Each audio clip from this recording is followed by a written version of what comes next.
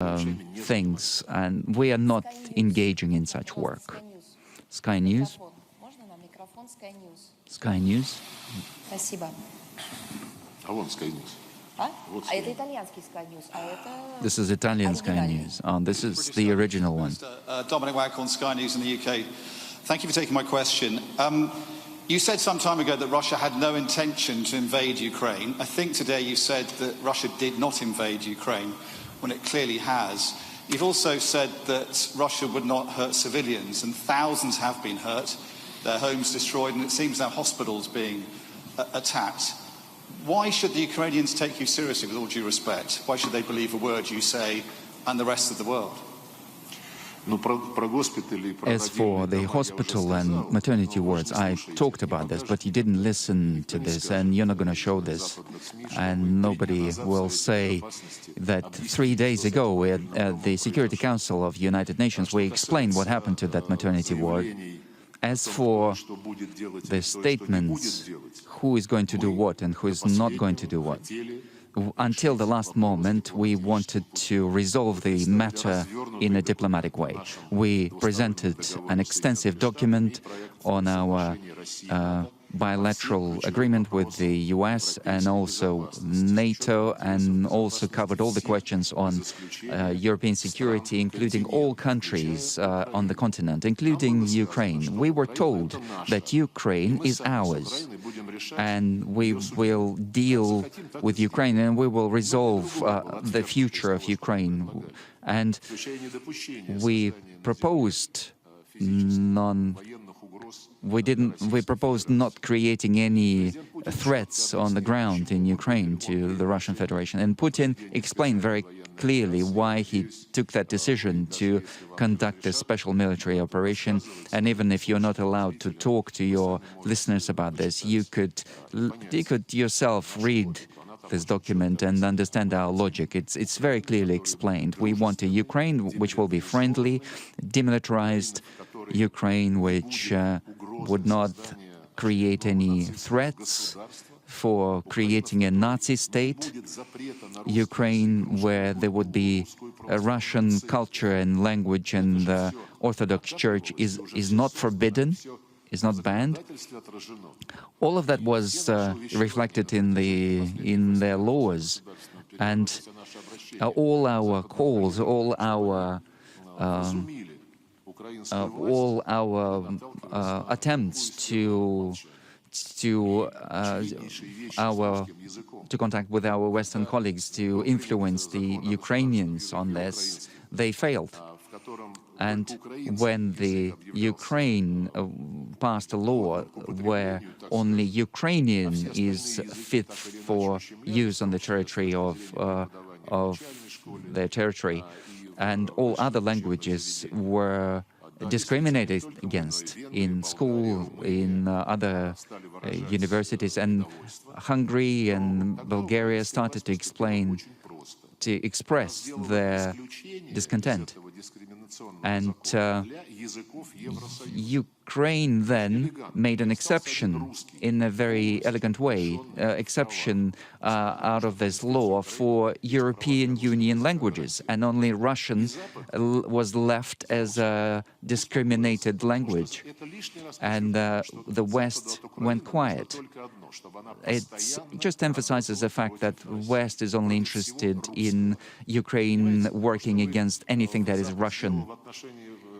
What the West has done in relation to the referendum in Crimea, this is a double standard.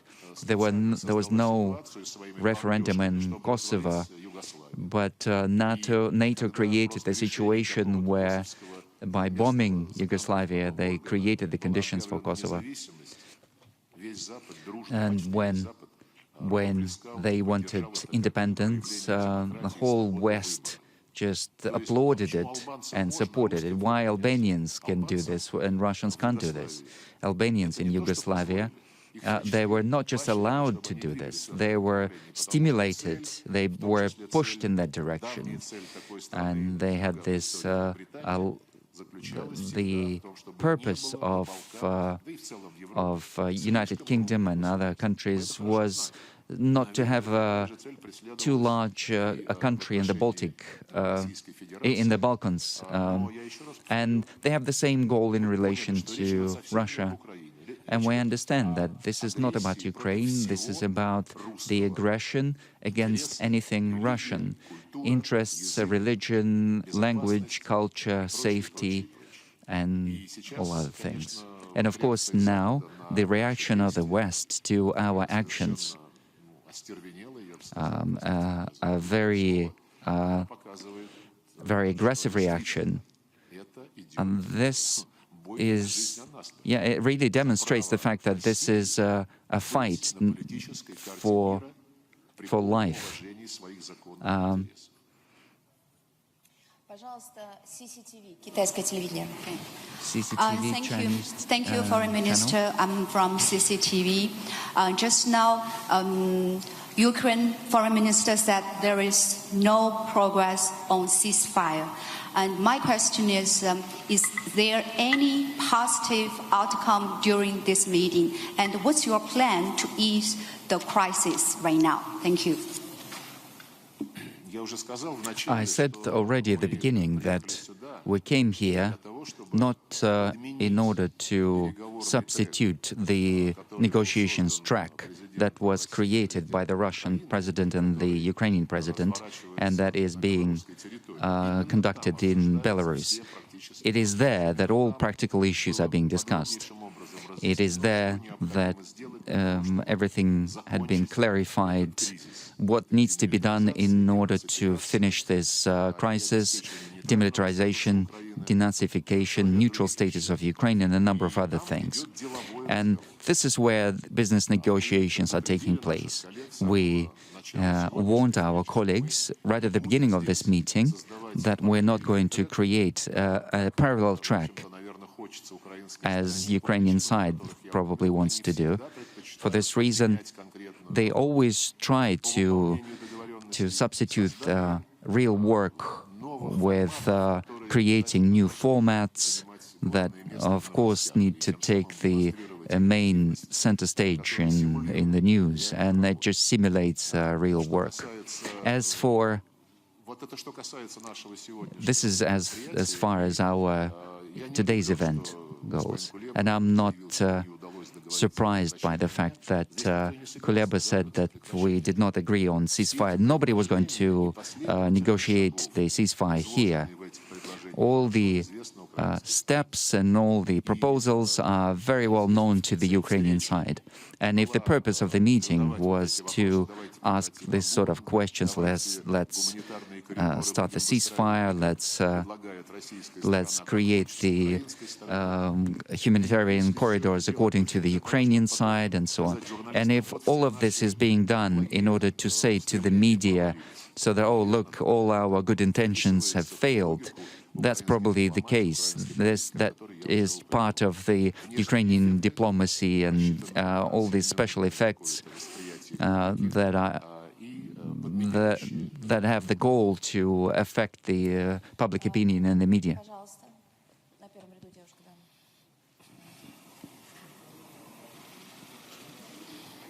Thank you for having me.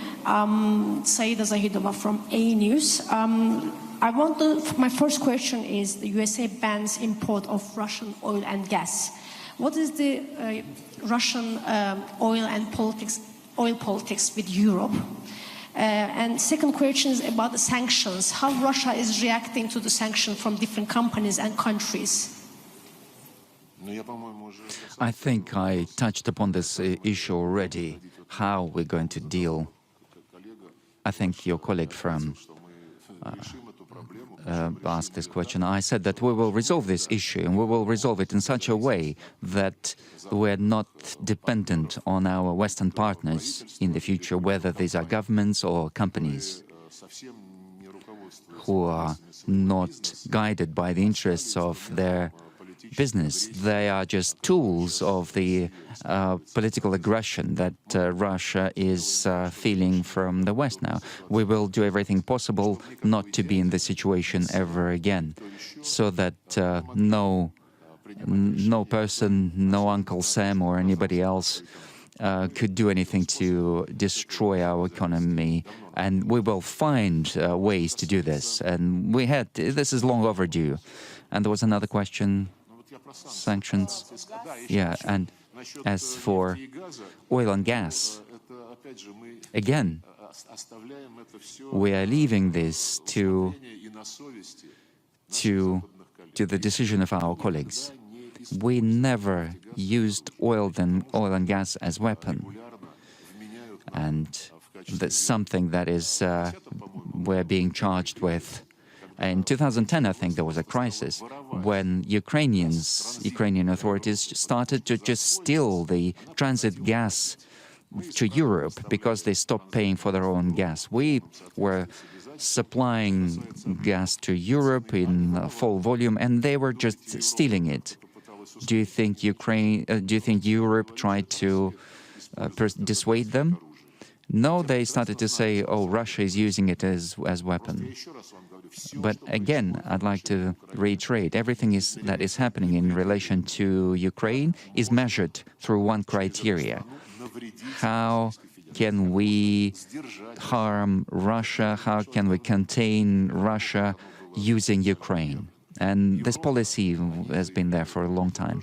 Europe is another thing that characterizes European values. They are cursing us, they are applying sanctions, and they ran away. And then they say, "Oh, we're going to buy oil and gas because we're going to get cold." Our vice prime minister who are regulating, who are overseeing this industry, he said that we're not going to try to persuade them to try to buy oil and gas from us. If they want to replace it with something else, that's fine. We have our sales market elsewhere.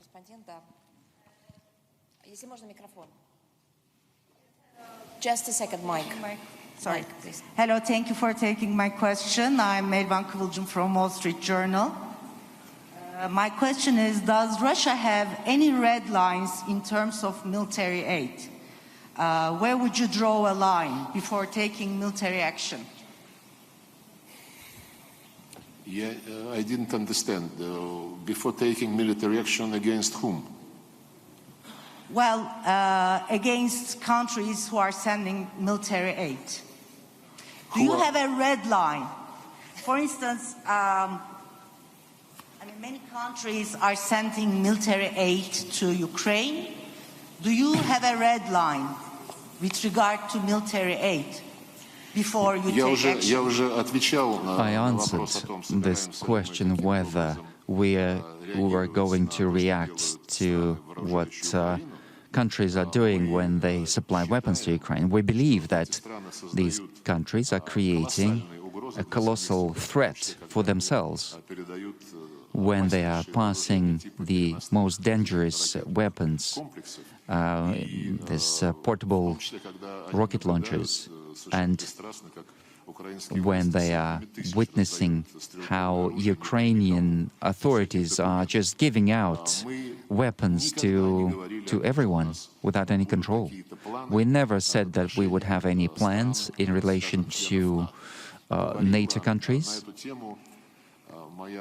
My new colleague, Lisa Truss, talked about this, where she stated that if Putin does not lose in Ukraine, then his ambitions will be unlimited and his next targets would be Baltics and Moldova.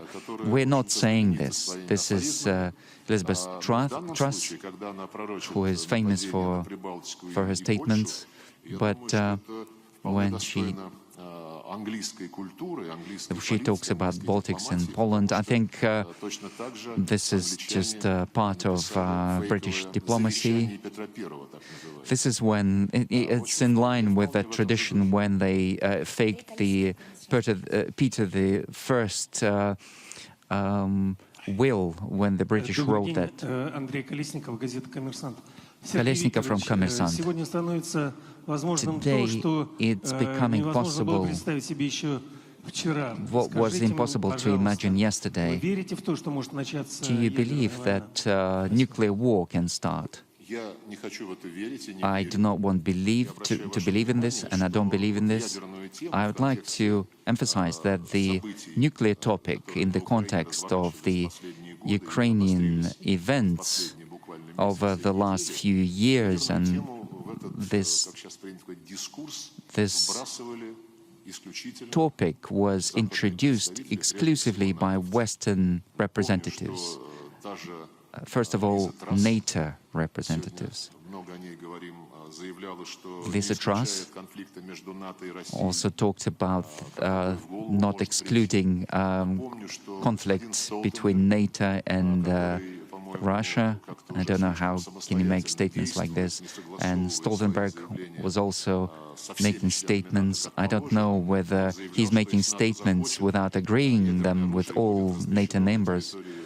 And he said that if we could place nuclear weapons in Eastern Europe, and Baudrillard also said, my French colleague, he said that Putin should remember that France is also a nuclear power, and they also stated that the total war had been announced by the West against Russia. And I said that when there was a question about alternative, one of the Western leaders said that, the only alternative, Biden said the only alternative is a nuclear war. They constantly have that in their subconscious, this nuclear war. And it's like a Freudian slip that they keep coming back to. Last question, Khabar, please. Президент Казахстана Касым-Жомарт Токаев ранее предложил Казахстан в качестве площадки для переговоров между Россией и Украиной. Proposed Kazakhstan as the platform for negotiations between Russia and Ukraine. Is Russia considering this, and when are the next negotiations possible? Russia, as I said at the beginning of our press conference, is very grateful to everyone who, out of their goodwill, are proposing conditions to regulate the current internal Ukrainian crisis, and to everyone who is prepared to help find solutions, taking into account all the concerned parties on the basis of balance of interests. The most important thing is that these proposals, and our Turkish friends, our friends from Kazakhstan, they are making those proposals based on goodwill.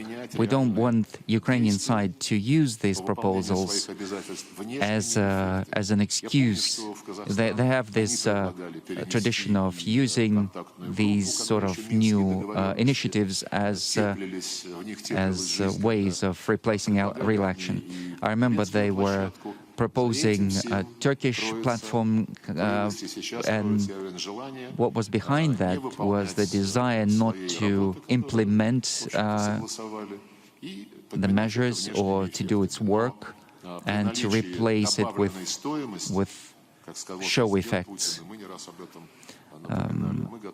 But if there is added value, we said this, President Putin said that many times, we are happy to use those formats, but they should not just be used for the sake of using some new format.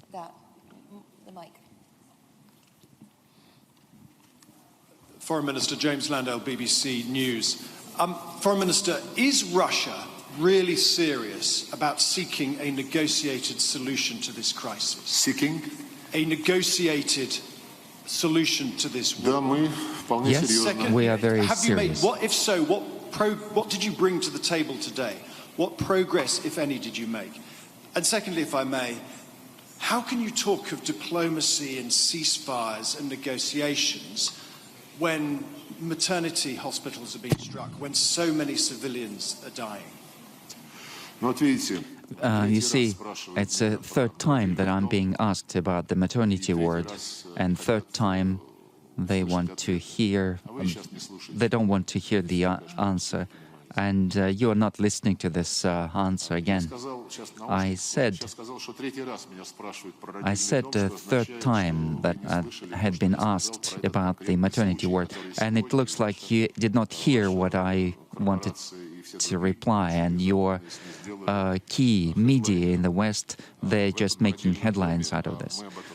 We did say on the 7th of March, there were no children or women in this maternity ward, and this maternity ward was taken over by Azov, and they created a base there. It's the same way as they're behaving all over Ukraine. They are turning people into human shields. They are turning civilian neighborhoods into their strongholds, and they are placing artillery there, and they are attacking the forces of Donetsk and Lugansk from there. But as for our proposals are very serious. We did put these proposals back in December, 15th of December, and these were proposals about the system of security, and it wasn't a new system. It was just an implementation of what had been agreed at the highest political level, including OSCE summit in 1999 in Istanbul, in Astana 2010. It was written in black and white that any country can choose an alliance, but nobody has the right to strengthen its security at the expense of other countries' security. And this was part of the formula. And you mentioned diplomacy. This was the pinnacle of democracy, and this was signed by Russia, by our neighbors, and by the free world, so-called. And there were signatures. Nobody is going to strengthen its security at the expense of other countries' security. And no organization, no country on the European field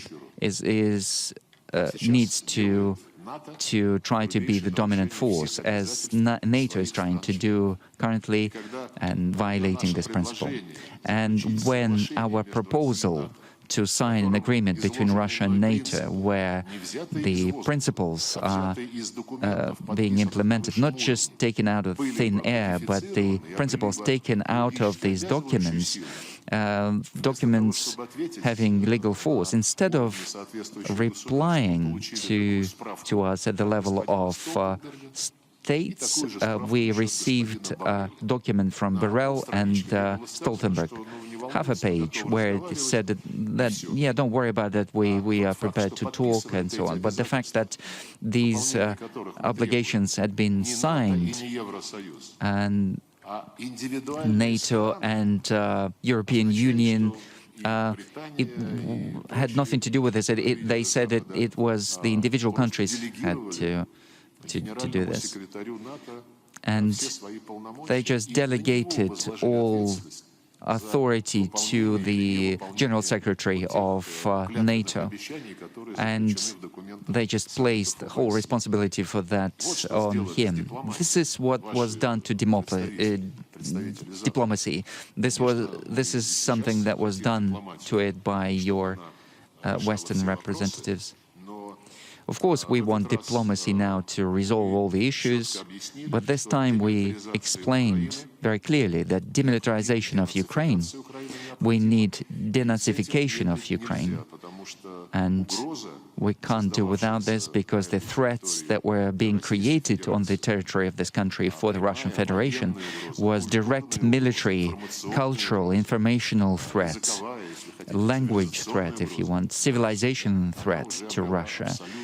And it had a very urgent character to it. And we are dealing with our partners in a very honest way. And if our partners were the same, we would have resolved everything. However, we don't see the partners who are prepared to conduct matters in a very honest way.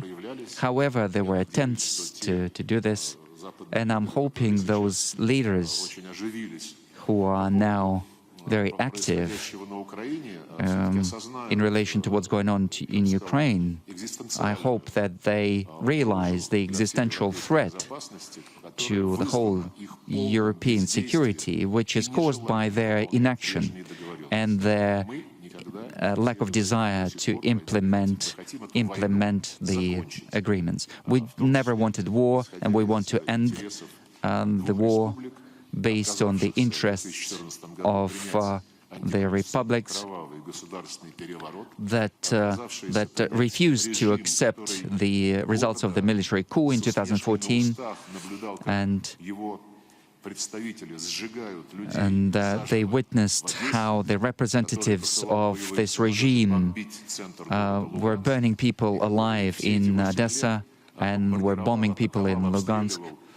And over these last 8 years, they were shelling schools and kindergartens and hospitals, and we've got lots of evidence of this, because our journalists, and great respect to them, many of them died there, they did show everything that was happening there. And Western journalists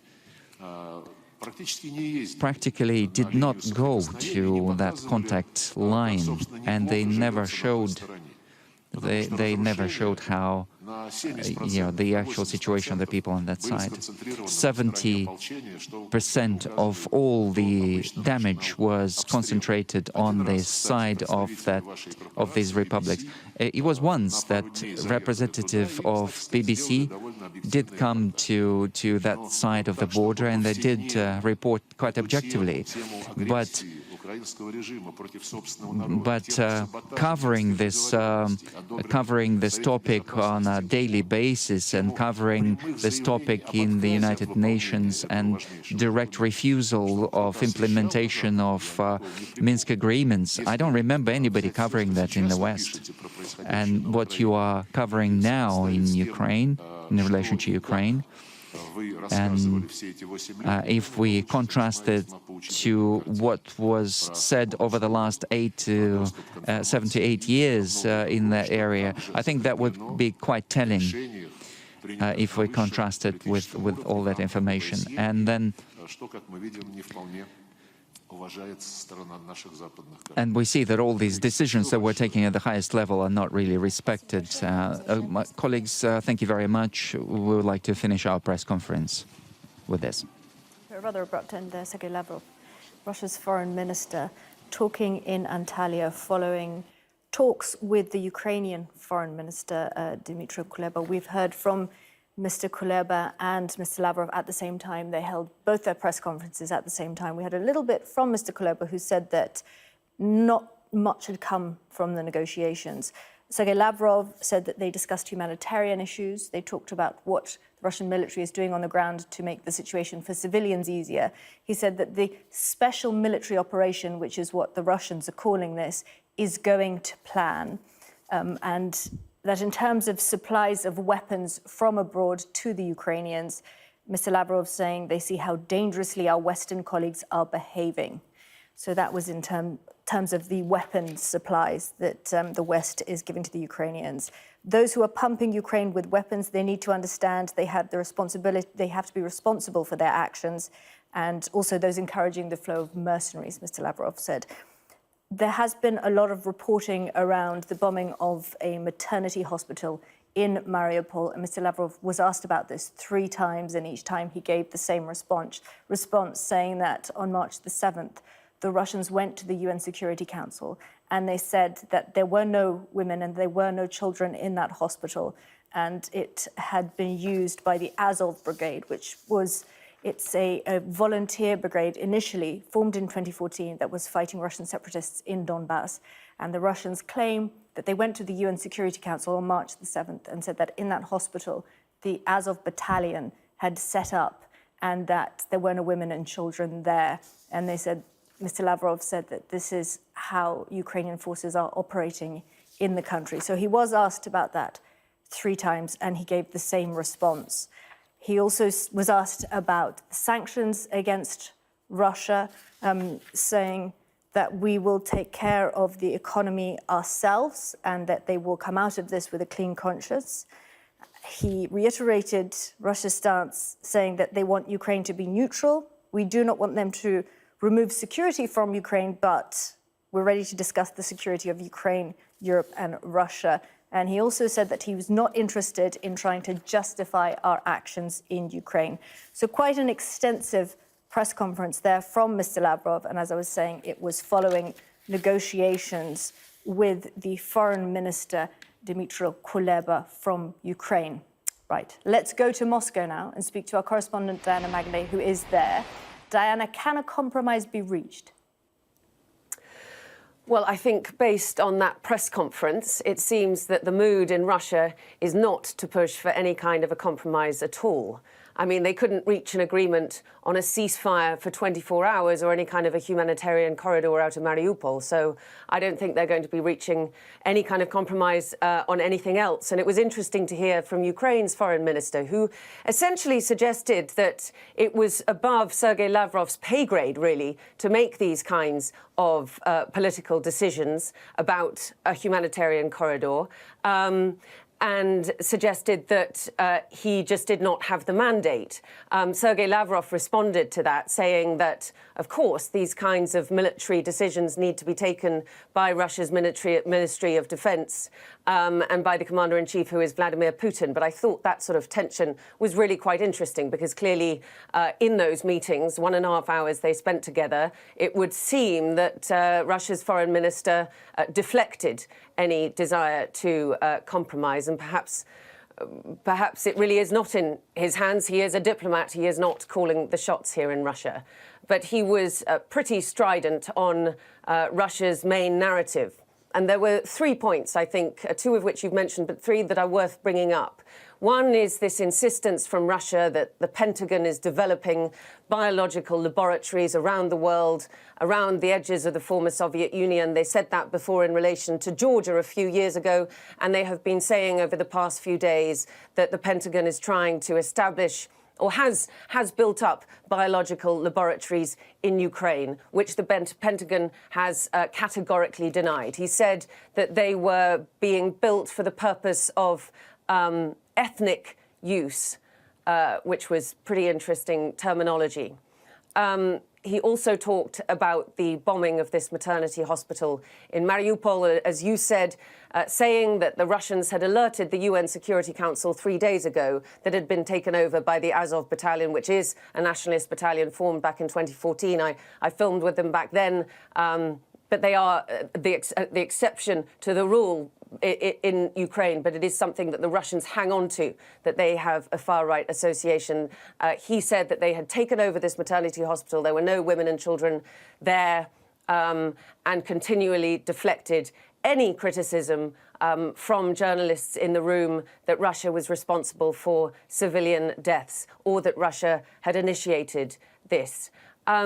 Thirdly, in response to the economy, very bullish, saying that Russia has managed before, Russia will manage again, that the sanctions clearly show that the West is not a reliable partner, can never be trusted in the future.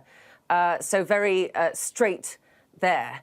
And I think what I really got the impression of in that press conference was how very much Russia is trying to call this an information war, which of course it is, but an information war where at every step of the way Russia will call the descriptions in the Western press fake news. He talked about the fact of needing facts, not fakes. And we've heard the language and the line that Russia is using in relation to hospitals in Ukraine, in relation to Mariupol. It's the same as the way they would describe attacks on hospitals in Syria, that they would say that if it was because militants were using these locations as using civilians as human shields, using civilian areas as militant strongholds. This is terminology and a narrative that we've heard before from Russia, and we are hearing it again in relation to Ukraine. And Sergei Lavrov kept saying, this is not what you will report on Western airwaves. It is, and we do. We give the Russian line, and we counter it with what our own journalists are seeing on the ground. Diana, thank you. Well, let's go back to Turkey. And our international affairs editor, Dominic Weichhorn, was at that news conference in Antalya with Sergei Lavrov. Dominic, so from what we can take from those two press conferences, where are we with these talks? Yeah, well, I think the headlines are that they haven't really made any headway at all. Lavrov said that these are meant to be separate from the Belarusian diplomatic track, and therefore Russians can't deliver on things like ceasefires or humanitarian aid corridors. Dmitry Kuleba, his counterpart for the Ukrainians, said that as far as he's concerned, Lavrov came here without a mandate, that all those things had to be referred back up to Moscow, and clearly Kuleba's very frustrated by that. I mean, whoever's right there, the bottom line is that these talks have not delivered on a ceasefire or humanitarian aid corridors, and therefore you kind of wonder what the point was, apart from both men to come here and lay out their talking points again. I asked Lavrov, I asked him about the credibility of the Russians, really. You know, they said they weren't going to invade Ukraine. They have, and they said that they're going to not hurt civilians, and thousands of civilians are being hurt, or millions have been displaced. But I think if I'd had a follow-up question, and we weren't given more than one question, I would have asked him what planet he's on, because he also said in this press conference up there that Russia has not invaded or attacked Ukraine. Well, clearly it has. You know, he is a veteran, well-respected Russian diplomat, but he's sticking to those talking points that Russia's just involved in a strictly limited military operation. It's not a war, it's not an invasion. If you use those words like Diana is, you could end up in jail for 15 years. And Lavrov, despite being a respected diplomat, was sticking to that script, even though he sounds absurd. He sounds like he's in a parallel universe.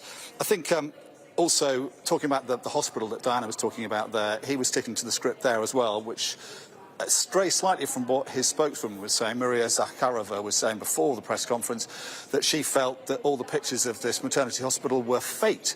Whereas Lavrov, her boss, was saying no, that they felt that this hospital was being used by a far-right, the Azov Brigade, so that's a far-right wing of the Ukrainian military in the minds of the Russians, and therefore they would have had a right to attack it. And that's typical Russian misinformation, putting out conflicting stories, often self-contradictory, but to put up a sort of smokescreen that confuses people watching.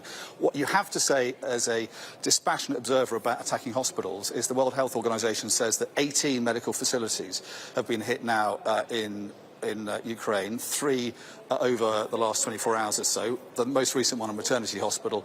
And you've got to say that that's a chilling echo of what Russia did in Syria, where it was supporting the Syrian regime and the Iranians. It would deliberately attack hospitals with a rather cynical aim of forcing civilians to flee. If you live somewhere and the safest place in your town is a hospital, for most people it would be, and you hear it's been struck, then you're inclined not to stay put, you're going to flee. And what the Russians are facing in Ukraine is a people power problem. The people are coming out on the streets, they are fronting up with the tanks, they're lying down in front of the tanks. Very brave Ukrainians are trying to push the Russian soldiers out of their towns just through people power. So one way of dealing with that is to just make people flee. And I think you have to suspect that is the strategy behind what the Russians appear to be doing now, which is using airstrikes to target hospitals. Even though we've heard two different sort of answers about what the hospital attack was all about from these two spokespersons for the Russian government, I think it's very worrying about what the future could be bringing in coming hours and days for the people of Ukraine and their medical facilities. Okay, Dominic, thank you so much. Well, so we heard from Sergei Lavrov, the Russian foreign minister. The Ukrainian foreign minister has also been speaking following those talks in Turkey. So let's have a listen to what he had to say. As far as the first task, I sincerely hope that Mr. Lavrov will communicate will liaise with those in Russia who make these decisions, and the humanitarian corridor will nevertheless operate.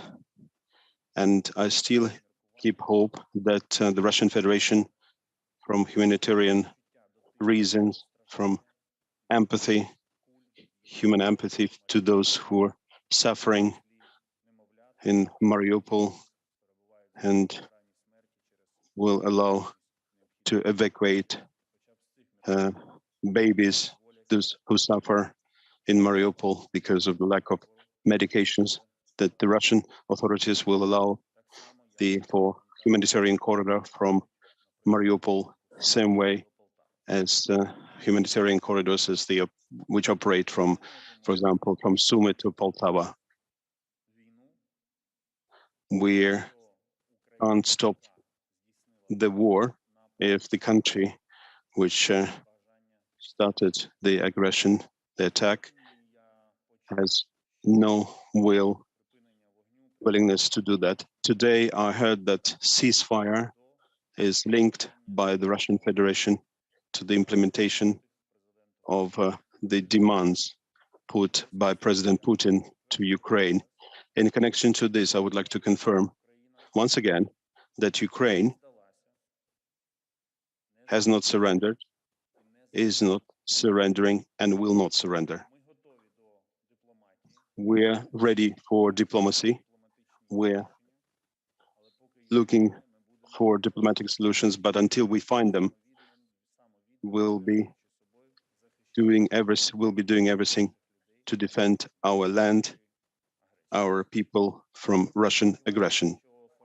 I hope that the format we've had our talks today in will continue. I'm ready for that. If the Russian side is ready for a serious conversation rather than repeating used propaganda metrics or statements against Ukraine. All that we need today is the serious conversation focused on specific subjects, no cliches. As soon as the Russian side is ready for this conversation, I will be ready to continue this conversation. I will do everything possible for peace, to saving lives of our citizens, because human life is the most precious thing for us. Thank you. So Dmytro Kuleba, the Foreign Minister of Ukraine, talking there. Let's speak to our correspondent Nick Martin. He's in Western Ukraine in Lviv. And Nick, the Russians very much sticking to their script about what they're still calling a special military operation. Ukrainians saying that nothing really came out of the talks today in Turkey.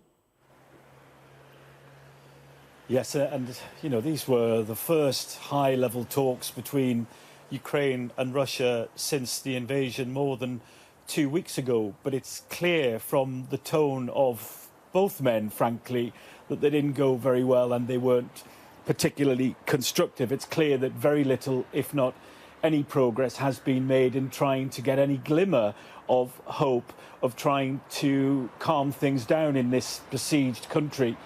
What the Ukrainian foreign minister was asking for was some more concrete guarantees that humanitarian corridors could be opened up across this country so that men, women and children could move about in safety. There's been some efforts to try and get humanitarian corridors up and running to try and get people around, but they have largely not worked. So I think when we heard from both men, I think the overriding conclusion would be that neither of them got what they needed from this conversation and that the talks were pretty much unproductive.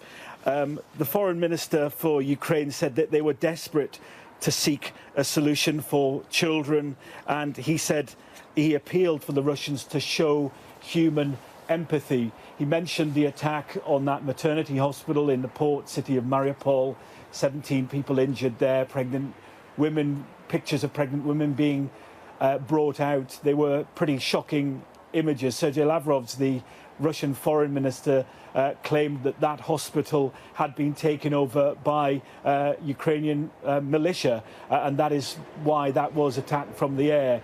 In the fog of war and the war of words, it's very difficult to get any clarity from either side, but I think it's pretty clear from the pictures that there were women and children in that maternity hospital when it was struck. All the time, there is a huge movement of people, the biggest migration of people, in fact, since the Second World War, moving across this country to try to get to the borders in safety. 2 million people now have left this country, but millions remain in cities. We were on a train yesterday coming into Ukraine. I thought that train, frankly, might be empty, but it wasn't. It was pretty much well, it wasn't full by any stretch, but there were people on there who were heading in to the country for all sorts of reasons. They had children to come to, they had husbands. One woman said that she was trying to get to see her husband and 6-year-old boy, but they were 800 miles from here. She'd conceded to the fact that she didn't have a hope to see them, so she was crossing over the border nevertheless, she said, to volunteer for the war effort. I met a teacher who was heading to Odessa. Now remember, Odessa is one of the key targets for the Russian military. She said she wasn't scared of Vladimir Putin, she wasn't scared of Russia or anyone else. You know, these are brave people making extraordinary journeys at a time when their country is under a lot of pressure. The weight on their shoulders is extreme, and one of the only hopes at the moment is for these diplomatic meetings to succeed, for these two countries to try to find a modicum of ground that they can work on. Unfortunately, today it's clear that very little progress has been made diplomatically, and so for now, the chaos in this country will continue. Nick, thank you. Well, let's bring you some other breaking news now. And in the last half an hour or so, the Home Secretary Priti Patel has announced changes to the visa system for Ukrainian refugees trying to come to the UK. As the House knows, the UK's humanitarian support for Ukraine has been developed following close consultation with their government and governments in the region. On the 4th of March, I launched the Ukraine Family Scheme.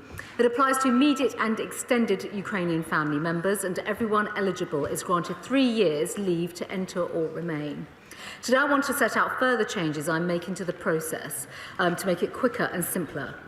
I have two overreaching obligations. First, to keep the British people safe. Second, to do all we can to help Ukrainians. No Home Secretary can take these decisions lightly, and I'm in daily contact with the intelligence and security agencies who are providing me with regular threat assessments. What happened in Salisbury showed what Putin is willing to do on our soil. It also demonstrated that a small number of people with evil intentions can wreak havoc on our streets. This morning, I received assurances which enable me to announce changes to the Ukrainian Family Scheme. Based on the new advice I have received, I am now in the position to announce that vital security checks will continue on all cases. From Tuesday, I can announce that Ukrainians with passports will no longer need to go to a visa application centre to give their biometrics before they come to the UK. Instead, once their application has been considered and appropriate checks completed, they will receive direct notification that they are eligible for the scheme and can come to the UK. In short, Ukrainians with passports will be able to get permission to come here fully online from wherever they are and will be able to give their biometrics once in Britain. This will mean, Mr. Speaker, that visa application centres across Europe can focus their efforts on helping Ukrainians without passports. We have increased the capacity at those centres to over 13,000 appointments per week. And this streamlined approach will be operational as of Tuesday, the 15th of March, in order to make the relevant technology and IT changes. I will, Mr. Speaker, of course, update the House if the security picture changes and if it becomes necessary to make further changes to protect our domestic homeland security. Threat assessments are always changing, and we will always keep our approach under review. In the meantime, Mr. Speaker, I once again salute the heroism of the Ukrainian people. Okay, well, let's bring you the rest of the day's news from Ukraine now. And the City Council of Mariupol says 3 people, including 1 child, were killed in a Russian attack on a hospital in the city. The Chelsea owner Roman Abramovich has been added to the UK sanctions list. It means he's being hit with an asset freeze and a travel ban. And President Zelensky has told Sky News that millions of people could die if the world doesn't act now to stop the bombing. Footage of more airstrikes has also emerged overnight.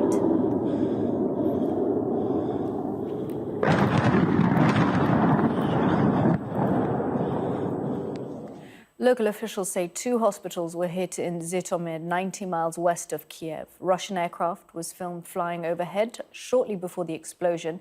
The city's mayor says windows were blown out of the buildings, but that no one was injured. And this was the scene after that attack on a maternity hospital in Mariupol yesterday afternoon. 17 people were injured, including women who were waiting to give birth. There were also children buried in the rubble. President Zelensky has described the attack as a war crime. Russia has dismissed it as fake news. 「 Russia has dismissed it as fake news. 」 Russia has dismissed it as fake news. 」 Russia has dismissed it as fake news. 」 Russia has dismissed it as fake news. 」 Russia has dismissed it as fake news. 」 Russia has dismissed it as fake news. Well, in an exclusive for British TV, President Zelensky was speaking to our special correspondent, Alex Crawford, in the capital, Kiev.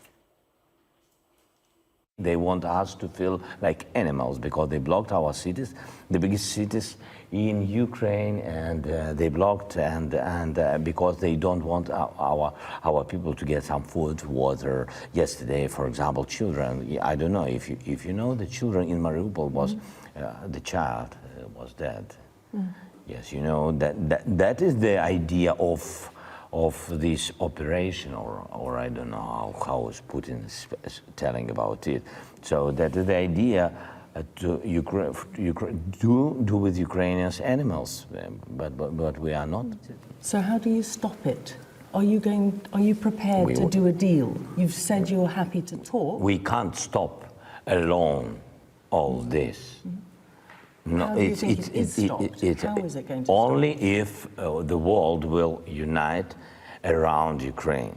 They are uniting around Ukraine. They are not. They are still. It's still very slowly. It's still very slowly. But you can feel it only when you are here, because the people from Europe or USA, it's far from Ukraine. It's far from the heart of this tragedy, and you can't see, you can't understand the details because you are not fighting here. And I understand why. And I don't want them to fight, but these countries can help, can unite. Because we can't speak about the close, I'm sorry that I'm speaking again and again about this problem, but we spoke about children hospitals, etc. And you know the number of these child deaths and so we are speaking about closing the sky. You can't decide to close or not to close. You can't decide. If you are united against the Nazism and this terror, you have to close.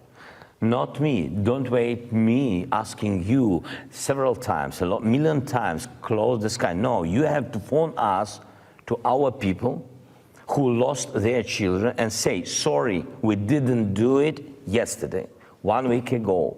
We didn't push Putin. We didn't speak with him a lot. We didn't find the dialogue with him.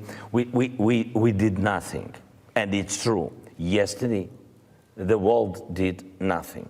I'm sorry, but it's true. Boris Johnson, the British Prime Minister, as a number of other world leaders, say if they do that, if they close the sky, that could exacerbate and make the situation even worse. If they allow Poland to provide you jets and station it on NATO land, that will make it worse. What would you say to them? What does it mean worse? For whom? So the first question is rhetoric. And we don't need rhetoric questions and answers. We have to have concrete things. So it would be worse for whom? For our families? No. For whom? For them? No. Who knows? Nobody knows. But we know exactly that now is very bad. And in future, it will be too late. And believe me, if it's prolonged this way, yes, you will see they will close the sky, but we'll lose millions of people. The Chelsea owner, Roman Abramovich, has become the latest Russian oligarch to have his assets frozen by the UK government as part of sanctions over the war in Ukraine. In a statement outlining those sanctions, the government said Abramovich is associated with a person who is or has been involved in destabilizing Ukraine and undermining and threatening the territorial integrity, sovereignty and independence of Ukraine, namely Vladimir Putin, with whom Abramovich had a close relationship for decades. Well, joining me now is Kaveh Sohekov from Sky Sports News. Kaveh, thanks a lot for joining us. A lot of reaction on social media to this. And the top question is, what does this mean for Chelsea? Well, look, effectively, Chelsea are in limbo. They're only operating because they have a special licence from the government, because the government say they are a significant cultural asset. So basically what that means is these sanctions are designed to stop Roman Abramovich making any money in the United Kingdom. But obviously, he owns Chelsea Football Club, and the government don't want to get involved in a situation where they shut down Chelsea. So they've given the club a special licence, and the licence is going to be in place until the 31st of May. And effectively, what it means is that they can carry on playing games, fulfilling their fixtures, but there are a lot of things that they can't do, and there are a lot of things that they can do. So they can play games, their games can be shown on TV, they can continue to receive TV money, they can carry on paying their players, they can carry on paying day-to-day bills. But the things they can't do, they can't sell any more tickets to their games at home. So the only people who will be able to go to Stamford Bridge to watch them are people who already have tickets or people who have season tickets. They also will not be able to sell any merchandise. So their club shops will have to close. And also there are lots of details about how much money they're allowed to spend. So for instance, at home games, they're allowed to spend up to £500,000 per game, providing stewarding, security, and also refreshments. So you'll still be able to buy food and drink at Stamford Bridge. When it comes to away games, they're only allowed to spend up to £20,000 on travel. Now, I think that's going to be pretty difficult for a Premier League club to stick to because these clubs, their players are used to travelling everywhere. How much do they usually spend? Well, I think, you know, ballpark figure £30,000, but when they play, a lot of times they fly by private jet to games. They have luxury coaches. When it comes to Champions League games in Europe, they stay at the best hotels. They have their own chartered plane to fly them everywhere. So that, I'm struggling to see how they're going to be able to stick to that. But that is what it says in the licence. And when it comes to the future of the club, I mean, there's so many question marks because, you know, I know some Chelsea players, they will be thinking today, my God, what is happening? How am I going to be paid in the future? Am I going to get paid? It goes up to May, did you say, this licence? It goes up to May, but the government say that it's being continually reviewed. So that is when it is in place at the moment, but that could change. As far as the players are concerned, very uncertain. They don't know what's going to happen to them in the future. A lot of them will be on their phone to their agents, maybe thinking Chelsea's not the right club for me, I should be moving somewhere else. Roman Abramovich is not going to be running the club. We're not going to have as much money as we used to. As far as Roman Abramovich himself is concerned, of course, he has been on the back foot from day one. As soon as it became apparent that there was the threat of sanctions, he's been trying to sort something out with Chelsea. He put steps in place, didn't he? What did he do? Well, the first thing he did is he came up with a scheme where he apparently was going to give away control of the club but retain ownership, and the control was going to be handed over to the 6 trustees who run Chelsea's charitable arm, the Chelsea Foundation. The only problem with that is that under UK charity laws, that was not allowed, and also the trustees didn't want to get involved in running a business as big as Chelsea, especially a business that was owned by a Russian oligarch. So that plan didn't work. A few days later, he released a statement saying that, OK, I'm going to sell Chelsea and I'm going to give all the money away. He said he was going to give it to... I mean, which was absolutely incredible because Chelsea, most people think Chelsea are worth somewhere between 1.5 and £3 billion.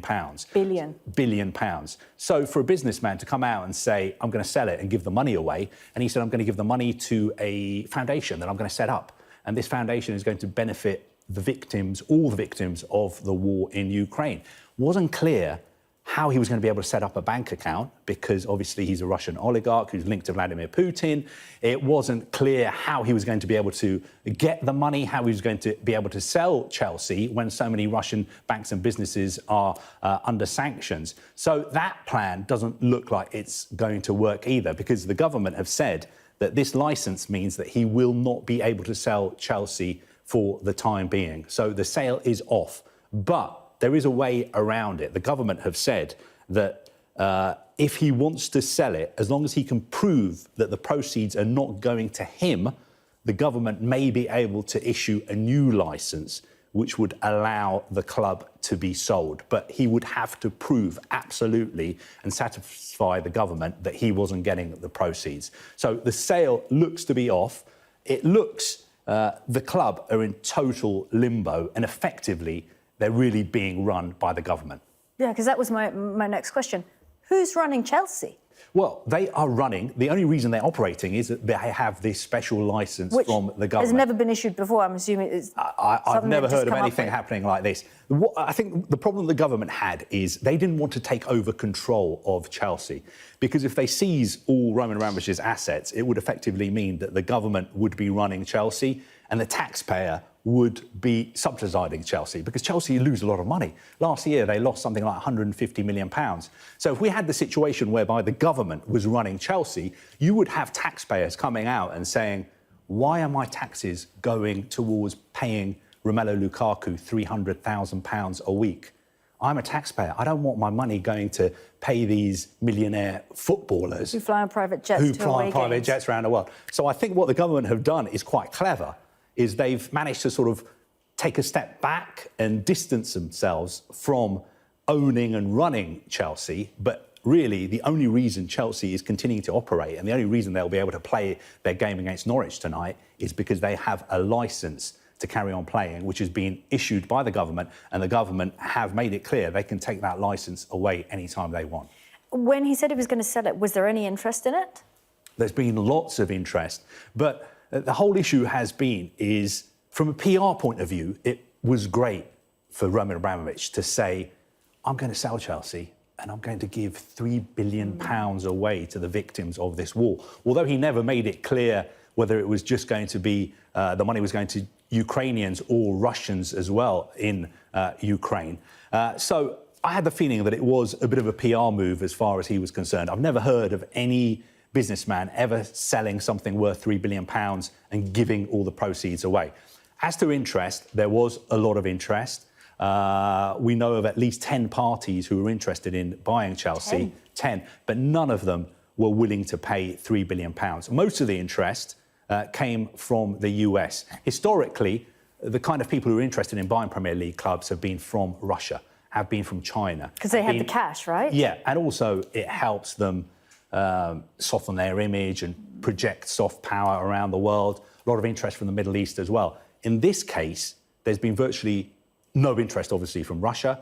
There's no interest from China, because Chinese government have clamped down on foreign investment. Very little interest from the Middle East. There was some interest in Europe and also a lot of interest from American sports investors who want to buy Premier League clubs. We've already got 8 Premier League clubs who are owned or co-owned by Americans. And I think in the future, we're probably looking at Chelsea being owned by a US businessman, sports investor, but that could be months and months away. Yeah, it's going to be interesting tonight. Against Norwich, you say they're playing? Norwich, yeah. Covered, thanks a lot. Fascinating. Thank you.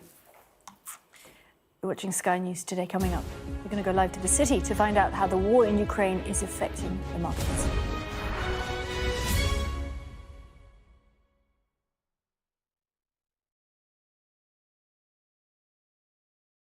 I am there to speak truth to power. One question to ask the questions that people want answered. Yeah, good to see you. When I'm interviewing a politician, it's a more rapid fire, but this is not. This is a conversation. The format of the show, so we're going to have an hour-long interview show once a week on a Thursday night. It's at 9 p.m. It's a moment to press pause on this frenetic pace of news and just reflect on things. And when we do have a politician on the show, you might see them interviewed by me in a different way than you perhaps normally see it. What they do, why they do it. If I can find some of that and bring it onto Sky News, I'd be really happy.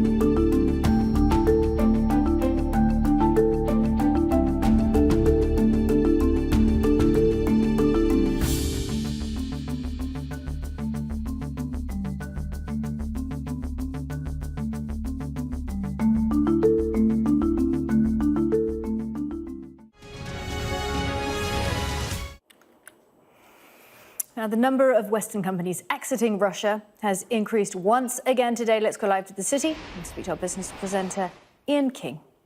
Hello, Kimberly. That's right. Yes, a number of big American companies have announced overnight that they are pulling out of Russia or suspending their operations in the country. They include Caterpillar, the tractor manufacturer Deere, and the aerospace technologies group Honeywell. Meanwhile, the Danish brewer Carlsberg has suspended advertising in Russia and stopped selling its flagship beer brand there. Carlsberg makes around 12% of its sales in Russia. The company said it was also reviewing strategic options for its business in the country.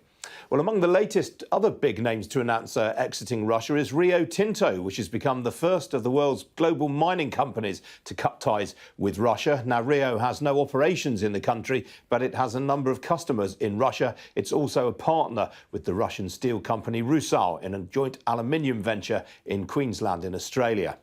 Well, a clutch of big Japanese names have also announced plans to stop doing business with Russia. The construction machinery company Hitachi has said it will stop exporting to the country and it will cease most of its operations there, apart from some work for vital electrical power facilities. Sony, whose film studio arm has already stopped dealing with Russia, said overnight it has stopped all shipments of hardware and software to Russia and it suspended the launch of new computer games there. Nintendo, another Japanese computer games firm, has also suspended shipping products to Russia. Well, let's have a look at how the financial markets are trading right now. And the oil price has risen again this morning following mixed messages from the OPEC cartel about its ability to make up for lost Russian supplies. A barrel of Brent crude currently trading up 4.75% at $116.38 a barrel. On the equity markets, well, there were gains overnight in the Asia-Pacific region, as you can see there, following a strong session yesterday in Europe. Nikkei 225 in Tokyo breaking a five-day losing streak. But there's been little progress in Europe this morning after talks between Russia and Ukraine failed to produce results. All of the main European stock indices now down by between 1% and 3%. A similar story here in London. The FTSE 100 is also in negative territory, currently off nearly 80 points. That's a drop of just over 1%.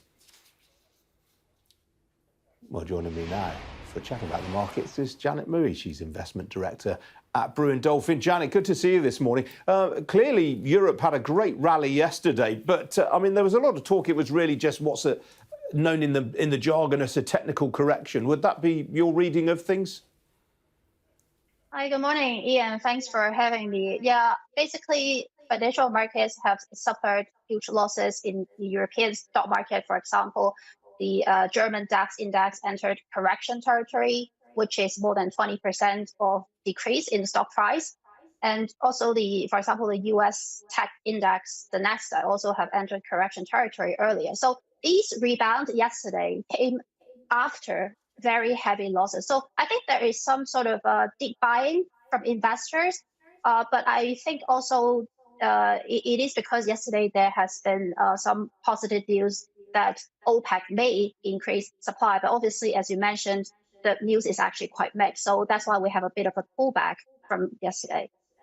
Janet, looking at the UK stock market and indeed the European markets, I mean, I've heard it suggested in recent days there's not a lot of liquidity. People are not actually doing much trading. A lot of people sitting on their hands, fund managers not really committing new money to the market while they wait to see what's going on. Potentially, that makes things more volatile.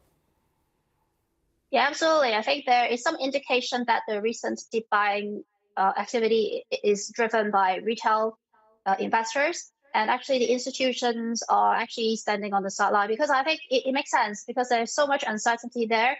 It is very hard to make a case to be very confident in buying at the moment. I think not only are we facing the disruption in the energy market, there are secondary implications for the world economy. And I think more and more people are talking about risk of stagflation and recession potentially, especially in the euro area. So I think a lot of institutional investors are just staying cautious here until we get more clarity from the situation. Janet, there's a lot of talk right now about a potential Russian debt default. Russia is due to make some bond repayments in the near future. How concerned would you be in terms of the contagion effects on markets of that? First of all, I mean, of course, it is a concern because it is unclear how they can actually pay their creditors given that they are out of the SWIFT system. And a large part of their dollar reserves are frozen by Western allies. So it is unclear how they can actually pay that. But actually, after the Crimea annexation, a lot of the Western financial institutions have already stepped back from lending to Russia. I think mostly it is via the Italian, French, and Austrian banks, which has, 100 billion of exposure according to the Bank of International Settlement. It is not huge in the grand scheme of things. And I do believe that while there would be some nervousness, it wouldn't be spilling over to a wider systemic problem. And Janet, we get a decision today, this lunchtime, from the European Central Bank, the first big central bank around the world to be making a policy decision since Russia invaded Ukraine. Are you expecting to hear much from them today? Yes, I think the focus will be on the European Central Bank. I think they will sound cautious. They will definitely talk about the negative impact from the higher energy prices because they're so reliant on it. I think markets are expecting some rate increases towards the end of the year, but I think the ECB may try to actually assert that that may not happen. At least they have to be very, very nimble about the whole situation. So I think they will sound dovish today, definitely. All right, Janet, thanks for that. Good to see you as ever. Thank you. Kimberly, back to you. Thank you, Ian. Just a quick reminder, we have a special programme, all the latest on the Ukrainian conflict. It's at 1 o'clock, and then we'll have another one at 7 p.m.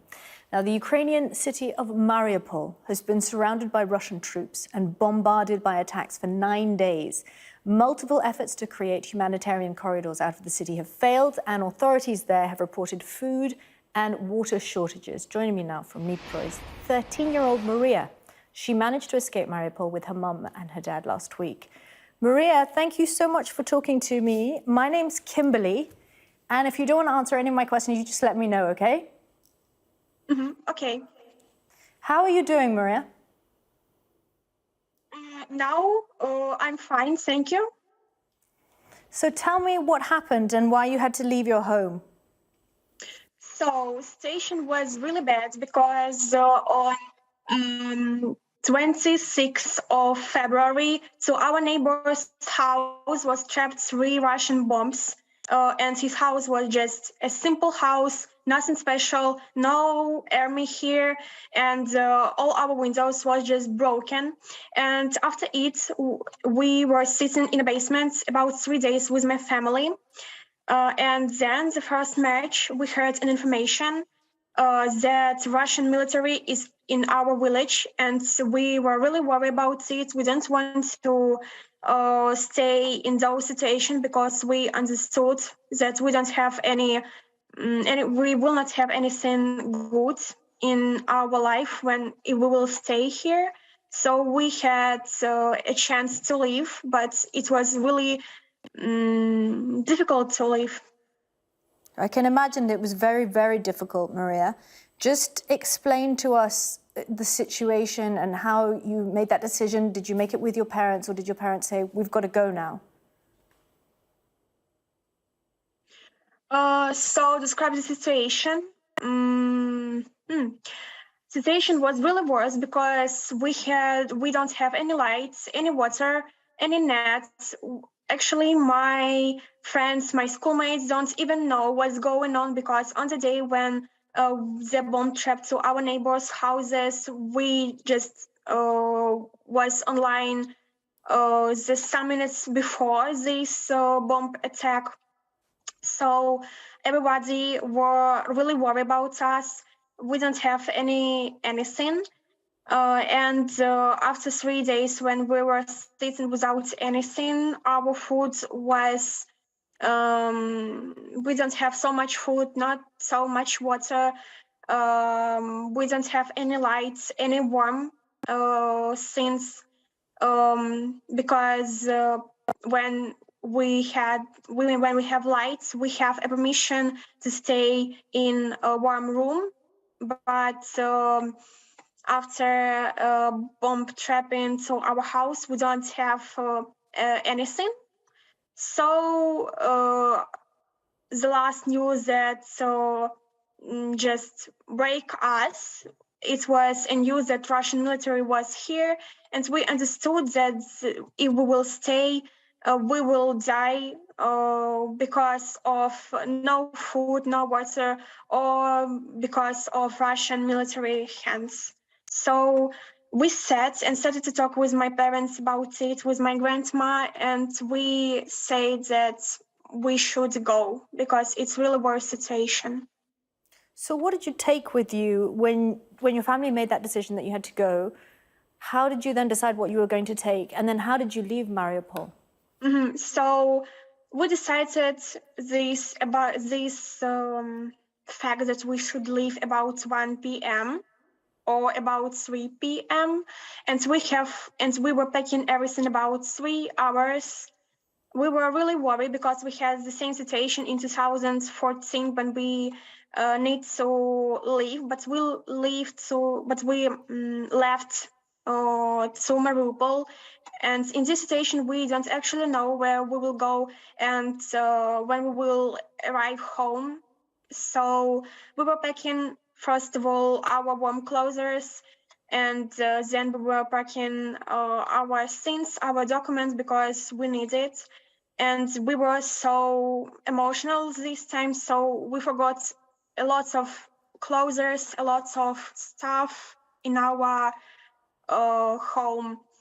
And we're really sad about it, but also our car where we were driving out from Mariupol, it was not so, it don't have so much place for bags, but our cars, we just put everything everywhere. We had only 2 places for sitting, 2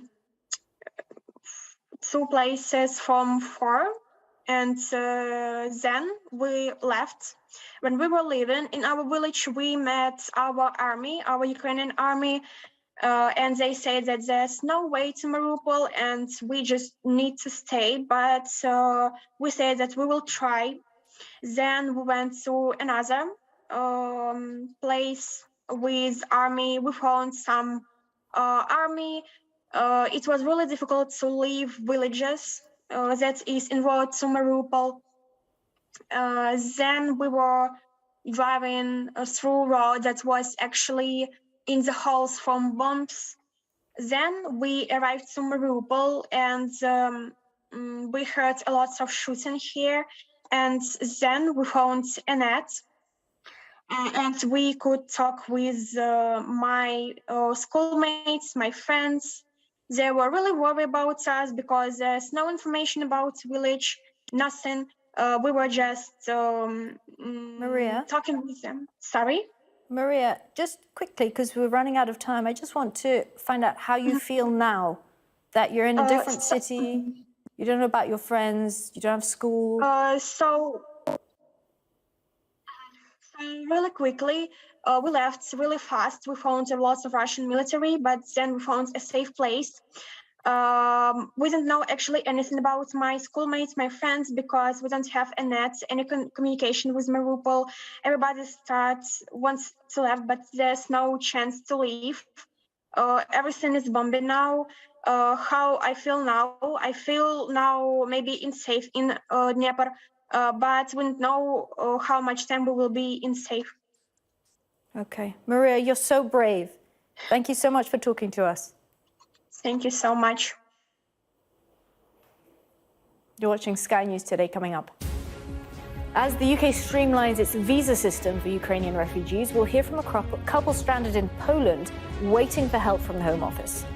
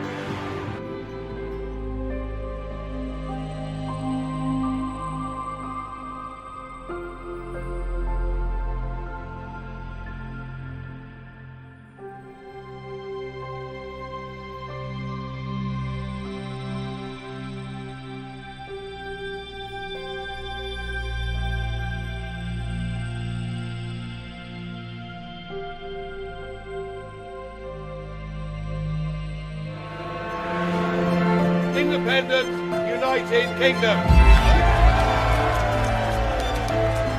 These last few years have seen some huge stories. And these stories have been driven by politics, by politicians, the people in power. You must stay at home. And it's my job to figure out how these decisions made by politicians impact all of us in our everyday lives.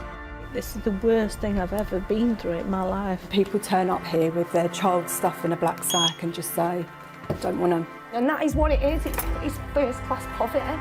Is this an example of the welfare state failing? We take you to the heart of the stories that shape our world. These are stories that affect us all. Millions of children are now having to catch up. Some stories have changed all of our lives. Because like the residents, the staff are being infected. Politicians, they make decisions all of the time, and it's our job to hold them to account. I wonder if you will take this opportunity to apologise to those families. But in the end, the real power doesn't actually lie with the politicians. The real power lies with the people. I'm Nick Martin. I'm the People and Politics correspondent at Sky News. Fleeing refugees who hold a passport will be able to complete a visa application to the UK's Ukraine Family Scheme digitally. The Home Secretary has just confirmed that. Speaking in the Commons, Priti Patel said that from Tuesday, those trying to get from Ukraine to the UK who hold a national passport will be able to complete the whole application process online, relieving pressure on those visa processing centres. Well, joining me now are Augustus and Vera Dogela, who are currently stranded in Warsaw in Poland. I apologise, I'm sure that's not how you actually pronounce your name, but I did try. Augustus and Vera, thank you so much for talking to us. So just explain what your situation is at the moment in terms of what passports you hold and where you are in that process. Well, we applied for spouse visa in Kiev on 19th of January. And we were just lucky to come to Krakow for a city break on 21st of February. I meant to come back to Kiev on 25th. But yeah, so we were just lucky to be in Poland when the war broke out. What passports do you hold?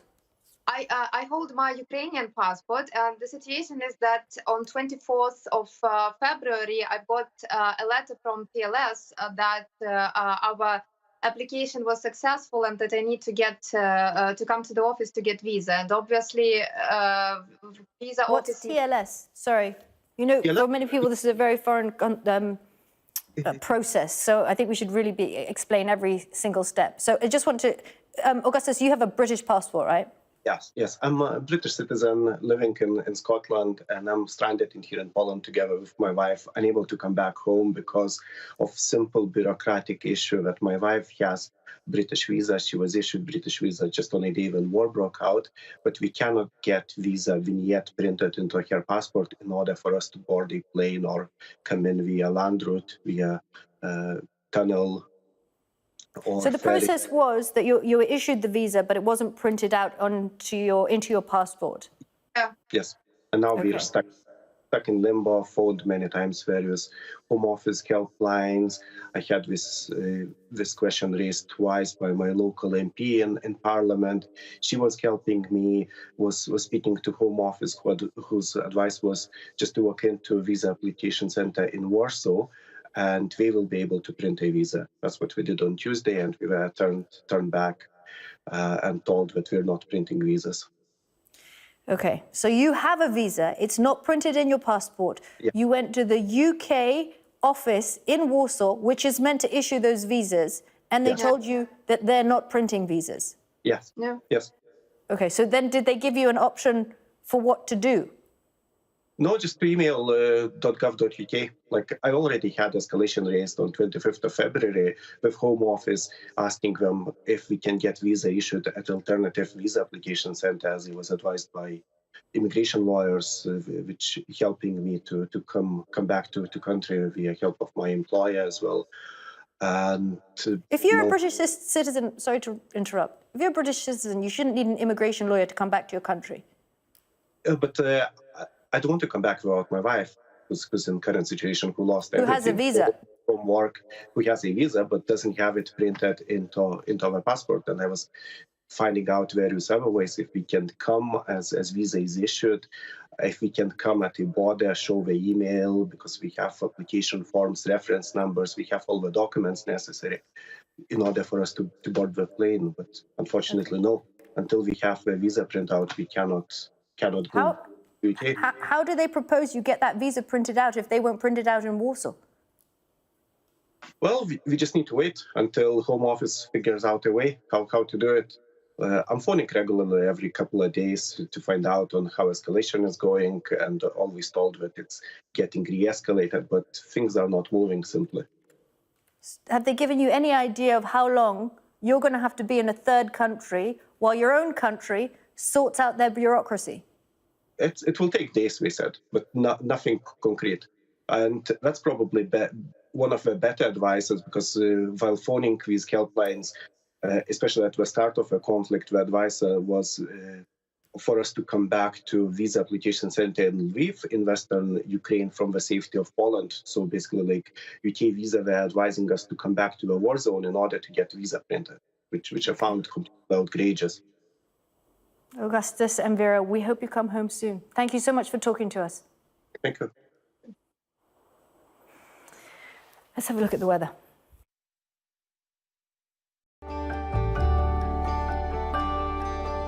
Look forward to brighter skies. The weather, sponsored by Qatar Airways. There'll be just a little patchy rain for Britain today, but there's more wet and windy weather for tomorrow. It is going to be mild this afternoon, especially in the sunny southeast, but the wind will pick up in the north and west. More of Britain will brighten, with cloud and patchy light rain becoming mainly confined to eastern Scotland, Wales, and northern and western England. The weather, sponsored by Qatar Airways. Coming up on Sky News, we'll go live to Warsaw, where the US Vice President Kamala Harris and the Polish President Andrzej Duda are due to hold a news conference.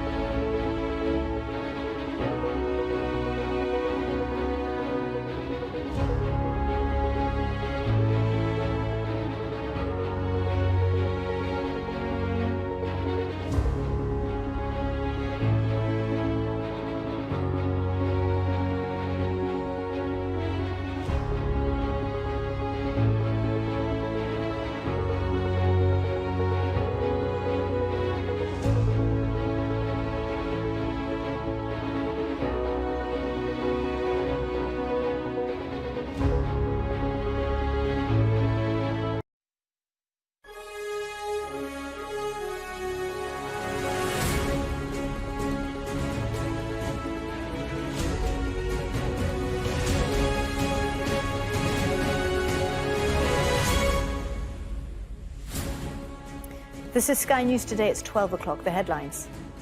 The mass graves of Mariupol. Now residents in Ukraine's besieged city say they are being bombed again as an aid convoy is forced to turn back. Foreign ministers for Russia and Ukraine meet in Turkey, but with little sign of any progress and some veiled threats. Those who are pumping Ukraine with weapons, they need to understand that they have responsibility for their actions. Act now. Sky News speaks to Ukraine's president in Kiev and hears his urgent plea to the world. If it's prolonged this way, yes, you will see they will close the sky, but we'll lose millions of people. As more than 2.3 million refugees flee the war, here the Home Secretary announces a new streamlined approach after criticism. Ukrainians with passports will be able to get permission to come here fully online from wherever they are and will be able to give their biometrics once in Britain. And Roman Abramovich sanctioned. The Chelsea Football Club owner added to the UK's restricted list, putting the team's future at risk.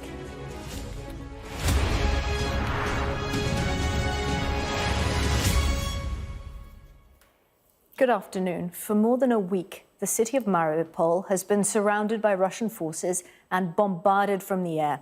Hundreds of thousands have been without water and electricity, and bodies have been left uncollected in the streets. The mayor has described Russia's actions as genocide, and today we've seen the first images of the mass graves which have been dug for the 1,200 people reported to have been killed.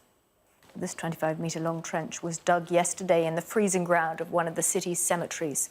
So far, at least 70 bodies have been placed into it, with many more still to be laid to rest. These images came in to us after an attack on a maternity hospital in Mariupol yesterday afternoon. 17 people were injured there, including women who were waiting to give birth. There were also children buried in the rubble.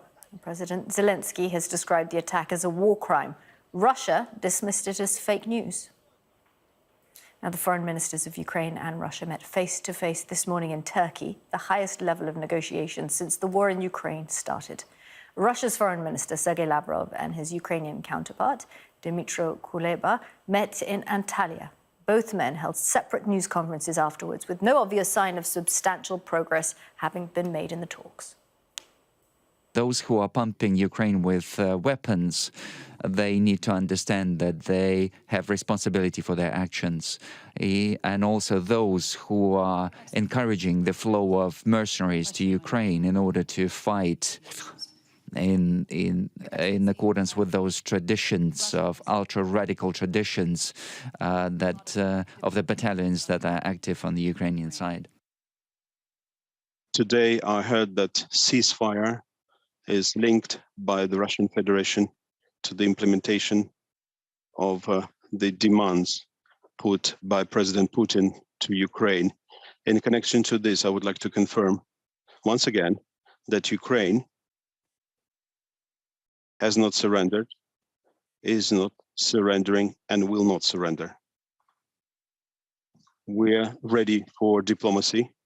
We're looking for diplomatic solutions, but until we find them, we'll be doing everything to defend our land, our people from Russian aggression.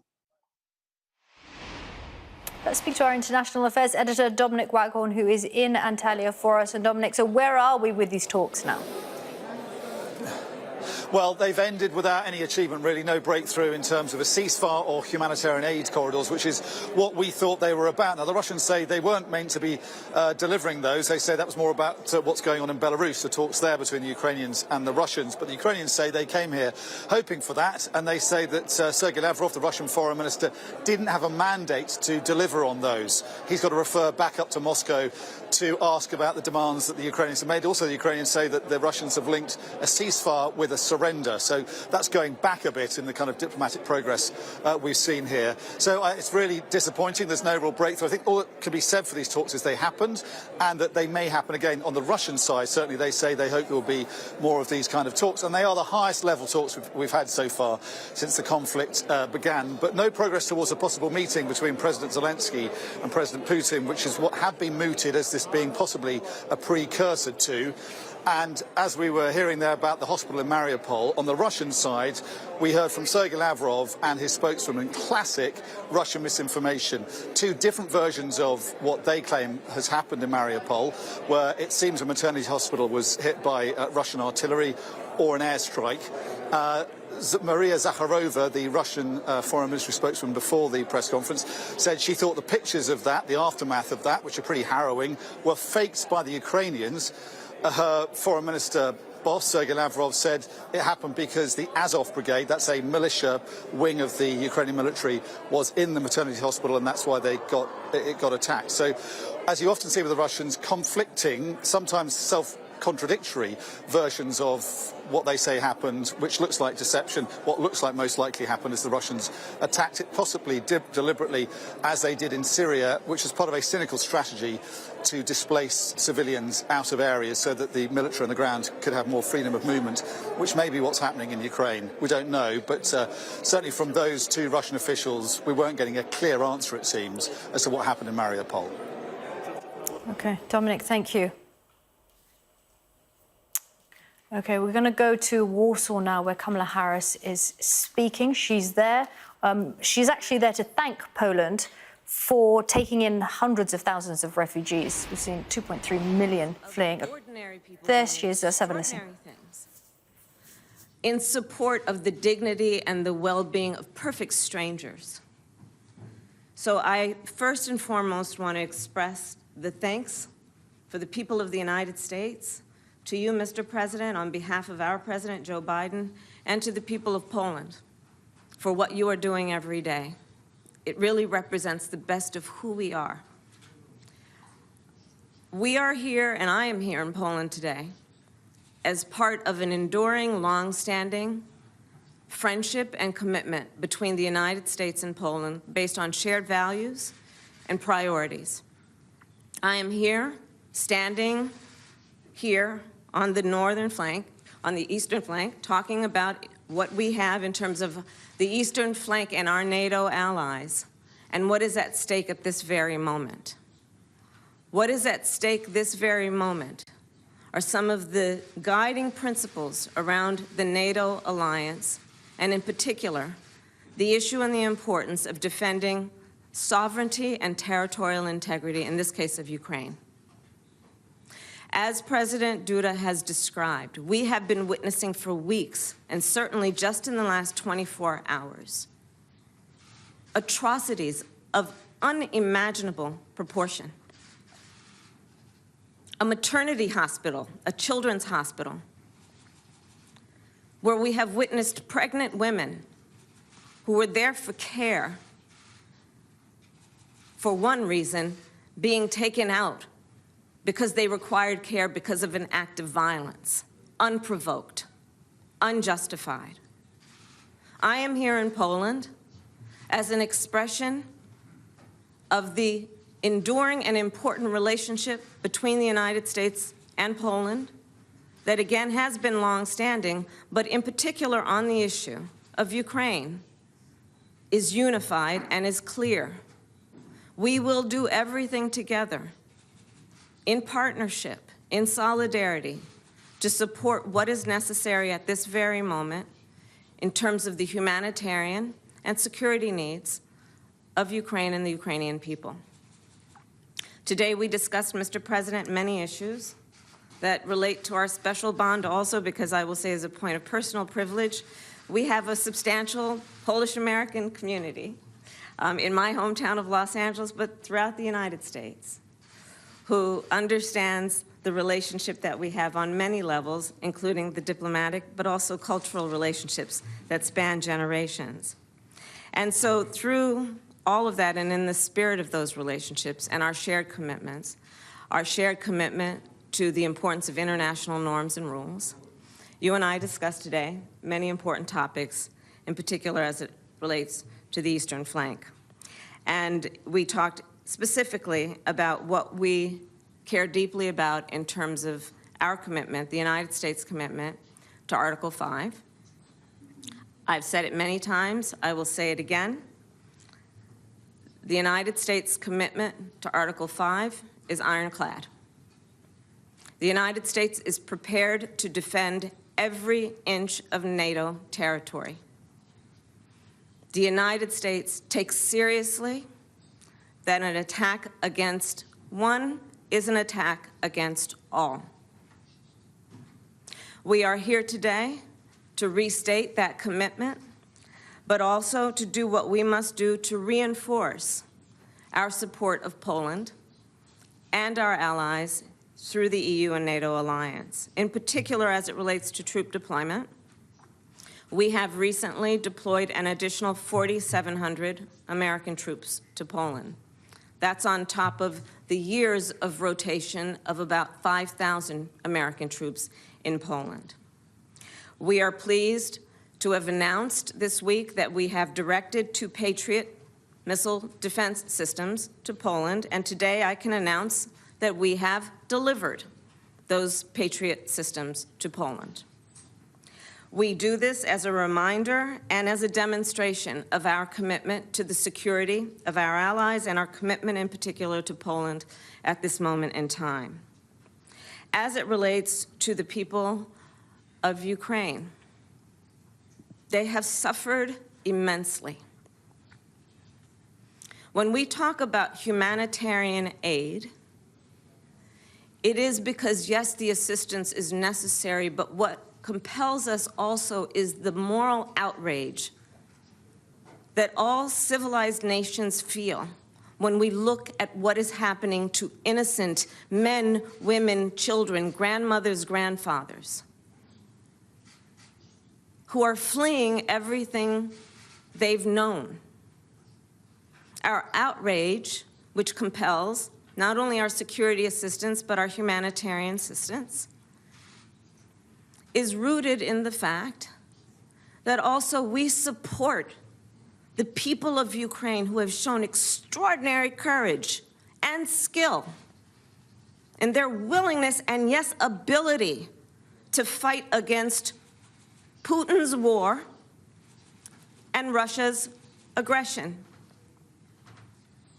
So today we are also announcing, in pursuit of what must happen, which is to provide humanitarian assistance, that we will give another $50 billion, the United States will, through the UN's World Food Program, to assist with humanitarian aid.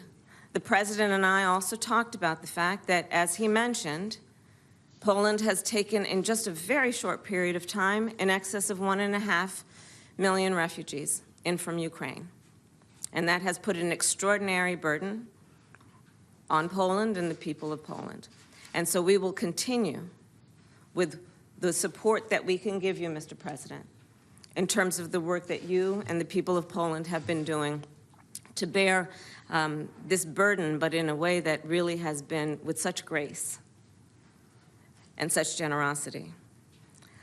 We also are pleased to have shared with the President what our United States Congress has done, which is there is a commitment now of $13.6 billion in humanitarian and security assistance that will be then distributed and shared with Ukraine and the people of this region and Europe.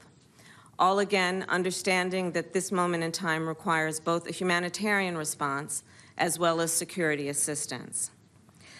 And today, I'm also pleased to say that we are in ongoing discussions with Poland and our allies about the effectiveness of sanctions thus far and going forward. As we have announced in the United States, we have, through the United States Department of Justice, started a task force to do what is required and necessary and appropriate in terms of investigations as it relates to any criminal activities and behaviors on behalf of institutions and individuals, including oligarchs. We talked, the President and I, about the effectiveness of the sanctions we've seen thus far in terms of the courage and the bold action that has been taken through the NATO alliance to do what is necessary to send a clear signal that there will be, as we promised, severe cost and consequence for Russia's aggression, to the point that we have now seen a free fall of the ruble, to the point that we have now seen that Russia's credit rating has been rated as junk, and what we know to be real economic consequence to Russia because of Putin's war. As you know, the President of the United States also made the decision to do what was necessary in terms of the purchase of Russian oil in the United States. Again, we will continue to focus on this issue, keeping in mind that this is a moment that requires severe and swift consequence for Russia's aggression against Ukraine. And I'll close by saying what we say every day for these last weeks, which is we stand with the people of Ukraine, that we admire their courage, and that we are aligned in our support of their sovereignty and territorial integrity. Thank you, Mr. President. Mamy czas na pytania dziennikarskie. Proszę o zadanie pytania panią Jacqueline Skowrońską z TVP. Madam Jacqueline Skowrońska from the Polish television. My name is Jacqueline Skowrońska. I represent Polish television. I would like to ask my question to both Madam Vice President and Mr. President. In what way has this brutal attack of Russia against Ukraine impacted Polish-American relations? Anthony Blinken, State Secretary, during his last visit to Poland, was saying that the Polish-American friendship has never been so strong in history as it is now. Is it going to translate also on the permanent military presence of the United States in Poland? Thank you very much. It cannot be said too frequently or strongly enough. The relationship between the United States and Poland is a deep, enduring, and strong one, and dare I say, has become even stronger when we have been faced as a world with such adversity. I think we all know, even in our personal lives, adversity really, truly can present the real measure of an individual or a relationship. And what we have seen, without any doubt, is that this friendship and relationship between the United States and Poland is a strong one. Szanowni Państwo. Ladies and gentlemen, answering your question, I wanted to go a little bit back into history, deeper into history. Let me put it in the following way. When I started my service as President of the Republic of Poland in 2015, I was perfectly aware of the fact that an aggressive Russia, like President Lech Kaczynski was saying in Georgia in 2008, would not stop only attacking Georgia in 2008 and attacking part of Ukraine in 2014. I knew that this appetite, this imperial appetite, will grow if the world does not react to that. If the world does not react, if the North Atlantic Alliance does not stand up, does not present a tough stance, then we will see more attacks from Russia, to which perhaps sooner or later also my country, Poland, would fall victim to. And when I started as President of Poland, I knew that I had to do everything that I could to protect Poland from such a scenario. One has to use very clear and strong strong words here in the presence of Madam Vice President of the United States. Those who understood well what I was saying back then, speaking about the Russian threat, were precisely the representatives of the United States, were the representatives of Barack Obama administration and the president himself back then, the US generals as well. And precisely thanks to their support, we were able to obtain the North Atlantic Alliance presence on the eastern flank. We're able to execute the strengthening of the eastern flank for the first time since we joined NATO in 1999. It was precisely a NATO summit in Warsaw, through, first and foremost, the decisions of the US president and his team, but also through the decisions of other allies whom we were able to convince, has led to putting this presence on the eastern flank of the alliance. And symbolically, in Poland, the United States is the framework nation. At the same time, the US soldiers came here and started their rotational presence in Poland. It is a rotational, but also a persistent presence, enduring presence. It is a back-to-back presence. So soldiers change, but the US armed forces are present on our soil all the time. And that was a breakthrough. If we recall the words of President Lech Kaczynski, which I quoted many times, and he said those words to me back in 2008, he said, and I quote, "Andrzej, when U.S. soldiers are on our soil, when U.S. military installations are on our soil, when U.S. military equipment is put on our soil, then the whole world will be able to see that we are no longer a Russian sphere of influence. This is a true friendship." As Madam Vice President remarked today, a friend in need is a friend indeed. That is why I'm really happy that today, when we are in need and when the NATO eastern flank is in need, the United States, by the decision of President Joe Biden, has deployed additional troops. The U.S. is deploying more troops, and the U.S. is announcing the strengthening of this presence in our part of Europe and also in Poland, because this is precisely the understanding of the geopolitics of strategic goals that have to be achieved by this geopolitics and by the three worlds. This is the understanding of the security. Is Polish-American presence today, if we look at the last couple of years, stronger than ever? Yes. Polish-American friendship, for sure, over the last 7 years of my presidency is stronger than ever before. And today's presence here today in Warsaw of Madam Vice President Kamala Harris is yet another strong evidence of that, just as the presence of all the representatives of Mr. President Joe Biden's administration here recently on our soil. And also, this is evidenced by the frequency of contacts that I have with the President of the United States. We frequently talk and discuss the most important security-related topics and our mutual relations. Yes, of course, whenever we speak about great politics and friendship, this is this friendship in great politics, and this is the friendship between states. For sure, this is the friendship between Poland and the United States of America. It is very strong right now, the strongest perhaps ever in history. The next question will come from Nandita Bose of Reuters. Hi, Madam Vice President. Thank you for, and President Duda, thank you for taking my question. President Zelensky has strongly asked for better air power in recent days. And my question is, what kind of alternative plans does the United States have to get materials to help Ukraine defend itself, especially now that you have declined Poland's offer on jets? Can you give us some specifics on what you discussed with the Polish leaders on this issue, Madam Vice President?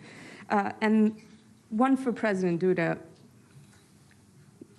The United States says, Mr. President, it was not consulted before you made the offer to make your jets available to the United States. Is that accurate? And did Poland act unilaterally in making an offer? If yes, why? Especially now that you have spoken about the strong relationship that U.S. and Poland has shared over the years. Thank you.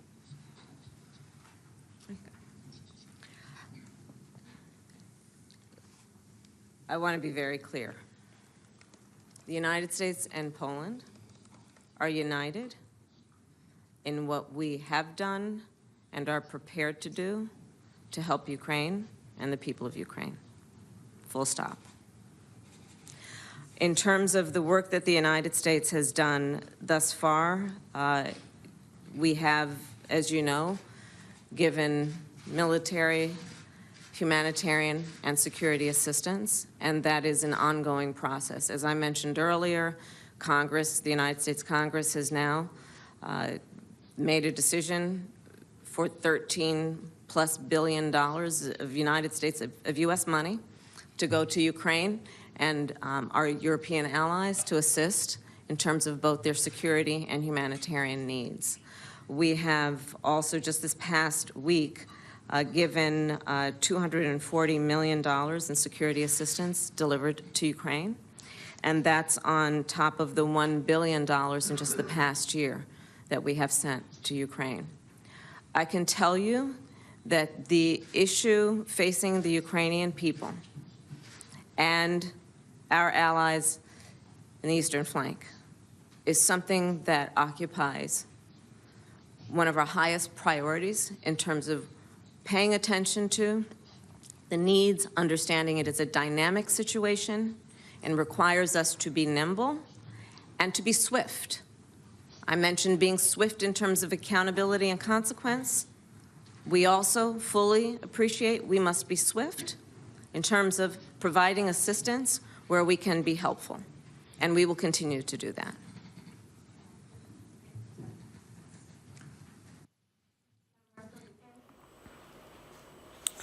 So the US Vice President Kamala Harris there and the Polish President Andrzej Duda holding a joint news conference in Warsaw. Kamala Harris saying that the US commitment to Article 5 is ironclad. They are prepared to defend every inch of NATO territory. They're going to give another $50 billion to the UN World Food Programme, and also saying the attack on the maternity hospital in Mariupol is unprovoked and unjustified and was an act of violence. Let's bring in our security and defense editor, Deborah Haynes, who's in Lviv in western Ukraine. And Deborah, Kamala Harris saying that she's in Warsaw to highlight just what is at stake at this moment. Yes, and she was having to dance quite a delicate dance there at the end, wasn't she, about that question about the MiG-29 fast jets, which is a proposal that Poland had to basically gift these jets, which are the kind of jets that Ukrainian pilots could fly, gift them to the Americans in return for equivalent aircraft to keep their air force going, and then presumably the plan would have been for those jets to then be given to the Ukrainians. But the US has made very clear that they didn't think that would be a tenable situation. And so it was a bit of an awkward moment in that you've obviously got allies very much projecting this image of unity. But clearly within that unity, there is division on exactly what kind of help can be given to the Ukrainians. It's a really live issue, this issue about how to close, or whether to close Ukraine's airspace. It's something that the Ukrainian president said to Alex Crawford is something that he desperately needs to save millions of lives.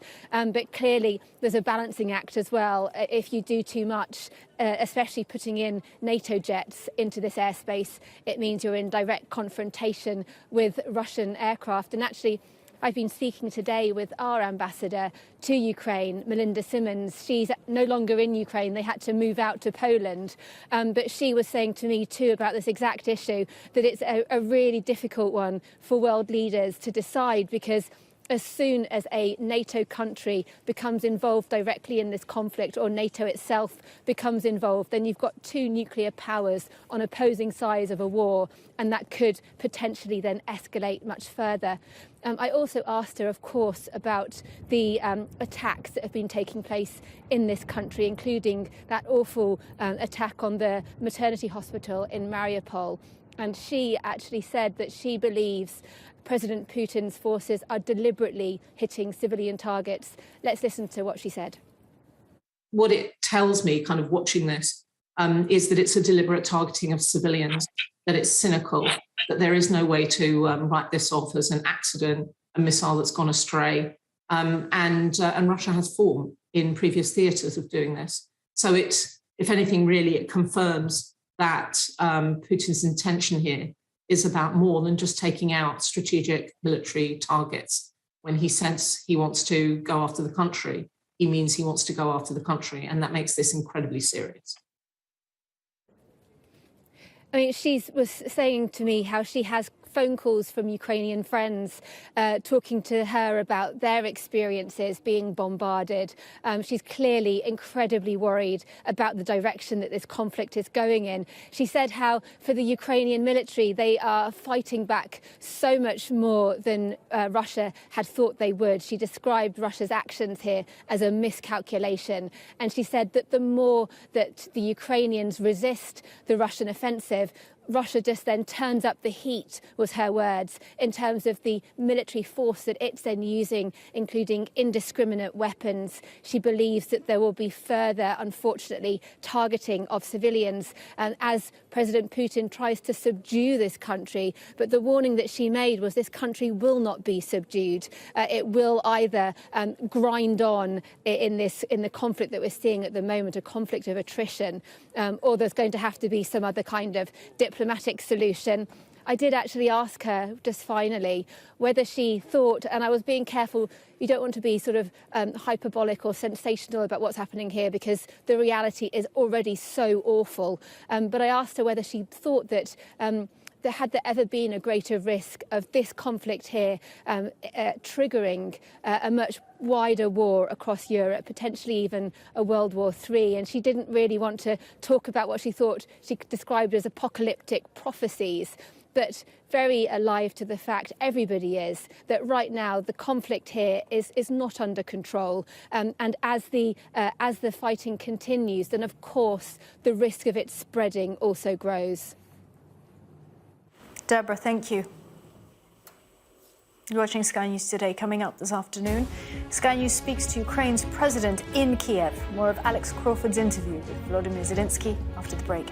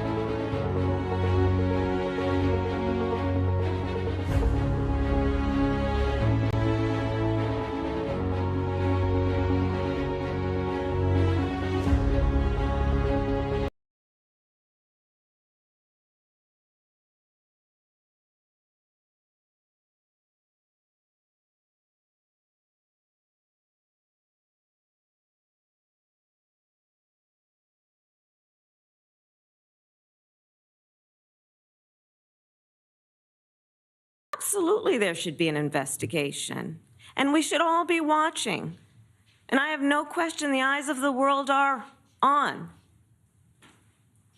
this war and what Russia has done in terms of this aggression and these atrocities. I have no doubt.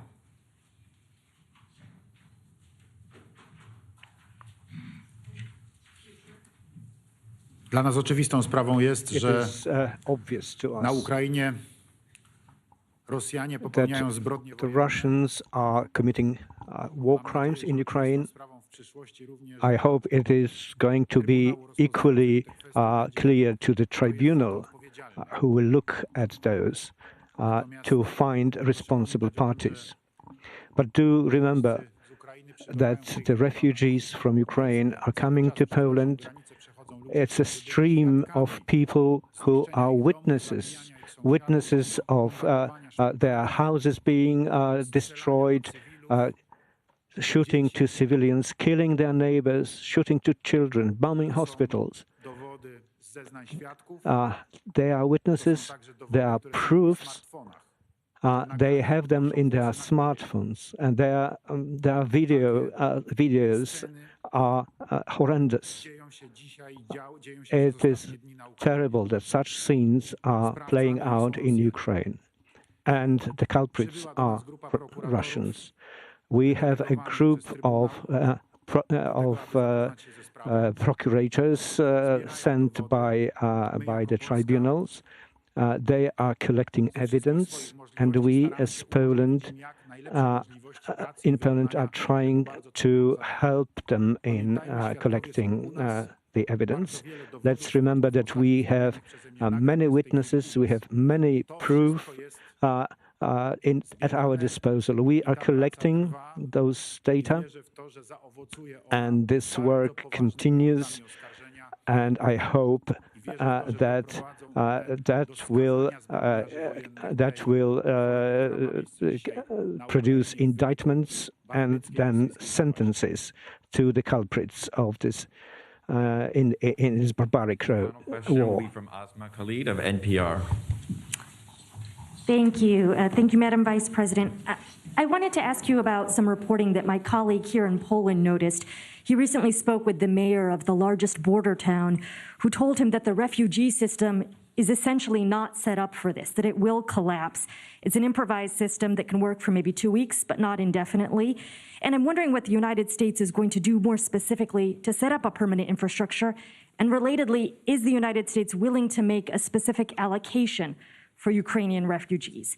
And for President Duda, I wanted to know if you think, and if you asked the United States to specifically accept more refugees. Okay. A friend in need is a friend indeed. Okay, I can first. Okay, so this time. Szanowna pani redaktor, sytuacja jest bardzo trudna. The situation is very difficult. I have said already, I've talked to Vice President Kamala Harris a lot about this, and I said directly that we have a refugee crisis because Poland is still capable of finding places for these people who are crossing the frontier. But we already have close to 1.5 million people in just a million just in 10 days. So we have never had a situation like this. It is an entirely new situation. We are trying to meet this demand. I have already thanked Poles that they have shown so much solidarity in this difficult situation. But we realize that the problem is growing, and we'll have to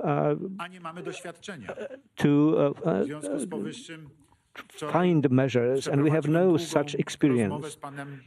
That's why I talked to Mr. Antonio Guterres, United Nations Secretary General, and I described the problem to him.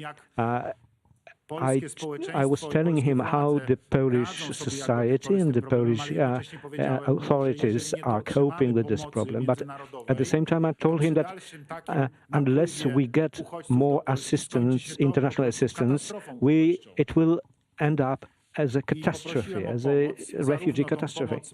So I asked for material and financial help, as well as assistance from the experts, because the United Nations has experts who have seen more than one such crisis. And I'm sure that they have good methods of coping with those problems which appear in a crisis like this. I said I showed the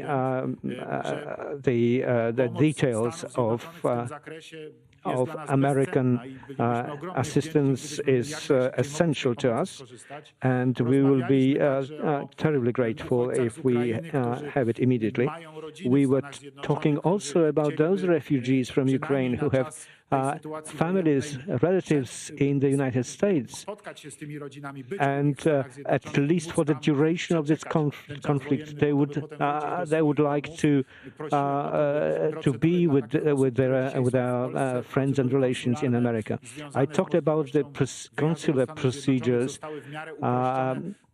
which would help these people to link up with their families in America.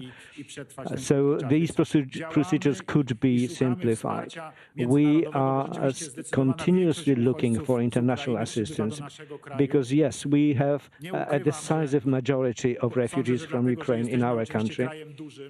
We are a large country, and the material position of an average Polish citizen is certainly better than the material position of the Ukrainian citizen today. We are not the richest nation in Europe, but our situation has improved over the recent years.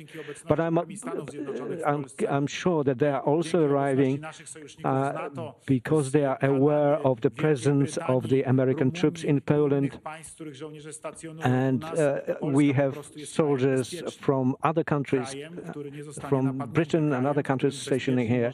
So they understand that Poland is a safe haven, a country where they As can. The President said, we did discuss this issue, and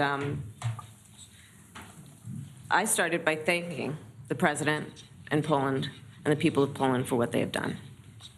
And I will restate what I said earlier this afternoon. They've shown extraordinary generosity and kindness and courage. And there have been some here who have relatives who have arrived from Ukraine, but I think there are many more who are taking in perfect strangers with barely a lot to give, but giving a lot nonetheless.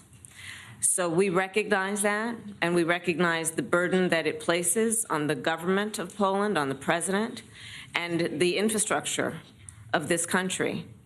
When you look at, as the president said, over 1.5 million people coming within 2 weeks virtually. Unprecedented if you track and look at refugee flows over the history of time from regions of conflict.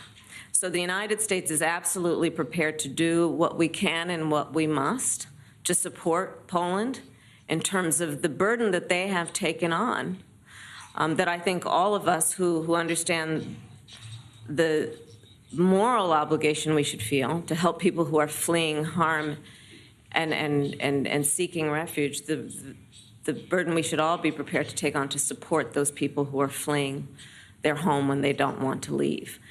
In terms of what we are doing in the United States, we will then take this in terms of what we can do to support and look at those Ukrainians who want to come to the United States. What we are seeing thus far is large parts of that population who are fleeing Ukraine, who desire to stay in Europe. You probably know that we have made a decision as it relates to TPS, the temporary protected status. So for Ukrainians that are in the United States, whose visa may expire or has expired, if they were in the United States before, I believe it's March, I don't have the exact date, they will be able to stay. They won't be required to leave even though their visa has expired, because of course we would not send them back to what is a war zone. And the bottom line is that I have stated the position to the President this afternoon. As we have said many times through our work collectively in the UN, through NATO, we will support Poland in terms of the burden it is facing and our collective responsibility to ensure the safety and well-being of these refugees. Na tym kończymy konferencję prasową. Dziękuję Państwu za udział. Thank you very much. Thank you.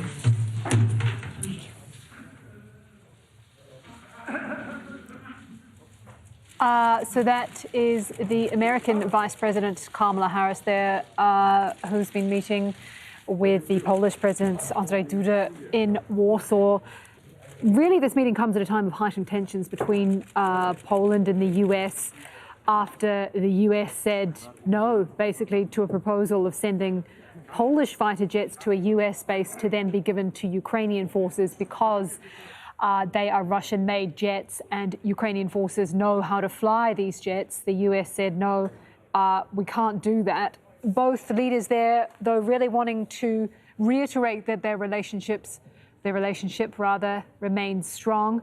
The Polish president started by speaking about Russia's barbaric acts, referenced the maternity hospital in Mariupol, the attack there.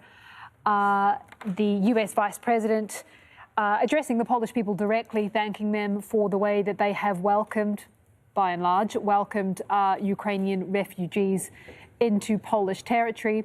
She continued to talk about how the US commitment to NATO is ironclad, saying the US is prepared to defend every inch of NATO territory. She also said that some extra 47,000 American troops have been sent to Poland on top of those that are already rotating in and out, and that 2 Patriot missile defense systems have been delivered to Poland as a reminder and a demonstration, she said, of America's commitment to Poland. And Kamala Harris says the stakes couldn't be higher. Here's what she said.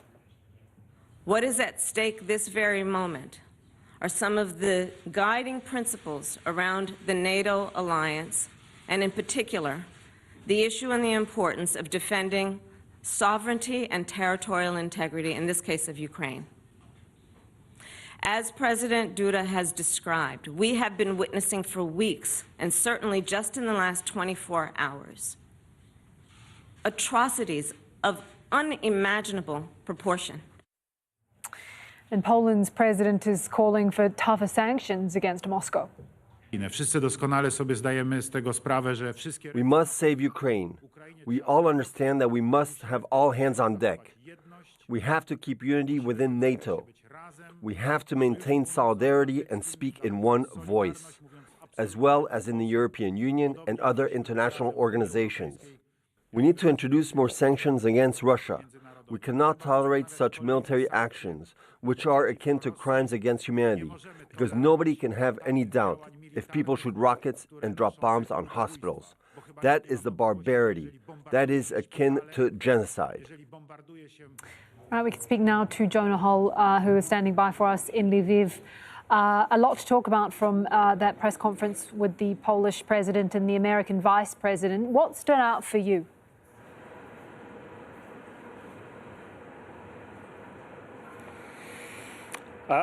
If you remember, a couple of days ago, Antony Blinken, the Secretary of State, did a similar sort of lightning tour along these eastern nations of Europe and NATO on the border with Ukraine, not just NATO, but non-NATO as well. He went to Moldova, he was in Poland. Now Kamala Harris, the Vice President, doing similar things. I mean, this is the biggest nation in the NATO alliance, the United States, of course, and this is absolutely as far east as the United States dare tread in this war, and not just the United States, but NATO itself. Very, very cautious, very wary of being dragged into this conflict. I think what these meetings, these visits show is the extent of extreme nervousness now and unease among Ukraine's neighbors, particularly Poland. Poland is hugely exposed in all of this. 1.5 million refugees have entered the country. It's having an enormous challenge dealing with that problem. But equally, Poland has become the main supply route, essentially for weaponry heading to Ukraine's forces, not just PPE and guns, but we're talking about anti-tank weapons and air defenses as well. Weaponry that is being donated by individual countries, not under the umbrella aegis, very carefully not under the umbrella aegis of NATO. We had this situation a couple of days ago where Poland said it was willing to donate MiG aircraft to Ukrainian fighter pilots who know how to fly them, but it wasn't going to do it itself. It was going to put those planes at the disposal of the United States so it could do it, and the United States immediately went, oh, no, that's unfeasible. There is this tremendous nervousness. President Putin has said already that these donations of weaponry are tantamount to an act of war. So what is at stake here, I think, is the United States emphasizing and re-emphasizing its absolute support for these countries should they come into any difficulty, and not just the US support, but NATO's support. So you have Kamala Harris there reiterating the US's commitment to Article 5 the NATO alliance, Article 5, an attack on one is an attack on all. She said that commitment was ironclad. The US was prepared to defend every inch of NATO territory if necessary, pointing out the activation by NATO, unprecedented, of its defence plans, 4,700 troops and Patriot missiles there as well, but essentially encouraging these countries to keep doing for Ukraine what NATO as an alliance can't do. Indeed. All right, we'll leave it there. Thank you very much for that, Jonah Hull, there for us in Lviv. The highest level talks since Russia invaded Ukraine 2 weeks ago have ended with little sign of progress. Turkey's foreign minister hosted his Ukrainian and Russian counterparts in Antalya. This meeting was both, this conversation was both easy and difficult. Easy because Minister Lavrov basically followed his traditional narratives about Ukraine. Difficult because I did my best to at least find a diplomatic solution. We also raised the issue of a ceasefire, 24-hour ceasefire, to resolve the most pressing humanitarian issues.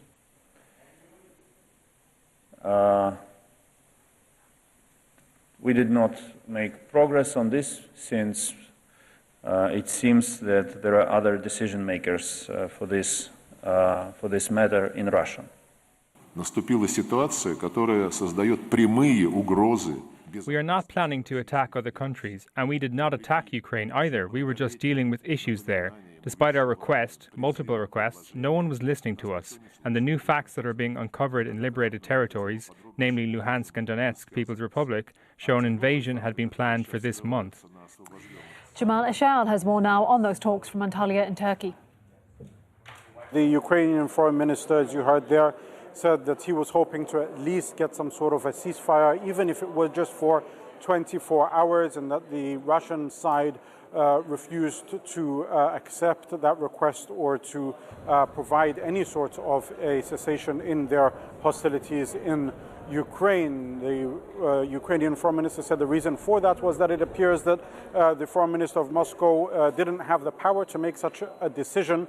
As far as Lavrov is concerned, obviously, he accused the Ukrainians of delay tactics, saying that they just wanted to talk for the sake of it, that there was never on the agenda discussion of ending the war through these meetings that took place a few hours ago, and that Ukraine's MO over the past couple of years has been to continue ignoring what he described as Russia's legitimate requests. So, what do we get out of these meetings so far? We get out that at least they have met. The Turks will say that this is progress, that they were able to, the only country, to bring those two high-level delegations together. But in terms of what it will translate to the people on the ground in Ukraine, quite frankly, nothing, because the bombardment continues. And as far as the Ukrainian government is concerned, it is showing that it's trying to find some sort of a diplomatic solution, but the common ground between those two countries is still very much unclear.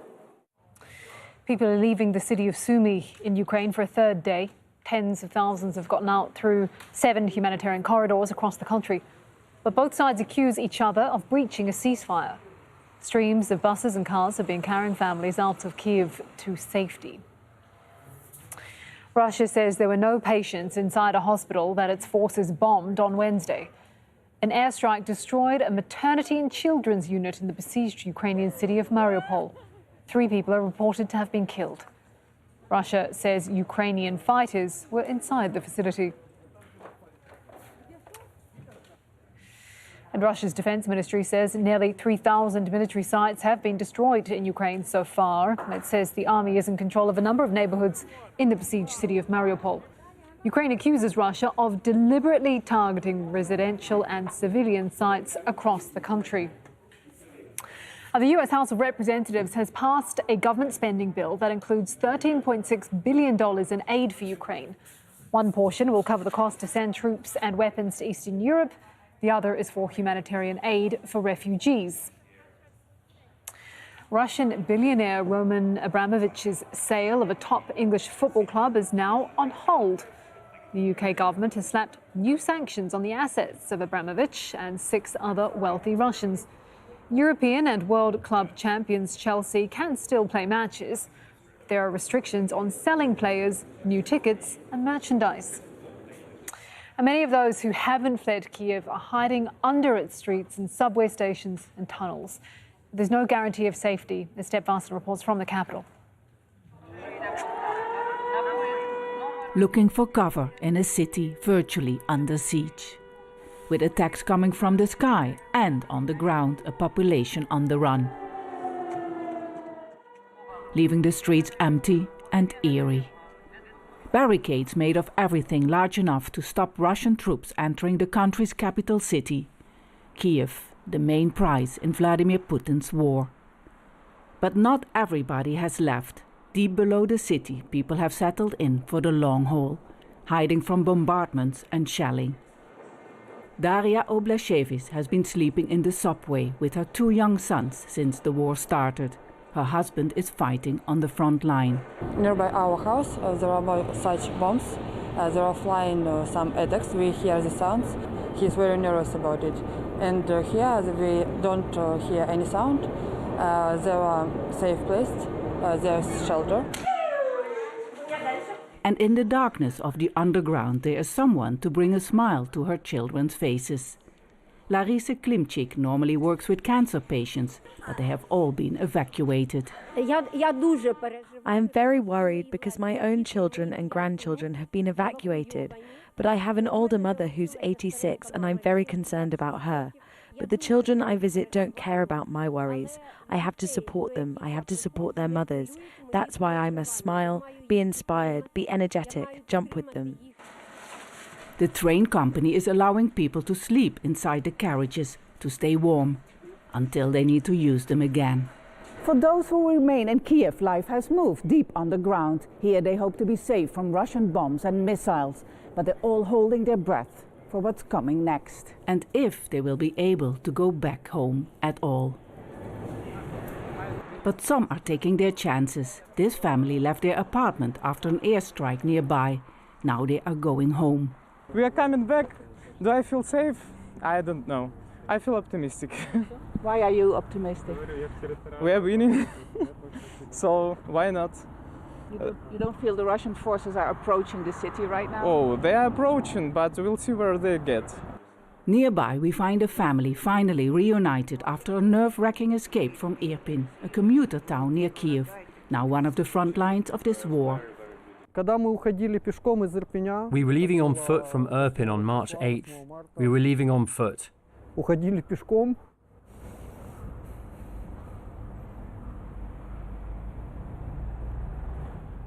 were leaving on foot to a subway station, which is nearly 2.5 hours of walking. There was a lot of shelling and shooting. There was no light, no gas, no water in Irpin. Despite their fear, the family wants to stay together. They have to take care of their 99-year-old grandmother. She's too frail to move. I really trust the Ukrainian army. I probably never believed in something so strong as I now believe in the army. But I'm very worried about my children. I can't tell you where I will go. If I take my children to safety, I will have to leave my parents and my husband behind. My heart is breaking and I don't know what is the right thing to do. For now, she is staying with her mother and brother, in fear, but at least they are together. Clinging on to hope, the barricaded capital will be able to hold off a full-scale Russian attack that could come at any time. Step Vassen, Al Jazeera, Kiev. That's the news hour. Don't go away. I'll have plenty more news in just a few minutes. From the London Broadcast Centre, 2 special guests in conversation. Prestige is all about trying to get a superior reputation. Unprompted, uninterrupted. Where we find the most profound similarities is not actually in our closest living relatives, but it's in much more distant connections. Intimately reflecting on the issues of our time. If you're going to be a cooperative species, you can't just be beating each other up and threatening each other all the time. Studio B Unscripted, coming soon on Al Jazeera. A tsunami of mud buries 16 Indonesian villages, submerging the homes and livelihoods of 60,000 people.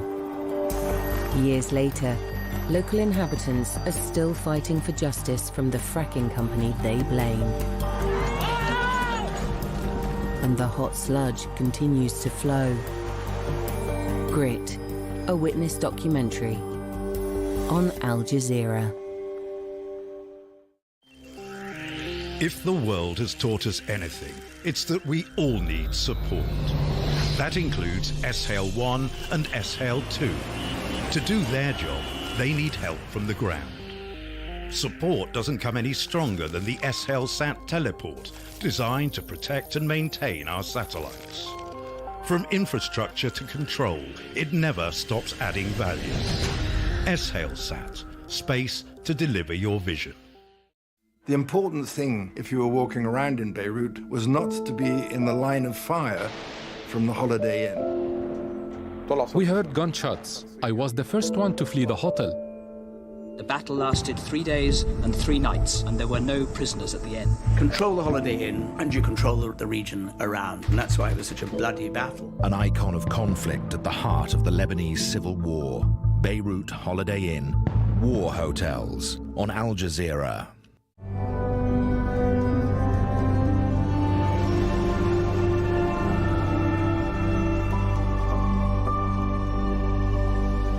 This is Al Jazeera.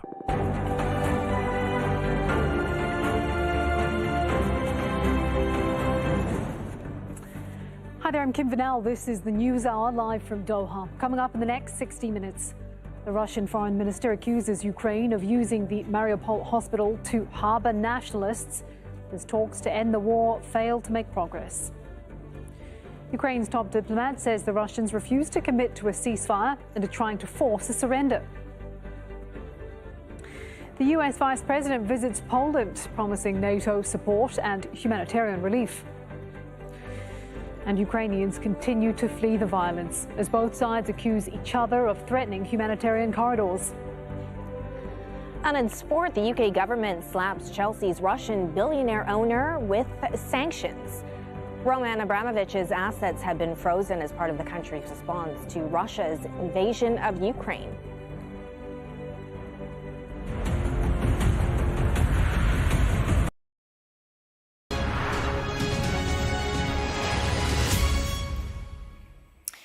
Good afternoon. For more than a week now, the city of Mariupol has been surrounded by Russian forces and bombarded from the air. Hundreds of thousands have been without water and electricity, and bodies have been left uncollected in the streets.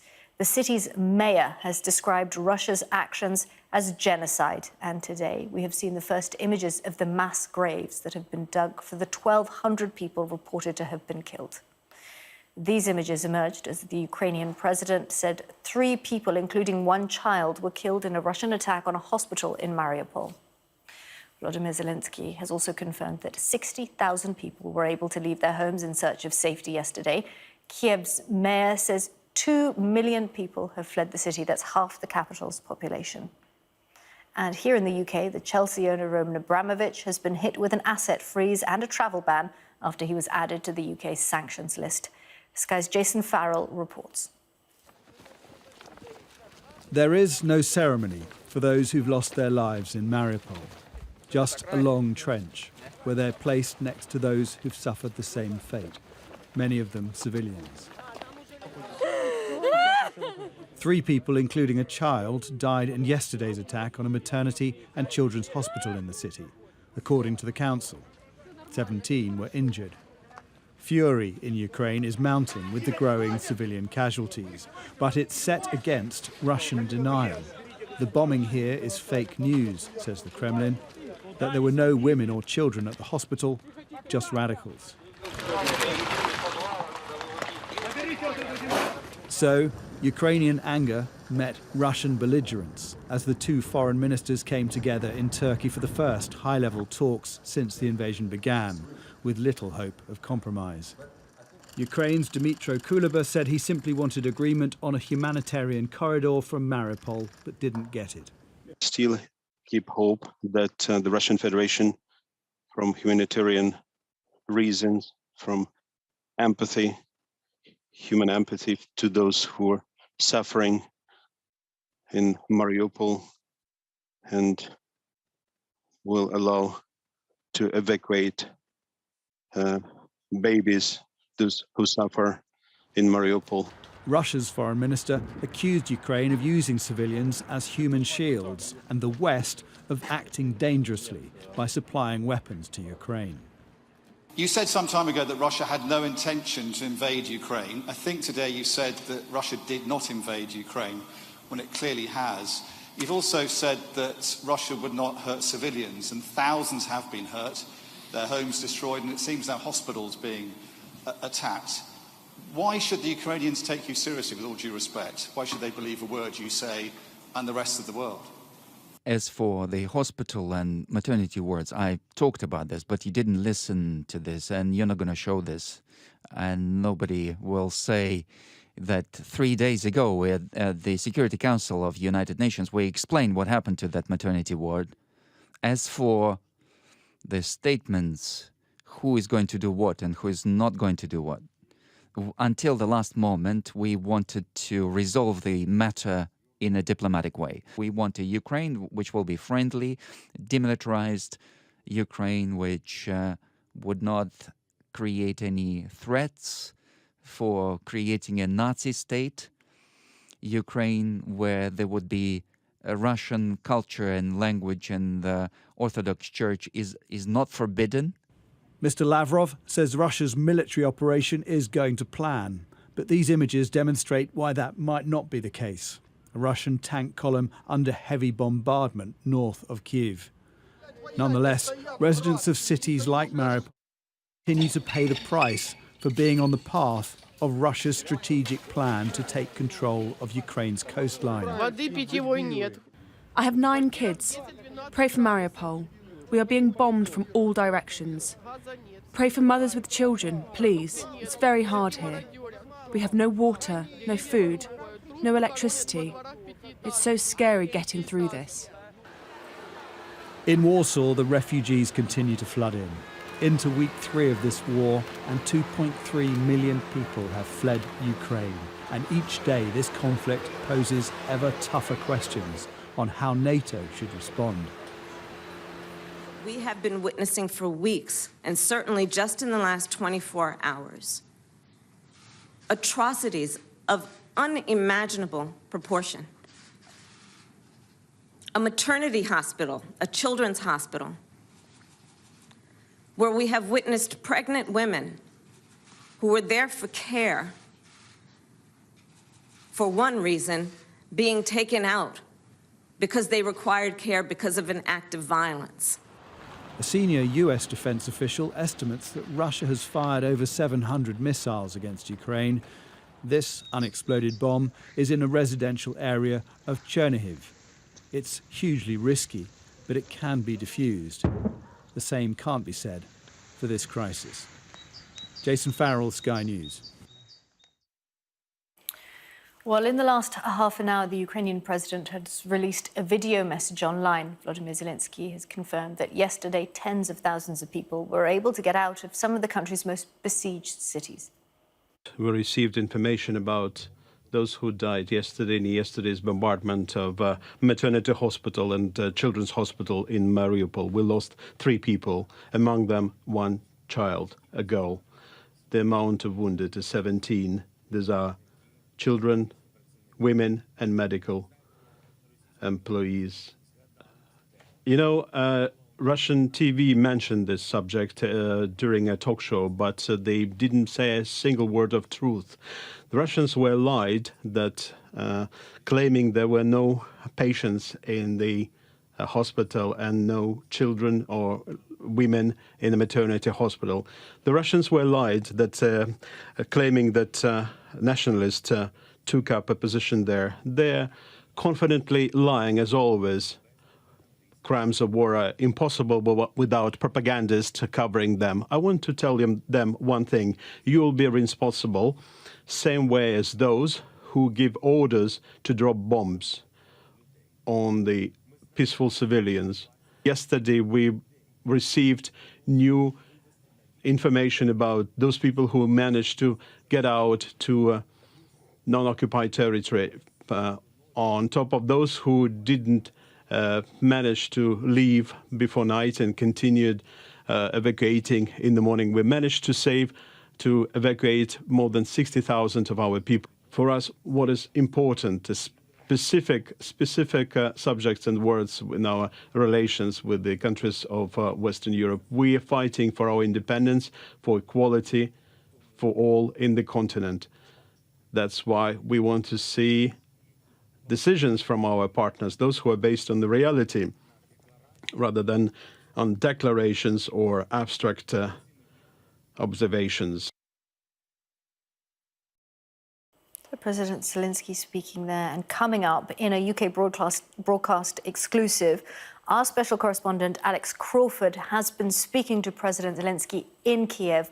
We'll bring you her report just after 1:30, so stay with us for that one. Let's take a closer look now at the latest developments in Ukraine, and authorities have tried to open 7 humanitarian corridors today to evacuate civilians from besieged towns and cities. The priority is getting people out of Mariupol, where 3 people, including a child, were killed in yesterday's strike on a hospital. Now, the city, Mariupol, has been blockaded by Russia for 9 days, and there is no sign of a successful evacuation today, with reports that the city is once again under attack. Several hundred people have fled fierce fighting in towns on the outskirts of Kiev, making the journey out along a makeshift wooden bridge in Irpin into the relative safety of the capital. Ukraine's military says Russia is still trying to take Chernihiv in the north and are advancing on various cities across the south. And Ukraine's energy minister has asked Russia for a corridor to allow the repair of the power line to the Chernobyl nuclear power plant. Monitoring systems at both Chernobyl and Zaporizhia plants are disconnected from power, and both are under Russian control. Well, we're joined now by our Moscow correspondent, Diana Magne, and Sky's security and defense correspondent, Deborah Haynes, who's in Lviv in Ukraine. Diana, let's start with you. We saw high-level talks in Turkey earlier. Is there any sign of a compromise? It doesn't look that way, and certainly reading the mood music of Sergei Lavrov's long press conference, it would seem that there is not a particular mood for compromise up on the higher echelons. Dmitry Kuleba, the Ukrainian foreign minister, started off with a short press conference, and he seemed to be frustrated that his Russian counterpart, Sergei Lavrov, didn't really have the mandate to agree or on issues like a ceasefire at Mariupol or a humanitarian corridor. It sounded a little like a slight of the Russian foreign minister that he would need to defer upwards rather than actually being able to have the authority to make decisions then and there at that meeting. In response, Mr. Lavrov said that, of course, all the details around what Russia calls this special military operation are confirmed and organised by Russia's Ministry of Defence and the Commander-in-Chief, who is, of course, Vladimir Putin. But yes, it didn't look like the two sides were able to make any meaningful progress. And I think there were 3 points that are worth raising, which Sergei Lavrov addressed really again and again.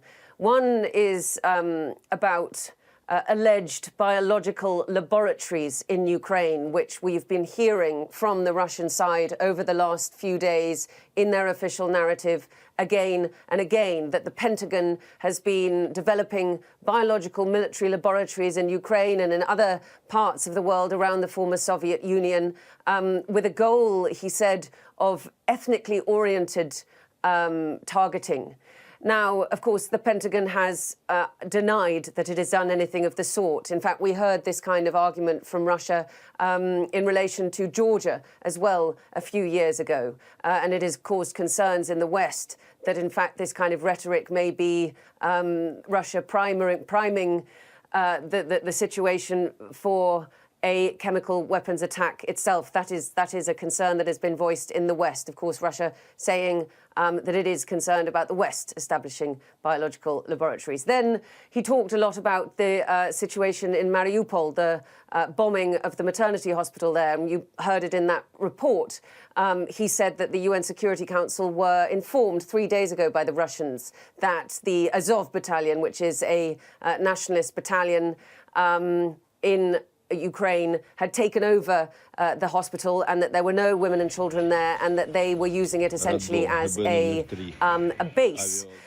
This narrative is also something that we have heard a lot from Russia in the past as well, when they intervened in Syria, and numerous hospitals were bombed in Syria, and they would often use the line that militants had taken over those hospitals and were using them, using civilians essentially as human shields and residential areas as militant strongholds. Again, it fits into a pattern of what we've heard from Russia in the past. Then he was asked also about the sanctions effect on the Russian economy, and he was pretty belligerent about that, saying that Russia has managed these kinds of setbacks in the past and it would manage again, but what these sanctions had taught Russia was that the West is not a reliable partner and will be never relied upon again, that they had essentially betrayed Russia in what they were doing. And I think one final line to bring you from Sergei Lavrov, he said, we did not attack Ukraine and we will not attack other countries.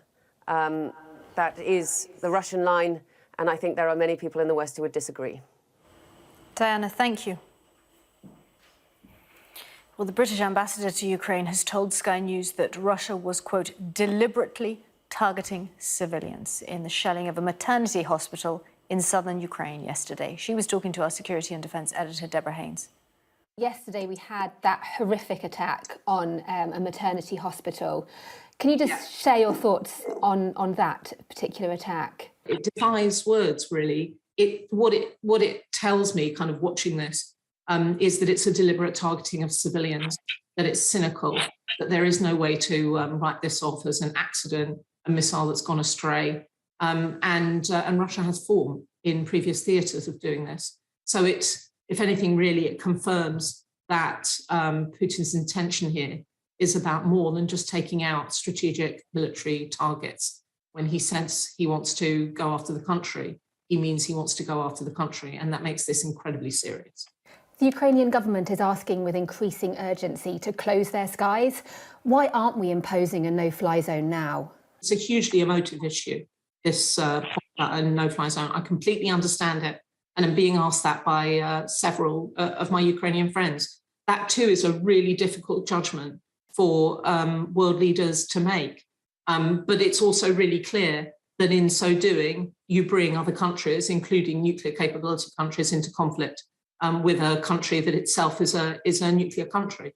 So, you know, I don't envy, frankly, world leaders for having to have that continual debate. In your opinion, have we ever been at a greater risk of World War III than we are right now, given everything that's at play? It's quite hard to tell. History will tell. And I think it's too early, actually, to say. And I tend not to want to deal in, you know, apocalyptic sort of prophecies about the thing. It's perfectly possible. And I also think, to be honest, it's part of Putin's narrative.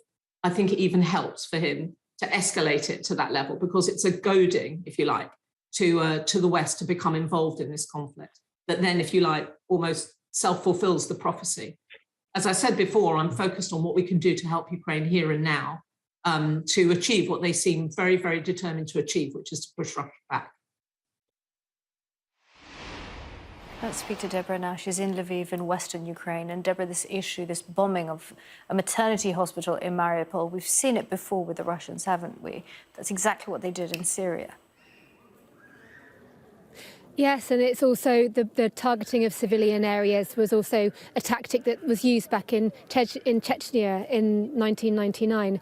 So yes, it's Russia's got form for this sort of actions. It's, you know, the ambassador who I was speaking to earlier was talking about how it's kind of an attempt to subdue the country. Do you break the morale by targeting civilian areas in the way that they seem to be doing here in Ukraine? But she made the point that Ukraine will not be subdued, that as Russia escalates its violence towards it, the Ukrainian military is doing all it can to fight back, and it keeps on escalating up that ladder. And the worry really is that as the violence grows here, the calls for NATO allies to do more will also grow. And with that comes the risk of NATO then being drawn into the conflict directly with Russia. And that is this delicate balancing act that world leaders are now having to perform when it comes to answering questions. Sorry, it's a child in the background. Answering questions about whether or not to impose this no-fly zone. It's a really dangerous situation, but like the ambassador says, the reality on the ground right now is horrific. The UK is doing all it can to help, as are other allies, but there is no sense of a diplomatic solution at the moment, and things are only going to get worse until hopefully some kind of breakthrough can be reached. OK, Deborah, thank you. Well, let's have a closer look now at the situation on the ground, and Kamali Melbourne's here. Thank you very much, Kimberly. I'm joined by Phil Osborne, Air Marshal Phil Osborne, former Director of Defence Intelligence. Phil, thanks very much for being with us again. So as we enter week 3 of this war, just tell us how it's looking and how the Russian advance is going, if it's not going at all up in the north there. So Russia finds itself where it didn't plan to be, planned to take Kiev, the capital, decapitate the government probably within days, join up in the south between Crimea, Luhansk, Donetsk. Where we find ourselves now probably is of the 190,000 or so Russian forces employed at the beginning of the conflict, probably about 90% or more are now committed. That gives Russia now a problem as how does it keep resupplying, perhaps drawing forces from across Russia, perhaps the use of mercenaries. Yeah, we have seen some reporting of that in the past few days, mercenaries coming in from Syria. Let's take a look at the southern portion of the war, because it does seem that here Russia have had a little bit more success, obviously taking Kherson last week, but some other cities need to be taken. Tell us the significance of Mariupol and Odessa as well, please. Yeah, I think comparatively they've had more success. That doesn't mean they've been as successful as they want to be. I think if we look at the map, we're starting to see, I think, increased pressure from Crimea out to the west, probably going towards Odessa, probably seeking to cut off Ukraine from the Black Sea. Forces going to the east, trying to join up with those Russian forces and Ukrainian Russian-backed forces in the east of Ukraine to join up a land bridge, if you like, between those two formerly taken areas of Ukraine. And what we're seeing is that crash of those two forces, if you like, coming together around Mariupol. Yeah, and in Mariupol yesterday we saw those horrific images of that maternity hospital being bombed. I mean, what kind of strategy is it by the Russians to use high munitions in civilian areas like that? So I think what we're seeing in Mariupol, what we've seen elsewhere in Ukrainian cities, is actually a lack of Russian military options. They've tried to go quickly. That hasn't worked. They're not capable of it. So what we're now seeing is very agricultural, very violent warfare against the Ukrainian armed forces that have withdrawn into the city. What that does, of course, is that generates a dreadful level of violence in built-up areas. We should be shocked and disgusted, but we shouldn't be surprised. Yeah, this is the way the war's going to be prosecuted from now on, perhaps. Let's take a look at the north. Of course, for the past couple of weeks, we've been focused very much on that Russian convoy that was moving in on Kiev. It still seems to be stuck, but there is movement from Russian troops towards the capital, isn't there? So, yes, I think the 40-mile traffic jam to the west of Kyiv continues to be quite stuck. Russia trying hard to release some of those assets, but it's being continually attacked by Ukrainian armed forces. Russia has had some success, though, to the east of Kyiv, and we can see forces starting to move, have done over the last few days, from the east to try and encircle Kyiv.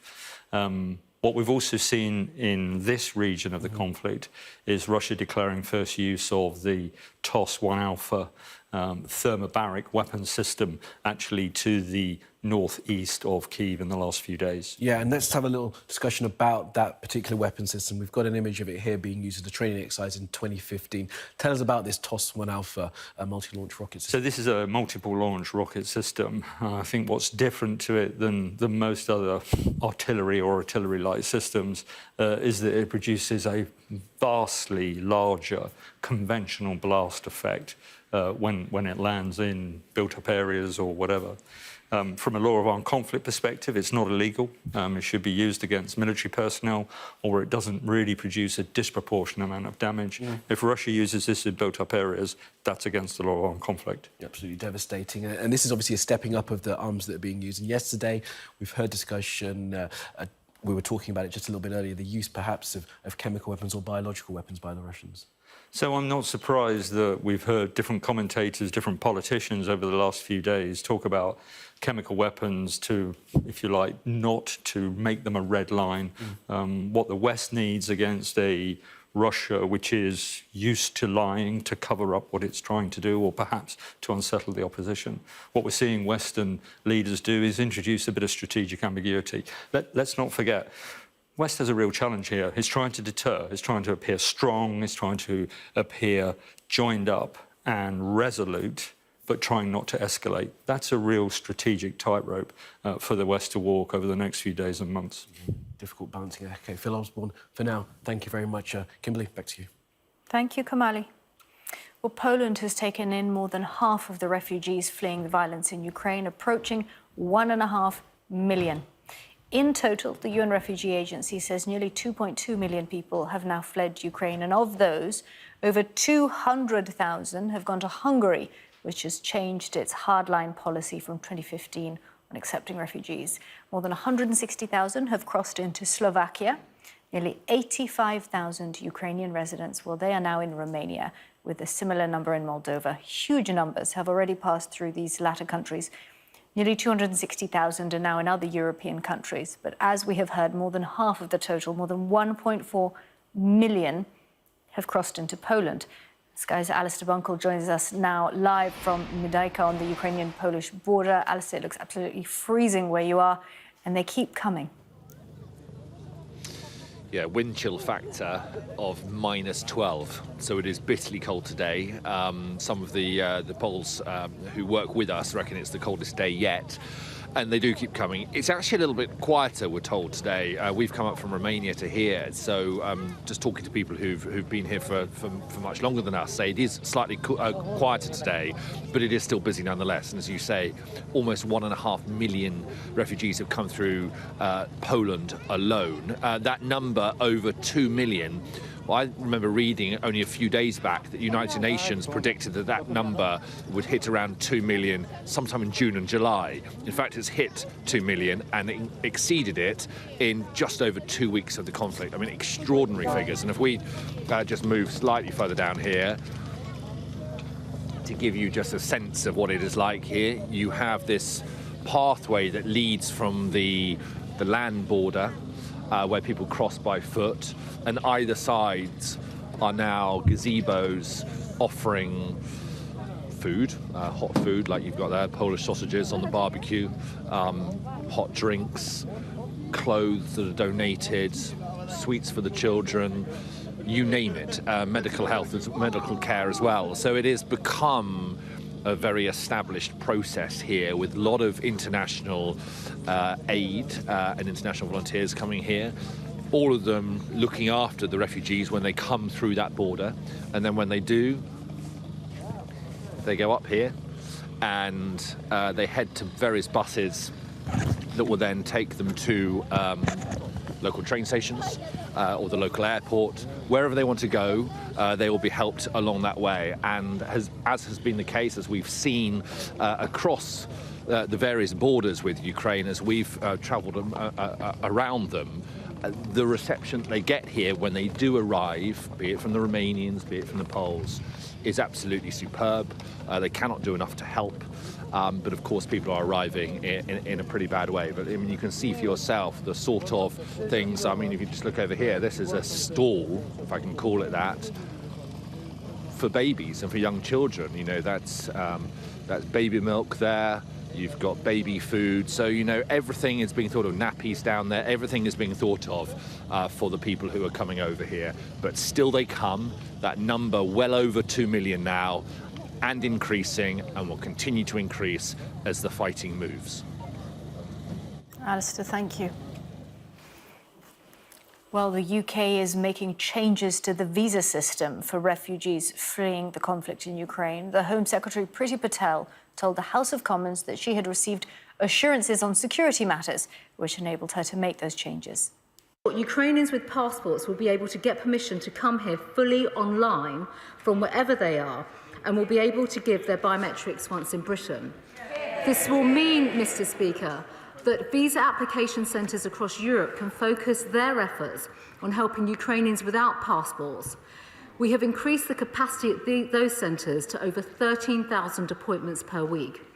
And this streamlined approach will be operational as of Tuesday, the 15th of March, in order to make the relevant technology and IT changes. Our political correspondent Kate McCann joins me now from Westminster. And Kate, a lot of criticism about this policy. There has been, yes, and there was quite a fierce reception for Priti Patel in the House of Commons at times today. Labour MPs accusing her of having to be dragged into the Commons to make these changes.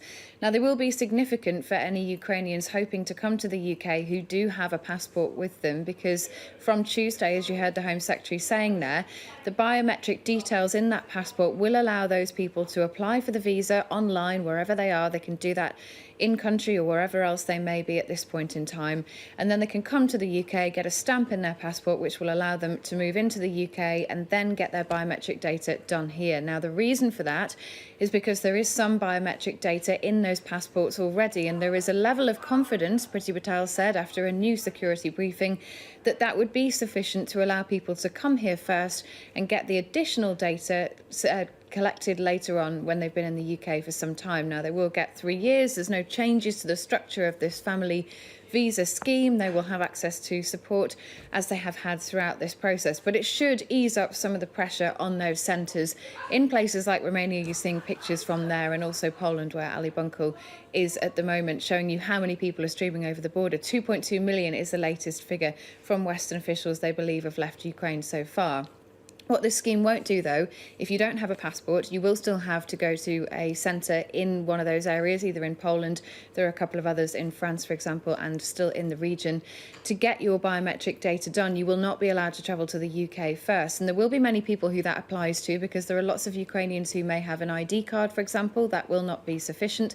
There may be many who've lost all their documentation in fleeing their country. So there will still be lots of people who will have to get those appointments at those centres, but the Home Secretary believes that process will now be sped up. And there has been a shift in rhetoric, if you like, from the Prime Minister Boris Johnson too. He was speaking just a short while ago. I think that the UK has got an outstanding record of settling people from vulnerable people fleeing from war zones. I think we've done more since 2015 to settle vulnerable people in any other country. Look at what we've done just in the last couple of years with Hong Kong Chinese, or with people coming from Afghanistan. Last year, you will remember, and as I think by yesterday we already had more than 1,000. I don't know what the numbers are today, but they're going to climb, and they're going to climb very steeply. And I know that reflects the generosity of the British people. We are going to want to welcome Ukrainians fleeing the war zone. It's also right that we should be in the lead, as we are, in helping the countries in the front line. So we're the single biggest donor of humanitarian support for those frontline countries. And of course, the Prime Minister there talking about the existing schemes. There is a humanitarian route, which we will bring you more details of over the next couple of days. That's currently being thrashed out behind the scenes here in Westminster. OK, Kate, thank you. And tonight, Beth Rigby will be speaking exclusively to the Prime Minister on Sky News. That's on Beth Rigby Interviews this evening at 9. You're watching Sky News Today. Coming up, our special correspondent speaks to Ukraine's president in Kiev. We'll bring you Alex Crawford's special report.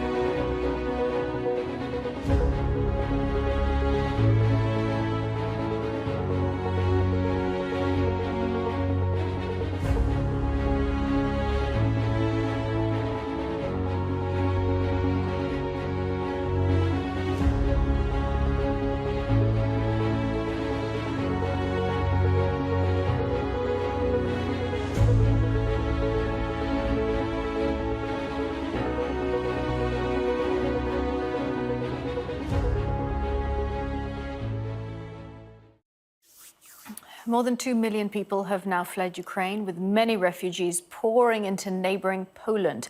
Aid organisations and authorities have been scrambling to provide food, accommodation and medical treatment to the thousands flooding across the border. Joining me now from Krakow in Poland is Kerry Murray, the president of Shelterbox USA, an organisation that provides emergency help and shelter to those in need. Kerry, thank you so much.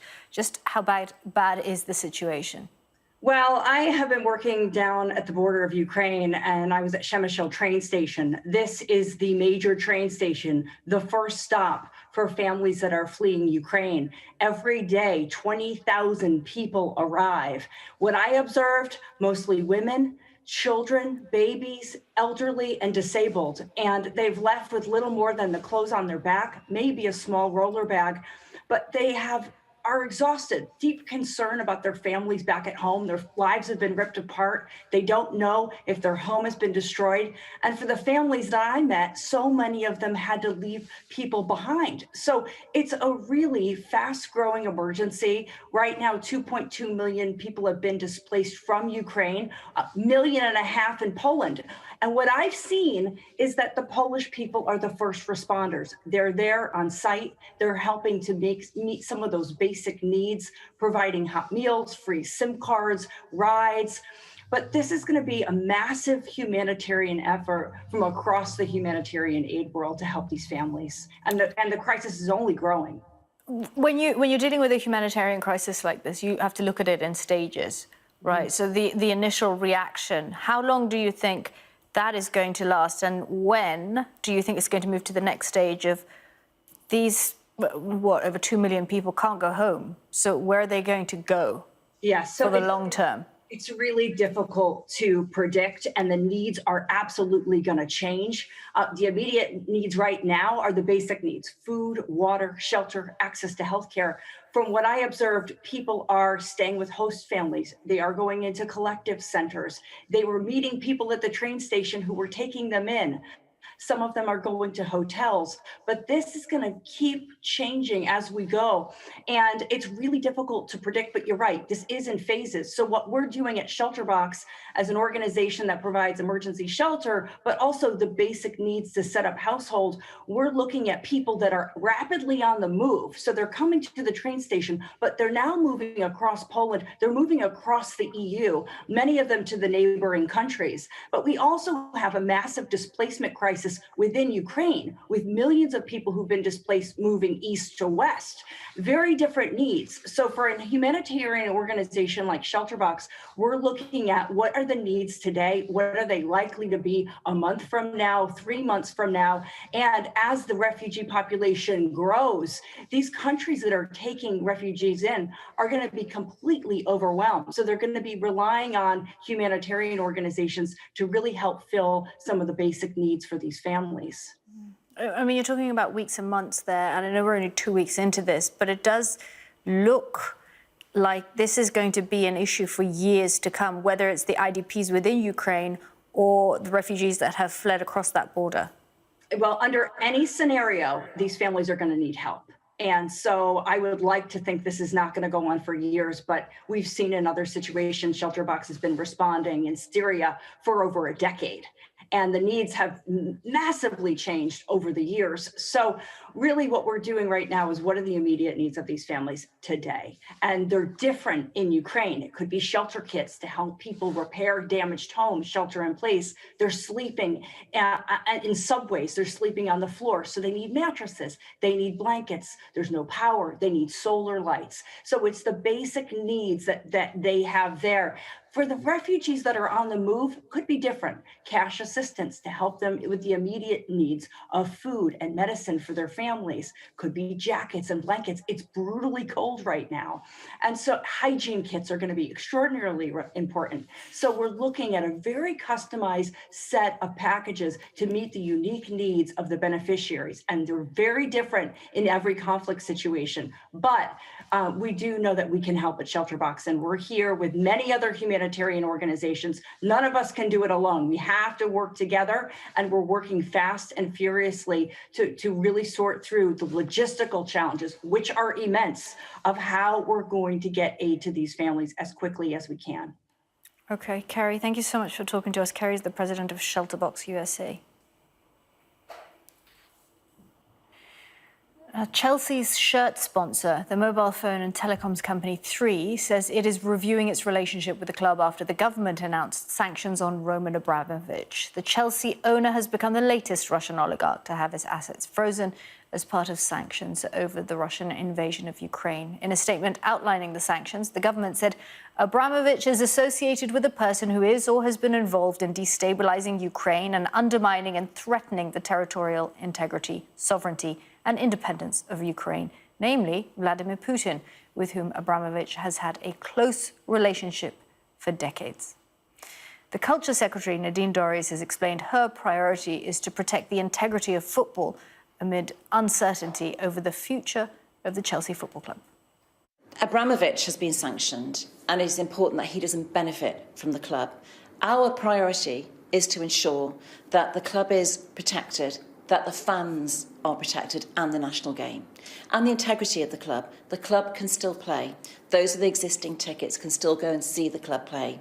And that is our priority, that the integrity of the club remains intact. But can Abramovich benefit from revenue that the club may earn? No, which is why we've taken the measures in terms of the licence that we have. Joining me from the Chelsea Stadium, Stamford Bridge, is Sky Sports News reporter Rebecca Williams. So, Becky, how is this news being received there?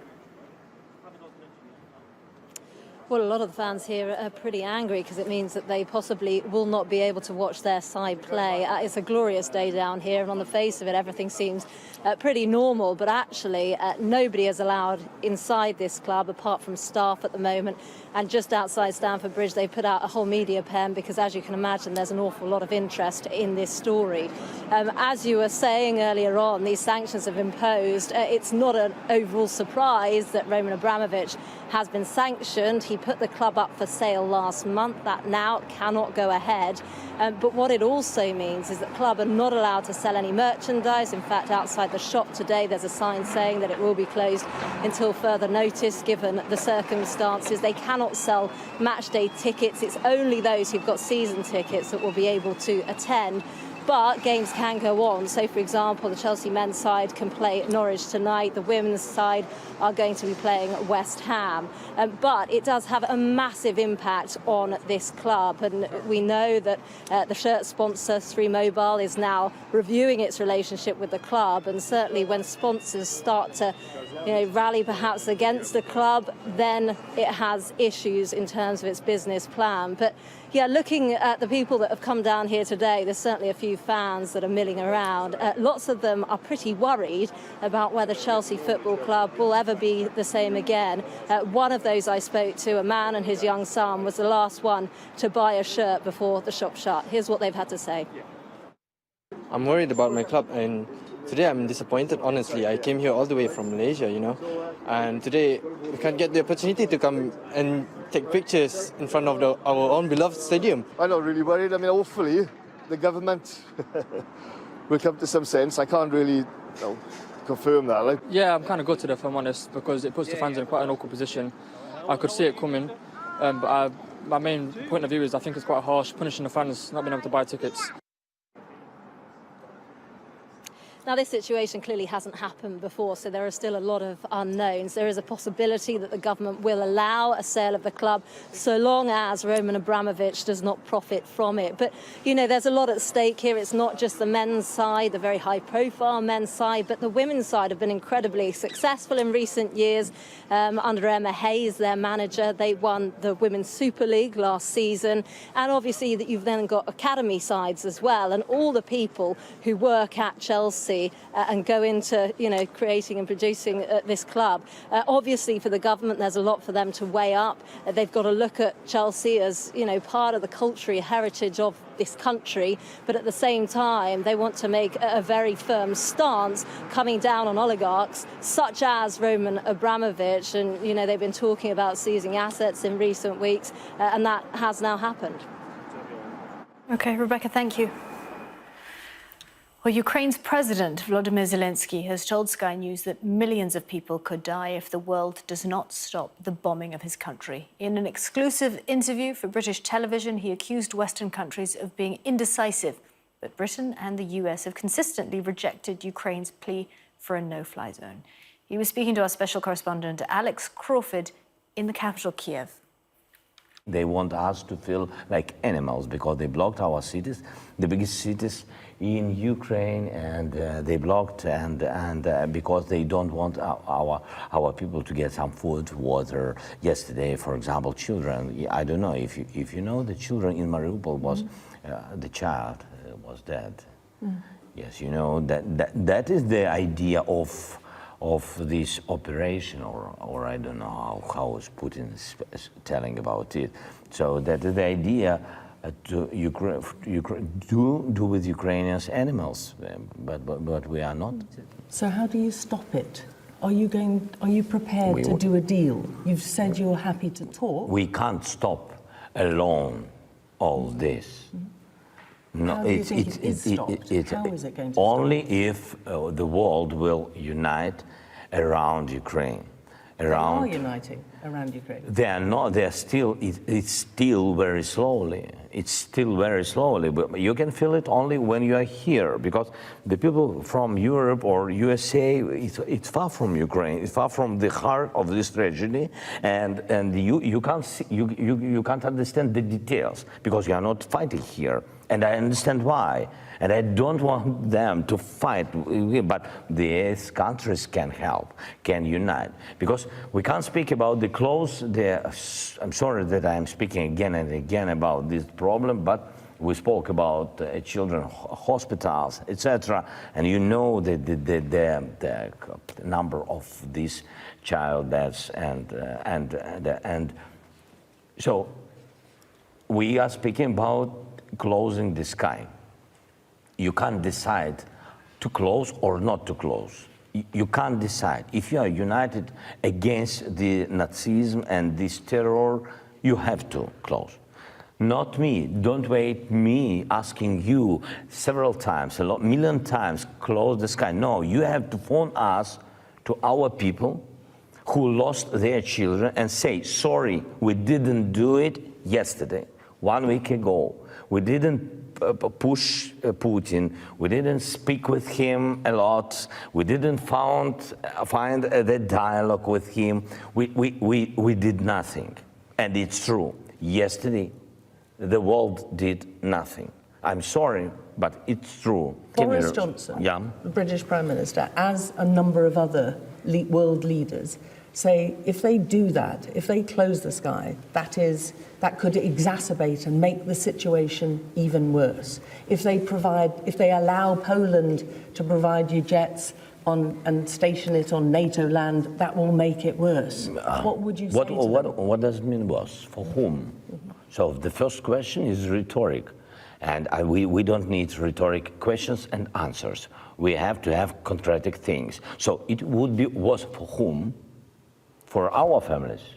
No. For whom? For them? No. Who knows? Nobody knows. But we know exactly that now is very bad. And in future, it will be too late. And believe me, if it's prolonged this way, yes, you will see they will close the sky, but we'll lose millions of people.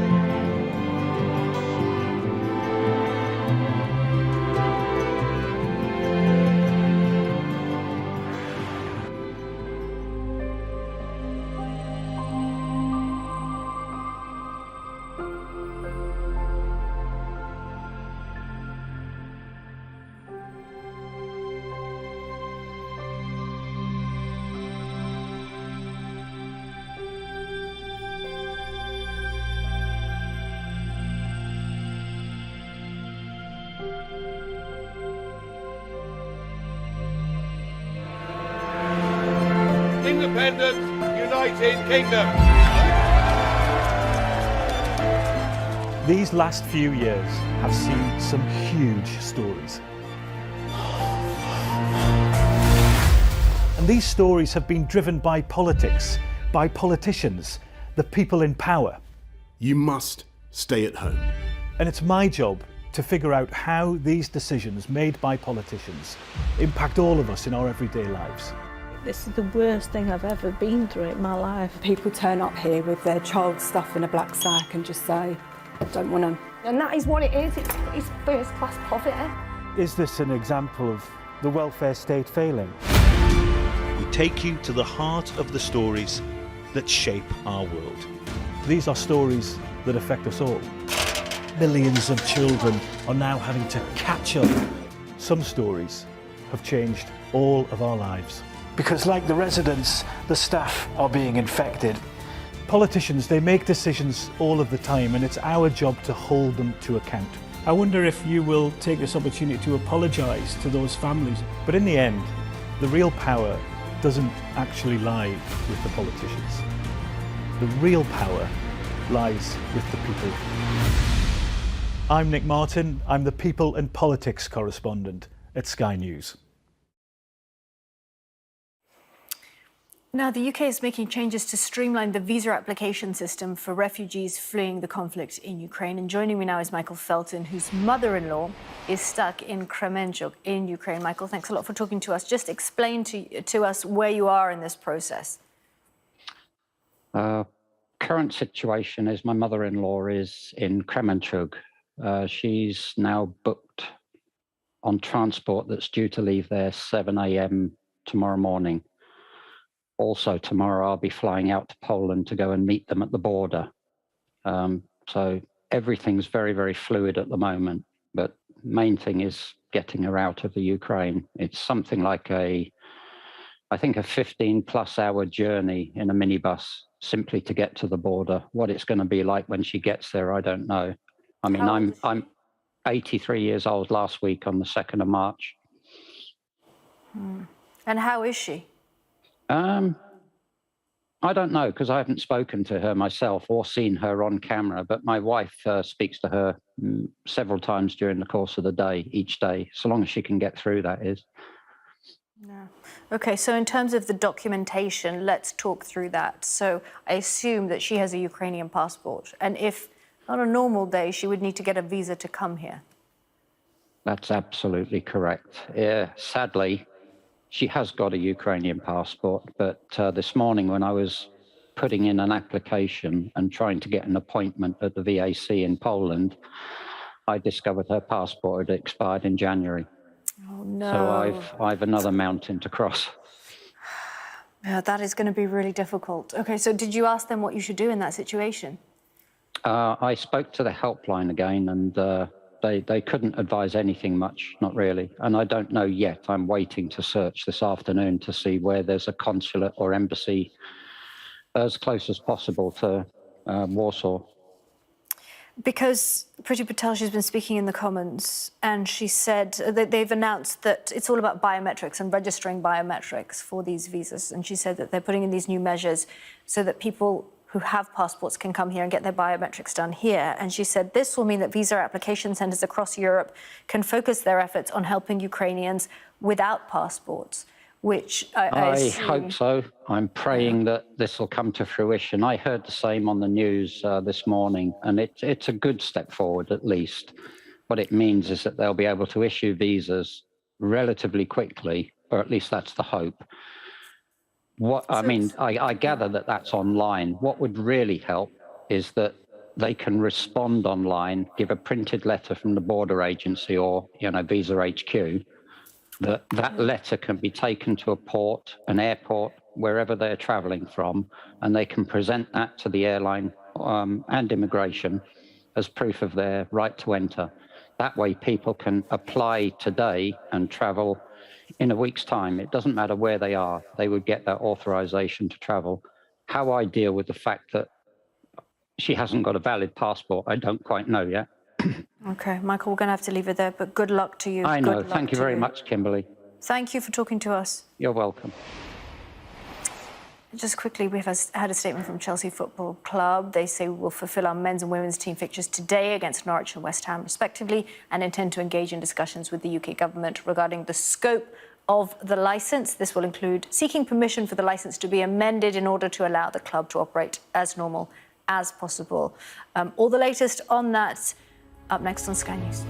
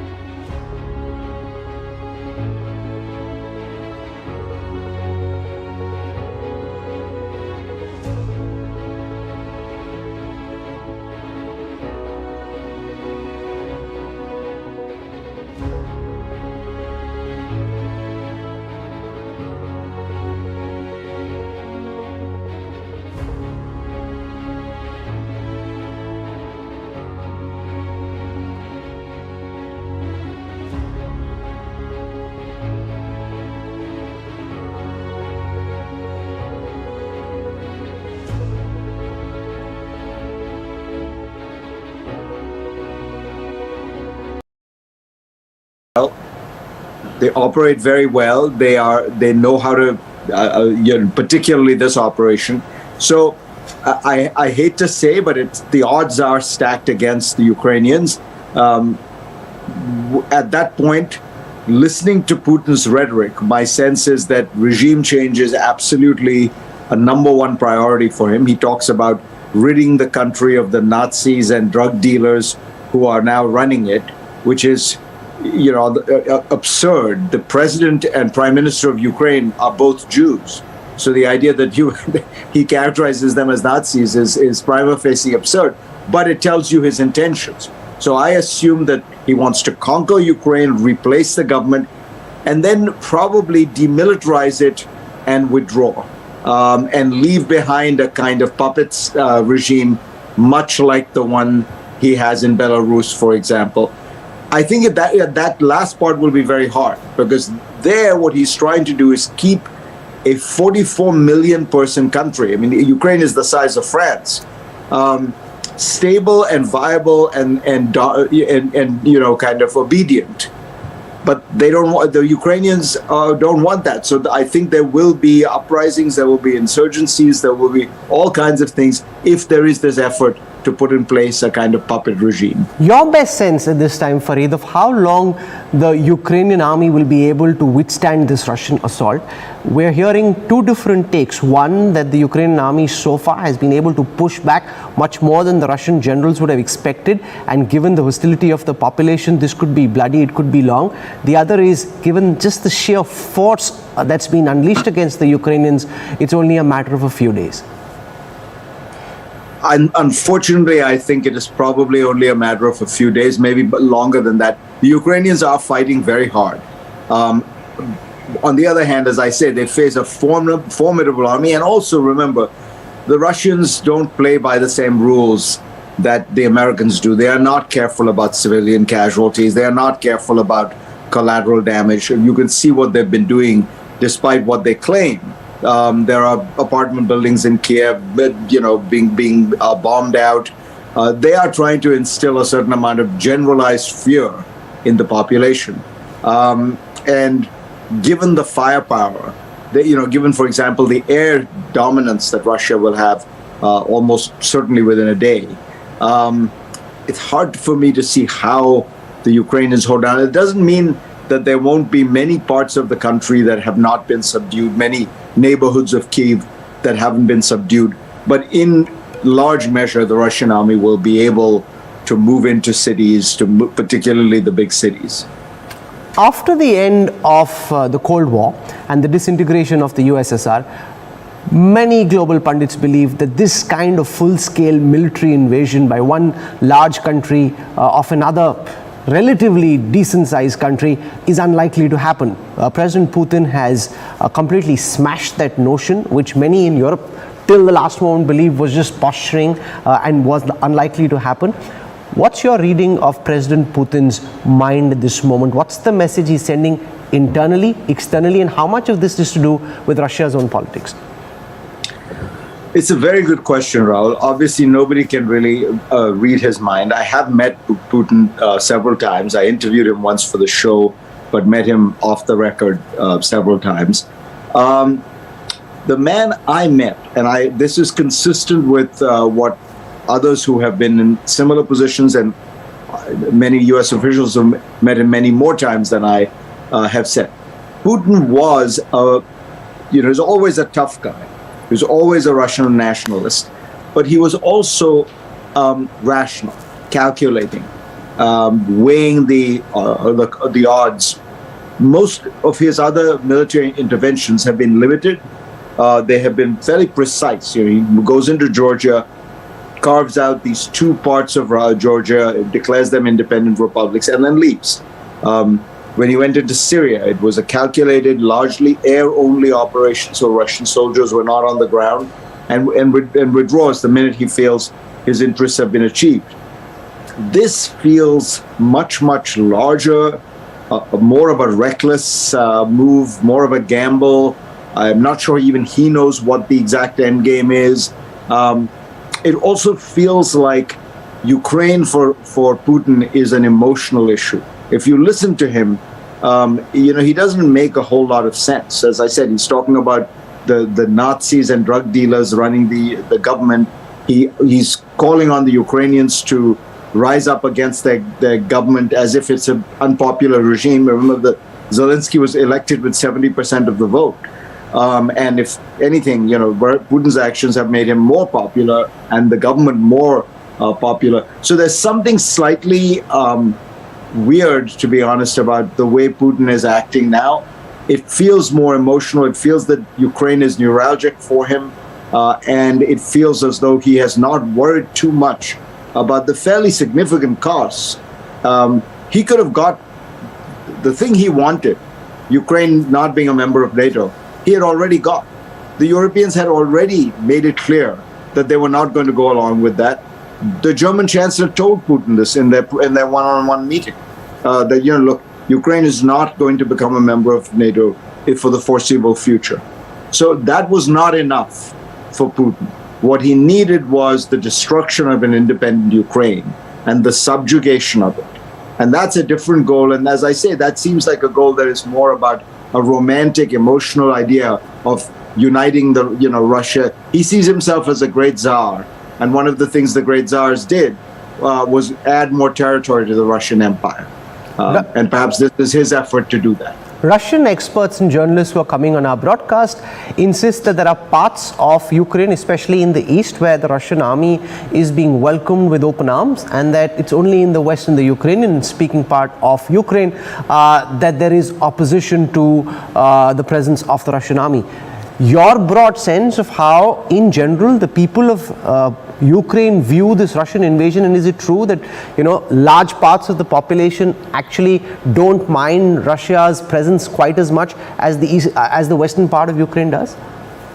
So Ukraine is a complicated country. The Crimea, which Putin annexed in 2014, was both Russian-speaking and largely pro-Russian. And the people in Crimea were glad to be part of Russia because, remember, Crimea was always part of Russia. It was in a rather bizarre moment given to Ukraine in the 1950s by Khrushchev. Then you have the eastern part of Ukraine, which is largely Russian speaking. It is not, by the way, a majority of Ukraine or anything like that. It's about 7% of Ukraine. That is a little bit more complicated. There are Russian speakers there, but that doesn't mean they're pro-Russian, and that certainly doesn't mean they're pro-Putin. We can't be sure what's going on there because there is these two puppet regimes set up by Putin who are, these Ukrainian separatists. So, there clearly are some Ukrainians in that 7% of the country who want a closer relationship with Russia. But look, you don't have to speculate that much in a country like Ukraine because they've had several elections. The Russians, the kind of pro-Russian segment of the Ukrainian parliament, it was about 10-15% maximum in the last election. And that group has become much smaller in a sense because the one thing Vladimir Putin has done, he has created a much stronger Ukrainian nationalism than ever existed before. He has created a sense of a nation. He has, in the way that threats often do, Putin has made Ukraine realize that it thinks of itself as a nation. So I actually think, far from the Russian army being welcomed, by sending the Russian army in, he has turned a lot of people who might have been ambivalent about where they stood into Ukrainian nationalists. Let's spend a moment on President Zelensky. You'd recall he was quite a star at the World Economic Forum when he'd come to Davos soon after being sworn in. He was trying to remake Ukraine in a younger, more business-friendly image. And here he is, a former comedian, actor, now fighting against immense odds and emerging as a hero, not just for the people of Ukraine, but being praised across the world. How long can he and his government last? Will he stay right till the end, or is he likely to leave, in your view? I think that so far, one would have to say, I'm extraordinarily impressed by his courage. I mean, this is a man who's still there. He's still there with all his top aides, with the Speaker of the Parliament, with the Defense Minister. They are all in Ukraine. The former president of Ukraine, Poroshenko, as you probably saw the video, is out with a volunteer group with rifles. This is a very different situation than Afghanistan, if you recall, when Ashraf Ghani got on a plane and left. So I think that one has to be impressed by Zelensky's determination and courage. Has he played everything perfectly? No, he is a somewhat inexperienced guy, and he started talking about maybe Ukraine finding some way to be neutral. Look, if he had said that 3 weeks ago, this crisis might have been averted. Though, again, I doubt it, because if you look at the complexity, the thoroughness of the Russian operation and the degree to which they're going, it feels to me like Putin's goals were much larger always. So yeah, I think Zelensky has been a good president, a good leader at a difficult time. By the way, he's not just a comedian. I've met him several times. He built a fairly impressive media business. He had his own, production company and things like that. So he started out as a comedian, but he's also a very successful businessman. I mean, successful by any standards in any country. Tens of millions of dollars of revenue and things like that. So many employees. So he's a sophisticated person. He's not quite the image that comes up sometimes as a comedian is not quite right. Is the invasion of Ukraine a comma or a full stop in President Putin's designs and his vision of a new Russia? Because many countries joined the NATO alliance after the disintegration of the USSR. Do you think that Putin would want to extend beyond Ukraine his attempt to try and add landmass to Russia? Or do you think this is the message he wants to send, and this is where it's likely to end? It's dangerous to say anything about Putin because, as I say, he's become very volatile and quite emotional. My own sense is that Ukraine is centrally important to him.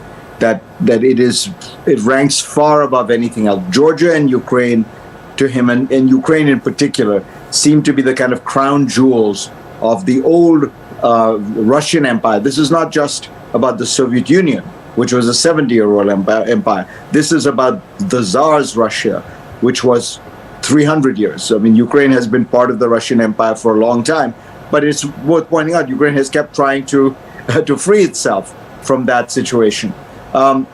I don't think he would dare attack the Baltic republics, which is the next and closest place he could go, because they are members of NATO, because it would trigger the Article 5 commitment, and then he would be facing not just a NATO, but the United States with nuclear weapons. And I'm not sure that even Putin wants to do something like that. So I think what he wants at this point is a defanged, subdued, subordinated Ukraine, just like Belarus is, like some of the other states around him are, what the Russians call their near abroad. And I suspect that he would regard this as a great historical achievement in his own mind. As I say, the kind of the Tsar who brought back Ukraine after it had dared to stray from the fold. President Zelensky is making desperate pleas for help. Could and should the world have done more? Could President Biden, countries in Europe have done more to prepare Ukraine for the scale of the invasion that they're facing? And everyone's talking about help, but what's the realistic help that Ukraine can expect now that the Russian army is on them? Yeah, great questions as always, Rahul. In retrospect, of course, people could have done more. But I think very few people believed that there would be a Russian onslaught of this magnitude. Even the Ukrainian government didn't believe it for several weeks while the United States was announcing the intelligence it had, predicting the moves of the Russian government and the military, which turned out, I have to say, to be remarkably accurate. I mean, the U.S. intelligence in this case was almost close to 100% accurate, and the Ukrainians weren't willing to believe that Putin was going to do what he ended up doing. So everyone has been, in some sense, taken aback, and in retrospect, I think the most important thing would have been more military hardware. It would not have deterred the Russian attack, but it could have helped Ukraine defend itself. One of the things that seems to be very effective has been the Javelin missiles, which allow, they're essentially anti-tank weapons, and they have allowed ordinary Ukrainian soldiers to be able to attack Russian tanks. It changes that David-Goliath equation a little bit. And you're right about the challenge here is we're trying to do something very, very big and important, but we don't have the means to do it. We don't have, no Western country wants to try to go to war with Russia over Ukraine. Ukraine is not a member of NATO. It is not does not have self-defense treaties with any of those countries. And the Russian army is, as I say, you remember at the height of the Cold War, the reason in the 1980s the United States deployed short-range nuclear missiles in Europe was that even then, at that point, the US and NATO did not believe that they could be sure of winning a land battle against the Soviet army. And so they wanted to add in a nuclear component to say, this is the threat. It's not just that we will field a larger land army against you, but that we will use our nuclear weapons. So the Russian army has always on that area been quite formidable. It's an easy area to move through. Ukraine is a large, flat country. So very hard to know what could be done now other than raise the costs for Russia in every possible way. And I think that is the steady path that the Western world and a large part of the international community is on. President Zelensky has dialed Prime Minister Modi. What do you make of India's position? At the United Nations Security Council, India, along with China and the UAE, abstained from being part of a resolution against the Russian invasion of Ukraine, which in some senses is understandable given India's dependence strategically on weapon systems from Russia, which no other country, including the United States at this moment, is willing to give. India trying to walk a very fine line here. How is that being perceived internationally in your view? Not very well, honestly. I think that this is the greatest diplomatic crisis for India since the end of the Cold War. India has to figure out what its strategic posture and vision is going forward in a new world. And I think it still has not come to terms with the fact that it has to make strategic choices. It cannot try to continue to play this game of being multi-aligned and all this kind of thing. These are slogans. This is not strategy. I understand India's dependence on the Russians for military hardware, nuclear submarine, aircraft carrier. But the truth is, the real question is, should India be moving in a different direction on that front as well? It's not entirely true that no other country would give it those things. The US has offered to engage in much deeper defense cooperation with India, which would clearly lead to that. But the Indians have, a long legacy of dealing with Moscow, and they have a comfortable relationship in the defense area, and they want to preserve that. And at the same time, they want to preserve a new relationship with the United States. It's very simple, it seems to me, Rahul. We've talked about this before. The central strategic fact for India, the central strategic fact probably for the next 25 to 40 years, is the rise of China. India has to figure out in that context what are its national interests and therefore what is its grand strategy. You will notice that the much talked about Quad is now a three-legged stool, because the other members of the Quad have come out very resolutely against the Russian aggression. They are putting in sanctions. They are coordinating with all the European countries. It is just India that is the odd man out. Can I counter what you're saying to say, Quad was never about Russia, it was about security in the Indo-Pacific, and it's a bit like America's relationship with Pakistan. You know that there are many things that are wrong with what Pakistan does, but the Americans very often say, we just hold our nose and let it be. India is the more important partner. There is no question about that. And if you speak to the Mandarins at the Ministry of External Affairs, they'll say the same thing, that yes, what Russia has done is wrong. We don't need to say so publicly. We just need to hold our nose, as America does when it comes to Pakistan, and focus resolutely on India's national interest first. What America thinks doesn't matter quite as much as what India needs to do in its own larger interests. Right, and the point I'm making is, what is in India's larger interests? What is in India's long-term interests, given that the central reality is the rise of China? I have always advocated that India have a much closer strategic relationship with the United States, and if they had begun to do so, which, to be fair, Prime Minister Manmohan Singh took India a long way forward in that regard, and if that process had continued, I have no doubt that the United States would be willing to be India's, defense partner. And by the way, one doesn't need to point out, U.S. military hardware is a lot better than Russian military hardware. And so there's, first of all, the practical reason to do it. Secondly, I understand that there has to be a balancing, but even China said Ukraine's independence and sovereignty should not be breached. No country's sovereignty should be breached. You haven't even heard words like that come out of New Delhi. And finally, this is not just about the specifics here. There is a broader issue of the kind of rules-based international order that India and all countries benefit from. If you normalize the idea that a country can simply take away territory from another country, and there are no norms around it. There are no sanctions about it. There is no deterrent effect about it. Does India really want a world like that, where the Chinese army could just come in and take more of Kashmir, and there would be no international reaction? Does it want a world in which the strong rule? This is entirely contrary to the vision of Nehru and India's founders. Look at what the Kenyan government did in the United Nations. The Kenyan ambassador made this eloquent speech saying, look, all Africa's borders are made up by colonial powers. But we decided that rather than go through generations of war and insurgencies and counter-war, we would live within the UN system, within international law, within the multilateral rules-based international order, because we don't want a world where the strong rule over the weak and where might makes right.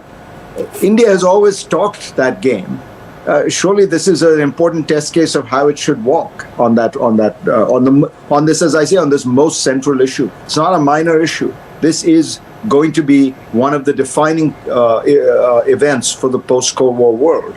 And let's face it, India is on the wrong side of it. Farid, you spoke of the Chinese army coming into Kashmir and taking parts of Ladakh. I think what we've seen during the Galwan fist fight is that if the PLA came in, they'll get as good as they give, and therefore that message has gone across to Beijing as well. They've amassed their forces. India standing up with the belief that in a battle like the one that we're facing with China, you're on your own, and in the manner in which the United States didn't ultimately come to Ukraine's rescue, nobody will come to India's rescue if it had to take on the PLA, and therefore in that very complex situation, India must do what India must.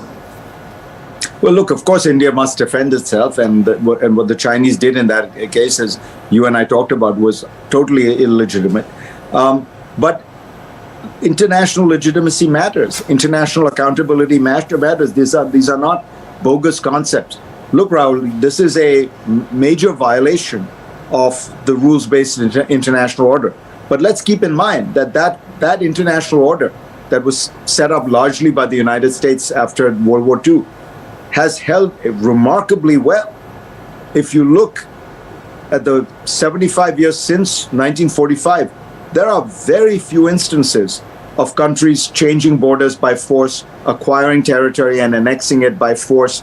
This was something that was routine in international life. If you look at the 100 years before 1945, this was one of the most common things that happened all the time. A province like Alsace-Lorraine, which borders France and Germany, went back and forth between those two countries 4 times in 70 years. These things happen very rarely since 1945. So there has been a very strong normative, rules-based system that has worked for the most part. Okay. But it only works if the violations are held up as illegitimate. And I think what India would want in a situation like that is that the world condemn China. Yes, it's going to be hard to get into a world war with China about it. But just as in 1962, the United States condemned China and actually helped India, you would I think hope for a lot more if the Chinese were to do it again. After President Trump was voted out of power in the United States, President Biden signaled that America was once again willing to engage more closely with its allies and play in some sense as leader of the free world or the democratic order. How has President Biden done in your estimates so far? He failed to invoke swift sanctions against Russia, which would have crippled the oligarchs and impacted Putin and all those around him and hit the Russian economy hard. So the one nuclear missile he held back when he could have fired it, and many people who are watching in India are wondering if he hasn't invoked swift sanctions when Russia invaded Ukraine in the way that it did, what's he waiting for? I think they've played a difficult hand reasonably well. They have tried to mix a degree of deterrence with a degree of diplomacy. They offered Russia several diplomatic off-ramps at several points. They enlisted the Europeans to do the same, Macron and Scholz. So I think there was a fairly strong deterrent component and there was a fairly strong diplomatic component, which is what you'd want in a situation like this. And now that the Russians were not deterred, they are trying to pile on the costs. You're right that he has not invoked SWIFT, and as you probably know, because this has been well reported, the Germans and the Italians basically refuse, and SWIFT can really only be put in place with European approval. The Italians want to continue to be able to sell their luxury goods to the Russians. The Germans worry about their energy relationship. So, look, everyone is trying to do what they can without incurring too many costs on themselves. I think it's a mistake. I think that this is such an egregious violation that it is very important that it be called out, that it really undermines the rules-based international order. And if it's important that Russia pay a price. I would like to see the Biden administration surprise us with some of the countermeasures. So far, it's all been fairly predictable.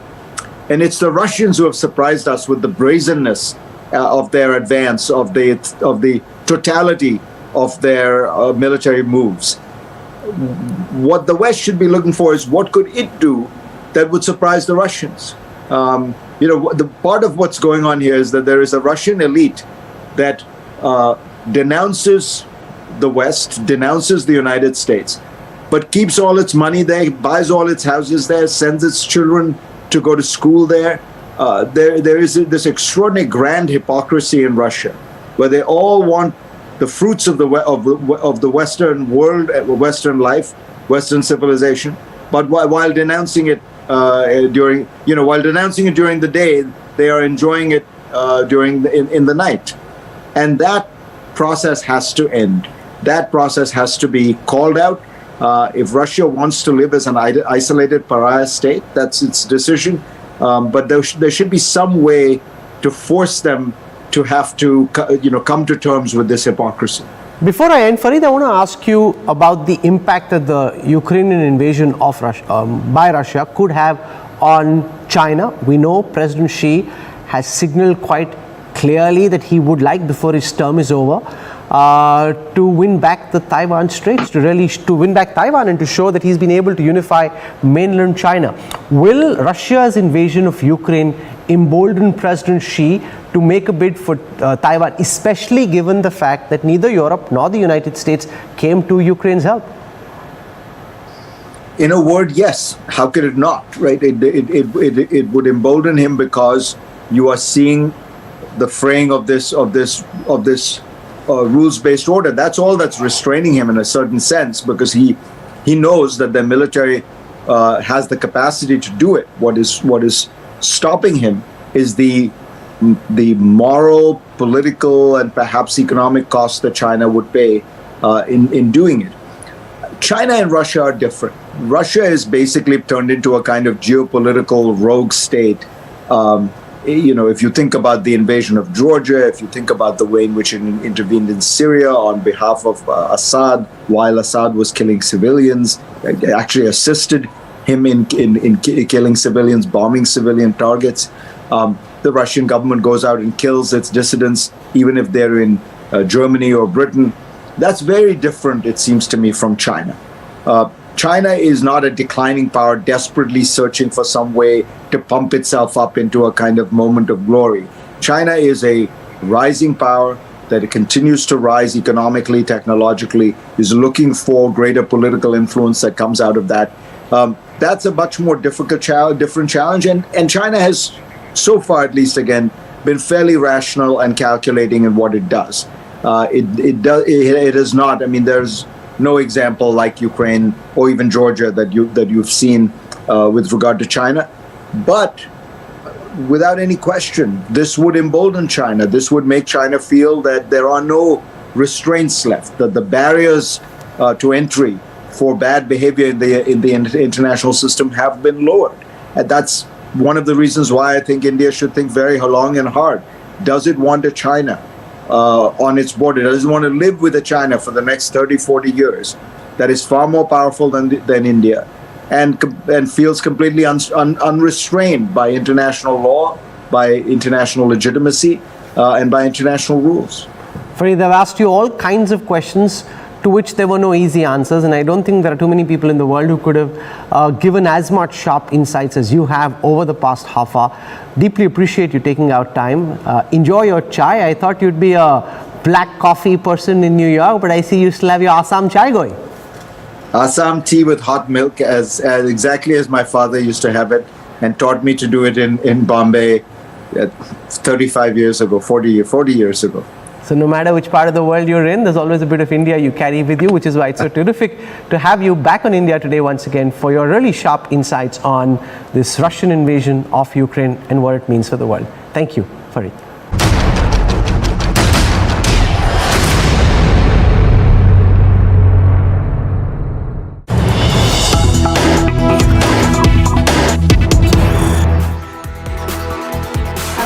Continues its extensive coverage right from the war-torn country of Ukraine. I'm Nabila Jamal. Here's some breaking news that's coming in. Zelensky now calls out Russia over Mariupol's hospital attack, says that Russia is lying In fact, women and children were present in that hospital during the attack. These are claims made by Ukrainian President Zelensky, who calls for global unity against Russia's war crimes.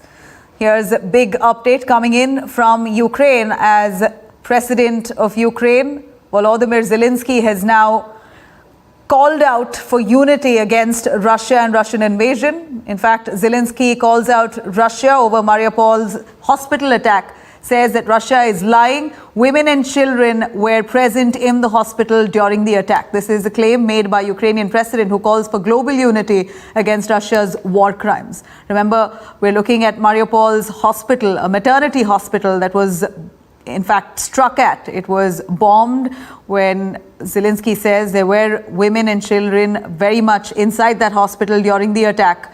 And he calls this an absolute atrocity. Let's take a listen. President Zelensky speaking on the same. Росіянам збрехали, що нібито у лікарні.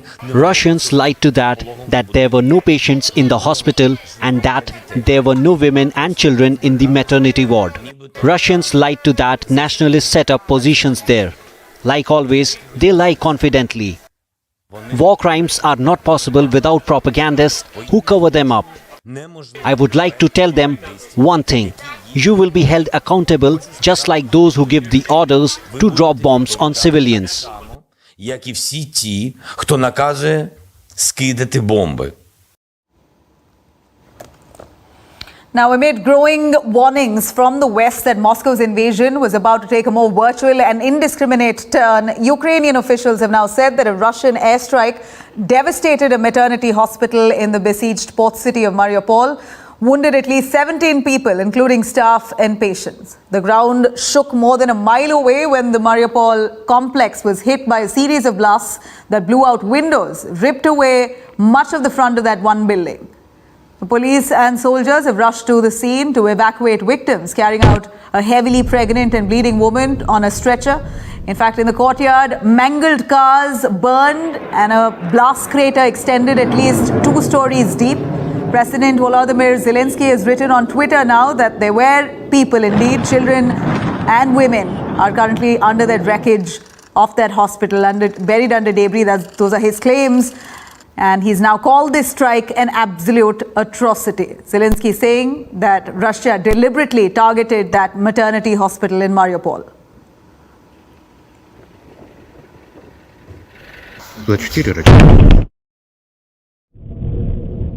They want us to feel like animals because they blocked our cities, the biggest cities in Ukraine, and they blocked and because they don't want our people to get some food, water. Yesterday, for example, children. I don't know if you know the children in Mariupol was the child was dead. Yes, you know that is the idea of this operation, or I don't know how is Putin telling about it. We can't stop alone all this. No, How do you think it is stopped? How is it going to only stop? if the world will unite around Ukraine. They are uniting around Ukraine. They are not. They are still. It's still very slowly. It's still very slowly. But you can feel it only when you are here, because the people from Europe or USA, it's far from Ukraine. It's far from the heart of this tragedy, and you can't see, you can't understand the details because you are not fighting here. And I understand why. And I don't want them to fight, but these countries can help, can unite. Because we can't speak about the close, I'm sorry that I'm speaking again and again about this problem, but we spoke about children hospitals, etc.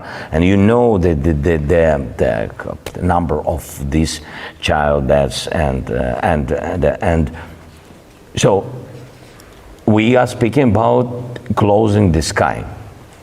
You can't decide to close or not to close. You can't decide. If you are united against the Nazism and this terror, you have to close. Not me. Don't wait me asking you several times, a million times, close the sky. No, you have to phone us, to our people who lost their children, and say, sorry, we didn't do it yesterday. 1 week ago, we didn't push Putin. We didn't speak with him a lot. We didn't find the dialogue with him. We did nothing. And it's true. Yesterday, the world did nothing. Now I'm going to cut across to some images here on your screens that shows the before and after satellite footage of the intense airstrike by the Russian offensive in Mariupol. Now these are aerial footages, satellite footage here that very clearly shows the kind of destruction. In fact, on the left you can see the Mariupol city before the attack, a very established structured city that has now been demolished and desecrated. The airstrike aftermath on the right hand side of your screen shows how the city has been under constant attack. Day 15, we're looking at constant bombarding, shelling, strikes. Latest hospital in Mariupol that was bombarded. In fact, we're looking at Mariupol, the port city now, that's been completely come under attack by Russian forces, Ukrainian civilians there and their forces there trying hard to resist. But here we see the kind of damage, the extent of damage that's been carried out in the port city of Mariupol by the Russian forces.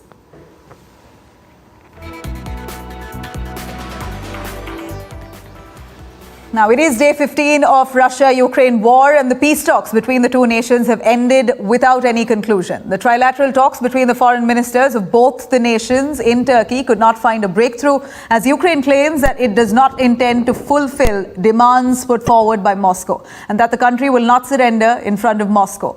This in fact came after Russia maintained that all of its demands, including that of Kiev, takes a neutral position and drops aspirations of joining the NATO alliance, must be met with to end its assault at the earliest. In fact, Turkey was hoping to be able to mark a turning point in the Russia-Ukraine conflict through these trilateral talks, but so far there hasn't been a breakthrough.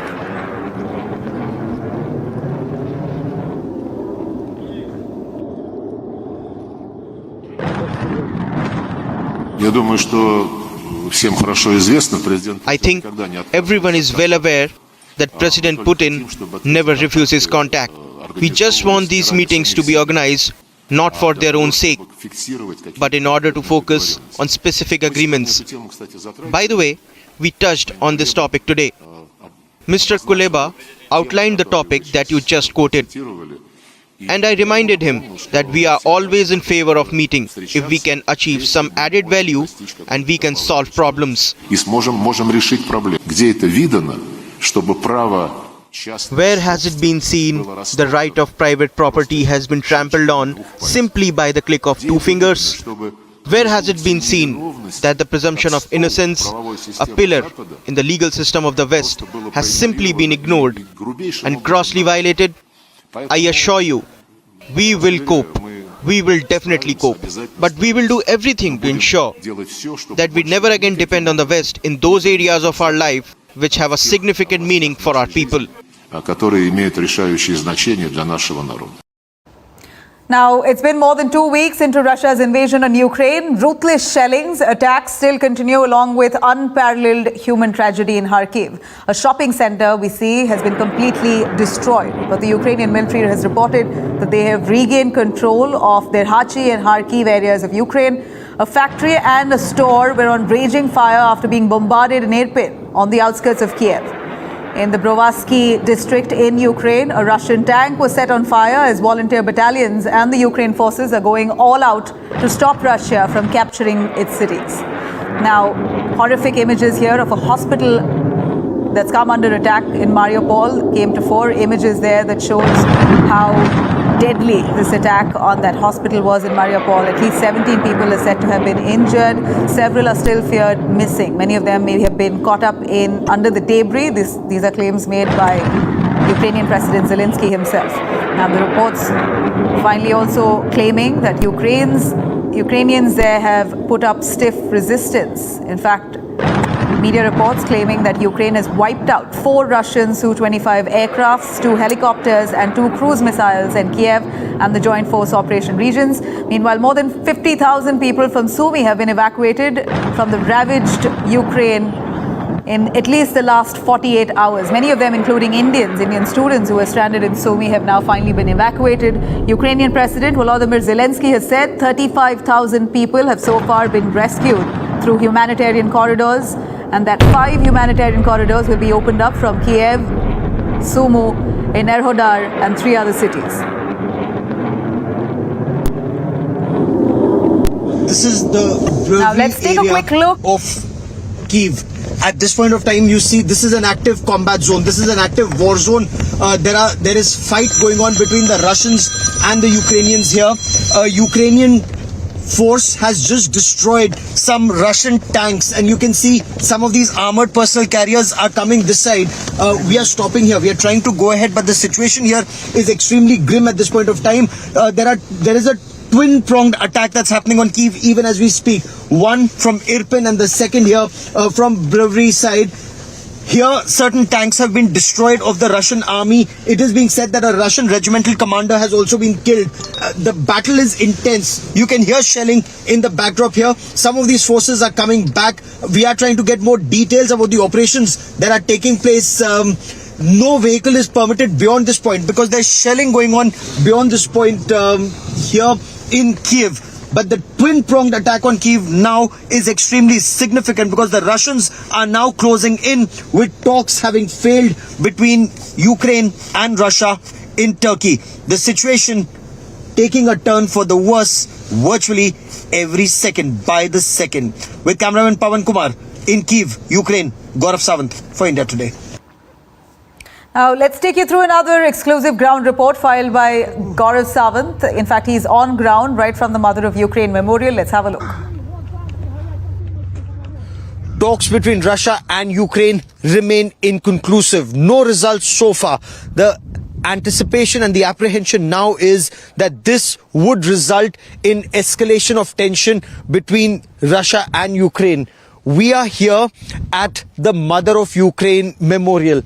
Her big statue that inspires an entire country, and all the Soviet-era weapons and missiles, from a MiG-21 to a MiG-27 to missiles and tanks, including the T-55, all parked here.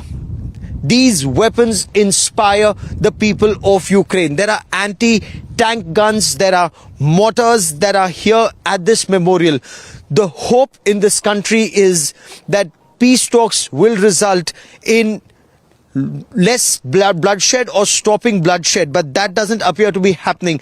The temperature right now is -2 degrees. From the flutter of the flag, you can very easily see that it's very windy, feels like -5, and in this sub-zero temperature, people are preparing for the siege of Ukraine, the siege of Kiev. Tension palpable in the air. Tension as multiple new checkpoints have now come up. Tension is also visible with new defenses being prepared, not just on the outskirts of Kiev, but now inside the city. Air defense equipment, surface-to-air missiles, tanks, armored personal carriers. Troops are now moving closer to the city or inside the city to protect Kiev from an imminent Russian attack. And that attack could come as early as tonight or in the next 24 to 48 hours. And there is a reason for this. The reason very clearly is probe missions being mounted by the Russian army. Some Russian tanks tried to enter the city. They were engaged. According to Ukrainian army officers India Today spoke to, some of the commandos, Spetsnaz commandos, have already infiltrated inside the city with their weapons, and there are reports of firing that were reported late last night at one of the checkpoints. The situation remains tense and is likely to worsen in the hours and days ahead. With cameraman Pawan Kumar in Kiev, Ukraine, Gaurav Sawant for India Today. Now, the capital city of Kiev is bracing for a final attack by Russia. Tanks and armored personnel carriers have been deployed at key strategic locations. In fact, Gaurav Sawant, who's been traveling to the length and breadth of Ukraine currently, brings us this report from the capital. He spoke to soldiers preparing for an imminent Russian attack.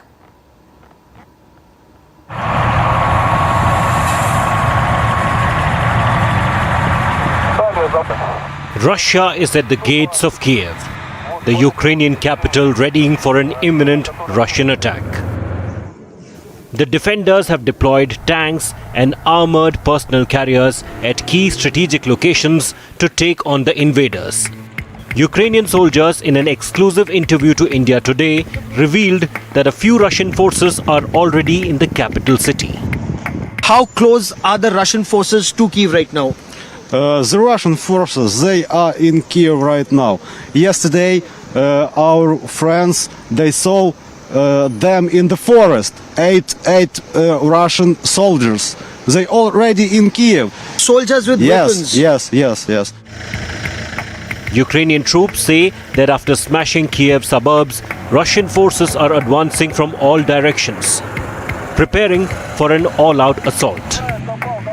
We are expecting enemies from some parts, and so of course they would like to make a circle around Kyiv, but so we are ready to meet him, and so our military forces, they are very nice in protecting now. Really believed that they will be met by our people with flowers, but we meet them with bullets only. Even as the war rages on the ground, Moscow is bringing the heat down diplomatically. Vladimir Putin's administration has said Kremlin is not trying to overthrow the Ukraine government. No. Ukrainian President Volodymyr Zelensky too made a climb down. Zelensky says he is no longer pressing for NATO membership, which is the biggest provocation for the Russian invasion. In another statement aimed at placating Moscow, Zelensky has said he is open to a compromise on the status of the two breakaway pro-Russian territories, Donetsk and Luhansk. The climb down comes ahead of talks between Russia and Ukraine in Turkey on Thursday. This appears to be new lines being dug, new front lines here in this battle for the defense of Kyiv. So far, this conflict was being fought in Bucha or Irpin on the outskirts, but now it appears that the battle is coming much closer. If talks do not succeed to bring peace, to bring about a negotiated settlement, then Russia's big assault on Kyiv could begin. And this could happen as early as the next 24 to 48 hours. With cameraman Pawan Kumar in Kiev, Ukraine, Gaurav Sawant for India Today.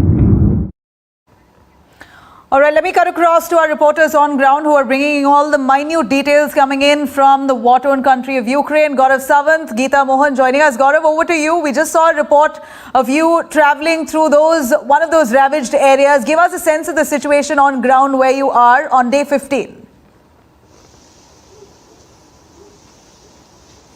So the situation is extremely tense on day 15. If I may, the attacks are happening already from two different flanks. Irpin is to the east and Burberry to the west, and Russian forces are trying to move in. They've launched several probe attacks, and we were on the front lines in Burberry where 5 Russian tanks have been destroyed in the past 12 hours. The Russians launched a probe attack. They fired, they moved in. And they were permitted to come a little deeper when they were a little distance away from the main body of the Russian column. There was an ambush, and 5 Russian tanks were destroyed and several Russian soldiers neutralized. We spoke to one of the commanders on ground, and this is about 2 hours from Kiev. So we drove about 2 hours from Kiev, went to the front lines, reported from where the Ukrainian tanks are now deployed, and they're poised. So they're poised in the next couple of hours. We are told that there will be an offensive. There will be an offensive from the Russian side, and there will be a counter-offensive from the Ukrainian side. And these are real front lines. Virtually, it's like between Delhi and Gurgaon, if I may. So the Russian tanks are crossing Gurgaon, and they are being challenged from Delhi side. It's that close, that much in urban areas is where this conflict is happening between Kiev and Burberry, where we were. And the fight is actually intense. We caught up with some soldiers. They didn't want us to photograph them. They were sleeping, they were resting on the roadside after a hard fight last night and preparing for the next fight either tonight or early tomorrow morning. But we saw some of the weapons that they had, some of the systems that they had, and they have the defender's advantage, at least in this point, given the fact that they are well placed on a higher ground. Their tanks are there, their armored personal carriers are there. You saw in that report of mine some additional tanks and equipment coming in, and their anti-tank guided missiles, and in a forested area there are more troops. So this is like urban warfare in the heart of the city, and it's likely to become more intense, especially when talks did not succeed. Nabila. Right, and that's precisely the question that Geeta, this was today the highest level talks between two of the foreign ministers, Ukraine and Russia, attempted at speaking in Ankara, who tried to mediate, but doesn't seem like there was much headway at all. In fact, Ukraine, we believe, urged Russia to allow for 24 hours of ceasefire so that aid can be reached to those in need, civilians can be rescued, evacuation process can be carried out. But Ukraine says there has been no positive response from Russia as yet. What really happened during those talks today? Please take us through. Well, the stance of both sides is so hard and so difficult when it comes to a climb down from either side, because it would mean a political disaster for Zelensky if there's a step down, a climb down on the demands that Russia has, and if he meets them, if he accommodates those demands. And on the other hand, for Putin, much at stake, given the kind of risk that Putin has taken.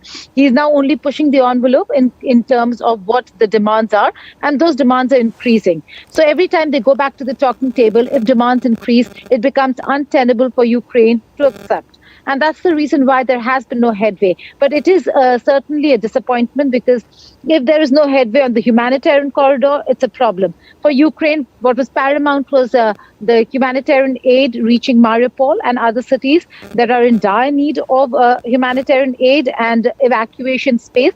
That certainly has not moved forward, and that is a concern for Ukraine.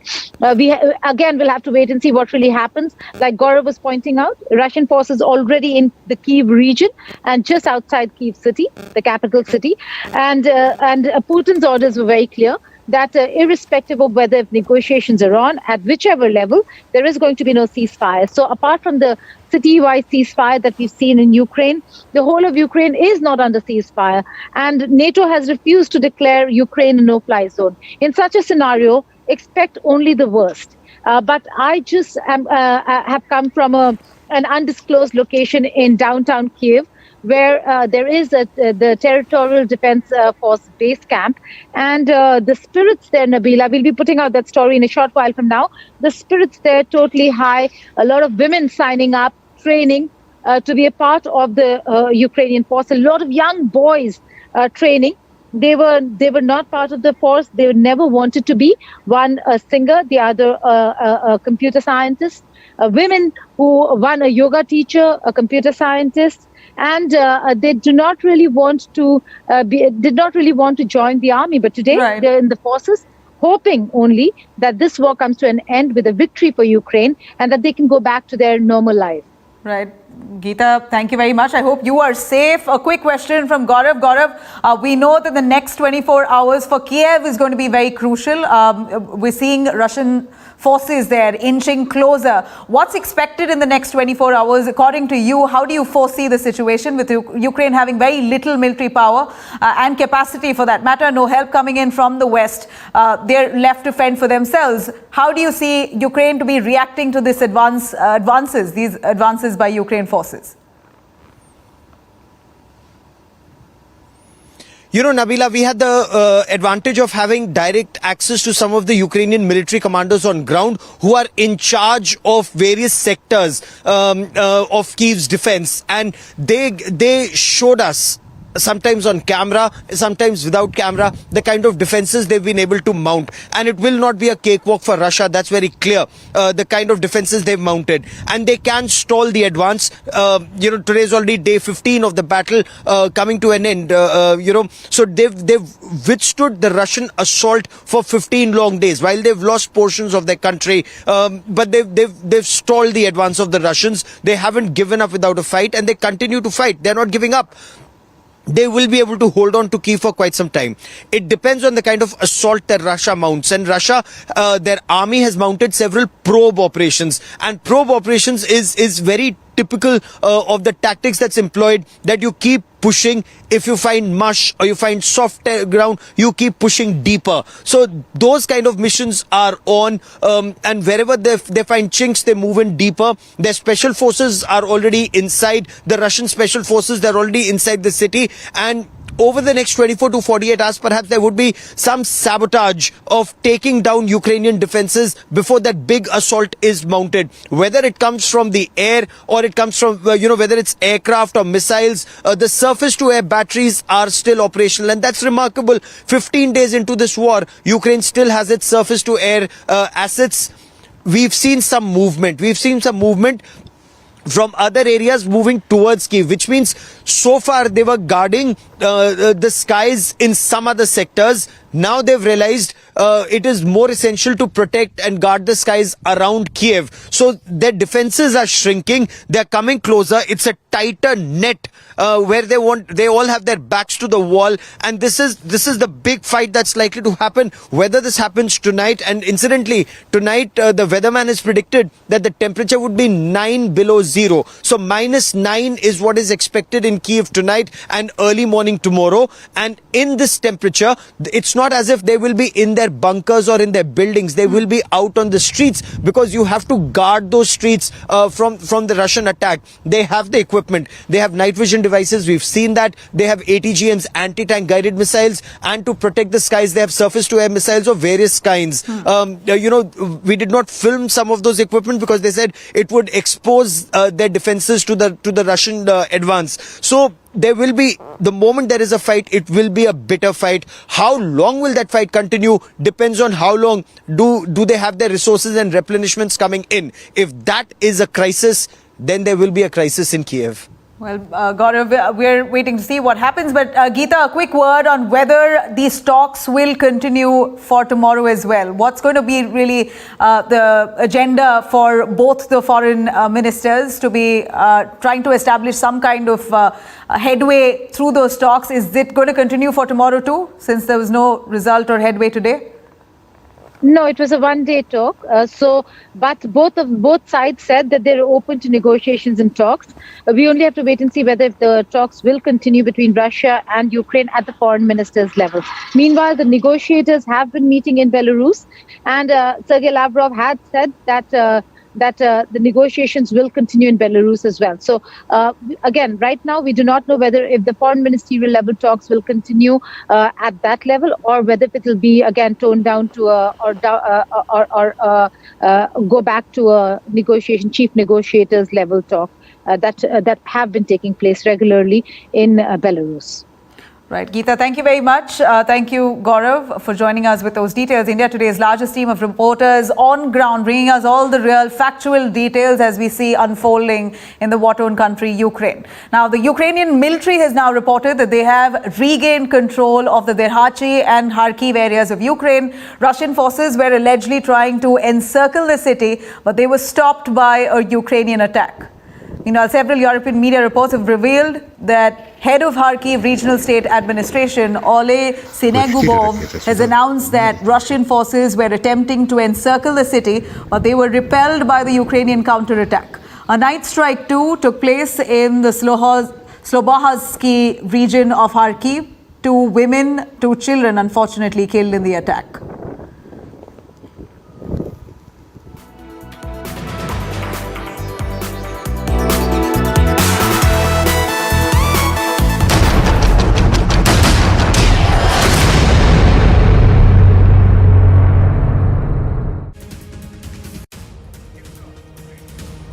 Hello and welcome to an India Today special broadcast that comes to you from the strife-torn Ukrainian capital Kiev.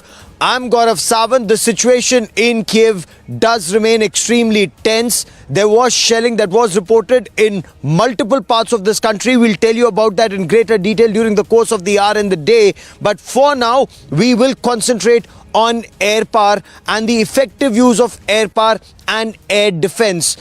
Russia's attempts to have total air supremacy and Ukraine's efforts and heroic efforts in places to ensure that Russia does not enjoy that air supremacy, denying the use of air power or at least checking it as much as possible. Over the course of the next half hour, India Today's team of reporters here in Ukraine and our producers in Delhi will get you all the details on this very crucial aspect. But that big story that's coming up is the United States rejecting Poland's offer of the MiG-29 air superiority fighters. Now, Poland yesterday had said, late yesterday, Poland claimed that they are willing to offer every operational MiG-29 fighter jet in the inventory of Poland's air force and give it to Ukraine, but not directly. Here's the catch.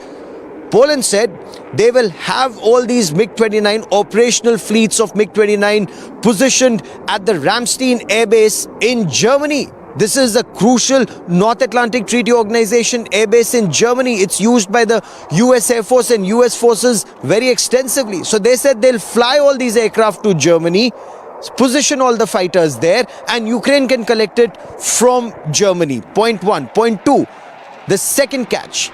Poland wanted corresponding US fighters with the same airworthy aircraft, same shelf life, and whether it's the airframe, engine or avionics, they should be airworthy is what they said, and they wanted with corresponding lifespan. So even if they're second-hand aircraft, they have to have the corresponding lifespan.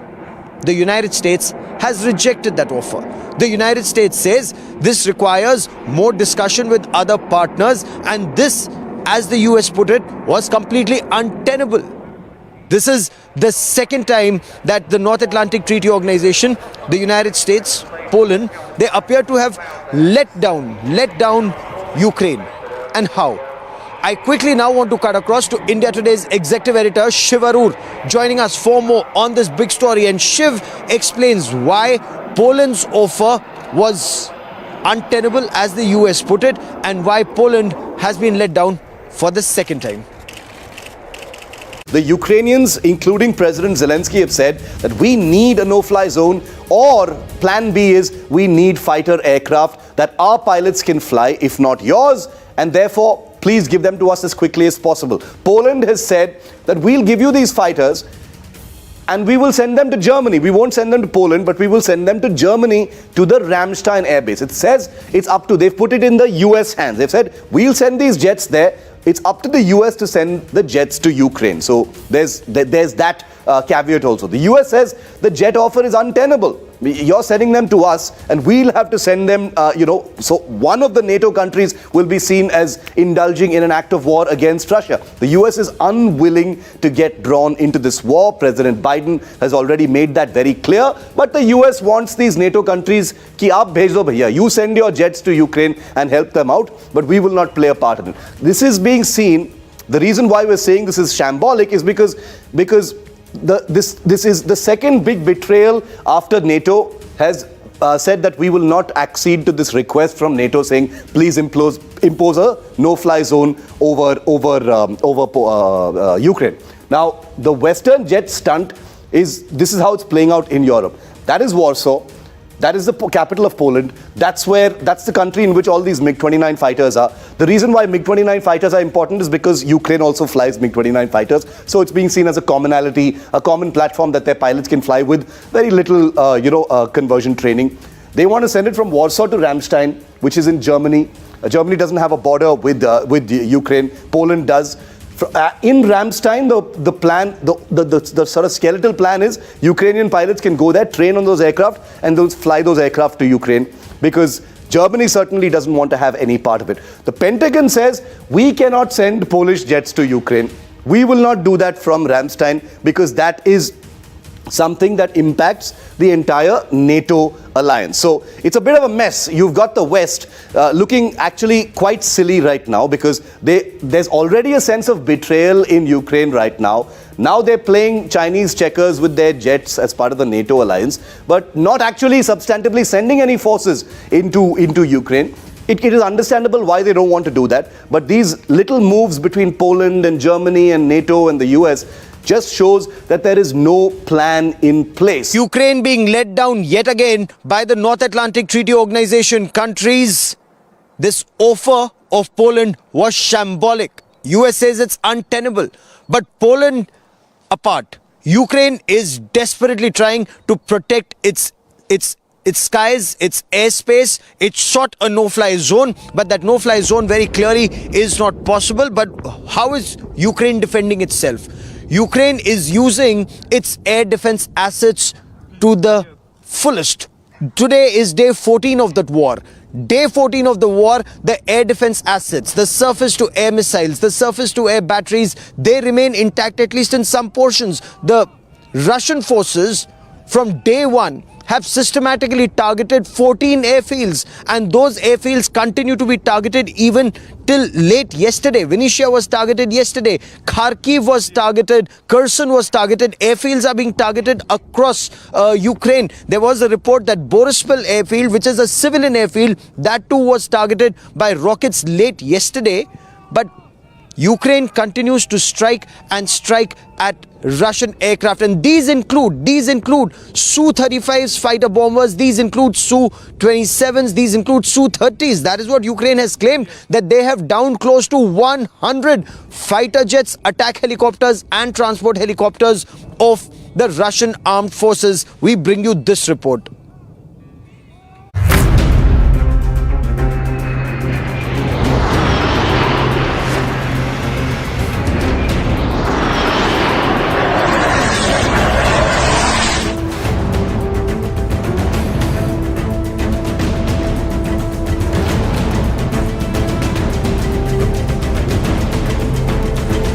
Russia fiercely escalates airstrikes on Ukraine. It is using its fighter jets to hit key Ukrainian cities. In the last 72 hours, Putin has unleashed the fury of Russia's hellbirds on Kiev and Kharkiv. Ukraine claims to have shot down a Sukhoi Su-34 fighter bomber in Kharkiv on Monday. They have released images of the debris of a Russian plane, completely destroyed and demolished. Ukraine also claims it has shot down more than 7 Russian war machines in the last 3 days, including jets and Mi-35 choppers. Ukrainian authorities have shared several images of pilots who they claim are Russians now in their custody. Мимо помилилось. Не, это ясно. У тебя слетное задание было, где карта? Russia is using its formidable air superiority to control Ukraine's skies.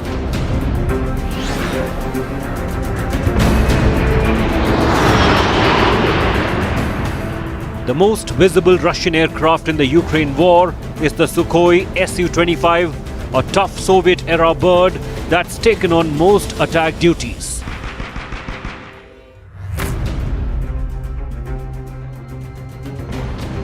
The Mi-24 is also being used by the Russian forces. They are sturdy, heavily armed, and used to support ground troops.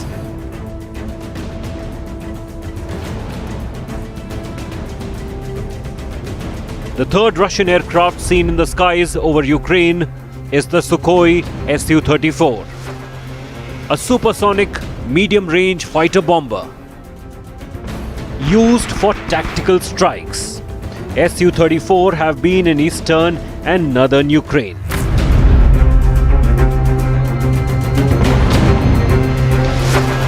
Another Russian attack helicopter on combat duty is the Cámara Ka-52.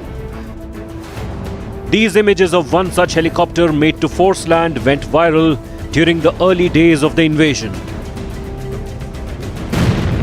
several more are said to be flying sorties on the northern border. The images coming from Ukraine show Russia's plans are striking deeper inside Ukraine than earlier believed. These airstrikes could be the prelude to the real battle for Kiev. Bureau Report, India Today. One of the most dramatic images in this war is the shooting down of a Mi-35 attack helicopter using a Stinger surface-to-air missile. And that image went viral worldwide. That image is being studied very closely by aviation experts and analysts in attack and defense mechanisms. Now remember, whether it's the fighter jets or helicopters, they're armed with flares and shafts to divert the heat-seeking Stinger missiles. But the use of these Stinger missiles by the Ukrainian ground forces, by their air defense artillery, by their air defense forces is a study in itself. Take a look at this report that went viral globally. Perhaps the most dramatic footage in 10 days of Russia's invasion of Ukraine. Cameras from a drone capturing a low-flying Russian Mi-35 attack helicopter falling prey to a Ukrainian Stinger missile. The chopper, flying at low altitude to avoid radars, to avoid eyes, meets a devastating end. The Stinger missile, supplied by NATO with infrared homing systems, hitting the helicopter with deadly accuracy.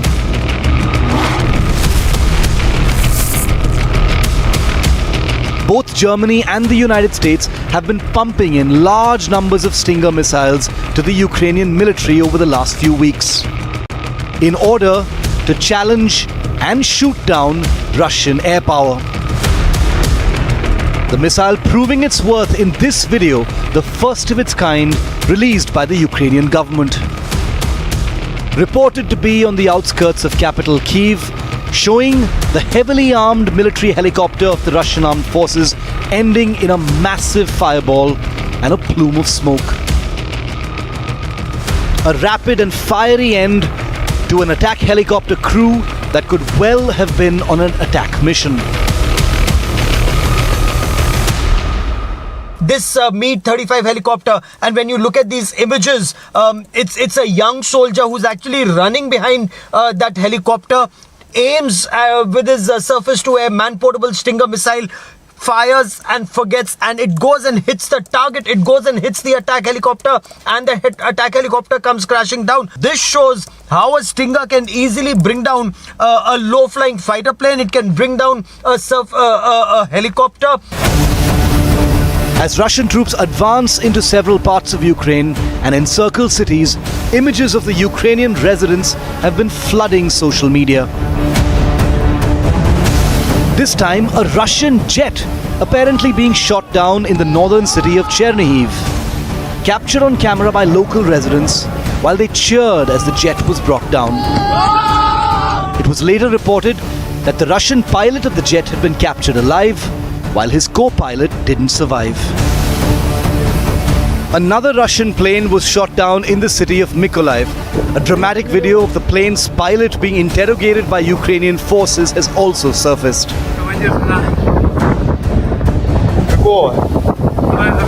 Какой часть? 59-882. Откуда сам родом? Прям родился, родом? Да.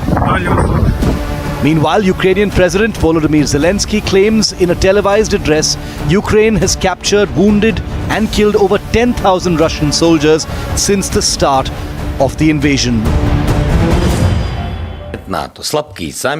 Almost 10,000 Russian soldiers killed. 10,000. This is dreadful.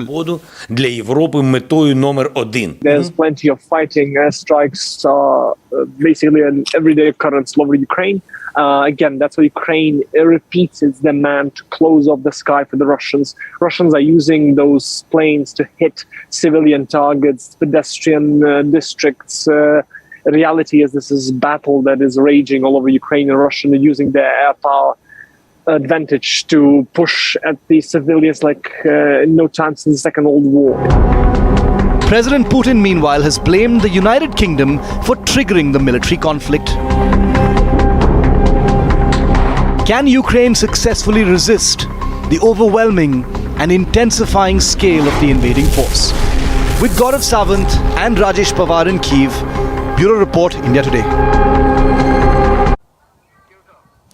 The use of air power by Russia and the denial of air power by Ukraine. That's a study. In fact, aviation experts are studying this across the world. And the Russian Air Force, they've unleashed their best. Whether it's the Su-35 fighter bombers, state-of-the-art Su-30s or Su-27s, they have their fighter jets raining hell from the skies. Now, what are Putin's forces doing? They're systematically taking out, with their precision-guided munition, strategic airfields, air bases, fuel dumps, ammunition depots and air defense assets. Not just missile power, but also air power. Let me now get you more details. India Today's Shiv Arur gets us more details on how Russia is deploying its air power and how Ukraine is denying the use of skies, or at least attempting to, even on day 14.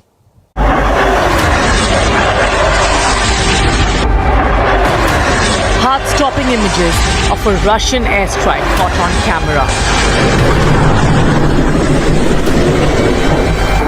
The first footage of an actual aerial bombing in 11 days of a conflict that's been represented largely by ground attacks.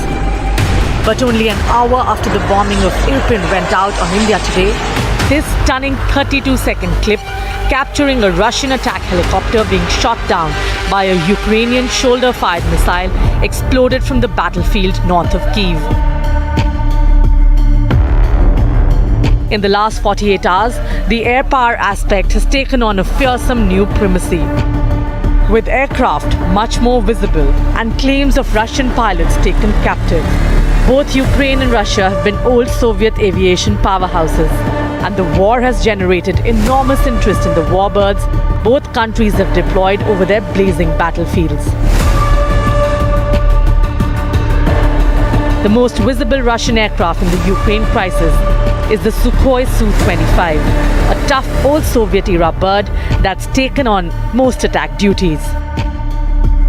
Let me show you what these aircraft are that are doing the bombing and that the Ukrainians claim that they've actually shot down. These are strikes very close to Kyiv. The jet dropping the bombs is called a Sukhoi 25. It's a Sukhoi Su-25. It's a ground strike aircraft. It is designed for close air support to ground forces, and there are huge ground forces of the Russian army that's, outside on the outskirts of Kyiv right now. These aircraft are designed and capable of low altitude bombings. That's why you saw them captured so clearly on mobile camera.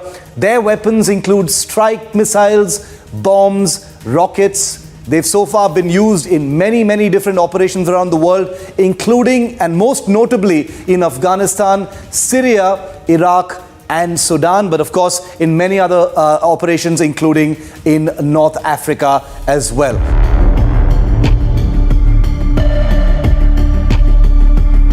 The most visible Russian helicopter in the war is the Mi-24.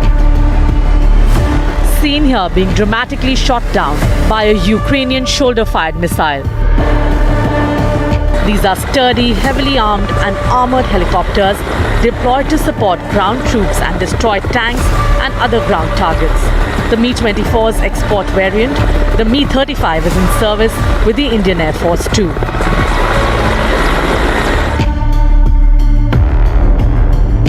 The third Russian aircraft type seen in the skies over Ukraine is the Sukhoi Su-34, a supersonic medium-range fighter bomber used for tactical strikes in contested airspace. Su-34s have been seen in the air over eastern and north Ukraine.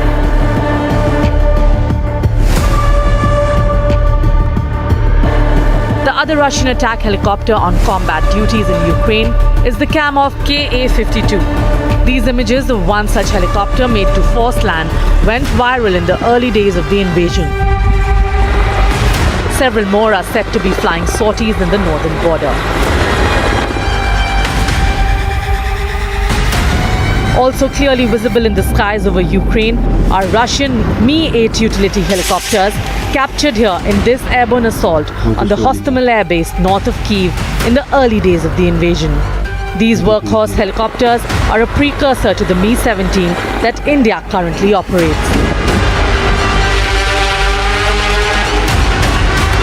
Ukraine has made the huge claim that its air defense systems have shot down 2 giant Il-76 transport jets, though there has been no visual proof of this.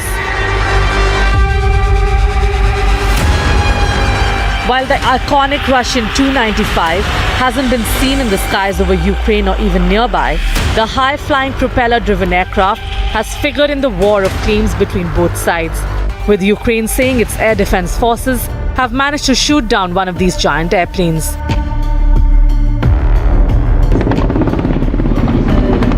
As air power becomes more pronounced in Ukraine, and as NATO continues to refuse Ukraine's plea for the imposition of a no-fly zone, could airstrikes define the second week of Putin's invasion?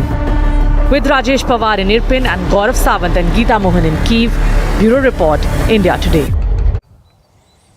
This war between Russia and Ukraine is also a litmus test for the massive Russian arsenal, its weapons and systems, and their might globally. Do keep in mind, India extensively uses Russian equipment, be it the Su-30 MKIs, of course that's an Indian version of the Su-30 fighter jets, the MiG-29s, the attack helicopters, the transport helicopters, Mi-35, Mi-24, the Mi-17s, the Mi-8s. India extensively uses Russian aircraft, helicopters, the S-400, state-of-the-art S-400 system that India has just acquired despite American threat of Katsa or sanctions. This was a deal worth 39,000 crore, but that's not all. India employs and uses Russian equipment from the T-90 tanks to T-72 tanks to armored personal carriers to infantry combat vehicles and a lot more. But this war truly is a test for those Russian systems, including air defense systems. Take a look at this report.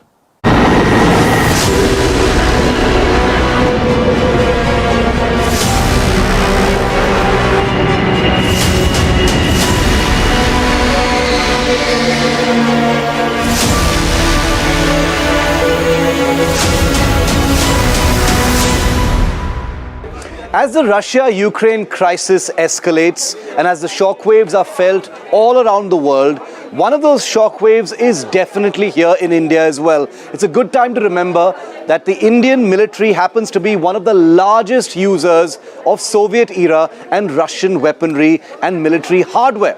And that's one of the reasons why, amidst everything that's happening with all the unpredictability between Russia and Ukraine, the Indian Ministry of Defense has held a high-level meeting to assess the possible aftermath, the possible risk to India's arsenals as a result of this war between Russia and Ukraine.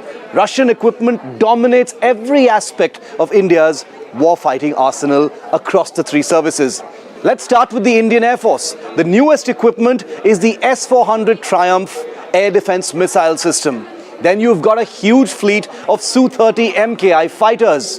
Then there are the MiG-29, the upgraded MiG-29 fighters, which are a mainstay in the Indian Air Force. Then you've got the old MiG-21 fighter jets. They've got a controversial reputation, but continue to operate in large numbers. One of the biggest aircraft operated by the Indian Air Force is also of Russian origin, the Ilyushin Il-76 fleet and the similar Il-78, which is India's mid-air refueling tanker fleet. Then you've got the Il-76 Falcon airborne warning and control system aircraft, which are based in Agra. Utility helicopters are also Russian. The Mi-17 helicopters, very visible, very iconic. They're the mainstay, the backbone of India's medium-lift helicopter fleet. Then you've got Mi-35 heavy assault helicopters, also of Russian origin, operated by India. The Mi-26 heavy lift helicopters, the biggest helicopters in the world, also in Indian service, are from Russia. The BrahMos cruise missile is an Indo-Russian joint venture. Much of the technology is from Russia. Day 14 of this conflict, and India Today's team, camera person Pawan Kumar, India Today's Foreign Affairs editor Geeta Mohan and I will continue to report from Ground Zero, but that is all we have time for on this India Today special broadcast from Ukraine. Many thanks for watching.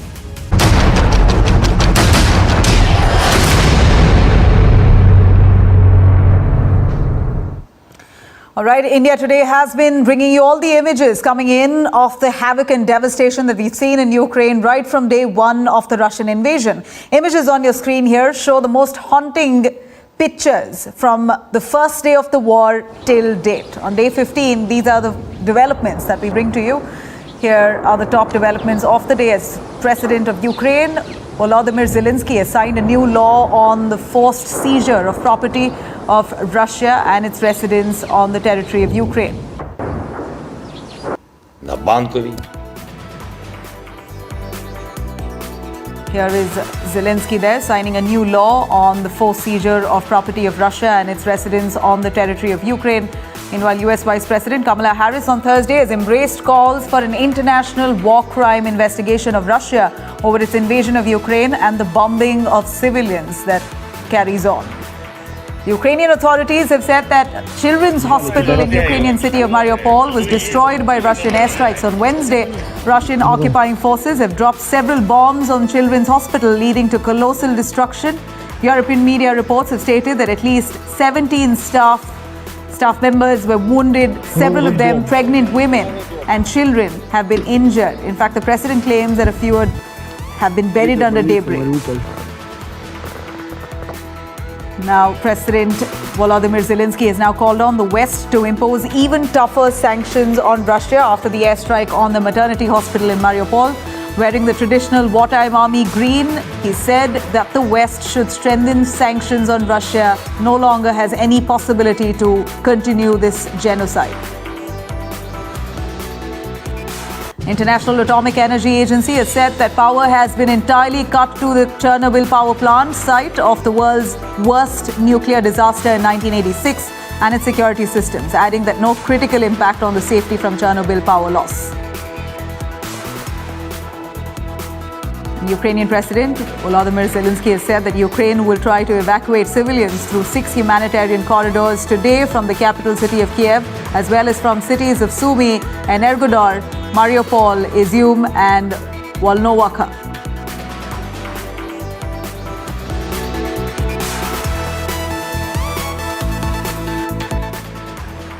Now let's take a quick look at this report here filed by my colleague Gaurav Sawant right from the outskirts of Kiev as Russian forces inch closer this active war zone. Let's have a look.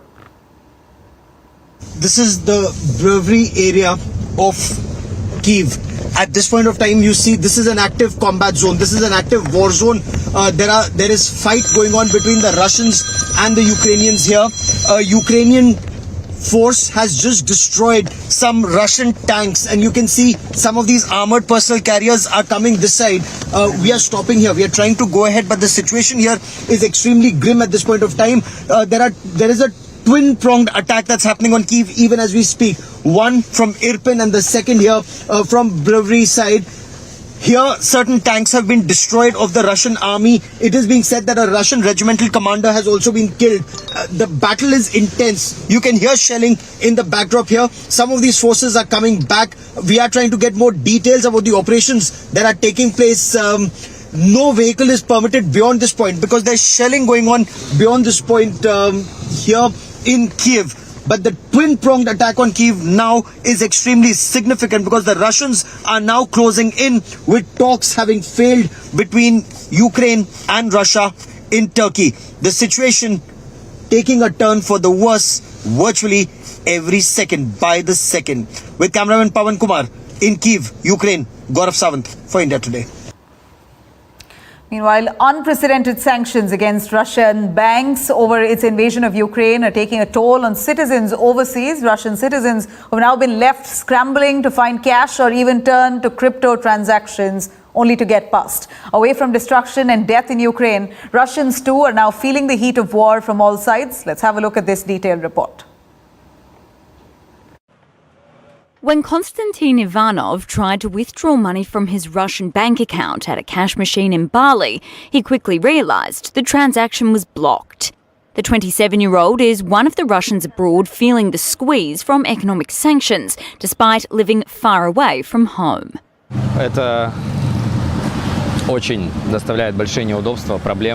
This has created a huge problem for us. Basically going to shops to buy products, to pay at the markets, paying for staying at hotels, villas or guest houses.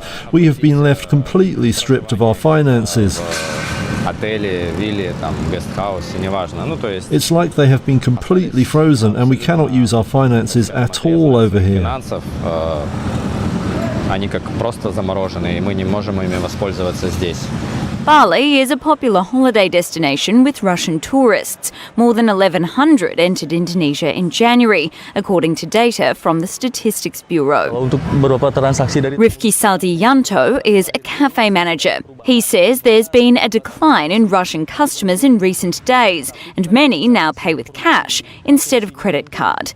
MasterCard and Visa have suspended services in Russia, and many of the country's banks have been shut out of international payment systems. Now, some Russians have sought to open bank accounts in Indonesia, like Ruslan. He says the Russian community is banding together to help each other out. I heard from my Russian friends about their financial troubles. But you know how it is with us Russians. We help each other. I have a local bank account, and I will help my friends, as they helped me too with their money. I will send my money to their bank, and so we Russians will help each other, as we are now the only ones left. We have no one else to help but ourselves. Despite the financial troubles, Konstantin is hopeful for a peaceful resolution to the conflict. Я думаю, абсолютно все русские люди. I think ordinary Russian people are very disappointed with the recent events and developments. Absolutely no one needs a war. People of our country do not need a war, and neither do the people of Ukraine.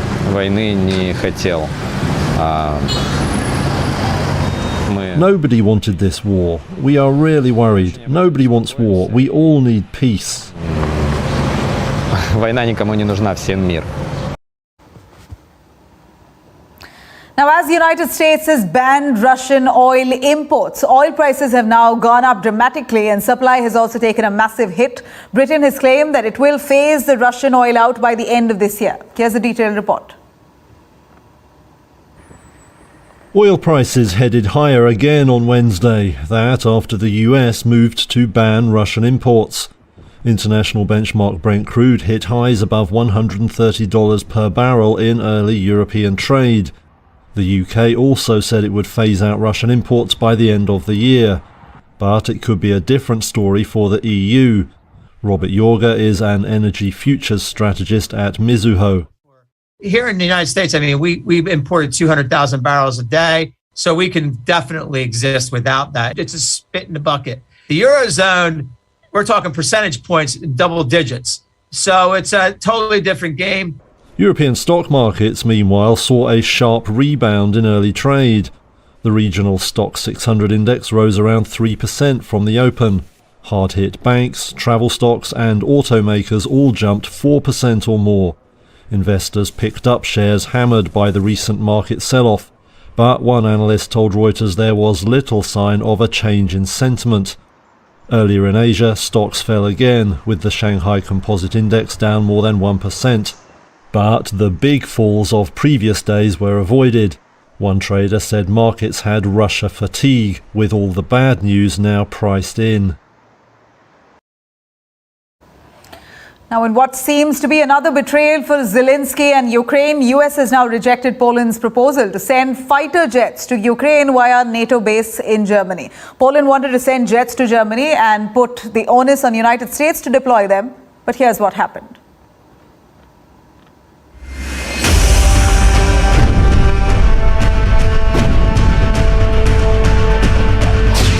Over 2 weeks of relentless attacks by Russia.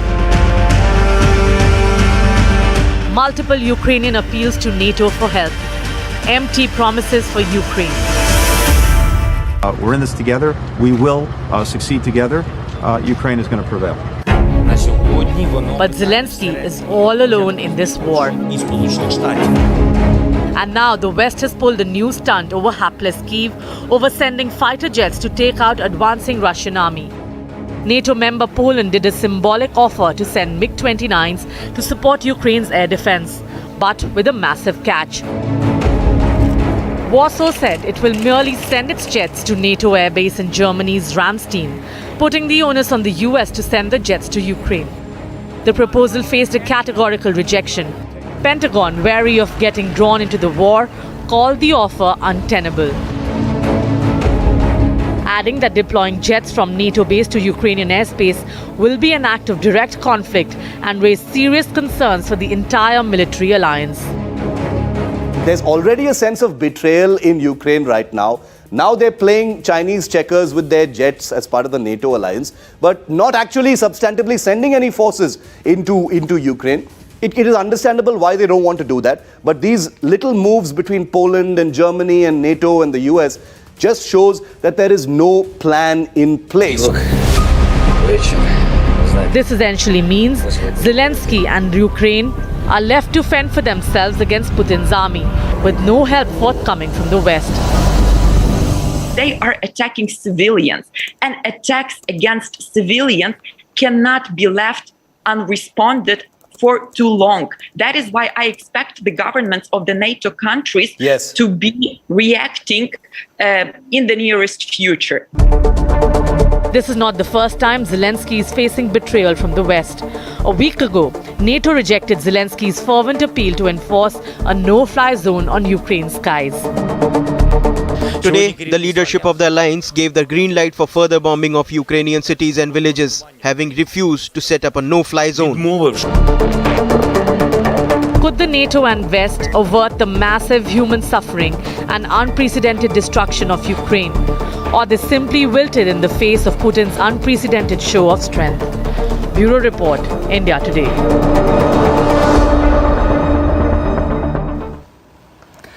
Now, the capital city of Kiev is bracing for a final attack by Russia. Tanks and armored personnel carriers have been deployed at key strategic locations. In fact, my colleague Gaurav Sawant, who is right there in the Ukrainian capital, spoke to soldiers preparing for an imminent Russian strike. Let's take a look.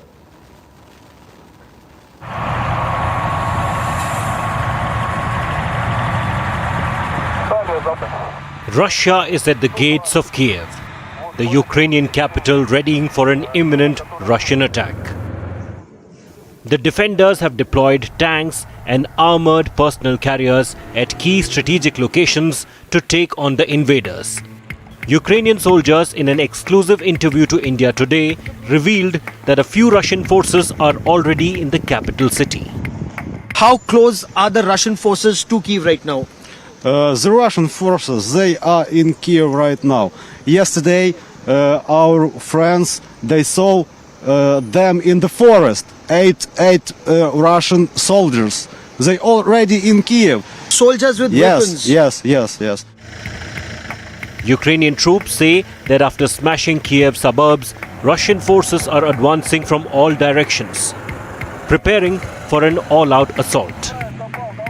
We are expecting enemies from some parts, and so of course they would like to make a circle around Kyiv, but so we are ready to meet him, and so our military forces, they are very nice in protecting now. Really believed that they will be met by our people with flowers, but we meet them with bullets only.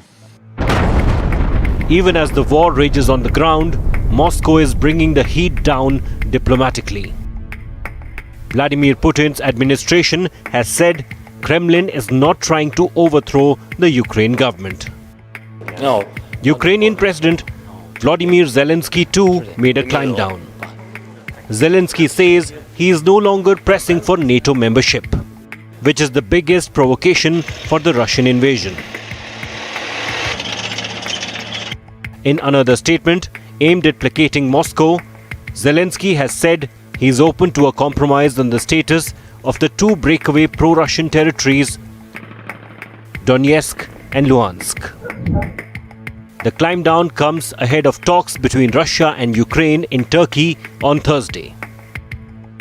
This appears to be new lines being dug, new front lines here in this battle for the defense of Kyiv. So far, this conflict was being fought in Bucha or Irpin on the outskirts, but now it appears that the battle is coming much closer. If talks do not succeed to bring peace, to bring about a negotiated settlement, then Russia's big assault on Kiev could begin. And this could happen as early as the next 24 to 48 hours. With cameraman Pawan Kumar in Kiev, Ukraine, Gaurav Sawant for India Today. All right, now let's take you through this exclusive ground report that's been filed by Gaurav Sawant, who's on ground in Ukraine from the Mother of Ukraine Memorial. Let's have a look. Talks between Russia and Ukraine remain inconclusive. No results so far. The anticipation and the apprehension now is that this would result in escalation of tension between Russia and Ukraine.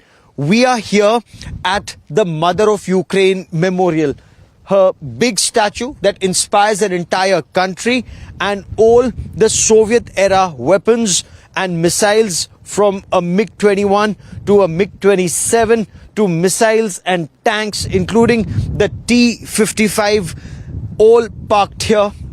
These weapons inspire the people of Ukraine. There are anti-tank guns, there are mortars that are here at this memorial. The hope in this country is that peace talks will result in less bloodshed or stopping bloodshed, but that doesn't appear to be happening.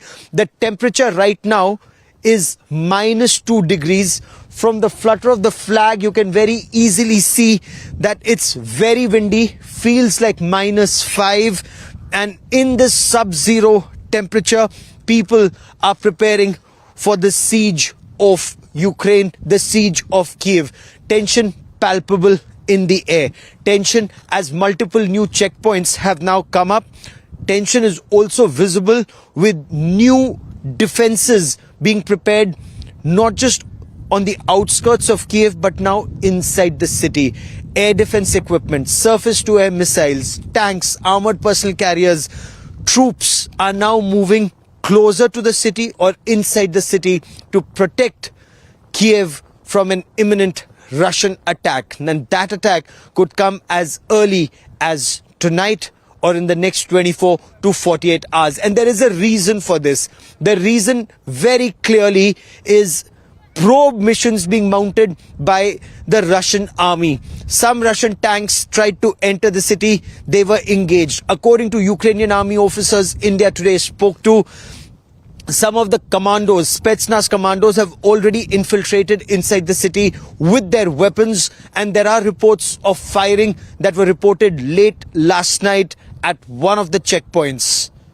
The situation remains tense and is likely to worsen in the hours and days ahead. With cameraman Pawan Kumar in Kiev, Ukraine, Gaurav Sawant for India Today. Now, India Today's Foreign Affairs editor Geeta Mohan brings us this exclusive report from the bomb shelter in Kiev. Now, due to security reasons, there has been no light inside that bunker, but here's what we could manage. Let's have a look.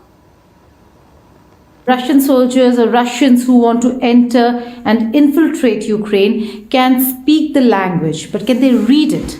And that's the reason why they have this. So they have this text as a test. And not just this, quite a few others in the documents. And Jeannie here will try to explain it to me as to what this really means. Why do you have this text, and why do you really need to have people come and take the test? Mm-hmm.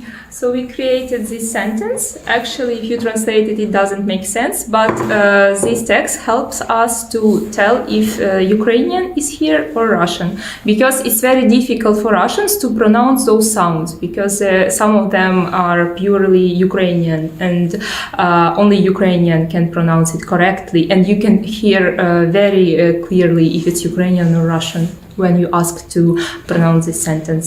So very, very smart technique to ensure that Russians do not infiltrate the shelters. This is just one test. There are many others. They make them read documents to ensure that only Ukrainians come to the shelter and Russians do not infiltrate. They've not entered the city yet. The city has still not been breached by the Russians, but staff who have been trained are going to take no chance. It's dark, and for security reasons, Lights have not been turned on. They're working under a lamp to register everybody, because now the building lights will not be turned on. Only the lights that are inside, which cannot be visible, and surely the lights in the shelter.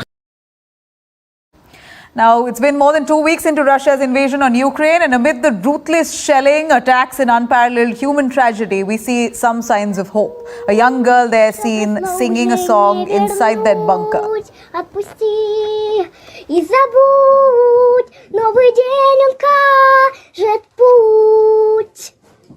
Браво, браво, умница, умница.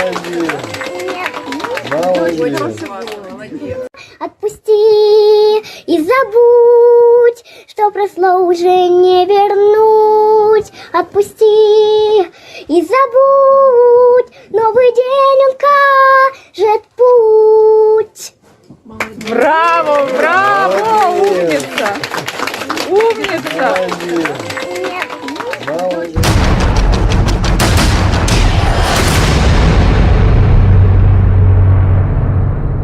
Let's right now.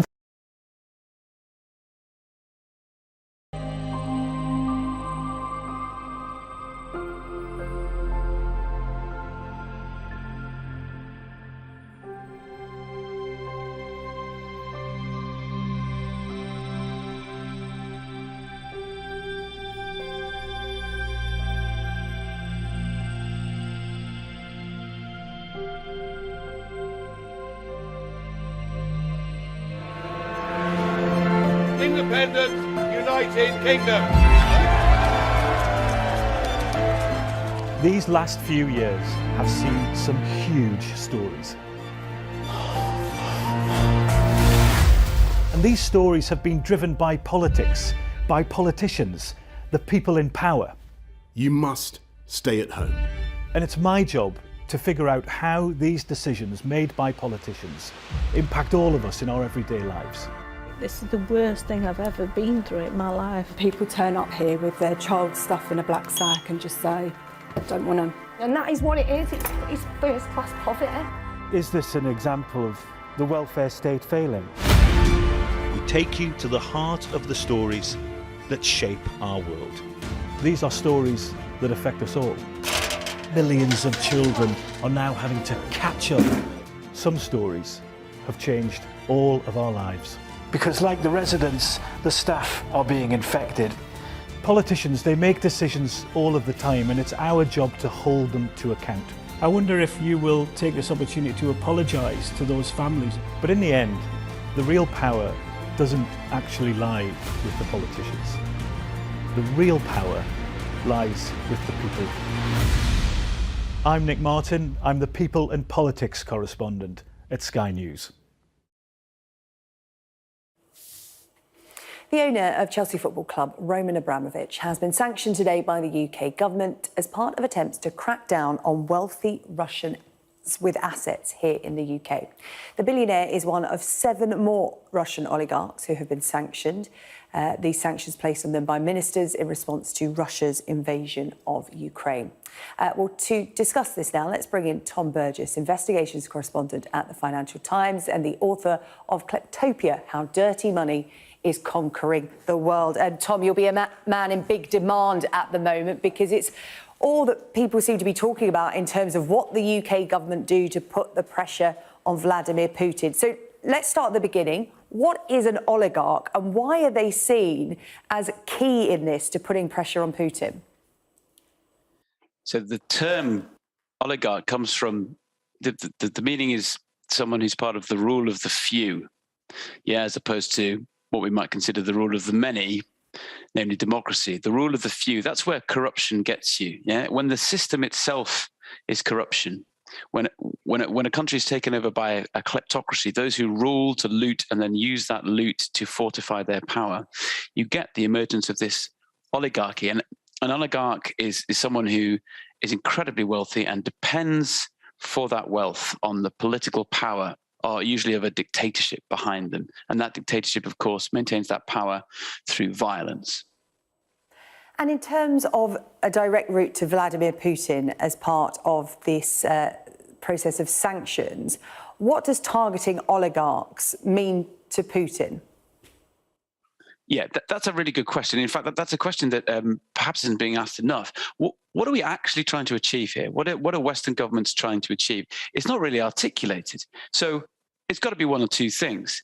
You put sanctions on members of the oligarchy, yeah, the wealthy Russians who are close to the corrupt dictatorship, and you hope that will end up either with them saying, "Look, Vladimir, I didn't sign up for this. I didn't sign up for living in some version of North Korea. I want my yacht. I want my playtime in Monaco and my global influence and people regarding me as an entrepreneur, not some beneficiary of a corrupt regime." Do we really think that pressure is going to come to bear on a man who, since he came to power in 2000, really clipped the wings, politically anyway, of those early oligarchs like Abramovich and created a new oligarchy, totally loyal to himself, including his old comrades from the KGB and so on, who are so bound up to him. This is people like Igor Sechin, his old enforcer, also under sanctions now. But they're so bound up to him that if they were try to put pressure on him, or indeed start to think about a change of leadership, then they must calculate surely that if he goes down, they'd go down with him. So it's hard to see how the sanctions, morally justified though they may be, actually shorten the suffering of Ukrainians.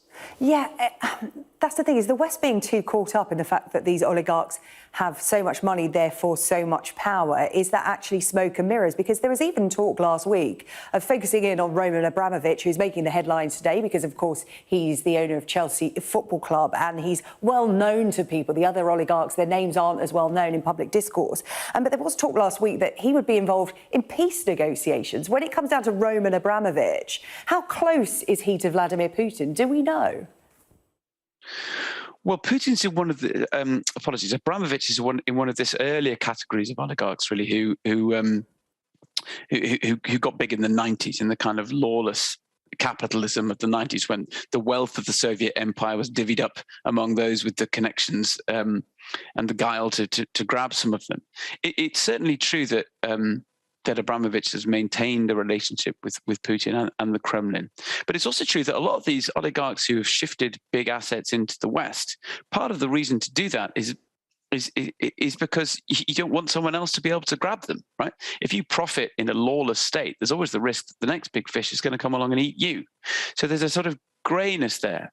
Now, do we really think that this pressure on Abramovich is going to lead him to call Putin and say, "I insist that you change course," or "I insist that you relinquish power"? And if he did that Putin would agree? I think there's a much bigger thing here, which is we're realizing that, aren't we, that we have been guzzling dirty money for a long time. We've been growing fat on fortunes made in corrupt dictatorships, and we're now seeing that this money is all around us, and we've been complicit in emboldening those dictatorships. Now, what these sanctions do, I'm afraid, is not really very much in the face of that. A, our enforcement of sanctions over the years has been feeble, and B, we're continuing to allow financial secrecy. Yeah, we're continuing to allow anyone to operate in our economy behind a mask through anonymously owned front companies. Now, that is leaving the back door open, even if we're ostentatiously shutting the front door, to dirty money, not just from Putin's Russia, but from the many other kleptocracies that are gaining power around the world. Yeah, as you said, it's not just Russia, it's other countries around the world, their money coming into this country. But this right, is look at the weekends. Look at the weekend's football fixtures. I mean, who are Chelsea playing this weekend? They're playing Newcastle United. That's Saudi money, a regime that literally chops up its opponents. It's sparked the conversation again, hasn't it? We do seem to have it every now and again, Tom. I know you've been having this conversation consistently. These sanctions are one thing. The emergency legislation the government introduced as well also addressed what you were talking about there, about the false companies that are set up in secrecy. They say they're going to do more about that. But in terms of actually making a meaningful change, what do you think the UK government should be doing? So the economic crime bill has got some good things in it. It's got some things that anti-corruption experts want, but there are some big problems with it. It will help investigators use some of the tools to track dirty money and to bolster some of our defences in the UK against dirty money, which, let's not forget, is also poisonous when it arrives and corrupts our political system, damages our legal system, and so on. But there's a huge flaw in it, which is that our record on enforcing our own corruption laws and in hunting down dirty money is really poor. And that's because the law enforcement agencies, things like the National Crime Agency and the Serious Fraud Office, their budgets are a pittance compared to the oligarchs they go up against. It's also true that the news organizations and journalists who try to go after dirty money, they find a huge obstacle, not thankfully that we get bumped off in the way that pesky journalists in Russia do by the Putin regime. No, it's law firms based in London who exert a chilling effect on our ability to report this stuff. So when we look at how much of this talk is going to be turned into real rhetoric, really trying to break down the UK's reputation, a just reputation as the global hub for dirty money, there's a lot more that needs to be done, starting with a lot more funding for enforcement. Tom, really interesting to talk to you, and I know you have first-hand experience of that in writing Kleptopia, having had to go through some rigorous legal processes, as you were talking about. We really appreciate talking to you today. Tom Burgess, Kleptopia, How Dirty Money is Conquering the World is his book, a very interesting read in these times, and as Tom has been saying, all times. You're watching the Sarah Jane Mee Show here on Sky News. Coming up, we have pictures here of the French President Emmanuel Macron arriving at the Palace of Versailles. We are expecting him to be speaking shortly. We'll be following events in France for you this afternoon, and we'll also update you on the current situation on the ground in Ukraine. Residents in the besieged city of Mariupol.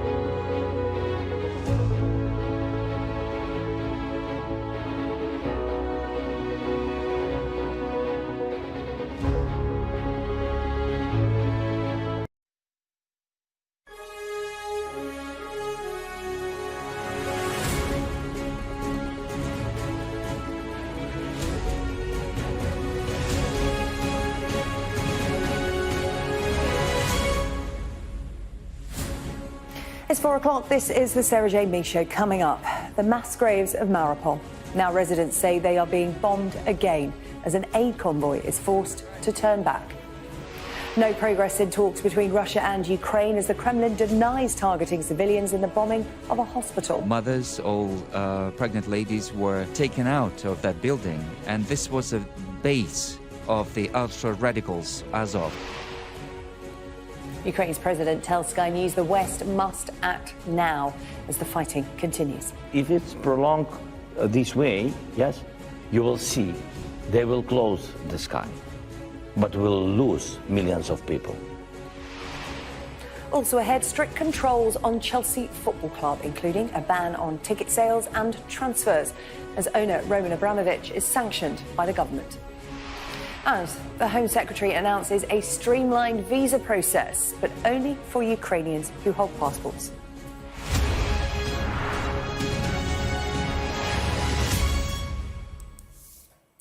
Pictures have emerged today of mass graves in the Ukrainian city of Mariupol. Russia has been accused of war crimes in the city after a hospital was bombed yesterday. But following talks with his Ukrainian counterpart this morning, the Russian foreign minister denied that civilians had been targeted, claiming instead there were no patients at the hospital and it was occupied by Ukrainian radicals. Meanwhile, the UK government has imposed sanctions on the owner of Chelsea Football Club, Roman Abramovich, and strict controls have been put on the club, including a ban on ticket sales and player transfers. Jason Farrell reports. There is no ceremony for those who've lost their lives in Mariupol. Just a long trench where they're placed next to those who've suffered the same fate, many of them civilians. 3 people, including a child, died in yesterday's attack on the city's maternity and children's hospital. 17 were injured. Anger is mounting with the growing civilian casualties, but it's set against Russian denial. The bombing here is fake news, says the Kremlin, that there were no women or children at the hospital, just radicals. The Ukrainian president had this response. Russian TV mentioned this subject during a talk show, but they didn't say a single word of truth. The Russians were lied that claiming there were no patients in the hospital and no children or women in the maternity hospital. The Russians were lied that claiming that nationalists took up a position there. They're confidently lying as always. So Ukrainian anger met Russian belligerence as the 2 foreign ministers came together in Turkey for their first high-level talks since the invasion began, with little hope of compromise. Russia's foreign minister accused Ukraine of using civilians as human shields and the West of acting dangerously by supplying weapons to Ukraine. He was challenged by Sky News' Dominic Waghorn. You said some time ago that Russia had no intention to invade Ukraine. I think today you said that Russia did not invade Ukraine when it clearly has. You've also said that Russia would not hurt civilians, and thousands have been hurt, their homes destroyed, and it seems now hospitals being attacked. Why should the Ukrainians take you seriously, with all due respect? Why should they believe a word you say and the rest of the world? As for the hospital and maternity wards, I talked about this, but you didn't listen to this, and you're not going to show this. And nobody will say that 3 days ago at the Security Council of the United Nations, we explained what happened to that maternity ward.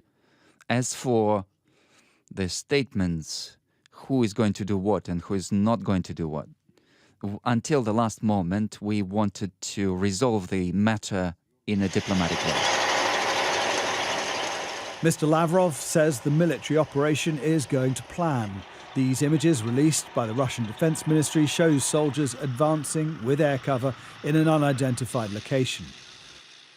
But this demonstrates why that advance is not as rapid as hoped. A Russian tank column under heavy bombardment north of Kyiv. And this, Ukrainian soldiers driving a captured Russian tank following an ambush in the same area of Brovary. A glimpse inside shows the cooped conditions of the invading soldiers. So a column was moving towards Kyiv. The column was big. The ambush was organized. We destroyed the head of the column. Nonetheless, residents of cities like Mariupol continue to pay the price for being on the path of Russia's strategic plan to take control of Ukraine's coastline.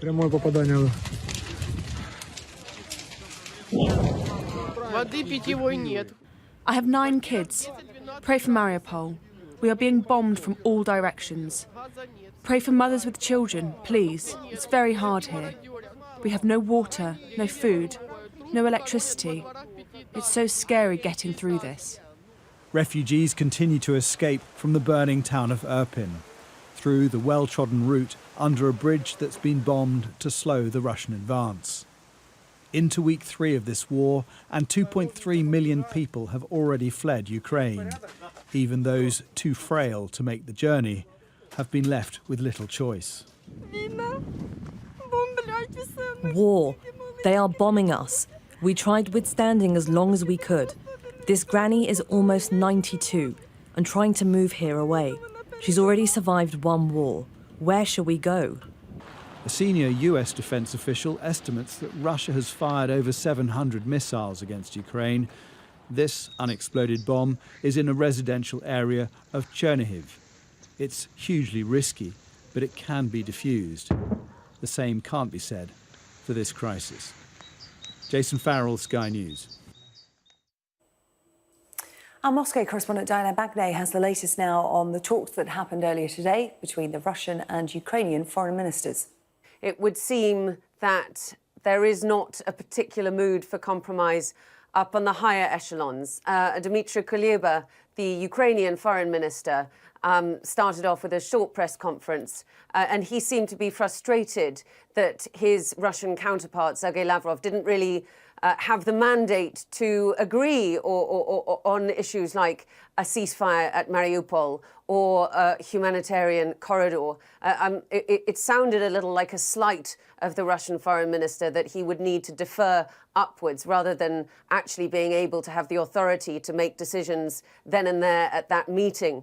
In response, Mr. Lavrov said that, of course, all the details around what Russia calls this special military operation are confirmed and organised by Russia's Ministry of Defence and the Commander-in-Chief, who is, of course, Vladimir Putin. I think there were 3 points that are worth raising, which Sergei Lavrov addressed really again and again.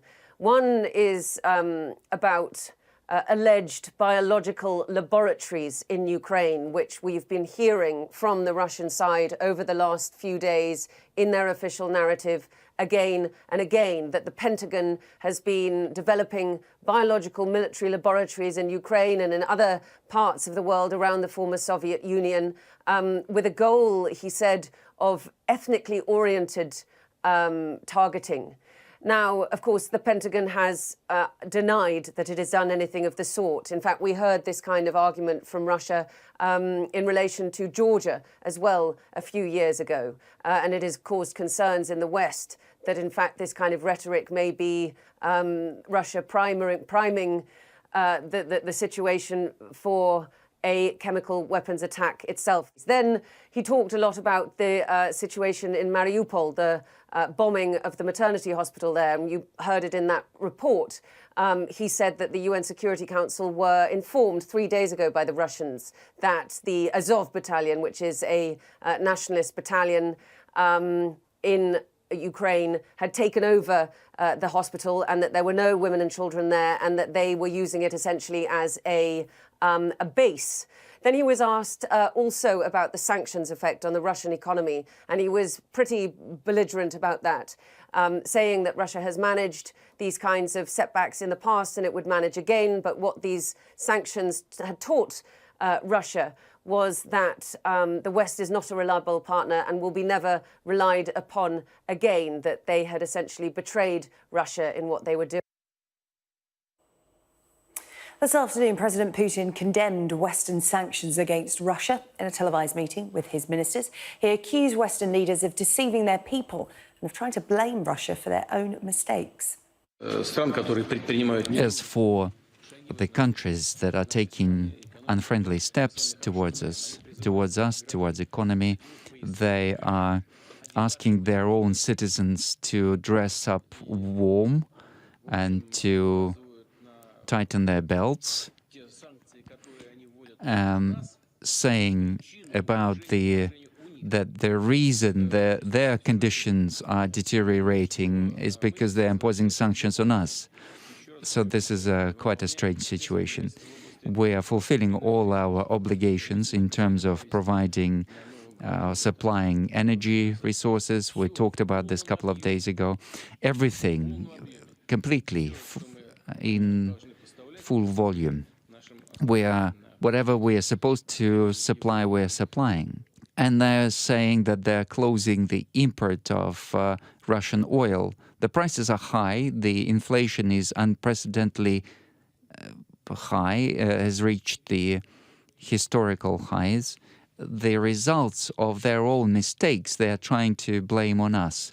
This is an obvious thing for experts. So they are just covering up their decisions in order to deceive their own population. Chelsea Football Club is facing a ban on ticket sales and player transfers after the government announced sanctions on its owner, Roman Abramovich. He has become the latest Russian oligarch to have his assets frozen as part of sanctions over this war in Ukraine. Chelsea shirt sponsor, the mobile phone firm 3, says it is now reviewing its relationship with the club. Well, in a statement outlining the sanctions, the government said this: Abramovich is associated with a person who is or has been involved in destabilising Ukraine and undermining and threatening the territorial integrity, sovereignty and independence of Ukraine, namely Vladimir Putin, with whom Abramovich has had a close relationship for decades. Despite the action today, Labour MP Chris Bryant, who is chair of the all-party parliamentary group on Russia, told Sky News that the government has been too slow to tackle Russian money in the UK. It's absolutely preposterous that we're only doing all of these measures now. We should have been doing them years ago. We've been woefully ill-prepared for this moment, which is why yesterday the EU sanctioned another 160 people and we only sanctioned 7 people today. We've been terribly, terribly slow, and the government has known this was happening. The government knew in October, November last year that Putin was planning this and might do it. We should have been putting things in place then. Our business presenter Ian King is in the city. And Ian, let's talk about what this means immediately for Chelsea Football Club. Well, it's terribly bad news for Chelsea because effectively it leaves the club in limbo whilst the special licence that's been granted to the government will allow the club to continue making payments that are for essential purposes, such as wages and match day organisational fees and so forth. There is not going to be any money coming into the club other than TV revenue and prize money should the club win any competitions this year. This licence, of course, runs up until the end of May. Now, it means that, for example, there can be no merchandise sales at Chelsea. I mean, it means anyone who wants to buy a replica shirt can still do so if they go to a retailer like JD Sports or Sports Direct, but they won't be able to buy them directly from Chelsea. The club will also not be able to sell any new match day tickets, so the only people able to attend games will be existing season ticket holders and people who've already bought tickets for other matches. And the cap has also been placed on the amount that the club can spend on running its match days at £500,000, and the club has also been capped at £20,000 per match in terms of what it can spend on away travel, which potentially raises a question mark over its ability to compete in Europe, although there have been some suggestions that the club has already paid its upfront travel costs for the end of the season. But I think very, very short term, there have to be real questions over how the cash flow is going to be made available to bankroll Chelsea's day-to-day expenses, given that effectively this club has been bankrolled for so many years by Roman Abramovich, and that was actually made clear in the most recent accounts, which were filed just after Christmas last year. Now, in terms of what it means for the club's sale, because obviously Roman Abramovich has put Chelsea up for sale, well, that is on ice temporarily. It doesn't mean to say that the club can't be sold in the near future, because the Department for Culture, Media, Digital and Sport has made clear that it would be prepared to talk about issuing a bespoke licence to the club, enabling the sale of the club, subject to certain conditions. The key one, of course, being that not a penny of any sale sale proceeds finds its way to Roman Abramovich. So the sale proceeds would have to go elsewhere. And indeed, Mr. Abramovich had already said that he intended the sale proceeds to go to relief efforts for those affected by what's going on in Ukraine. And there are whisperings, certainly from the DCMS, that that is where they would like any sale proceeds to be directed. So a lot of question marks over Chelsea's near-term future and its longer-term future as well. Well, Nadine Dorries is the Secretary of State at the DCMS. Here's what she told us a little earlier. Abramovich has been sanctioned, and it is important that he doesn't benefit from the club. Our priority is to ensure that the club is protected, that the fans are protected, and the national game. And the integrity of the club. The club can still play. Those with the existing tickets can still go and see the club play. And that is our priority, that the integrity of the club remains intact. But can Abramovich benefit from revenue that the club may earn? No, which is why we've taken the measures in terms of the licence that we have. So that's what Nadine Dorries has to say. We've had a statement from Chelsea Football Club this afternoon in which the club has committed to fulfilling its fixtures. There's a men's team game against Norwich City this evening. The women's team are in action against West Ham United's women's team. Those matches will go ahead. But further out, Chelsea says they're looking to engage with the UK government regarding the scope of the licence. And it says this will include seeking permission for the licence to be amended in order to allow the club to operate as normal as possible. Not terribly good grammar, that. We will also be seeking guidance from the UK government on the impact of these measures on the Chelsea Foundation and its important work in our communities. The club will update further when it is appropriate to do so. Now, worth pointing out as well, Sarah Jane, as I say, this licence runs until the end of May, the end of the football season. Chelsea, in the meantime, are prohibited from carrying out any activity in the transfer market, and a number of their big-name players, for example, Antonio Rudiger, Andreas Christensen and Cesar Azpilicueta, they are all out of contract at the end of the season. Now, normally, under ordinary circumstances, if Chelsea wanted to maintain the services of those players, you'd think that they would be in talks with them about rolling over their contracts or extending their contracts. They can't do this under the terms of this special licence. So I think the supporters will also have concerns about an exodus of talent potentially over coming weeks and months. OK, Ian, thank you. Ian King with the latest from the city. Now, the Home Secretary today says that people fleeing Ukraine will no longer have to go to application centres in Europe in order to come to the UK. From Tuesday, refugees who hold passports or ID cards can apply for a visa online. Priti Patel has been under pressure over the speed of the UK's response to this refugee crisis. She told MPs earlier that she had received assurances on security matters, which enabled her to make these changes. Ukrainians with passports will be able to get permission to come here fully online from wherever they are and will be able to give their biometrics once in Britain. This will mean, Mr. Speaker, that visa application centres across Europe can focus their efforts on helping Ukrainians without passports. We have increased the capacity at those centres to over 13,000 appointments per week. And this streamlined approach will be operational as of Tuesday, the 15th of March, in order to make the relevant technology and IT changes. Our chief political correspondent, John Craig, joins us from Westminster. So, John, what has been the reaction to this U-turn?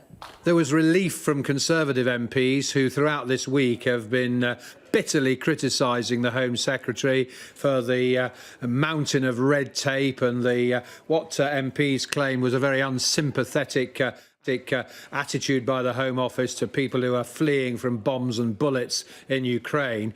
The Home Secretary got a rough ride from MPs on Monday, a junior minister on Tuesday. Yesterday, the Prime Minister was tackled by the leaders in Westminster of the SNP and the Liberal Democrats and a senior Tory backbencher, Julian Smith, who used to be the party's chief whip and Northern Ireland secretary.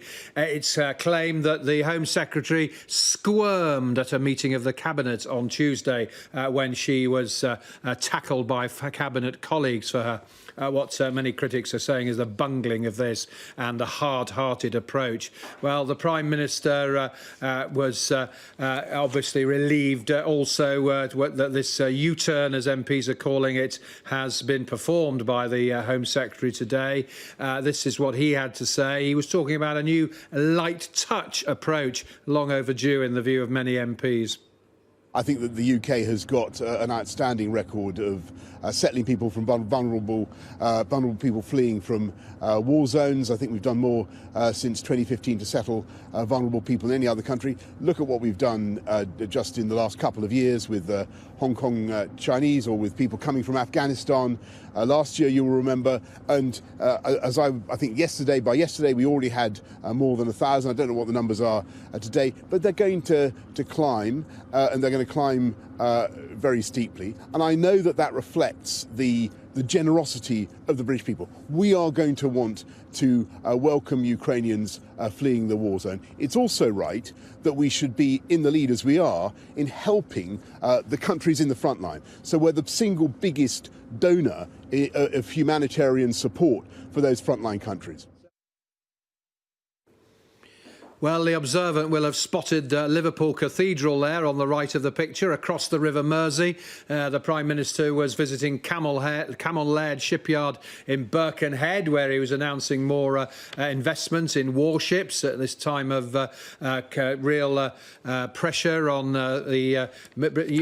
military capability. There's the PM meeting people at Camel Laird. He was there with the Defence Secretary today. But back in the House of Commons, there was still criticism from opposition MPs, from Yvette Cooper, who is the Shadow Home Secretary and actually asked the urgent question today. She said this has just been shameful, making vulnerable people push from pillar to post in their hour of need. Now, there are some concerns also that it's not until next Tuesday that this new arrangement is coming in, and MPs will be watching very carefully to see whether things do actually improve. The Home Secretary has this week been promising a statement from Michael Gove, the Levelling Up Secretary, on arrangements for helping Ukraine refugees when they eventually come to this country. But we're still waiting for that, and there is some criticism of Mr Gove for dragging his feet on that. So the Home Secretary may have made a U-turn here, which has been welcomed by Tory MPs today, but there's still likely to be plenty of criticism if things don't improve pretty rapidly, and it could well be that the Home Secretary is dragged back to the Commons at the beginning of next week. OK, John, thank you, John Craig, with the latest from Westminster. You're watching Sky News. Coming up for you after the break, we're going to look at the latest situation on the ground in Ukraine as Russia resumes its shelling of Mariupol after yesterday's attack on a maternity hospital.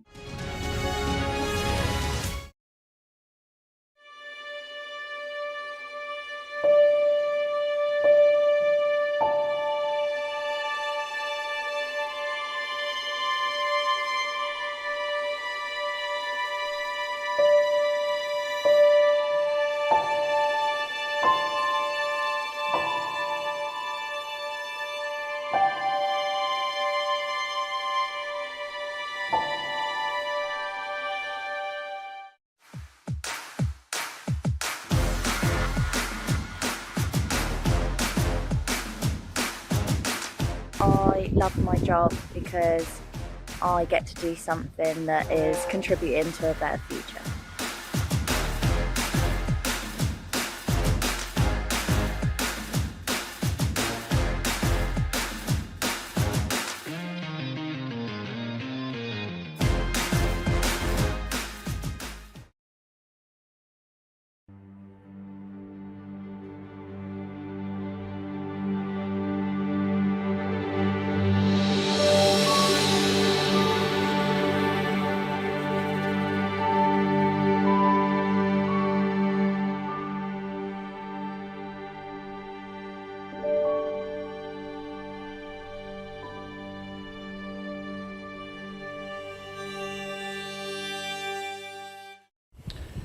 Well, joining me now is Air Marshal Phil Osborne, a former Chief of Defence Intelligence and a Director at Universal Defence and Security Solutions. Phil, thanks for being with us again. So where are we as we enter week 3 of this Russian invasion of Ukraine? So I think it's fair to say that at week 3, Russia's not where it planned to be.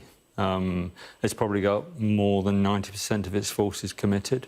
That will be hard work to sustain. It means pulling forces in from the rest of Russia and perhaps the use of mercenaries. Probably one of the significant things today is Russia's declaration that it's used the TOS 1 Alpha thermobaric system to the north, just to the east and north of Kiev. Yeah, and just talk us through what that particular artillery piece is. I think we've got a shot of one that was used from a training. So the TOS 1 Alpha is as you can see, it's a multiple rocket launch system. What makes it different is it's thermobaric, it's fuel air, so it produces incendiary and blast effects that are quite different, much more violent, much more effective in weapons terms than normal artillery. They're not illegal under the law of armed conflict as long as you use them against military and as long as they don't have a disproportionate impact. The use of these things in built-up areas would not in any way fulfil that law of armed conflict definition. So concerning that it's been deployed and has been used. Let's take a look at the southern portion of the war because there's been much more in terms of Russian gains.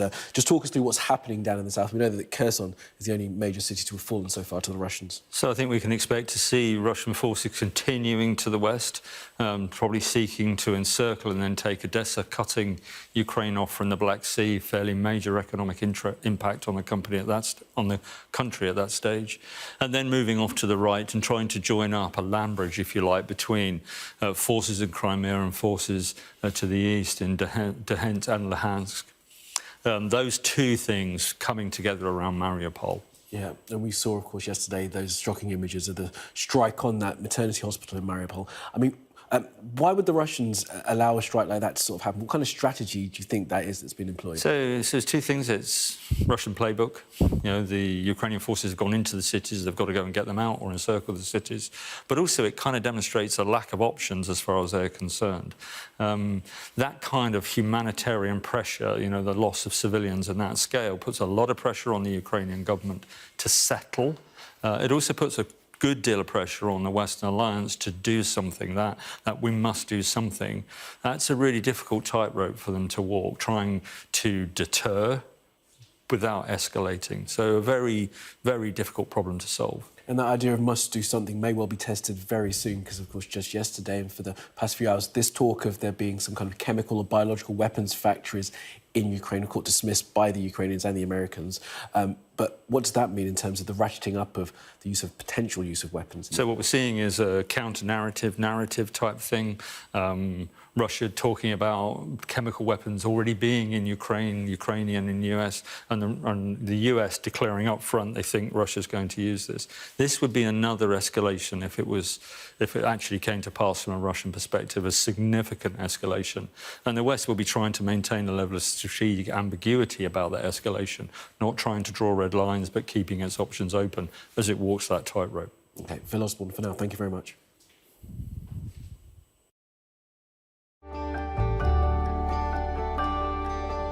Look forward to brighter skies. The weather, sponsored by Qatar Airways. The next few days will be unsettled with strong winds taking rain across most places tomorrow. Before then, cloud over eastern Scotland, western England and western Ireland will give outbreaks of light rain to end this afternoon. Elsewhere, it's going to be largely dry with some sunshine. Britain will see patchy rain spreading north overnight, becoming mainly confined to Scotland later. Meanwhile, more general rain will be moving into the southwest. It will be mild and rather windy with coastal gales in the far northwest. The weather, sponsored by Qatar Airways. You're watching the Sarah J. Me Show. Coming up, Sky News speaks to Ukraine's president in Kyiv. Alex Crawford's interview with Volodymyr Zelensky is after this break.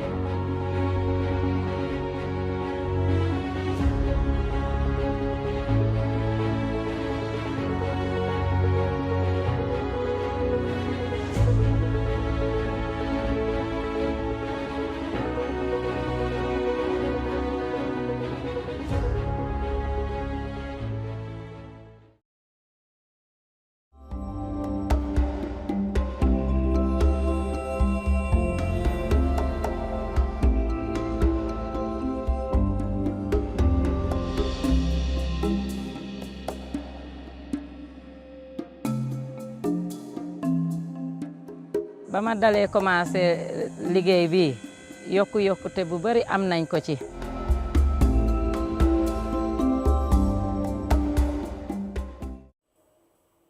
Ukraine's President Volodymyr Zelensky has been telling Sky News that millions of people could die if the world doesn't stop the bombing of his country. He called on Britain and the United States to agree to Ukraine's plea for a no-fly zone over his country. In an exclusive for British television, he was speaking to our special correspondent, Alex Crawford, in Kyiv. They want us to feel like animals because they blocked our cities, the biggest cities in Ukraine, and they blocked and because they don't want our people to get some food, water. Yesterday, for example, children. I don't know if you know the children in Mariupol was the child was dead. Yes, you know, that is the idea of this operation, or I don't know how is Putin telling about it. So that is the idea to do with Ukrainians animals, but we are not. So how do you stop it? Are you prepared to do a deal? You've said you're happy to talk. We can't stop alone all this. No, How do you think it is stopped? How is it going to only if the world will unite around Ukraine. They are uniting around Ukraine. They are not. They are still. It's still very slowly. It's still very slowly. But you can feel it only when you are here, because the people from Europe or USA, it's far from Ukraine. It's far from the heart of this tragedy, and you can't see, you can't understand the details because you are not fighting here. And I understand why. And I don't want them to fight, but these countries can help, can unite. Because we can't speak about the close, I'm sorry that I'm speaking again and again about this problem, but we spoke about children hospitals, etc. And you know the number of these child deaths and so we are speaking about closing the sky. You can't decide to close or not to close. You can't decide. If you are united against the Nazism and this terror, you have to close.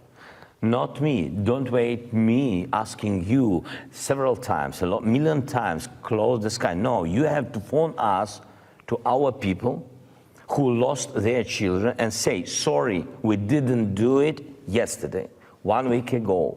We didn't push Putin. We didn't speak with him a lot. We didn't find the dialogue with him. We did nothing.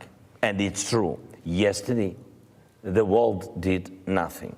I'm sorry, but it's true. Boris Johnson, the British Prime Minister, as a number of other world leaders, say if they do that, if they close the sky, that could exacerbate and make the situation even worse. If they allow Poland to provide you jets and station it on NATO land, that will make it worse.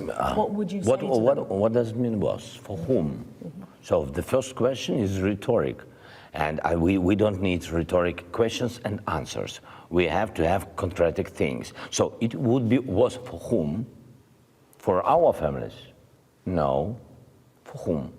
For them? No. Who knows? Nobody knows. But we know exactly that now is very bad. And in future, it will be too late.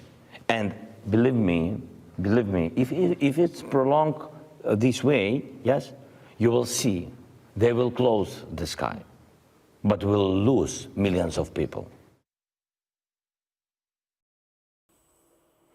The British ambassador to Ukraine has been telling Sky News Russia was deliberately targeting civilians in the shelling of a maternity hospital in Mariupol yesterday. She was talking to our security and defence editor, Deborah Haynes. Yesterday we had that horrific attack on a maternity hospital. Can you just share your thoughts on that particular attack? It defies words, really. What it tells me, kind of watching this, is that it's a deliberate targeting of civilians, that it's cynical, that there is no way to write this off as an accident, a missile that's gone astray. And Russia has form in previous theatres of doing this. So if anything, really, it confirms that Putin's intention here is about more than just taking out strategic military targets. When he says he wants to go after the country, he means he wants to go after the country, and that makes this incredibly serious. The Ukrainian government is asking with increasing urgency to close their skies. Why aren't we imposing a no-fly zone now? It's a hugely emotive issue, this no-fly zone. I completely understand it, and I'm being asked that by several of my Ukrainian friends. That too is a really difficult judgment for world leaders to make. But it's also really clear that in so doing, you bring other countries, including nuclear capability countries, into conflict with a country that itself is a nuclear country. So You know, I don't envy, frankly, world leaders for having to have that continual debate. In your opinion, have we ever been at a greater risk of World War III than we are right now, given everything that's at play? It's quite hard to tell. History will tell. And I think it's too early, actually, to say. And I tend not to want to deal in, you know, apocalyptic sort of prophecies about the thing. It's perfectly possible. And I also think, to be honest, it's part of Putin's narrative. I think it even helps for him to escalate it to that level, because it's a goading, if you like, to the West to become involved in this conflict. That then, if you like, almost self-fulfills the prophecy. As I said before, I'm focused on what we can do to help Ukraine here and now to achieve what they seem very, very determined to achieve, which is to push Russia back. You're watching the Sarah Jane Mee Show, coming up for you after the break as the humanitarian crisis in Ukraine continues. I'm going to be speaking to the head of the International Rescue Committee and the former Foreign Secretary, David Miliband.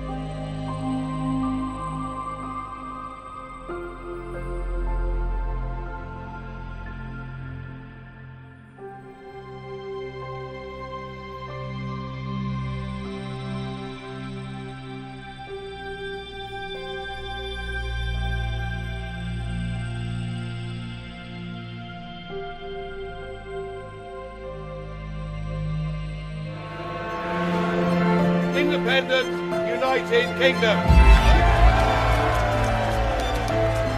These last few years have seen some huge stories. And these stories have been driven by politics, by politicians, the people in power. You must stay at home. And it's my job to figure out how these decisions made by politicians impact all of us in our everyday lives. This is the worst thing I've ever been through in my life. People turn up here with their child stuff in a black sack and just say, I don't want to. And that is what it is. It's first-class poverty. Is this an example of the welfare state failing? We take you to the heart of the stories that shape our world. These are stories that affect us all. Millions of children are now having to catch up. Some stories have changed all of our lives. Because like the residents, the staff are being infected. Politicians, they make decisions all of the time, and it's our job to hold them to account.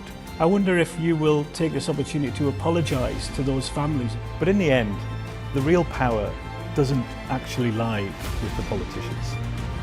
The real power lies with the people. I'm Nick Martin. I'm the People and Politics correspondent at Sky News.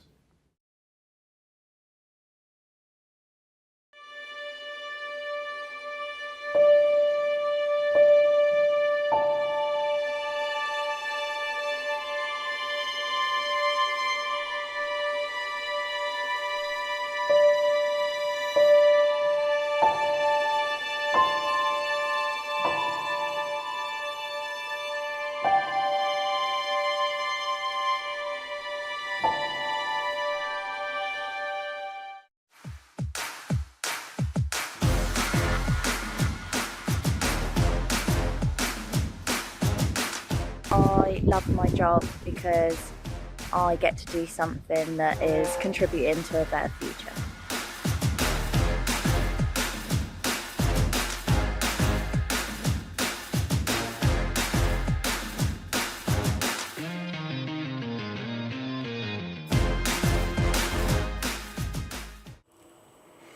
Ukraine says 3 people, including a child, were killed in yesterday's attack on a maternity hospital in Mariupol. Russia's foreign secretary insists that the building was occupied by Ukrainian radicals, and mothers, pregnant women and children had already been evacuated from this hospital in the days prior. Ukraine's Deputy Prime Minister says not a single person was evacuated from Mariupol today. Well, joining me now is David Miliband, President and CEO of the International Rescue Committee and, of course, former Foreign Secretary. Mr Miliband, thank you so much for joining us here on Sky News. Thanks, Sarah Jane. Thanks for having me on. According to the UN, 2.2 million, and that number is rising, people have left Ukraine so far, pouring into countries like Poland, where your organisation has been for a number of weeks now. We've heard from President Zelensky this week saying that this is a humanitarian catastrophe in the making. What are you seeing in Poland? Well, the President's right. We've got International Rescue Committee teams both in Poland and going across the border into Western Ukraine. The trauma that you've been reporting on Sky News and that's been on all of the media is evidence in the words and the faces of every man, woman and child that we help. Obviously, it's mainly the women and kids who are coming across the border because the men between the ages of 18 and 60 are staying inside Ukraine, conscripted and volunteering to fight for their country. But the scale of this it's not just a tragedy, it's a crime that's being committed. The scale of it is quite large by any historical comparison. I mean, it took 3 months for 1 million people to flee from the Syrian war 10 years ago. It's taken a week to get to 1 million. And as you say, it's now 2.2 million in the neighboring European countries. One piece of good news is that for those people who make it to safety, the European Union has guaranteed 3 years residence, full access to jobs, full access to education for kids. And we're increasingly concerned about the situation in the besieged cities inside Ukraine, including in Mariupol, where there was this appalling incident yesterday that you reported. On that note, you mentioned the warm welcome European nations are giving to those refugees who are lucky to make it out, many of them still trying to get out in the most difficult of circumstances. What have you made of the UK's response to Ukrainian refugees so far? More tempered criticism have called it too slow, others calling it shameful. Well, the UK's response is an interesting phrase. One part of the UK, millions and millions of people, are donating, are supporting the Disasters Emergency Committee has raised more than £100 million. That's a coalition that brings together all the charities that are on the ground. And then there's the UK government, which in respect of the refugee question has been at the back of the pack, I'm afraid to say. It's a source of enormous sadness to me that the UK government should have been in a position where it's almost paperwork first and the refugees second. Whereas the rest of Europe has been saying, when you're fleeing a war, the first thing is to get to safety. The second thing is then to sort out the paperwork. And I think that the government have apparently announced some further changes today, but it remains the case that the registration requirements for those who don't have British citizenship or British links remain onerous. And that is, I think, really a fundamental neglect of Britain's history, but also of the feelings of British people towards these Ukrainians on the run. These are teachers, these are journalists, these are housewives, these are business people, they're charity workers, they're people who are just trying to save their own lives and save their kids' lives. And I think that this is a time when Britain should be standing with the rest of Europe, standing up for the rights of those refugees. And it's a source of great sadness to me that they're not. You've been on the inside in situations like this. We've been hearing from the Home Secretary talking about, in days leading up to her change of heart and change of policy today, that it was about security concerns. Some people are saying, look, this is a political decision because the UK wanted to control its borders. It has to be seen to be doing that. When politics and moral obligations come together, how difficult are these kind of decisions for politicians? Well, by any stretch of the imagination, this Ukraine crisis, in respect of how to treat refugees, that's the easy part of it. The hard part of this is how the war comes to an end. But when it comes to a Ukrainian mother with 2 kids who speaks English or for other reasons wants to come to the UK, making it possible, easy for her to do so, that's not the difficult part. There's no clash of politics and morality in that case. They're lined up because if politics is about anything, it's about doing the right thing and making sure that you serve the interests of the people who elect you. And in this case, I see no clash at all. Obviously, there are fundamentally difficult questions that now need to be addressed, that are being addressed as regards the course of the war. It's becoming more virulent, more damaging, more illegal, the war, actually, with the attacks on civilian infrastructure. But when it comes to the question of the responsibilities of neighboring states in Europe in respect of refugees, I don't see any clash at all. And there's absolutely no reason for the kind of delays that we've seen. After all, British intelligence agencies have been warning for 6 weeks before the war started what the Russians were planning to do. So there's no excuse here.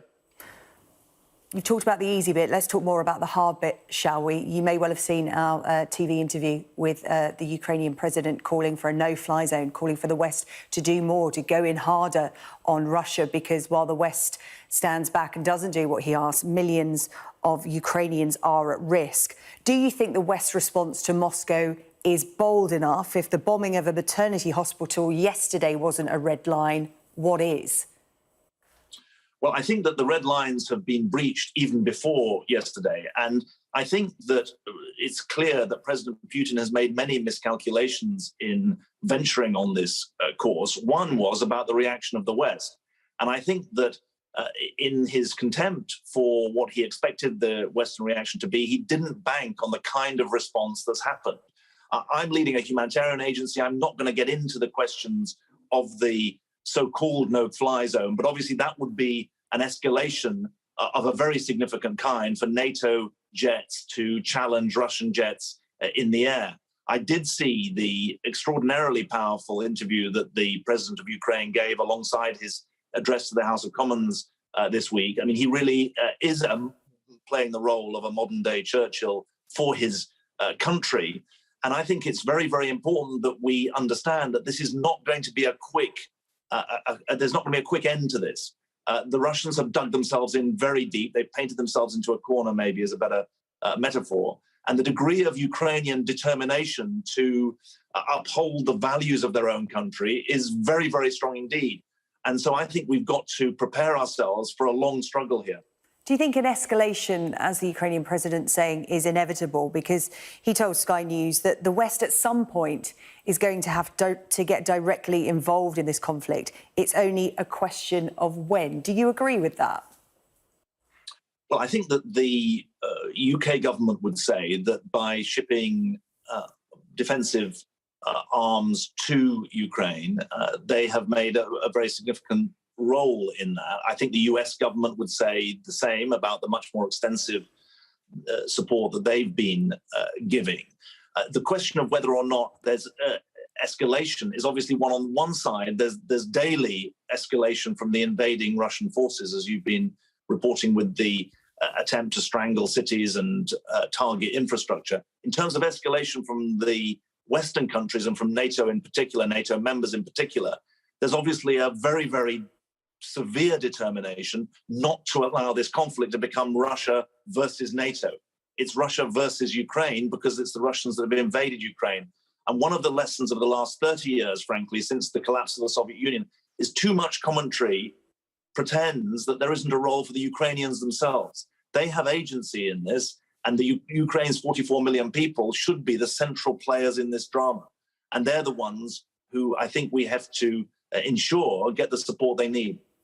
David Miliband, President and CEO of the International Rescue Committee. Really good to talk to you this afternoon. Thank you so much for taking the time here on Sky News. We appreciate it. Thank you so much. Thank you. Right, we're going to take a quick check on the weather.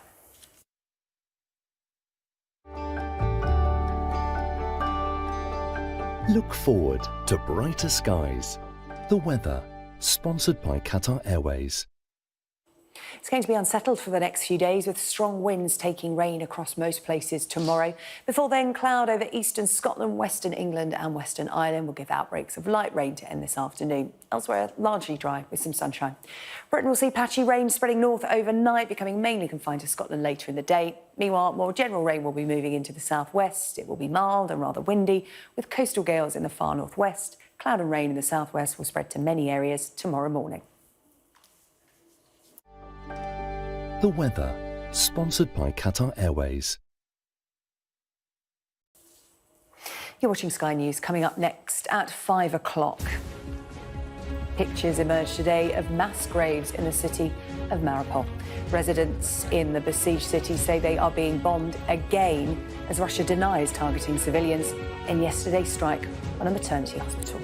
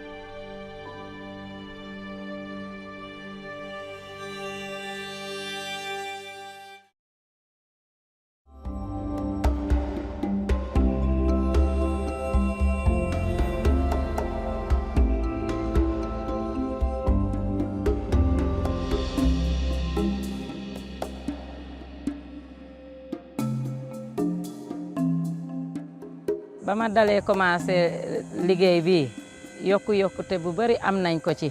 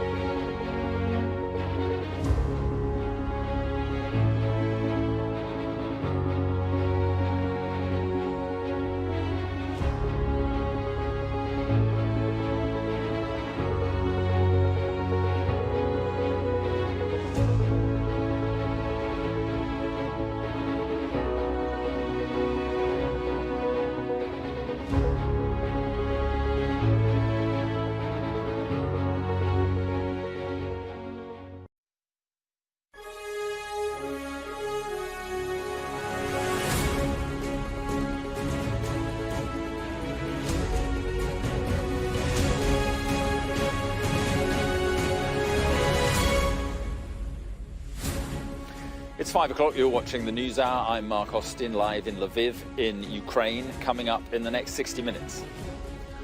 Boris Johnson tells Sky News he fears Russia's President Putin may deploy chemical weapons here in this country. The stuff that you're hearing about chemical weapons, this is straight out of their playbook. Top diplomats from Russia and Ukraine meet face to face after yesterday's hospital attack, but fail to agree a ceasefire. Victims of those strikes in Mariupol are buried in mass graves as attacks continue. Ukraine's president tells Sky News the West must act now to end the war. If it's prolonged this way, yes, you will see they will close the sky, but we'll lose millions of people. Also tonight, Chelsea out in the cold after the UK freezes the assets of Russian owner Roman Abramovich.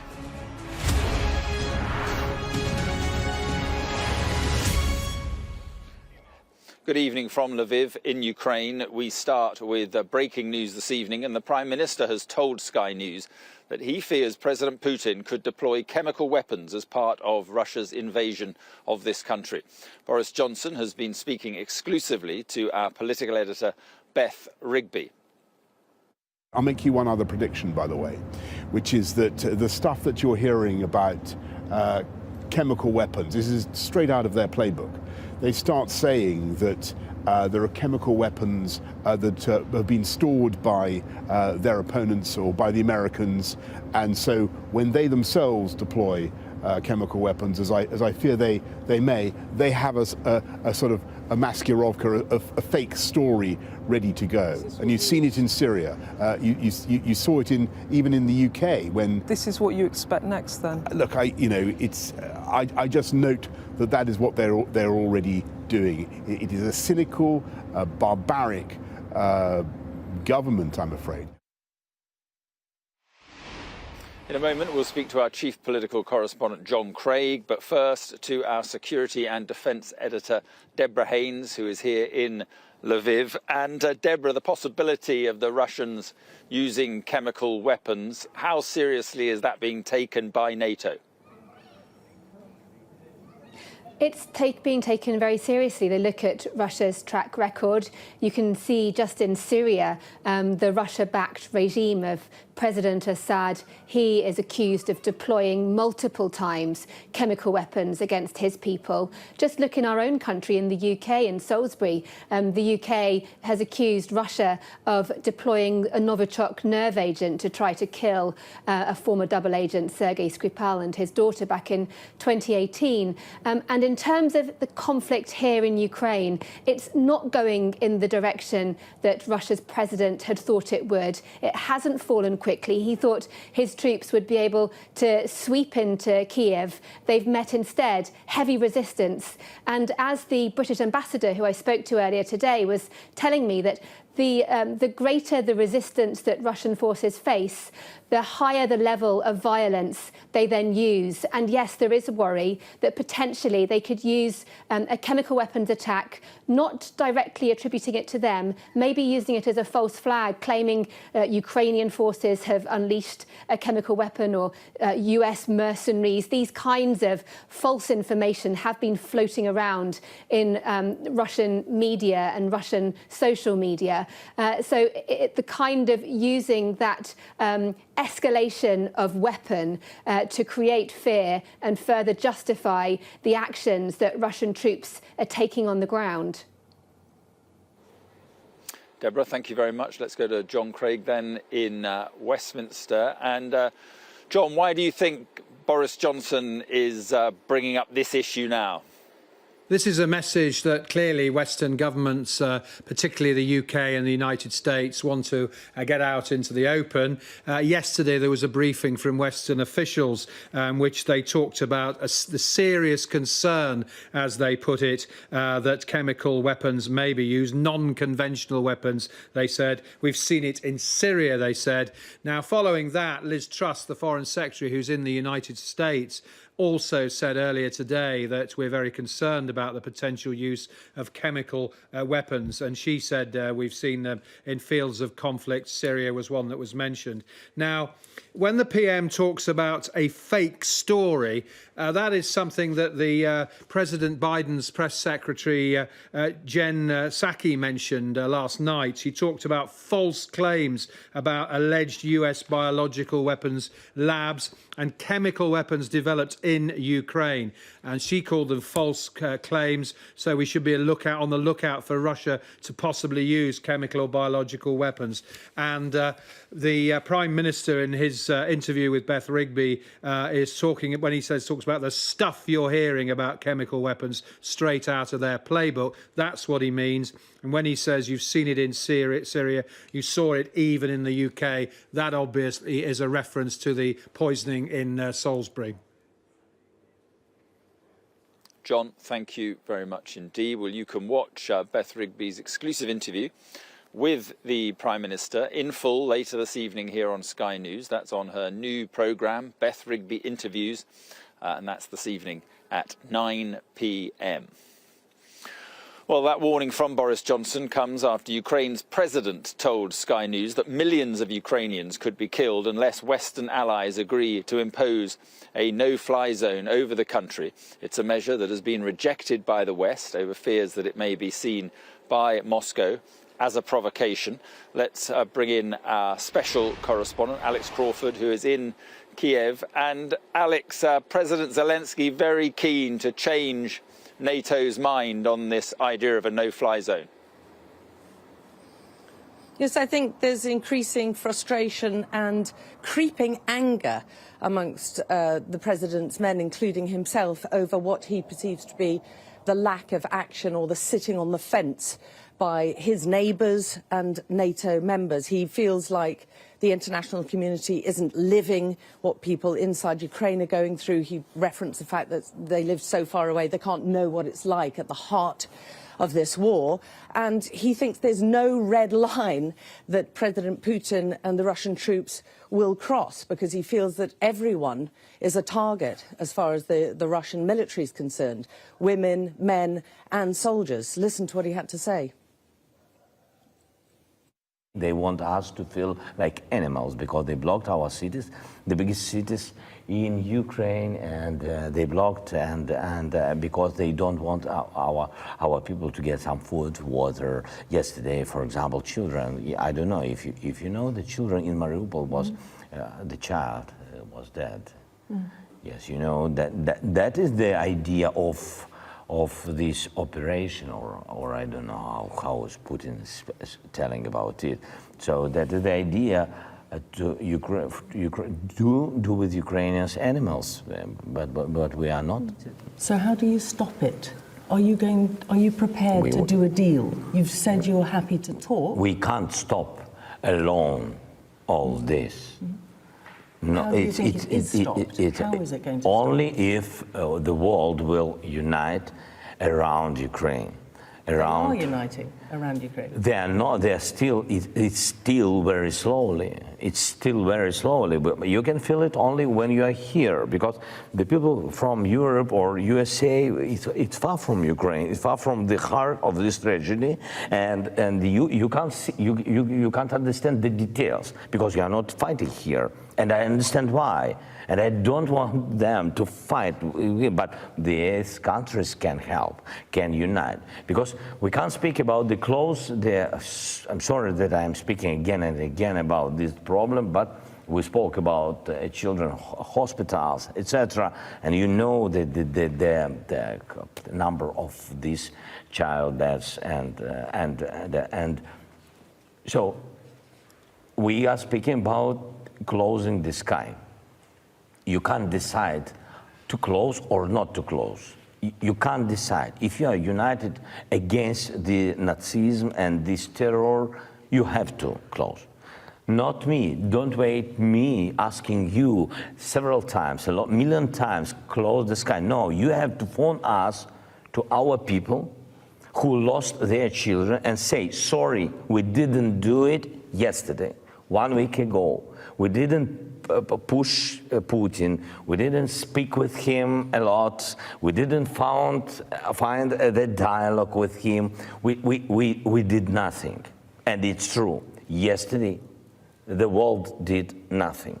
I'm sorry, but it's true. Boris Johnson, the British Prime Minister, as a number of other world leaders, say if they do that, if they close the sky, that could exacerbate and make the situation even worse. If they allow Poland to provide you jets and station it on NATO land, that will make it worse. What would you say to them? What does it mean worse? For whom? So the first question is rhetoric. And we don't need rhetoric questions and answers. We have to have concrete things. So it would be worse for whom? For our families? No. For whom? For them?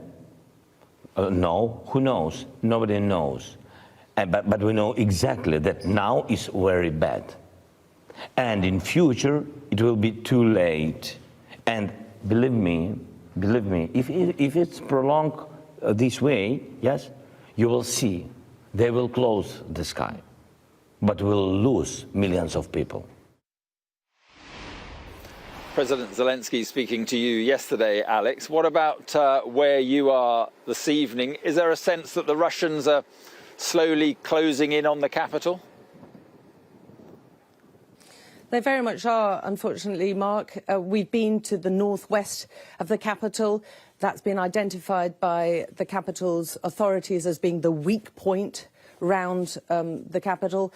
And there is evidence that some of the Russian troops are inside the outer edges of the wider capital area. We were at the front and seeing soldiers being brought into the nearest hospital to the front line at that position who had been shelled, and there were quite a large number of injuries and casualties. We saw civilians who had mostly fled. According to the Kiev authorities, half of the capital's population has now fled the city. That is quite a huge number of civilians who aren't prepared to wait to see if the Russian troops enter the capital. We've spoken to a former British soldier who was trapped in Bucha on the outer edges of the capital, who's now fled that area or left that area, along with many thousands of others, who said he went past Russian troops and Russian soldiers. He said they were fairly relaxed, fairly calm, at that point very, very young.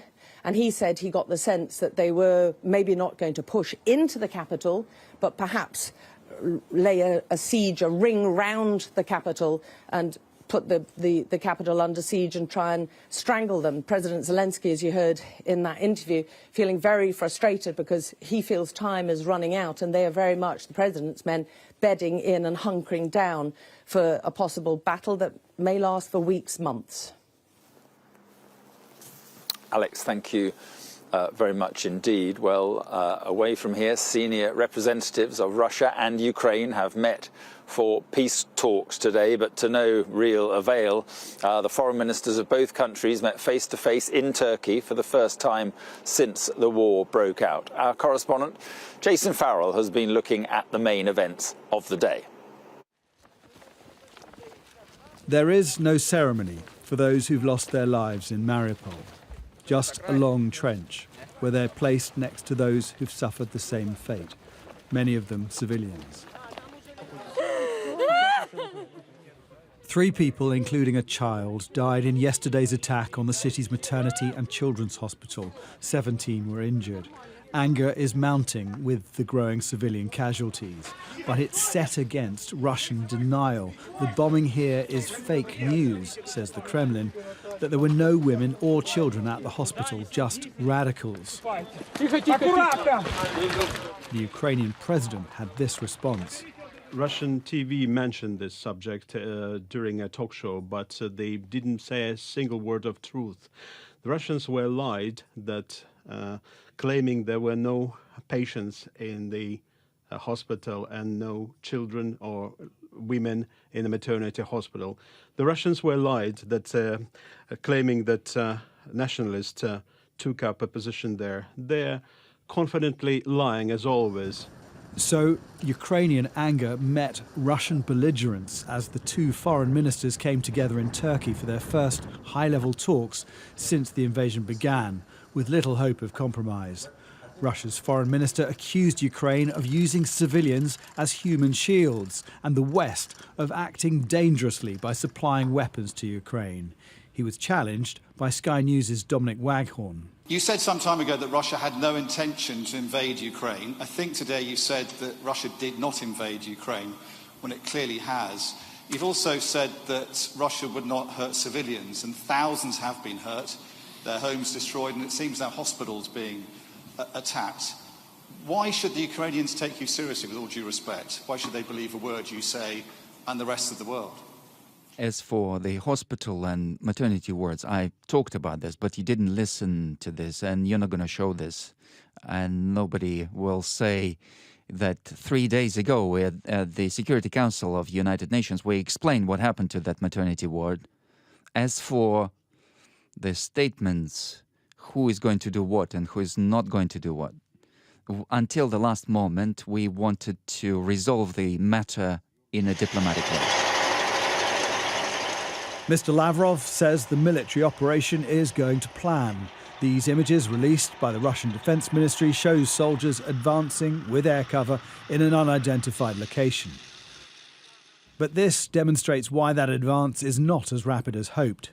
A Russian tank column under heavy bombardment north of Kiev. And this, Ukrainian soldiers driving a captured Russian tank following an ambush in the same area of Brovary. A glimpse inside shows the cooped conditions of the invading soldiers. So a column was moving towards Kyiv. The column was big. The ambush was organised. We destroyed the head of the column. Nonetheless, residents of cities like Mariupol continue to pay the price for being on the path of Russia's strategic plan to take control of Ukraine's coastline.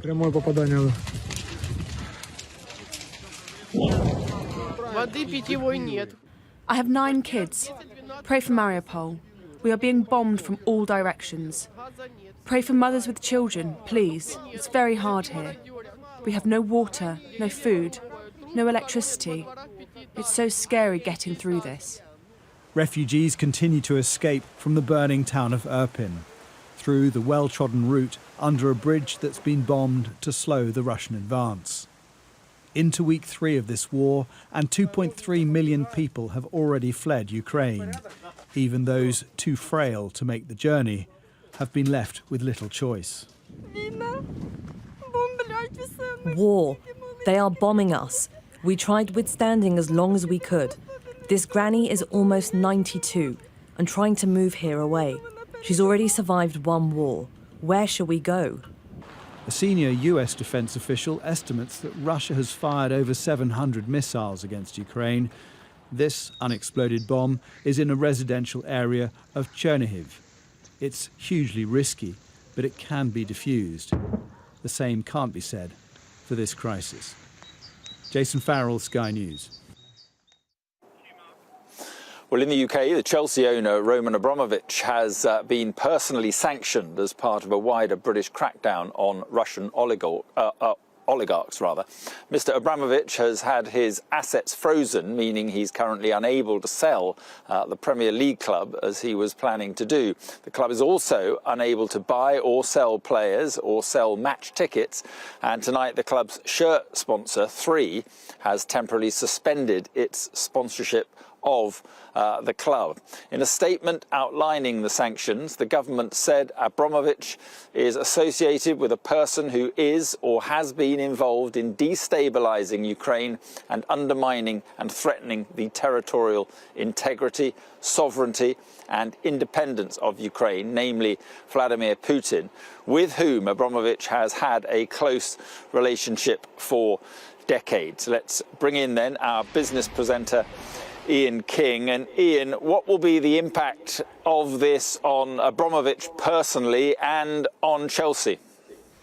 Well, it's very difficult for him because he can't obviously travel into and out of the UK now as a result of these sanctions. Essentially, all of his assets here in the UK are frozen, which means that he won't be able to get his hands on them. Now, you might imagine that someone with Mr. Abramovich's pockets and his ability to access top legal advice and top financial advice, you would assume that he will have salted away some of his money beyond the reach of the UK authorities. But I suspect this is as much going to be a personal blow to him as anything. We know from his statement the other day that he was very upset at having to sell Chelsea Football Club. So it's really another kick for him. But it's quite a dramatic move, this, by the United Kingdom, because this is the first time that Roman Abramovich has been targeted by the sanctions regime. All of the other people, all the other oligarchs that were targeted today by the UK have already been sanctioned by either the US, the EU, or both of them. So this is quite a big move by the UK. Now, there are all sorts of implications for Chelsea itself.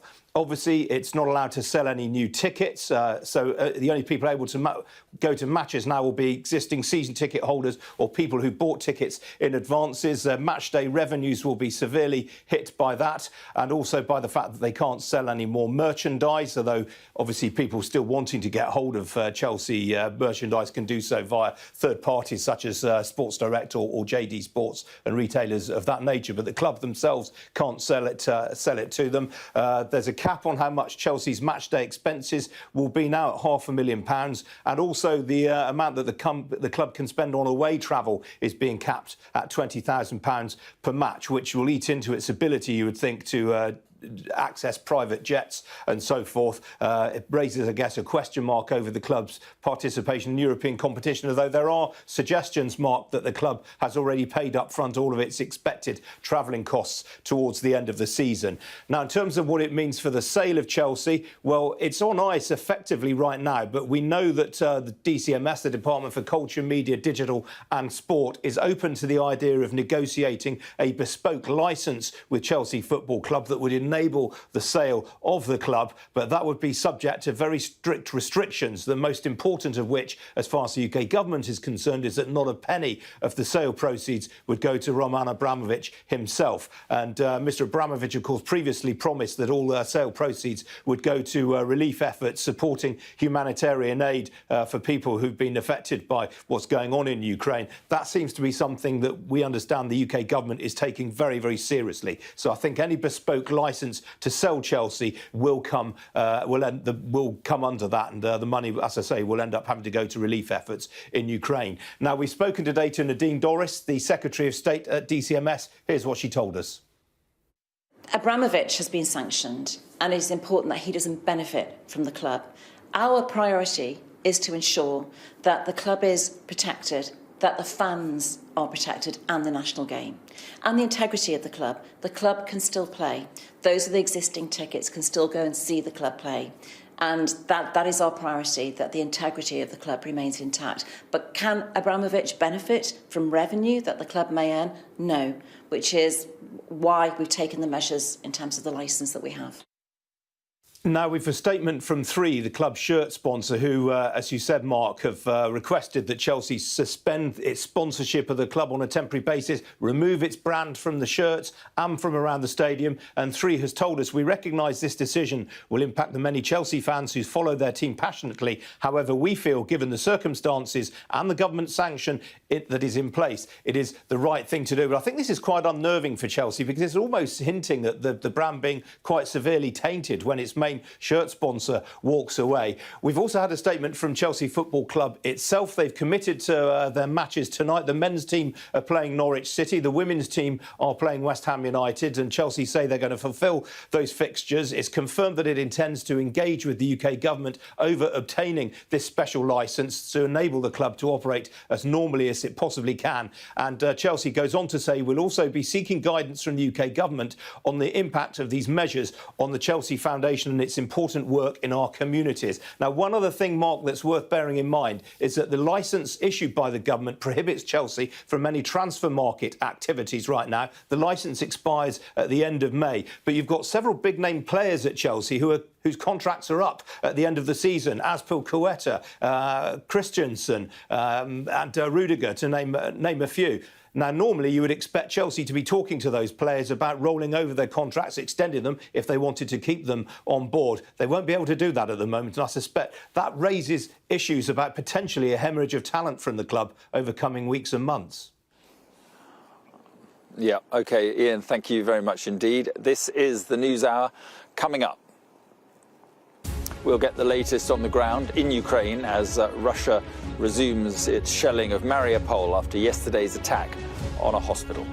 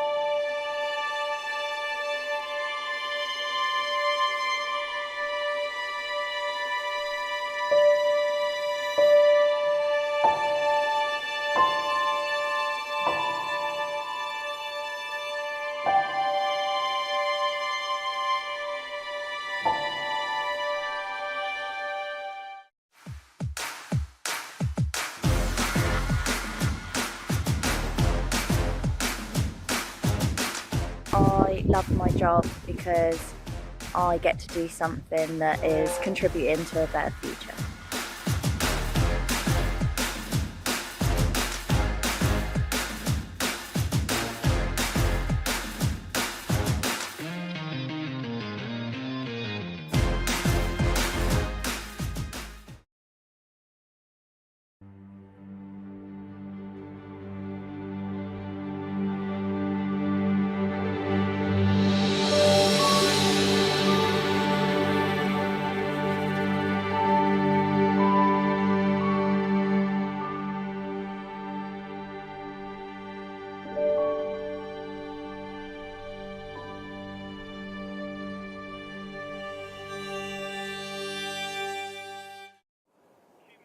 Welcome back to Ukraine, and today Ukrainian officials have warned that a humanitarian convoy trying to reach the besieged city of Mariupol had to turn back because of continued fighting.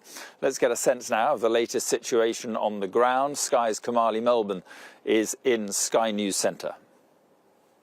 Well, joining me now is Air Marshal Phil Osborne, a former Chief of Defence Intelligence and a Director at Universal Defence and Security Solutions. Phil, thanks for being with us again. So where are we as we enter week 3 of this Russian invasion of Ukraine? So I think it's fair to say that at week 3, Russia's not where it planned to be. It's probably got more than 90% of its forces committed. That will be hard work to sustain. It means pulling forces in from the rest of Russia and perhaps the use of mercenaries. Probably one of the significant things today is Russia's declaration that it's used the TOS 1 Alpha thermobaric system to the north, just to the east and north of Kiev. Yeah, and just talk us through what that particular artillery piece is. I think we've got a shot of one that was used from a training. So the TOS 1 Alpha is as you can see, it's a multiple rocket launch system. What makes it different is it's thermobaric, it's fuel air, so it produces incendiary and blast effects that are quite different, much more violent, much more effective in weapons terms than normal artillery. They're not illegal under the law of armed conflict as long as you use them against military and as long as they don't have a disproportionate impact. The use of these things in built-up areas would not in any way fulfil that law of armed conflict definition. It's concerning that it's been deployed and has been used. Let's take a look at the southern portion of the war because there's been much more in terms of Russian gains. Just talk us through what's happening down in the south. We know that Kherson is the only major city to have fallen so far to the Russians. So I think we can expect to see Russian forces continuing to the west, probably seeking to encircle and then take Odessa, cutting Ukraine off from the Black Sea, fairly major economic impact on the country at that stage, and then moving off to the right and trying to join up a land bridge, if you like, between forces in Crimea and forces to the east in Donetsk and Luhansk. Those two things coming together around Mariupol. Yeah, and we saw, of course, yesterday those shocking images of the strike on that maternity hospital in Mariupol. I mean, why would the Russians allow a strike like that to sort of happen? What kind of strategy do you think that is that's been employed? So there's two things. It's Russian playbook. You know, the Ukrainian forces have gone into the cities. They've got to go and get them out or encircle the cities. But also it kind of demonstrates a lack of options as far as they're concerned.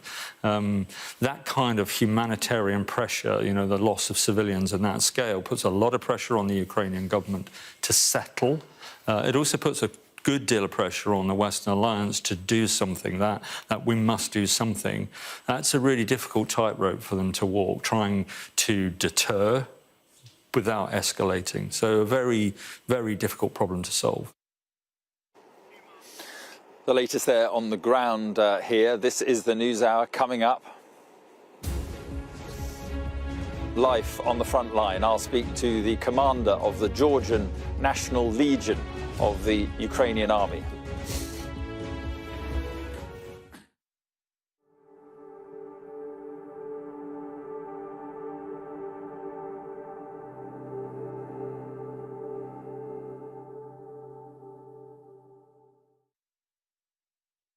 I am there to speak truth to power. One question to ask the questions that people want answered. Yeah, good to see you. When I'm interviewing a politician, it's a more rapid fire, but this is not. This is a conversation. The format of the show. So we're going to have an hour-long interview show once a week on a Thursday night. It's at 9 p.m. It's a moment to press pause on this frenetic pace of news and just reflect on things. And when we do have a politician on the show, you might see them interviewed by me in a different way than you perhaps normally see it. What they do, why they do it. If I can find some of that and bring it onto Sky News, I'd be really happy.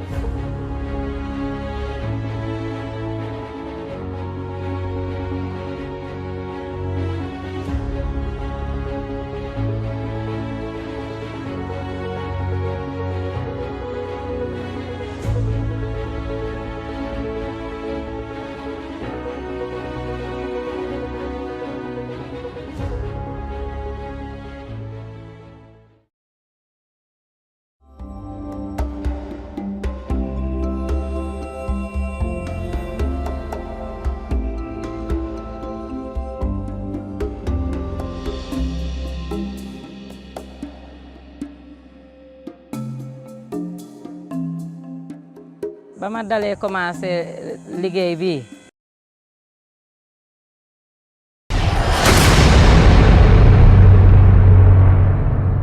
Good morning. Thank you for joining us live here on India Today's Digicast. I know everyone's talking about the elections right now, and we're continuing to stream all those live updates of the results that are pouring in. But even for a second, we don't want to take away from the Ukraine war and get you all of the updates, which is why we're now putting out the simultaneous live Digicast, where over the next few hours, I'm going to continue getting you all the latest updates on day 15 of the war and the conflict that's playing out in Ukraine. Let's begin by summing up all the top developments for you. Ukrainian authorities have said that a children's hospital in the Ukrainian city of Mariupol was destroyed by Russian airstrikes on Wednesday. Russian occupying forces dropped several bombs on this hospital, leading to colossal destruction. European media reports stated that at least 17 staff were wounded, several pregnant women and children were injured.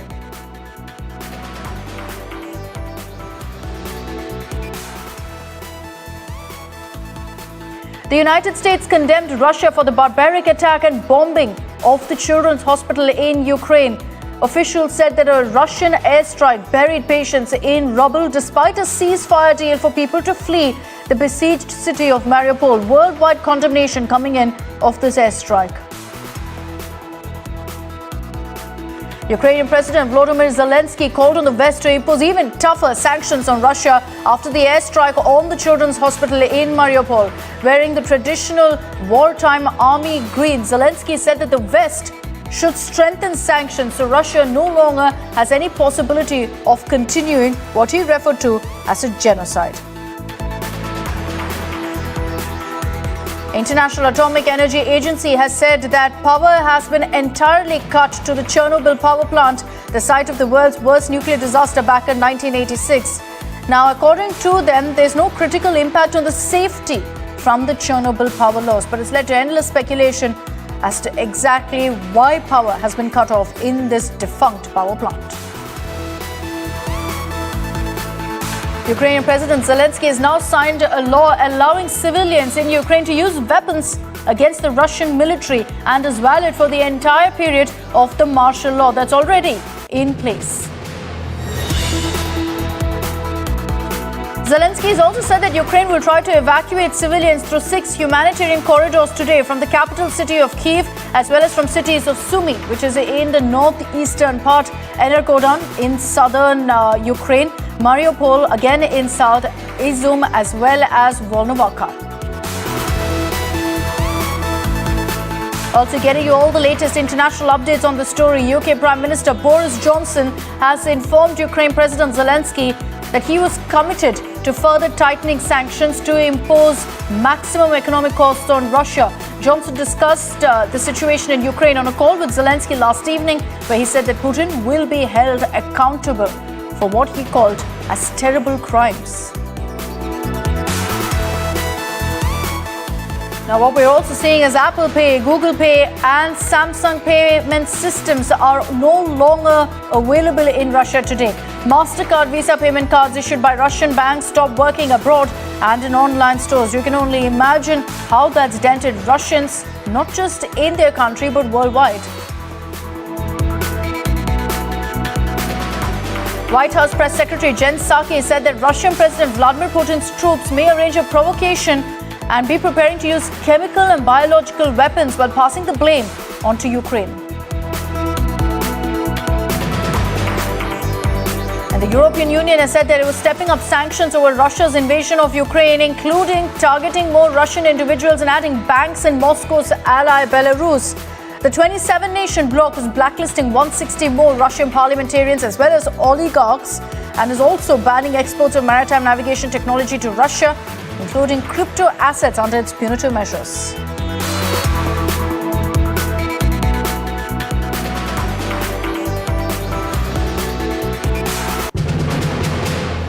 And the big headline that's emerging right now from Ukraine is that horrifying update of a children's hospital being targeted in Mariupol. And the kind of images that are emerging right now from Mariupol is heartbreaking, to say the least. There were growing warnings from the West that Moscow's invasion was about to take a more brutal and indiscriminate turn, and that's exactly what's happening on the ground. Ukrainian officials have said that a Russian airstrike devastated a maternity hospital in the besieged port city of Mariupol. At least 17 people have been wounded. This includes staff as well as patients. The ground shook more than a mile away when this complex was hit. It was not just one blast, but a series of them. Windows were blown out, ripped away much of the front part of one building. You can see the kind of damage on your screens as well. Police, soldiers, all of them rushed to the scene to evacuate victims. This was a hospital that was very much active. It was being used to treat patients.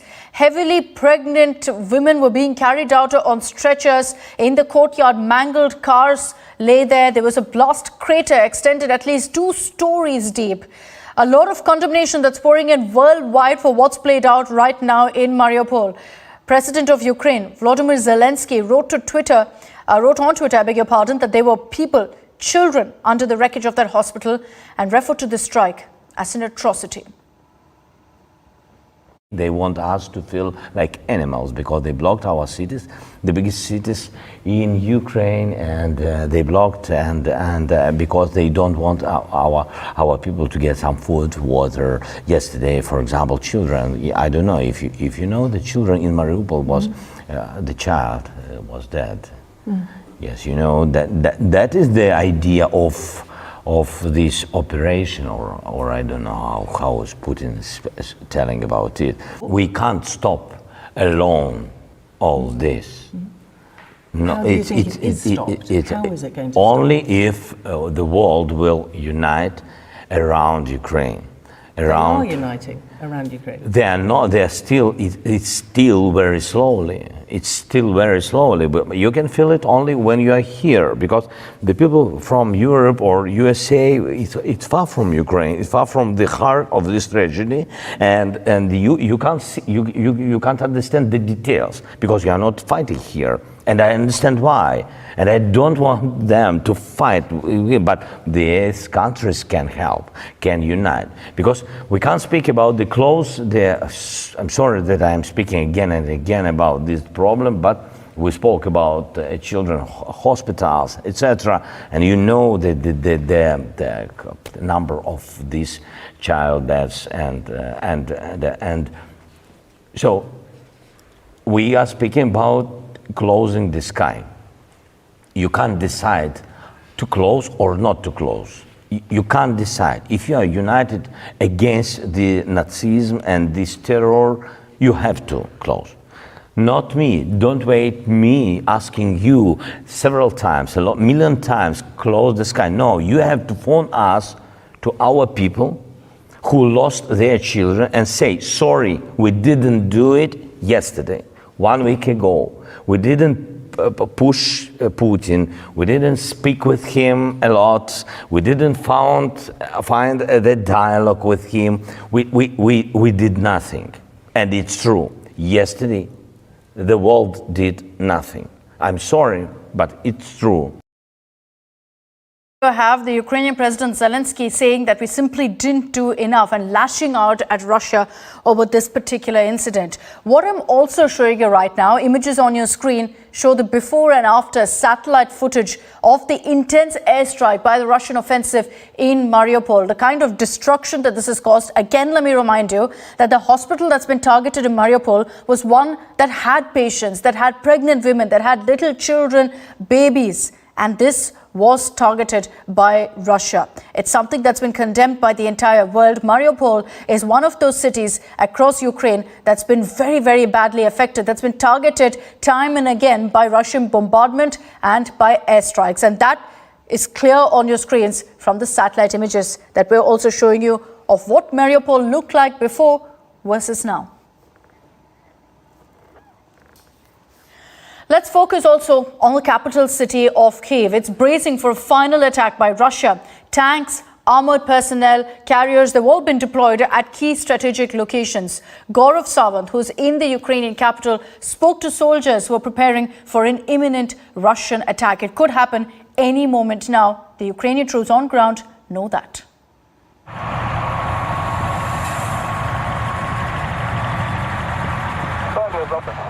Russia is at the gates of Kiev, the Ukrainian capital readying for an imminent Russian attack. The defenders have deployed tanks and armored personnel carriers at key strategic locations to take on the invaders. Ukrainian soldiers, in an exclusive interview to India Today, revealed that a few Russian forces are already in the capital city. How close are the Russian forces to Kyiv right now? The Russian forces, they are in Kiev right now. Yesterday, our friends, they saw them in the forest, eight Russian soldiers. They already in Kiev. Soldiers with weapons? Yes. Ukrainian troops say that after smashing Kiev suburbs, Russian forces are advancing from all directions, preparing for an all-out assault. We are expecting enemies from some parts, and so of course they would like to make a circle around Kyiv, but so we are ready to meet him, and so our military forces, they are very nice in protecting now. Really believed that they will be met by our people with flowers, but we meet them with bullets only. Even as the war rages on the ground, Moscow is bringing the heat down diplomatically. Vladimir Putin's administration has said Kremlin is not trying to overthrow the Ukraine government. No. Ukrainian President Volodymyr Zelensky too made a climb down. Zelensky says he is no longer pressing for NATO membership, which is the biggest provocation for the Russian invasion. In another statement aimed at placating Moscow, Zelensky has said he is open to a compromise on the status of the two breakaway pro-Russian territories, Donetsk and Luhansk. The climb down comes ahead of talks between Russia and Ukraine in Turkey on Thursday. This appears to be new lines being dug, new front lines here in this battle for the defense of Kyiv. So far, this conflict was being fought in Bucha or Irpin on the outskirts, but now it appears that the battle is coming much closer. If talks do not succeed to bring peace, to bring about a negotiated settlement, then Russia's big assault on Kyiv could begin, and this could happen as early as the next 24 to 48 hours. With cameraman Pawan Kumar in Kiev, Ukraine, Gaurav Sawant for India Today. So for 15 days now, we've been seeing this war raging on. There's more than 2 weeks that Russia has been going forward with its invasion plan of Ukraine. There's ruthless shelling attacks that continue, perhaps at an unprecedented scale right now. And what comes along with it, coupled with that, is an unparalleled human tragedy that's playing out on the streets of Ukraine that the world right now is also watching. In Kharkiv, which has been seeing massive fighting for the last many days, a shopping center was completely destroyed. It collapsed, even while rescue operations continue. A factory and a store were on fire. This is in the bombarded area of Irpin. It's a city that's on the outskirts of Kyiv that Russia has been trying to capture so that they can then make their way into the capital city.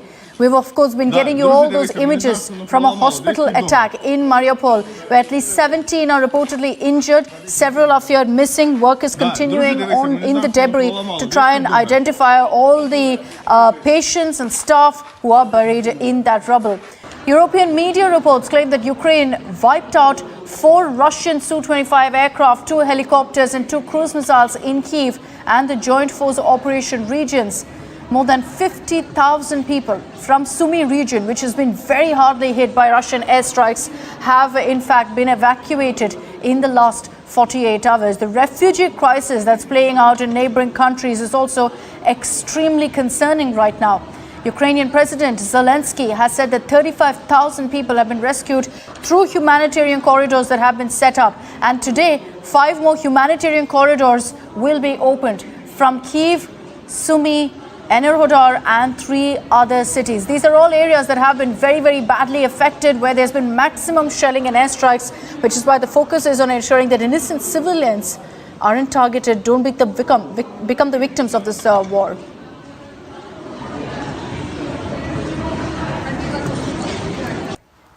We've been here on India Today, getting you all the latest updates on the war from day one. And what we want to show you is an image that perhaps sums up what's happened from day 1 to day 15. Yes, there's been a lot of politics, there have been a lot of reactions that have come in, but one image is standard, and that's what you see on your screens there, of devastation, of destruction, of death. This is always the result of a war, of a conflict. And you see the kind of havoc that this war has inflicted on the people out there. From day 1 to day 15, there's been unbelievable, unprecedented and unfortunate casualties that have been reported, and that's climbing with every passing day. 15 days and counting. The question everyone's asking is, how long will this conflict, how long will this war continue? When will it end? There's been a supposed climb down by Ukraine in the sense that Zelensky has said that, look, we're willing to talk on the issue of Crimea and Donbass. Does that indicate that things finally will end with regards to the violence that's playing out in the beautiful country of Ukraine?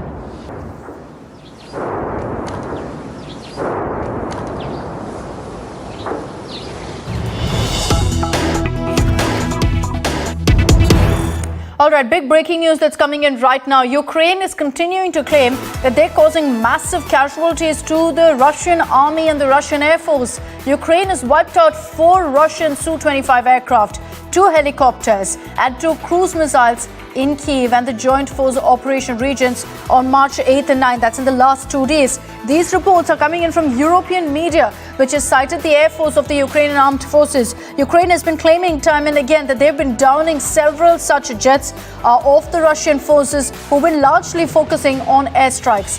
The updated estimates, and again let me say that this is based on what Ukraine has claimed, the updated estimates of the total Russian losses are 56 aircraft and 82 helicopters. So that's what Ukraine has claimed, that they're continuing to solidly dent the Russian offensive and the Russian Air Force. Largely airstrikes that are being conducted using their own arsenal. Ukraine claims that they've downed several jets, several aircraft, several helicopters. We will await some sort of word that comes in from Russia also on this. Previously, these kind of claims that have been made by Ukraine has been shot down by Russia, saying it's completely untrue.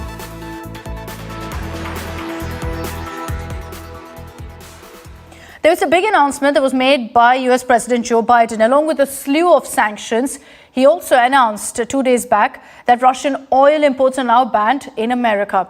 Thereby, for obvious reasons, the oil prices have gone up dramatically. Supply has also taken a massive hit. Britain has claimed it will phase Russian oil out by the end of this year. Be very, very clear that it's not just Russia that's going to suffer with these kind of sanctions, and particularly with the blocking of oil supply. It's the entire world. Oil prices headed higher again on Wednesday, that after the US moved to ban Russian imports. International benchmark Brent crude hit highs above $130 per barrel in early European trade. The UK also said it would phase out Russian imports by the end of the year. But it could be a different story for the EU. Robert Jorger is an energy futures strategist at Mizuho. Here in the United States, I mean, we've imported 200,000 barrels a day, so we can definitely exist without that. It's a spit in the bucket. The Eurozone, we're talking percentage points, double digits. So it's a totally different game. European stock markets, meanwhile, saw a sharp rebound in early trade. The regional Stock 600 index rose around 3% from the open. Hard-hit banks, travel stocks and automakers all jumped 4% or more. Investors picked up shares hammered by the recent market sell-off, but one analyst told Reuters there was little sign of a change in sentiment. Earlier in Asia, stocks fell again, with the Shanghai Composite Index down more than 1%. But the big falls of previous days were avoided. One trader said markets had Russia fatigue, with all the bad news now priced in. And my colleague Shivaru also gets you all of the haunting images that have emerged so far of the Russian invasion of Ukraine. These images essentially tell you what the situation is also on the ground. India Today has been relentlessly getting you every latest defining image right from the beginning 14 days ago to 2 weeks later, and where things are at with this huge expanding military operation that is being called the invasion of Ukraine. The word invasion has been criminalized in Russia. Here are those defining images. Big defining image number one. After a deadly clash, Ukrainian troops are reported to have seized this Russian tank. You can see on your screen a Ukrainian tank or an armored personnel carrier towing away a Russian tank in an unidentified war zone in Ukraine. Big defining image number two. On day 14, Ukrainian troops shot down or claimed to have shot down another Russian helicopter close to the Mykolaiv region in south-central Ukraine. On your screens, you can see the wrecked parts of what appears to be an attack helicopter which crashed in a field after being hit by Ukrainian ground forces using air defense weaponry.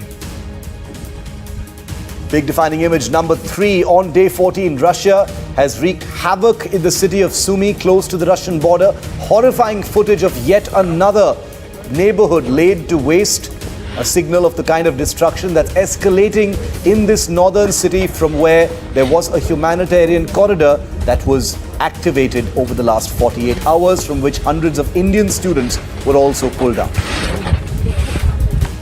Defining image number four. On day 14, the aftermath footage of Kiev's destruction. Continuous heavy shelling has destroyed the capital city in its suburbs. You can see shelled buildings, damaged cars, bodies lying around. Life around Kyiv has come to a standstill, but the city itself is standing tall. No damage within the city.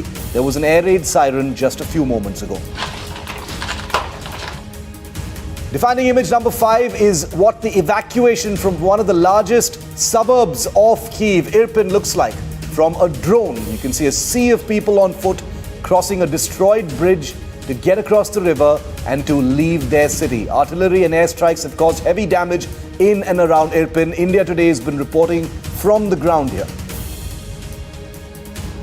Defining image number six. On day 14, appalling images from Kharkiv, which continues to be the most damaged city in Ukraine at this time. 40 kilometers from the Russian border, it is Ukraine's second largest city. A metropolis that was once buzzing with people now wears a deserted, ghost-like look. Buildings in many neighborhoods targeted in heavy shelling, cars and property extensively damaged in this part of Kharkiv. Defining image number Destruction of a Nation. This week on DW. A man with the memories of a woman. Ali from Syria is born in a female body. Forced into marriage, raped. His escape will be the journey of his life. Far from home, Ali can finally become the person he's always wanted to be. I want this very badly. I will not regret it and will go through with it.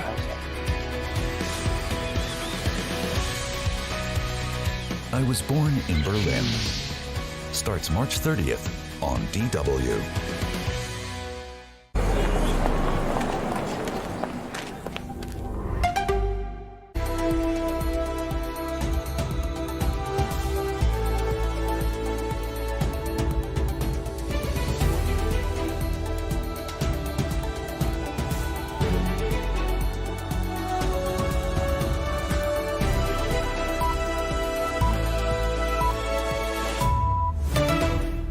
This is DW News, live from Berlin. EU leaders gather for crisis talks as war rages in Ukraine. French President Emmanuel Macron hosting a summit in Versailles to help coordinate a response to Russia's invasion.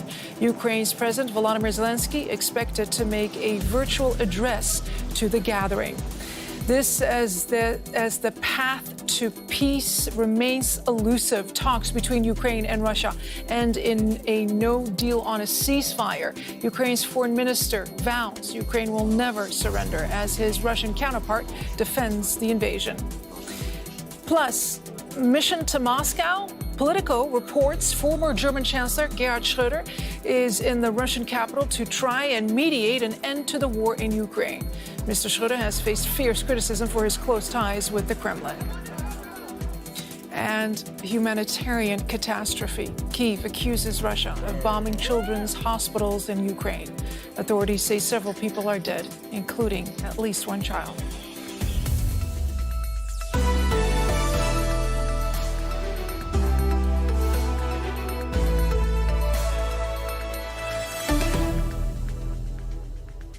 Hi, everyone. I'm Layla Harak. Thank you so much for joining us. All 27 of the EU's leaders are meeting in Versailles, France, for a crisis summit on the conflict in Ukraine.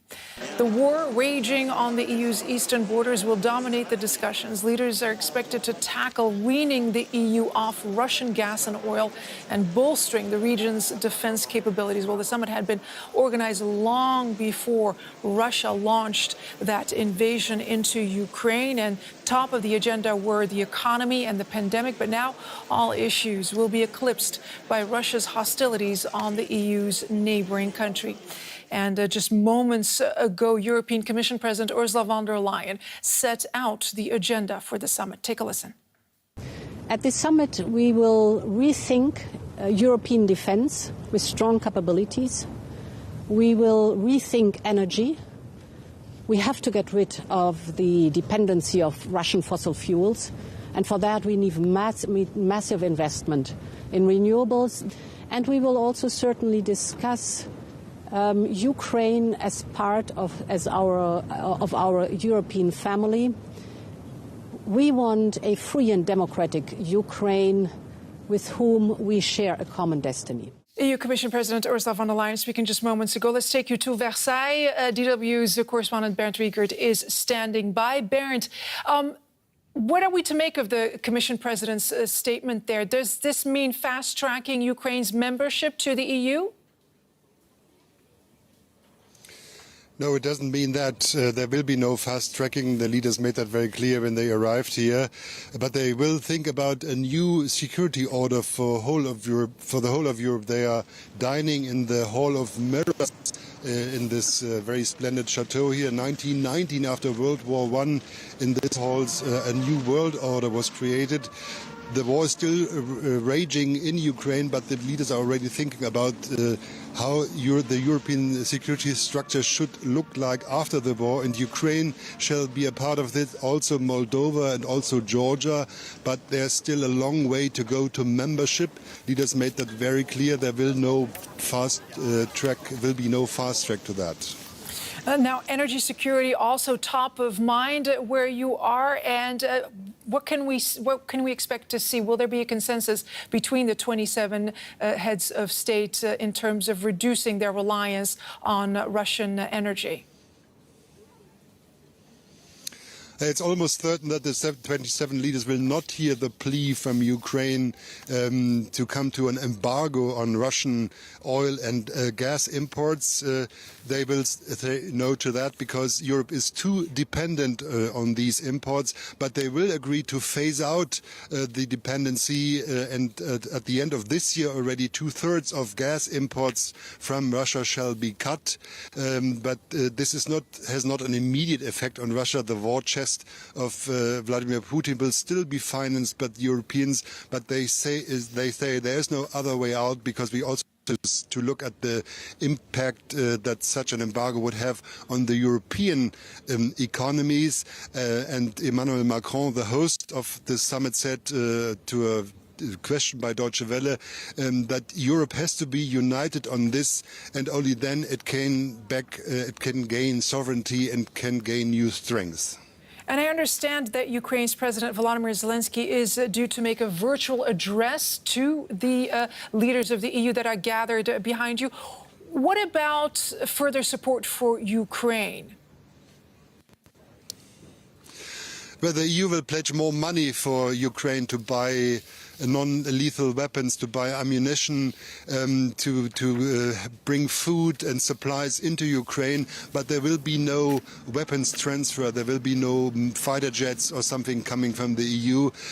So all the pleas and all the demands Vladimir Zelensky might make in his video address will not be fulfilled, and this might be it might be very disappointing for the Ukrainians that are fighting the Russians. DW correspondent Bernd Riegert reporting from Versailles, where the EU summit is taking place. Thank you so very much. And DW correspondent Barbara Vesel spoke to Estonian Prime Minister Kaja Kallas ahead of the EU summit in Versailles and got her take on how Europe should respond to the events unfolding in Ukraine. Prime Minister, when European leaders are meeting here in Paris in the shadow of the war in Ukraine, what do you think they should do? What are your demands? What would you want to see? We have an informal meeting, so no official decisions are made today. But of course, we're going to discuss Ukraine. We're going to discuss how we can help Ukraine, and we're also going to discuss European perspective for Ukraine and our own defense plans. So, with regard to defense, for instance, what do you think Europe should do? Europe was a dwarf with regard to defense, hardly existent. So do you think there needs to be a real sea change in that? I think the situation has fundamentally changed since the 24th of February. What we should do first, we should all increase our spending on defense as we have agreed in NATO. The minimum should be 2%.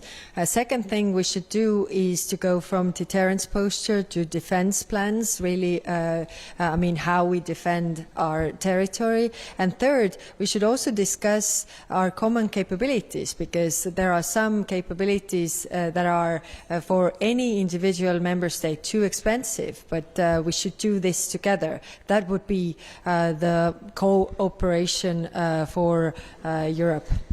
So there has been a first meeting between the Russian Foreign Minister Lavrov and the Ukrainian Foreign Minister Kuleba.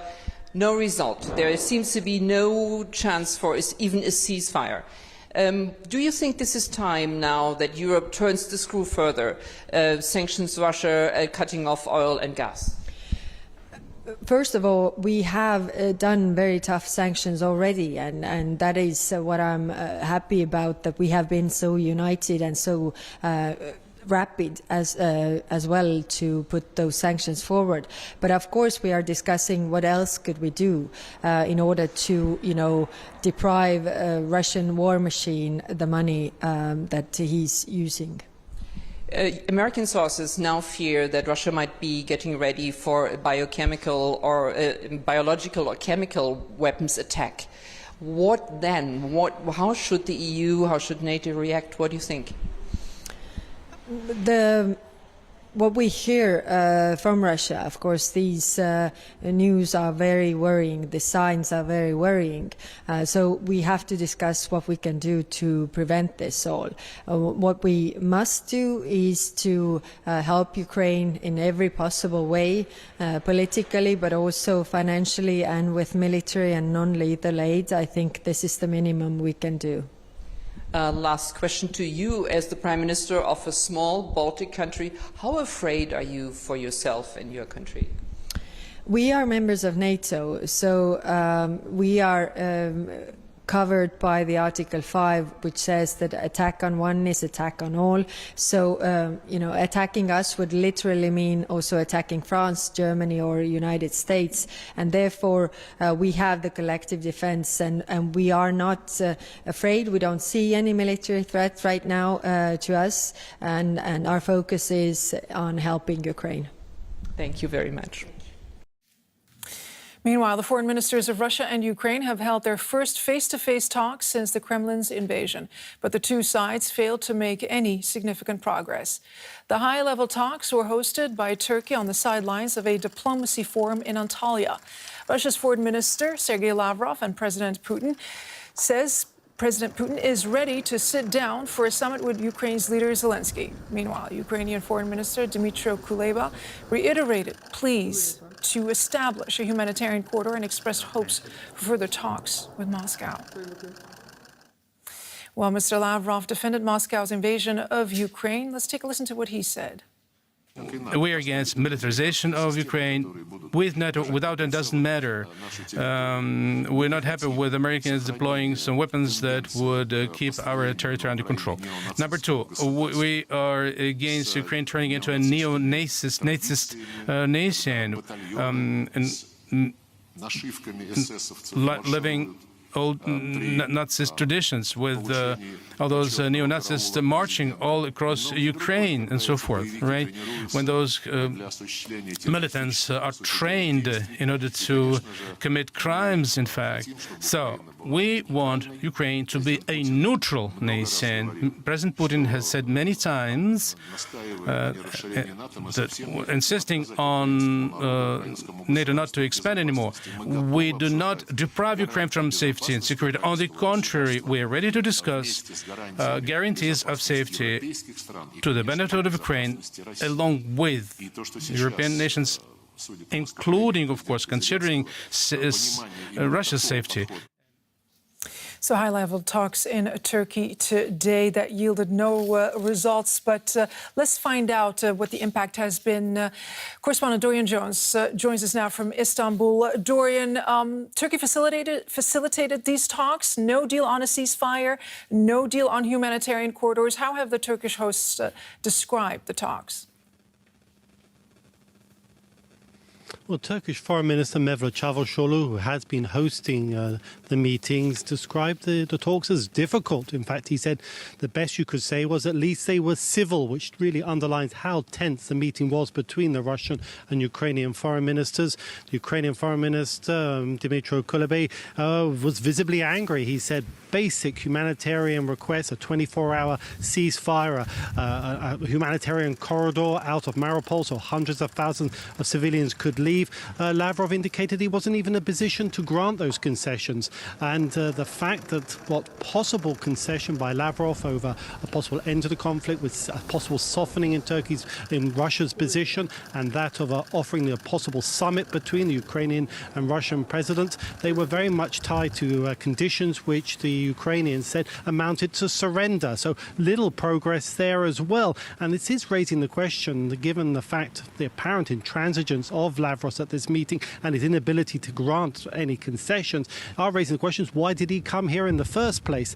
And many people interpret his arrival at these meetings as a concession just to Turkey. Turkey is seen as an important ally of Russia, albeit that it is in many ways supporting Ukraine, and Turkey has been lobbying very hard for some kind of facilitating, if not mediation role. And this meeting was seen as a possible concession to Turkey. But beyond that, it appears that Lavrov wasn't going to make any further moves. So I think there is a great deal of disappointment over this meeting.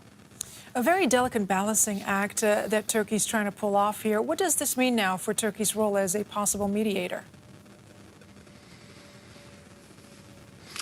Well, President Recep Tayyip Erdogan, in a conversation with the US President Joe Biden this evening, stressed that he still saw these talks as a success insofar as that they are the highest level meeting between Ukrainian and Russian officials, and he stressed the importance that dialogue and diplomacy must play in resolving this conflict. And that was the message to Biden, and it does indicate that Turkey still wants to play this kind of role of if not being a mediator, at least being a facilitator.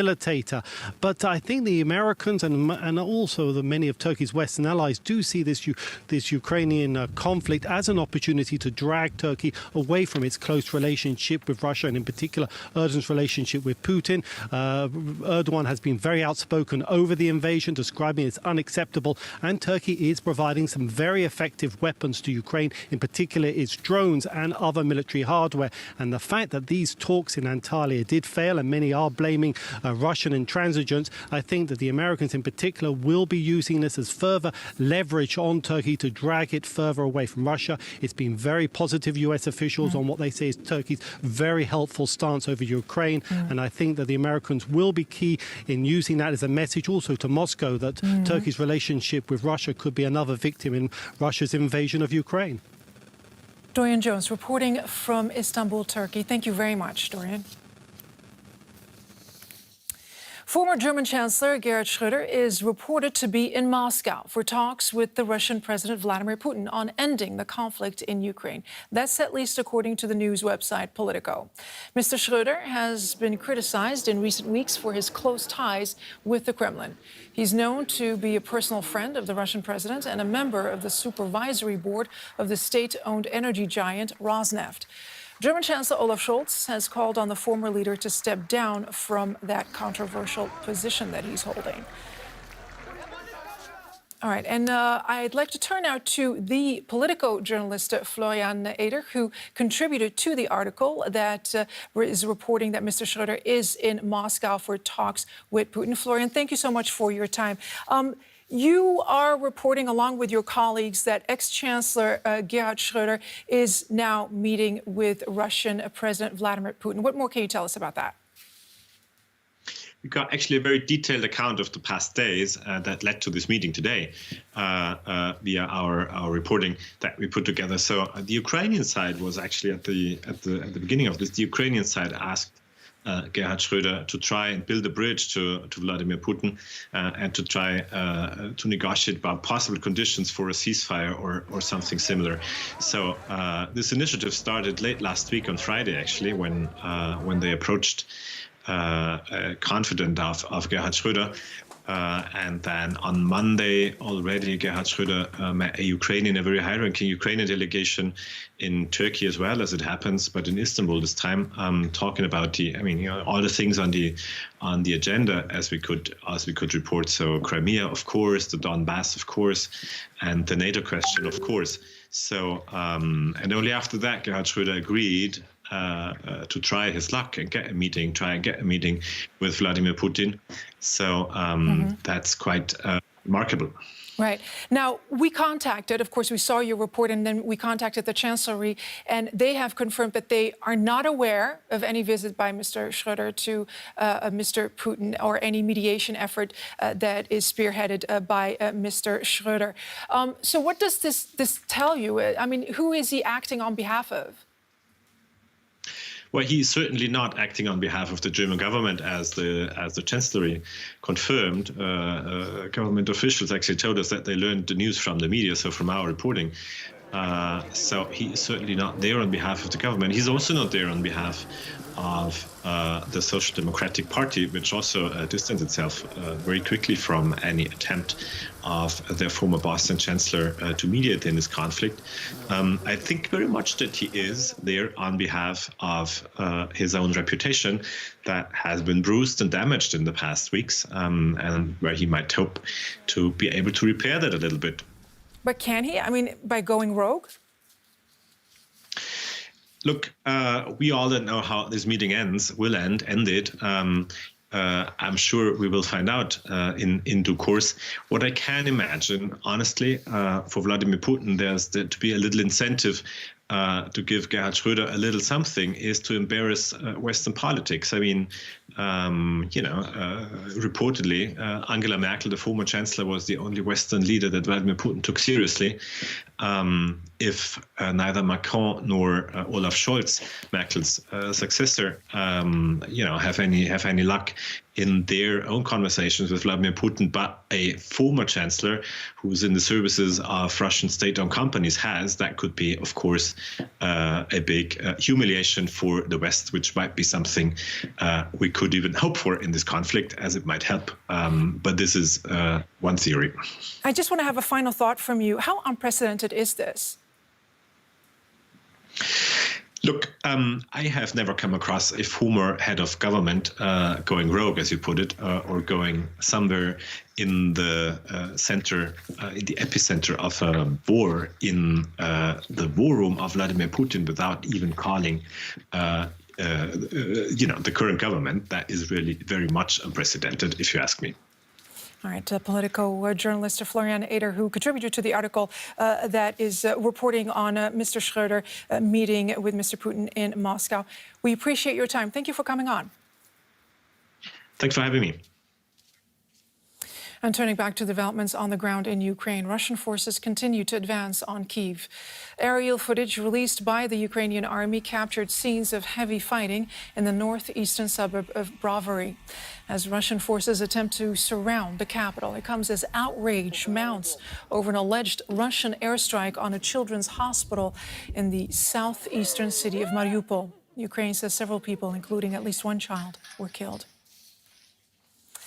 And a warning, our next report contains disturbing images. The smouldering ruins, not of a military installation, but a maternity hospital in Mariupol. The direct hit from an apparent Russian airstrike sent women in labor fleeing into the cold. Hundreds are reported injured. Mariupol has been the target of sustained bombing and shelling for days. Mass graves have been dug for the dead.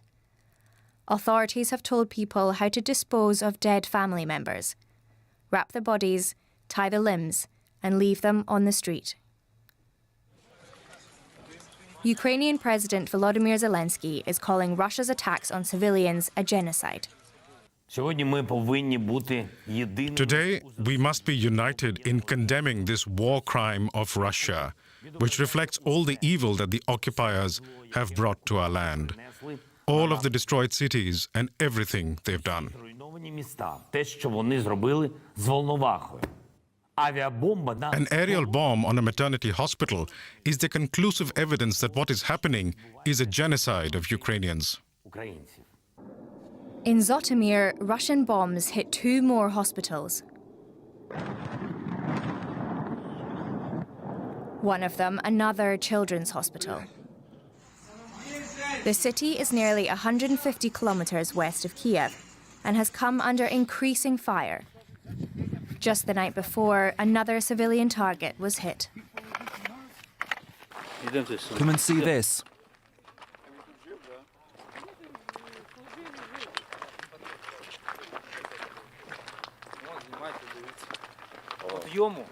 This man won't need a no-fly zone anymore, but we do.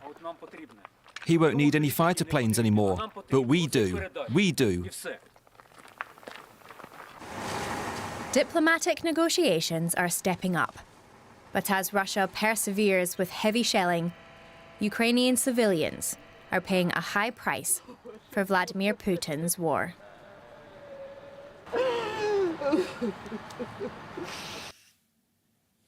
Let's take a look at some of the other developments in the conflict. U.S. Vice President Kamala Harris says that Washington is prepared to defend every inch of NATO territory.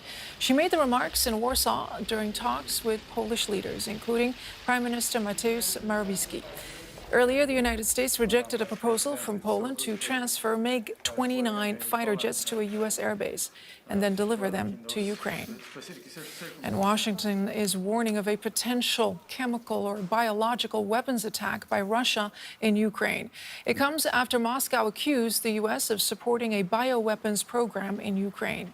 The Biden administration believes the accusation could be an attempt by the Kremlin to justify such an attack. Authorities in Berlin say they are struggling to cope with the large number of refugees arriving in the German capital. City officials want the federal government to step up and help relocate thousands of mostly women and children to other parts of the country. Thousands arrive every day, traumatized, exhausted, glad to be safe. Good feeling because no war and people try to help us and try to help what can he do, you understand?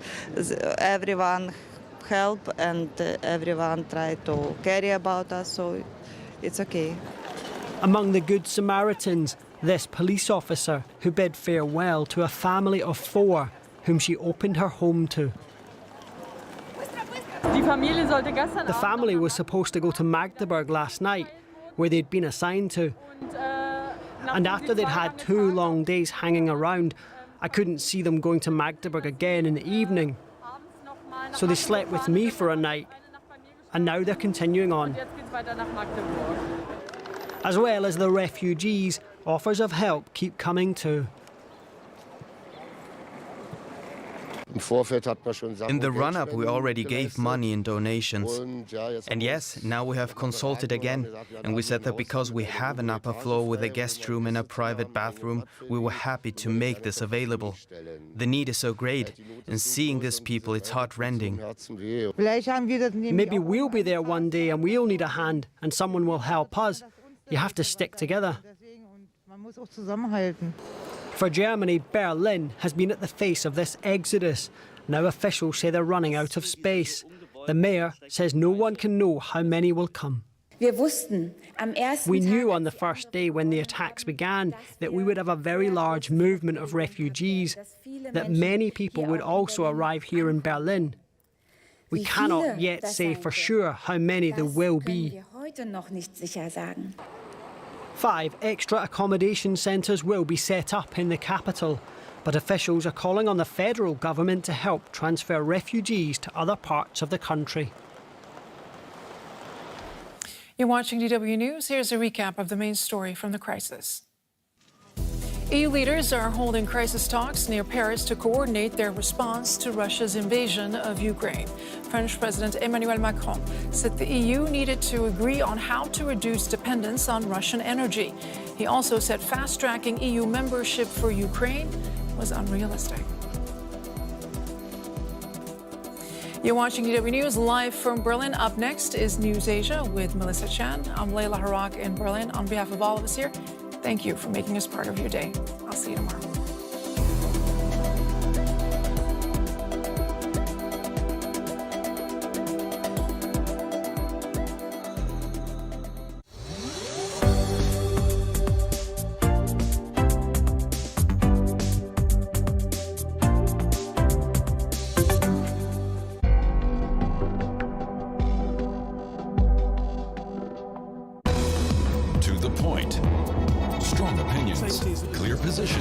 International perspectives.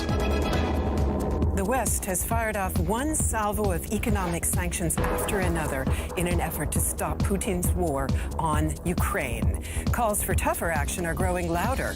But could sanctions cripple the global economy? Find out on To the Point. To the Point.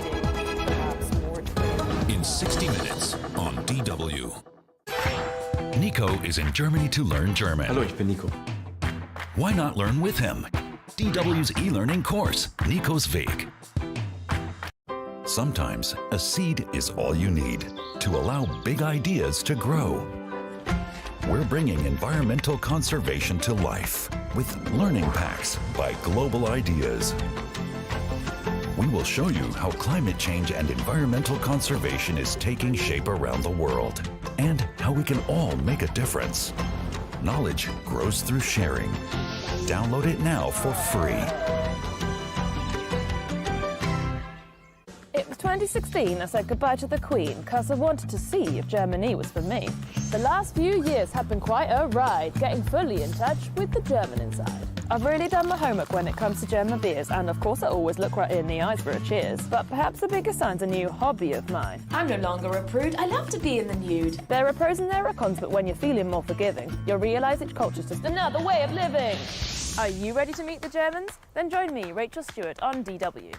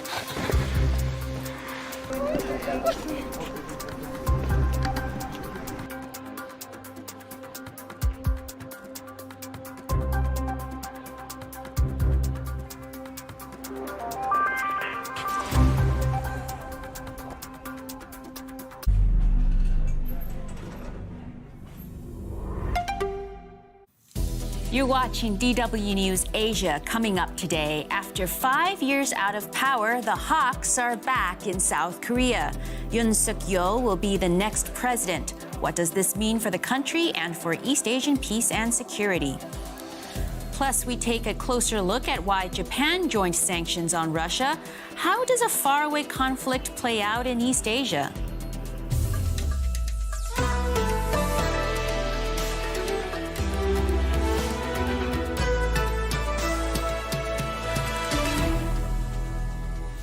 I'm Melissa Chan. Thanks for joining us. The world is focused on the Russian invasion of Ukraine, but in Asia, the attention is on South Korea's presidential election, a consequential one that will determine the country's national security approach to its very own threatening neighbor to the north, North Korea, and will determine U.S. foreign policy in the region.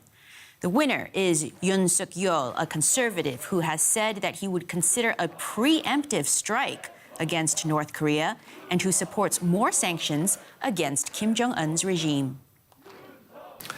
국민의 안전과 재산, 영토와 I will build strong armed forces to deter any provocations in order to protect our people's safety, property, and sovereignty. 하겠습니다. I will respond sternly against North Korea's illegal and irrational actions according to principles, but I'll always leave a door open for dialogue with North Korea. 언제든 열어둘 것입니다. For more, we have Do-yeon Kim from the Center for a New American Security joining us. Do-yeon, tell us more about Yoon and his position on North Korea, and then what that means for his position on the United States. Well, thanks for having me back, Melissa. We can expect Yoon to be much tougher compared to the current president toward North Korea, more principled. So that basically means he and his administration will want to actually penalize any bad behavior and provocative action by North Korea and respond in kind while keeping the door open to dialogue and diplomacy. So no more of skirting around and turning a blind eye to illicit and illegal and provocative activity. And so this is actually going to be good news for the Biden administration. We can expect the Yoon and Biden alliance to be much more in sync, well, actually in sync, to run more smoothly, to be in lockstep when it comes to how to deal with North Korea. They're going to want to normalize U.S.-South Korea joint military drills, which means to really bring back military readiness to normal, which has been downsized and minimalized because of the progressive Moon government now, but also partly because of the pandemic.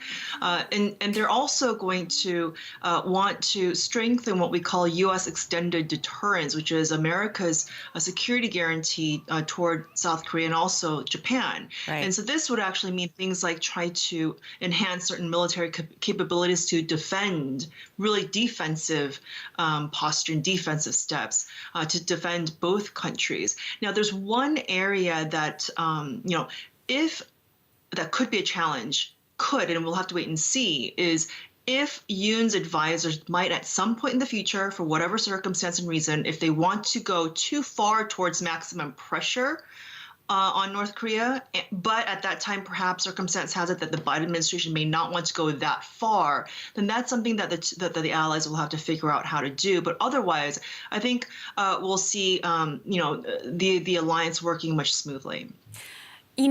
Everything you've said, one thing I've always wondered is why South Korea is not in the Quad, which, of course, includes the United States, Japan, Australia, and India. And, of course, you mentioned that the military alliance is between the U.S. and South Korea in terms of the strongest one, the strongest alliance there. There are American soldiers in South Korea.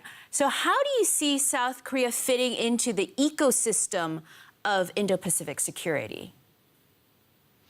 Well, I think South Korea can and is a player and can be a player to contribute and help defend the international order with all the other like-minded countries and democracies, both Asian and European.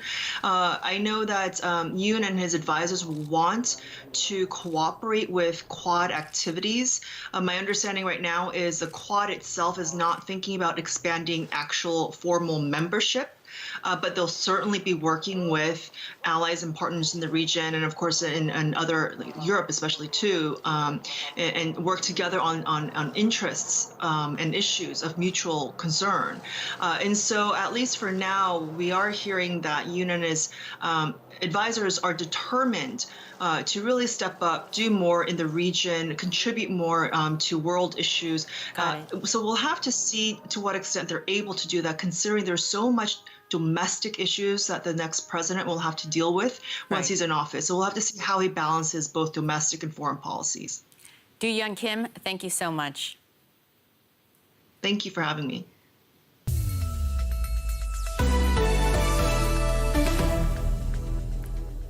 Continuing our look at how the Russo-Ukrainian conflict is impacting the Asia region, Japan joined other nations in sanctions against Moscow and has also banned exports of oil refinery equipment to Russia. There are historical tensions between the two countries, with their dispute over who owns the Kuril Islands just off the coast of Hokkaido. It's one of the world's longest-running territorial disagreements. It's the main reason the countries failed to sign a peace treaty at the end of World War II.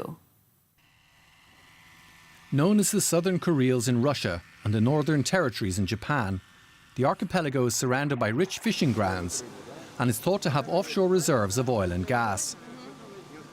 Russia says it's planning a special economic zone on the islands, and it's beefing up its military presence.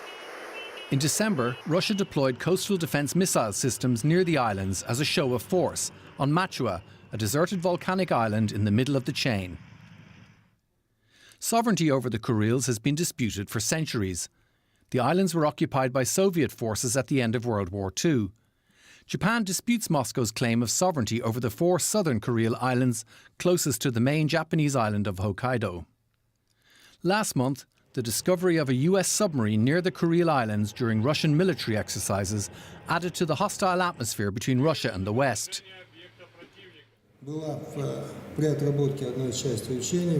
During part of the drills, we have detected near the Kuril Islands a submarine, most likely from the United States, in the Far East Urup Island area.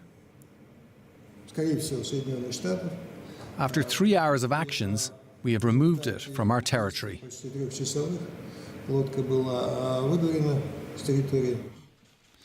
This week, Japan's Foreign Minister Yoshimasa Hayashi described the 4 islands as an integral part of Japan. The saber rattling over the Kuril archipelago goes on. We have Jeff Kingston, Director of Asian Studies at Temple University, Japan. Jeff, we just had a quick look at Japan and Russia's territorial gripe, but tell us what the other motivations are for Japan taking a strong position on the Ukraine crisis. Well, I mean, I think that Tokyo shares the global outrage at Putin's invasion of Ukraine and the assault on a rules-based international order. So I think it wants to demonstrate solidarity with the G7, strengthen the alliance with the U.S., and, show that it's ready for prime time. The problem is that Japan's track record on sanctions is not that strong. Recall about a year ago, it promised strong sanctions on the military junta that staged a coup d'etat in Burma, and nothing much materialized. And back in 2014, it sort of watered down the sanctions against Crimea, probably because it was hoping to improve the context for negotiating those return of those disputed northern territories. So a lot remains to be seen what Tokyo will actually do. I'm curious, how is Japan likely going to be impacted by this faraway conflict? For example, are you seeing the same spikes in energy prices we're seeing everywhere else? Sure. Well, the Japanese government is trying to offset that by rolling out subsidies for prices at the pump to try to rein that in. But yes, we're all facing higher energy prices. I think, the big impacts are twofold. One is Japan is very worried about the implications for Taiwan, whether China might see the weak, what's perceived to be the weak and irresolute Western response as a chance for it to realize its plan for taking over the island. The other big issue is the Sakhalin LNG projects to the north of Japan. And, Shell and Exxon have indicated that they're going to pull out. But Japanese companies, which hold nearly a quarter share in both of those projects, are very unlikely to pull out. Their view here is that if they divest, that's just going to help China. So they're going to hold on to those investments. And I don't think Japan is going to be really strong on sanctions on Russian energy. Russia only accounts for about 4% of Japan's oil imports and about 9% of LNG. But because of Japan's vulnerability, I think that it's going to be a bit wishy-washy.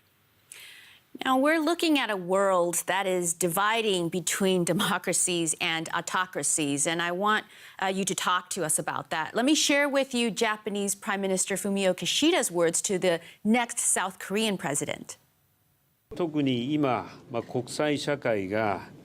Especially now, as the international community faces a new era of major changes, a healthy Japan-South Korea relationship is indispensable in order to realize the international order under rules and for peace, stability, and prosperity in the world and for the region. Jeff, with this new South Korean leader, are we going to see more cooperation and alignment on security issues between the two countries? Well, it's going to be very difficult. Seoul and Tokyo never run out of issues to fight over. These frenemies have been battling each other for quite some time. So I'm hopeful, but also skeptical that it's all going to work out as planned. Jeff Kingston, thank you so much for joining us. That's it for today. We'll leave you with another winner of South Korea's presidential vote, the eye-catching election graphics seen on Korean television. See you tomorrow.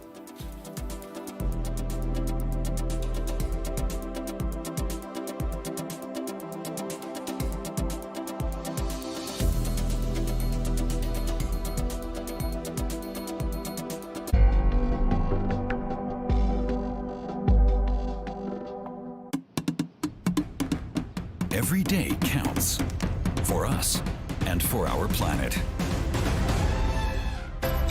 Global Ideas is on its way to bring you more conservation. How do we make cities greener?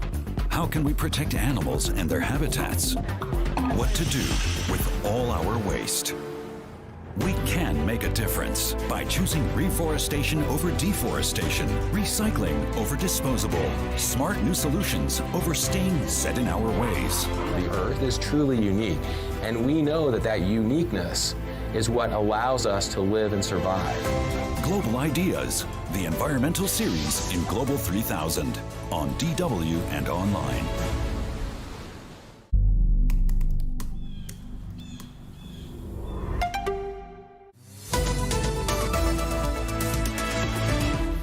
Could war in Ukraine leave the world going hungry? Prices for basic staples like wheat have surged as a result of the conflict. We'll hear from the UN World Food Programme. And the exodus of Western brands from Russia continues. We'll look at the deeper impact for the Russian economy. This is DW Business. I'm Rob Watts in Berlin. Welcome to the programme. The war in Ukraine is taking a toll worldwide. There's growing concern the conflict could initiate a global food crisis, with Russia and Ukraine both major exporters of key produce. Between them, they supply the world with 30% of its wheat, at least a fifth of its corn, and a massive 80% of its sunflower oil. But probably the most important of those is wheat, the price of which has hit record highs as a result of the crisis. It's heading for double what it was just a year ago. Developing nations are set to suffer the most as they search for new sources of the staple. Any farmer who still has grain in storage is now turning it into cash. Prices have never been higher. Agricultural trader Rudolf Peters exports wheat via ports in northern Germany. From here, it heads to North Africa. The company has been inundated with inquiries since it became clear there would be no wheat deliveries from Ukraine. Depending on daily fluctuations, wheat currently costs somewhere around 450 euros per ton. Then the goods have to be transported to North Africa, Iran, Saudi Arabia. There are freight rates of 40 to 50 euros per ton, so it's close to 500 euros per ton in the receiving countries. That's twice as much as a year ago. Ukraine has long been one of the world's largest wheat exporters. On the world market, it has competed with Russia. Now both countries' exports have come to a standstill. There are shortages of labor, fuel and seeds. The effects are being felt around the world. According to the last World Food Report, we already have an increase in undernourishment that's moving in the direction of 1 billion people. With the raw material price explosion that we're experiencing at present, we fear that there'll be even more people facing undernourishment. This large mill processes around 1,000 tons of wheat into flour every day. Mill owner Jan Kordesmeyer says the shortage of Ukrainian wheat is already being felt. He advocates reducing meat production to stabilize grain prices and to secure food for poor countries. In Germany, we use about half of the produced wheat to feed pigs and other livestock. But I can produce only 1 kilogram of meat from 7 kilograms of grain. That raises the question of whether it still makes sense to put so much wheat into meat production. It will be a long time before the next grain harvest in Europe and before the warehouses fill up again. Well, I've been discussing the serious situation on the world's wheat markets with Abir Etefa from the United Nations World Food Programme. I asked her to explain the knock-on effects that record prices were already having. This is a crisis compounding on existing global crises. And we've already seen and started to feel the impact of this conflict on the wheat market. Prices have gone up to 40 to 50% in the last few days. I think countries that are dependent on wheat imports are starting to scramble to find different ways to cover their needs. Some of these countries are extremely vulnerable. Yemen imports around 22% of their wheat from Ukraine. Lebanon, around half their wheat imports are coming from Ukraine, Libya, Egypt, Tunisia. So I think we will see a big impact on the economies of these countries. Yes, and what are their alternatives if they can't get hold of, wheat from Ukraine, which makes up, as you say, a large proportion of the wheat that they import? Where can they get that from, and can they get it as cheaply as they're getting it from Russia and Ukraine? This year, there is actually a surplus in the global wheat supply, but the problem is that it is far away. It's in Australia, Canada, the US. So there are different ways of getting wheat into these countries. The problem is that it will take longer and more lead time, and it will definitely cost more because the transportation costs are being impacted by also the increasing fuel prices. So it is possible to make up for whatever was lost from the Black Sea basin, but it will be at a higher cost and longer lead time. But it's not just wheat, is it? Russia and Ukraine are also big exporters of other products like corn and sunflower oil, key foods. Is this going to turn into a crisis that's beyond just a shortage of wheat? Absolutely. Russia is a main exporter of fertilizers, which are very important for the global production of agricultural products. There are also, other than wheat, we have sunflower oil. This is the breadbasket of Europe and in some cases in many countries in the Middle East and North Africa.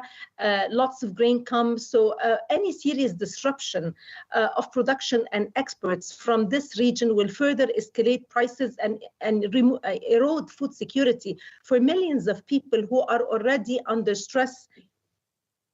You're actually speaking to us from Poland, aren't you, where you are with the UN World Food Programme, because obviously it borders Ukraine. What's the situation like where you are?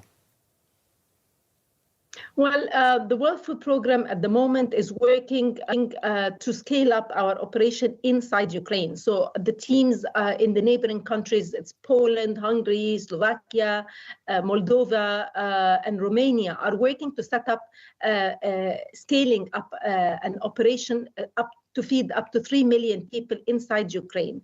The priority here is to supply cities in Ukraine with bulk food, with bread, food rations, vouchers, cash, and with consignments of food arriving on daily basis inside Ukraine. We're in a race against time to pre-position food in areas where fighting is expected to flare. In the areas where food is available and retail is working properly, WFP will focus on the provision of cash and vouchers so that people who are impacted by this conflict, whether they are population on the move or people who have been stranded in these places and their livelihoods have been impacted, can provide their food needs. The implications for food within Ukraine and beyond it clearly grave of this war. Thank you very much, Abir Atifa from the UN World Food Programme. Meanwhile, Russians are having to adjust to life without major Western brands. The list of famous US and European companies suspending operations there over the invasion of Ukraine is growing by the day. One of the biggest, and perhaps the most symbolic, is McDonald's. In January 1990, shortly after the fall of the Berlin Wall, McDonald's opened its first restaurant in Moscow's Pushkin Square. Moscovites queued for hours to taste their very first burger. The Cold War was coming to an end, one Big Mac at a time. 32 years later, after Russia's invasion of Ukraine, the company is closing 850 restaurants in the country, and Russians are struggling to understand why. The attitude of Western companies is unpleasant, to say the least. It's incomprehensible why they're doing this to us, and it's unclear what they want to achieve. We're pretty brave people. We can't be intimidated by this.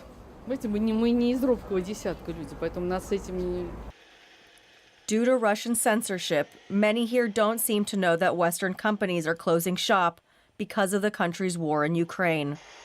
After all, even calling it a war is an offense punishable with 15 years in prison. Putin wants his people to talk of a special military operation and tries to make the West look like the aggressor, a line that some Russians gladly follow. McDonald's stressed the closure is temporary, but it's hard to say if and when Russian restaurants would reopen.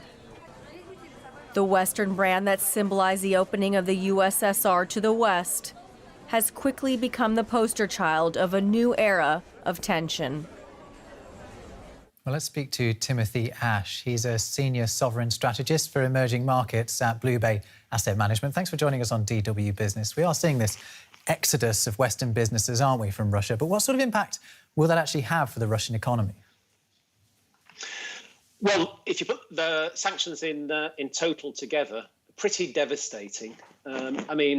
Most people expected some sanctions. I don't think they expected what we have. If you think of Iran sanctions of 10 out of 10, we were maybe 2 to 3 out of 10 in terms of the Crimea Donbass sanctions. People maybe expected a 6, but I think we're kind of 8 to 9. Financial markets are closing completely. SWIFT, CBR sanctions, the big banks sanctioned. It's very difficult to transact now with Russia. So transact and trade, actually, and we're seeing that. But, it's difficult. Companies are not sure about sanctions getting pulled into secondary sanctions. But I think more than that, I think this shows the importance of ESG, environmental, social, and governance. Companies don't want to be associated with a regime like Putin that is carrying out these indiscriminate attacks on civilians. So they're worried about their brands and about potential boycotts of their brands in bigger markets than in Russia. But in Russia, it's going to be devastating. Big drop in GDP, massive drop of living standards. Russians are going to feel a lot poorer because of this. Well, indeed, actually, ratings agency Fitch cut Russia's credit rating to junk just earlier on this week. Is defaulting on its debt something that is almost certainly going to happen now? Seems very likely unless Putin pulls out of Ukraine. And I think what's interesting about this crisis on Russia is It reminds me of '98, the big financial crash in Russia in '98. But actually, it's worse. It's worse because Russians didn't expect this was going to happen. They believed the lies of the Kremlin. They're all invested, so they're all massively losing their money in Russia's financial markets. If you remember '98 also, default and restructuring was part of the solution. And they also had assistance from the West. They had an IMF program. So there was kind of light at the end of the tunnel. For Russia and for those companies, those international companies that you're thinking about, where is the light? When is this going to end? When is there going to be an improvement in the relationship with the West? Are sanctions going to be lifted soon? Doesn't seem so. So, people thinking about whether to invest in Russia, they have to think that, the Russian economy is going to be in a dire position for a very long time. Yeah, that really is the thing, isn't it? Because not only do we not know how the Russian economy is going to go, but also we don't know how long what's happening in Ukraine is going to last. Timothy Ash from Blue Bay Management, Asset Management even. Thank you so much for joining us here on DW Business. My pleasure. And that's all we've got time for now. But if you do want more from us, head over to our website, dw.com/business. You can also find us on the DW News YouTube channel. And we are, of course, on Facebook as well as dw.business. Until next time, you take care.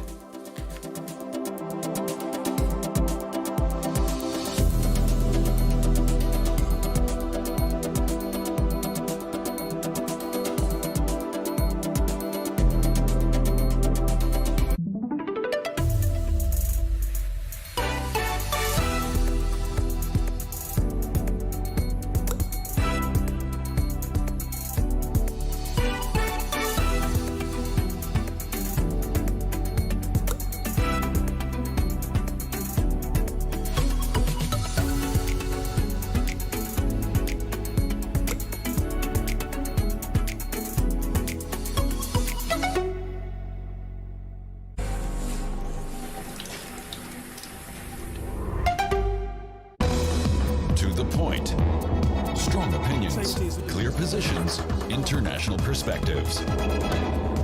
The West has fired off one salvo of economic sanctions after another in an effort to stop Putin's war on Ukraine. Calls for tougher action are growing louder. But could sanctions cripple the global economy? Find out on To The Point. To The Point. In 30 minutes on DW.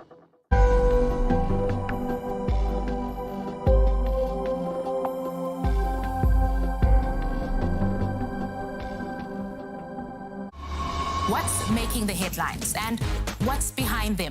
DW News Africa. The show that tackles the issues shaping the continent. Life is slowly getting back to normal here. We're on the streets to give you in-depth reports and insights. Our correspondents on the ground reporting from across the continent. All the trends that matter to you. DW News Africa, every Friday on DW.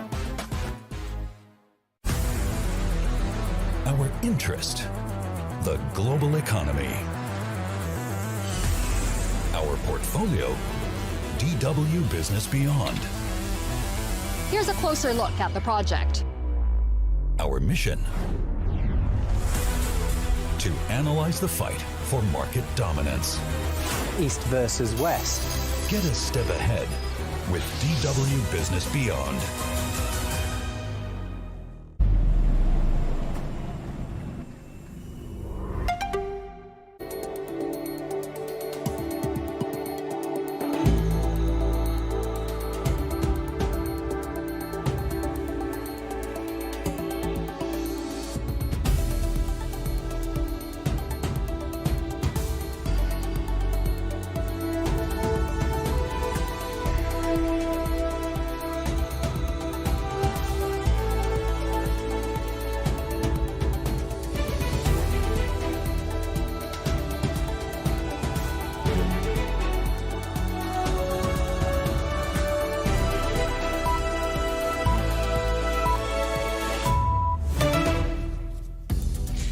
This is DW News live from Berlin. Russian troops advance slowly toward major Ukrainian cities. Heavy fighting is reported in Kiev's eastern suburbs. Russian forces are also pressing on with their siege of Mariupol in the southeast, a day after a deadly strike on a children's hospital. Also coming up, As the war in Ukraine rages on, EU leaders hold crisis talks. French President Emmanuel Macron hosts a summit in Versailles to help coordinate a response to Russia's invasion. And mission to Moscow. Politico reports former German Chancellor Gerhard Schröder is in the Russian capital to try and mediate an end to the war in Ukraine. Schröder has faced fierce criticism for his close ties with the Kremlin.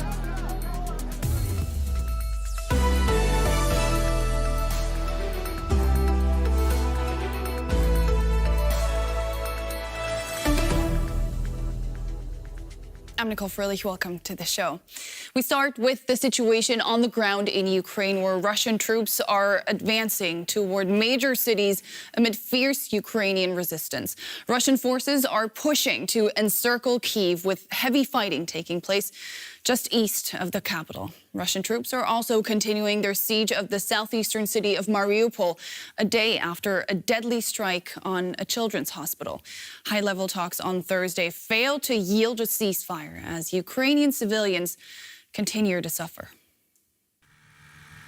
Ambushed on the road to Kyiv. After 2 weeks of fighting, Ukrainian forces are battling to stop their capital from being surrounded after Russian tanks reached its eastern outskirts on Wednesday. Ukrainian soldiers said they forced back the convoy, with the Russians leaving behind an armoured personnel carrier, as well as 2 tanks, one of which they were able to repair and take for themselves. But while Kyiv continues to put up fierce resistance on the ground, there was little progress on the diplomatic front after the Russian and Ukrainian foreign ministers met in Turkey. Russia is not in a position at this point to establish a ceasefire. They seek a surrender from Ukraine, but this is not what they are going to get. Ukraine is strong, Ukraine is fighting. We are ready to seek balanced diplomatic solutions to put an end to this war, but we will not surrender. Russian Foreign Minister Sergei Lavrov quickly demonstrated just how far apart the sides remain, even on the basic facts. We didn't attack Ukraine.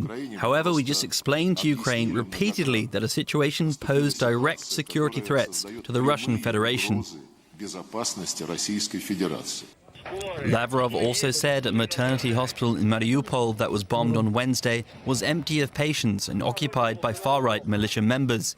Just hours later, however, Russia's Ministry of Defense denied the attack happened at all, claiming it was staged. But with Russian efforts to press on Kyiv continuing to run into heavy resistance, many fear that Moscow will increase its indiscriminate bombardments. And DW correspondent Nick Connolly joins us now from Kyiv. Nick, we've seen the pictures of fighting in Kyiv's suburbs. What is the latest you're hearing? Well, we were out in those western suburbs of Kiev, Irpin, where there's been a lot of fighting in recent days. We also heard from colleagues of ours who live in the eastern suburbs that you mentioned in the report there, Brovary, on the left side of the river. And there is basically full-scale war in a major European capital, a city of millions of people. You have tanks in Brovary. When we were seeing people trying to get away from Irpin, cross that destroyed bridge that lots of people will have seen images of, there were plumes of smoke on the sky. You could hear the artillery in the distance, and it wasn't that far away. Sometimes it was getting a lot closer. You could sometimes hear gunfire. It was very, very scary, and yet civilians had obviously made the decision that this was still the best chance they were going to get to leave, that it was worth exposing their children, their families to the risk of harm. And we've seen civilians die trying to get out in recent days because they are expecting worse to come in the next few days. What can you tell us about the situation in the rest of the country? It's a very mixed picture. So in the far east of Ukraine, in Mariupol, that's the city that saw that awful attack on the maternity hospital. There, the situation is desperate. It's a city under siege. It is surrounded on 3 sides, and the sea on the other side is also controlled by Russia. So it's basically totally surrounded. Food supplies are running low. They haven't had reliable electricity, internet connections, or heating for days now. and all the attempts to organize some kind of humanitarian corridor to give people a safe chance to get out, to organize some kind of temporary ceasefire during which civilians would be able to leave the area. Those have all failed. In other parts of the country, they have succeeded, and there have been trains west out of places like Sumy in the north of Ukraine, close to the Russian border. And across the country, there is intense fighting between Ukrainian forces and the Russians. The Russians seemingly not doing very well, very behind on their logistics, having to abandon tanks because they just don't have the fuel. The Ukrainians doing quite well at using the weapons they've been given by Western countries, anti-tank weapons, anti-aircraft missiles. Obviously, the Russians have more manpower, they have more resources, but it seems like the Ukrainians for now are using what they have pretty cleverly. They have the advantage of being on the home turf and also the advantage of a different kind of motivation. When you hear the testimony of Russian POWs, lots of them say they don't really know why they're here. They thought they were on exercise and they didn't even know that they were going to be in Ukraine, and suddenly were just ordered to cross the border, whereas people here serving in Ukrainian uniforms obviously are fighting for their homes, for their villages. We've met lots of people who are in the territorial defense forces. These are people who often enough have no connection to the military previously, who are working in IT or teachers, whatever. And so you see a totally different kind of spectrum of society now in uniform, in their hometowns, trying to prevent this Russian invasion from going further. The foreign ministers of Ukraine and Russia met in Turkey today, and there seems to have been talk about a potential meeting between Vladimir Putin and Volodymyr Zelensky. How do people in Kyiv feel about this? Well, Zelensky has been demanding a meeting with Putin essentially for months. And for most of that time, the Russians dismissed it and basically said Ukraine was a Western satellite, a vassal state. There's basically no point in the Russians wasting their time talking to Ukraine because the big decisions would be taken in Washington anyway. That was the line coming out of the Kremlin. Now, those kind of rebuttals are seemingly getting a little more quiet and a bit more nuanced, so maybe there's something on the cards. We've definitely heard Volodymyr Zelensky, Ukraine's president, basically saying that Putin is chicken, that he just doesn't have the courage to sit at a table with the leader of a country that he's attacking. But I think what the main takeaway from that meeting today is that both sides are still sticking to their guns. The Russians, seemingly in spite of all those sanctions, in spite of the pretty mixed performance of their military here in Ukraine, are not backing down. They are still demanding. Basically, Ukraine gives up its army, that Ukraine allows Russia to influence events in this country. So it's kind of difficult to see where concessions, where some kind of middle ground can be reached. Both sides sticking to their guns for now. Nick Connolly in Kyiv, many thanks. Well, all 27 of the EU's leaders are meeting in Versailles, France, for a crisis summit on the conflict in Ukraine. The war raging on the EU's eastern borders will dominate the discussions. Leaders are expected to tackle reducing the EU's dependence on Russian gas and oil and bolstering the region's defense capabilities. The summit had long been organized before Russia invaded Ukraine, with digitalization, the economy, and the pandemic on the agenda, all issues now eclipsed, of course, by Russia's hostilities on the EU's neighboring country. And before the summit started, European Commission President Ursula von der Leyen set out the agenda for the summit. At this summit, we will rethink European defense with strong capabilities. We will rethink energy. We have to get rid of the dependency of Russian fossil fuels, and for that we need massive investment in renewables. And we will also certainly discuss Ukraine as part of our European family. We want a free and democratic Ukraine with whom we share a common destiny.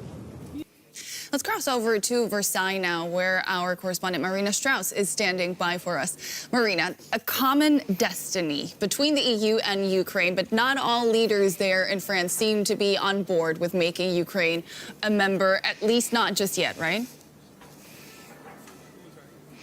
When EU leaders arrived here today at this beautiful castle in Versailles near France's capital, Paris, you can see it behind me, the castle of Versailles, it became very clear very quickly that EU leaders are split on this issue. For example, the Latvian Prime Minister said, we have to send a strong signal today towards Ukraine that we want them in the EU one day, but he was joined by other Baltic states. But on the other hand, we had a lot of leaders saying well, let's wait and see. This is not at the table at the moment because there's still war, and this is our main problem. And becoming a member of the European Union is a very long and a very complicated process, and it will take years, maybe decades, for Ukraine to become a member, and it does not seem likely that they will even become a candidate today or anytime soon. But member states are promising further support for Ukraine. What could that entail? There's already humanitarian support that was given to Ukraine, and there will be more of that. Also money and also weapons, military equipment, military training by some EU member states, or by many EU member states, and that will certainly continue. But what will not happen is boots on the ground. That's what Ukrainian President Volodymyr Zelensky would like the EU or NATO to do, the defense alliance. But NATO always says no, Ukraine is not part of our alliance, and that's why we won't send military on the ground. Another topic on the agenda, of course, is an increase of the independence on Russian oil and gas. How likely are we to see a consensus here, you think? There was another topic that splits EU leaders, and that was clear also when they arrived today. The Baltic countries, for example, say we have to cut off Russian gas, Russian oil. Of course, they share a border with Russia, so they have a different sort of threat than countries in the south or in the middle of Europe. But then we had German Chancellor Olaf Scholz, arriving here in Versailles, and Germany is very, very dependent on Russian gas, on other Russian energy, and he was very reluctant, saying, we have sanctions in place, and this is the most important thing for now. DW correspondent Marina Strauss reporting from Versailles. Well, former German Chancellor Gerhard Schröder is reported to be in Moscow for talks with the Russian President Vladimir Putin on ending the conflict in Ukraine, according to the news website Politico. Schröder has been criticized in recent weeks for his close ties with the Kremlin. He's known to be a personal friend of the Russian president and a member of the supervisory board of the state-owned energy giant Rosneft. German Chancellor Olaf Scholz has called on the former leader to step down from the controversial position.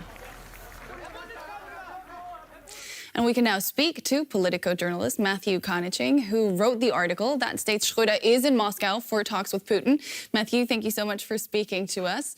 You're reporting ex-Chancellor Schröder is meeting with Putin. Have you been able to corroborate that story, or is that based on your sources solely? Well, we have corroborated it. We wouldn't have reported it otherwise. It is based on our sources, but the meeting is happening. Schröder is in Moscow right now, and is there at the behest of the Ukrainians, actually, who approached him a week ago now, last Friday, and then met with him in Istanbul on Monday and asked him if he would be willing to mediate as a personal favor to President Zelensky, who sent emissaries to meet with Schröder in Istanbul. And Schröder then approached his contacts in Moscow to see if Putin would be willing to speak to him. And they said yes, and sent a plane, in fact, to pick him up and his wife in Istanbul, and flew him there last night. And he's there today to meet with Putin. We contacted the Chancellery, and they told us they're not aware of any visit by Mr. Schröder to Moscow.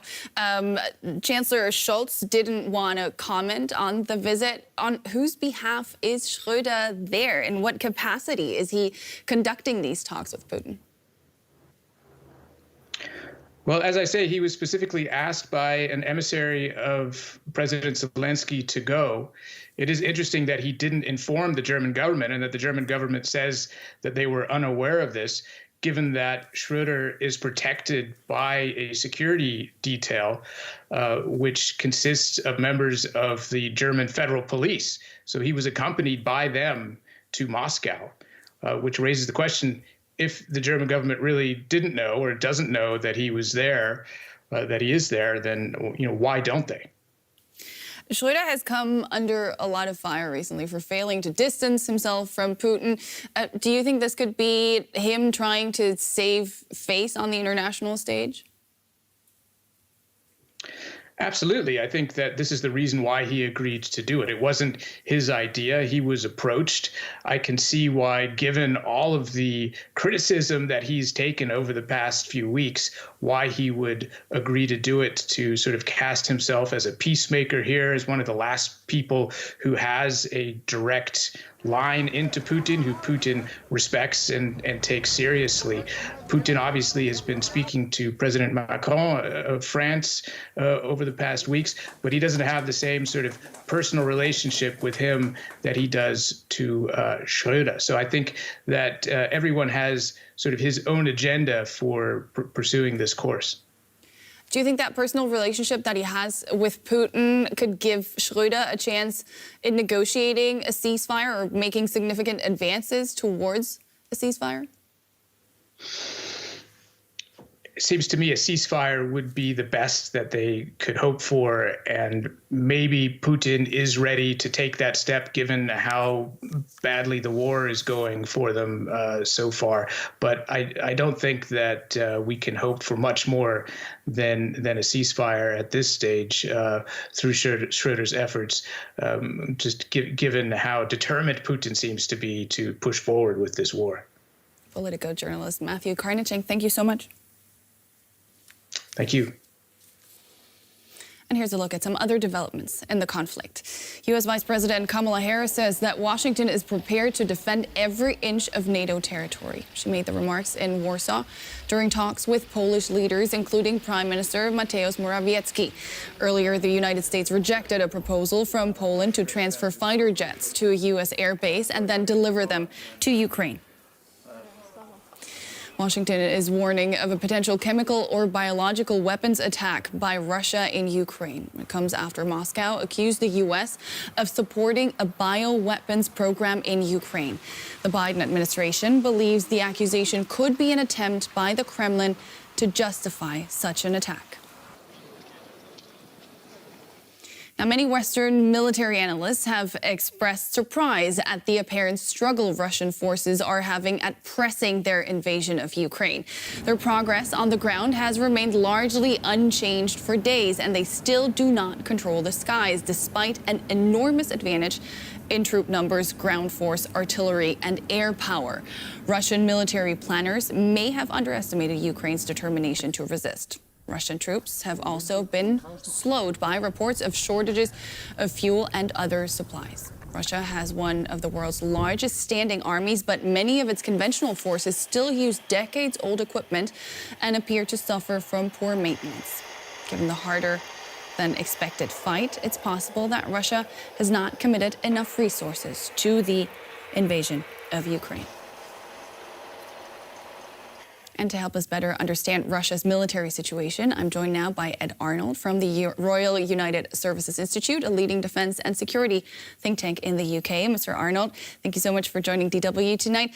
The Russian forces invading Ukraine seem to be having a harder time than predicted. 2 weeks into this war, what's your assessment? Yes, it's very clear that the Russians underestimated just the scale of the operation and also the Ukrainian resistance. And it all really stems down to their preparation. I mean, it's obvious that either the intelligence was bad or it was ignored, and the plan that was then based on that intelligence was based around trying to get to Kiev and force regime change within around 3 days, and that any high intensity fighting would be over by now. That obviously has not occurred. The Russians probably moved to a more complex plan than they needed, coming from the north, the northeast, the east and the south. And it's, as you highlighted, the logistics has caused real issues with slowing the rate of advance down for the Russians. Russia's attacks seem to be growing more and more indiscriminate, with ever less regard for the security of civilians. Why do you think that is? Is that part of a strategy, or is that the Russian forces being backed into a corner? How do you explain that? Well, I think phase one of the operation, from the invasion until around last Monday evening, the Russians actually didn't use a lot of their firepower, probably because they wanted to limit civilian casualties and also limit the destruction of critical national infrastructure, because the plan all along was to force regime change and then govern the country. It's very difficult to govern a country if you level the cities. Because they were very frustrated and that wasn't working, we actually saw a change in tactics to what we would actually usually expect and what Russian doctrine is, which is the very heavy use of forces, heavy use of firepower. And we started to see that around the key population centres. So actually Russia are now fighting as we largely expected them to prior to the invasion. Western nations worry that Russia might be planning a false flag operation to justify the use of non-conventional weapons. What's your take on that? Yes, I think the concern really stems from experience in Syria, where while Russians didn't use chemical weapons, they certainly facilitated it, and also there was elements of false flag operations there. So I think that the US are trying to really get ahead of the story. It's also worth noting that the Russian state has used chemical weapons, as early as 2017. Within the UK with the attempted assassination of the Skripals in Salisbury. And also we see from the US position at the moment something that they have tried throughout this conflict, both prior to the invasion and the diplomatic build-up, which is actually releasing intelligence and trying to put it out there in the public domain and have the transparency around it to try and disrupt the Russian activity. And I think it's also important to note that over the use of chemical weapons in Syria, that President Obama at the time declared that a red line, and that was not enforced, and President Biden was his vice president at the time. So I think what will be critical now for the US in terms of the response and decision is actually working out what that might mean if we do see the use of chemical weapons in Ukraine. The use of chemical and biological weapons is, of course, banned under international humanitarian law.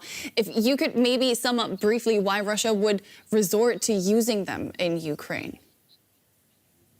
Well, it's a potential point of escalation if they wanted to go that way. And also it puts a lot more pressure on the West in some ways politically, like I said, in terms of defining those red lines. And I think at the moment, Putin will probably be quite surprised at the level of unity in the West. I think one of the assumptions that he made in terms of the invasion, that it would all be over relatively quickly, and Europeans especially would sort of denounce it, but they wouldn't do much about it. It's actually because they've struggled so much. We've seen a lot of unity from the Europeans, and this potentially might be a way of splitting them again, like they were able to do over their use in Syria, and the UK not supporting the US, which ultimately led to the US backing down. Ed Arnold from the Royal United Services Institute, thank you so much for that analysis.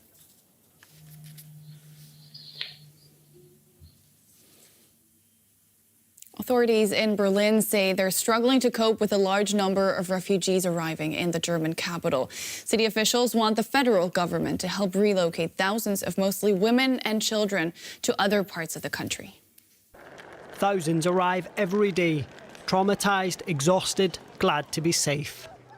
Good feeling because no war, and people try to help us and try to help what can he do. You understand? Everyone help and everyone try to care about us, so it's okay. Among the Good Samaritans, this police officer who bid farewell to a family of 4 whom she opened her home to. The family was supposed to go to Magdeburg last night, where they'd been assigned to. And after they'd had 2 long days hanging around, I couldn't see them going to Magdeburg again in the evening. So they slept with me for a night, and now they're continuing on. As well as the refugees, offers of help keep coming too. In the run-up, we already gave money in donations. And yes, now we have consulted again, and we said that because we have an upper floor with a guest room and a private bathroom, we were happy to make this available. The need is so great, and seeing these people, it's heart-rending. Maybe we'll be there one day and we'll need a hand, and someone will help us. You have to stick together. For Germany, Berlin has been at the face of this exodus. Now officials say they're running out of space. The mayor says no one can know how many will come. We knew on the first day when the attacks began that we would have a very large movement of refugees, that many people would also arrive here in Berlin. We cannot yet say for sure how many there will be. 5 extra accommodation centres will be set up in the capital, but officials are calling on the federal government to help transfer refugees to other parts of the country. And the British government has halted the sale of Premier League club Chelsea after it froze the assets of its Russian owner Roman Abramovich. The oligarch is an ally of Russian President Vladimir Putin. Chelsea will still be allowed to play matches, but the club won't be able to sell tickets for games, buy or sell players, or sell merchandise. The measures are intended to deprive Abramovich of benefiting from the club's ownership. You're watching DW News, and here's a recap of the main story from the crisis we're following for you today. Russian forces are pushing closer to Ukraine's major cities amid fierce resistance.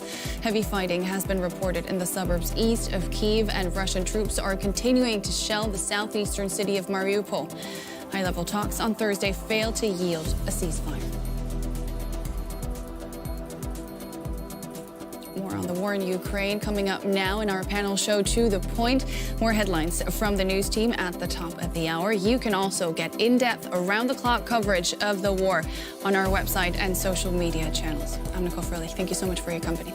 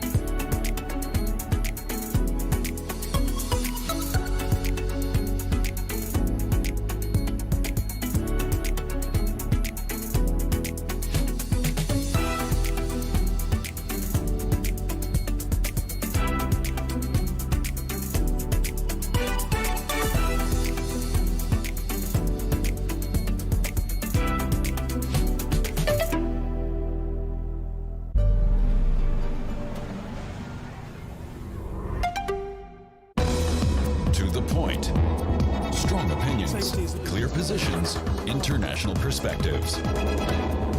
The West has fired off one salvo of economic sanctions after another in an effort to stop Putin's war on Ukraine. Calls for tougher action are growing louder, but could sanctions cripple the global economy? Find out on To the Point. To the Point. Next on DW.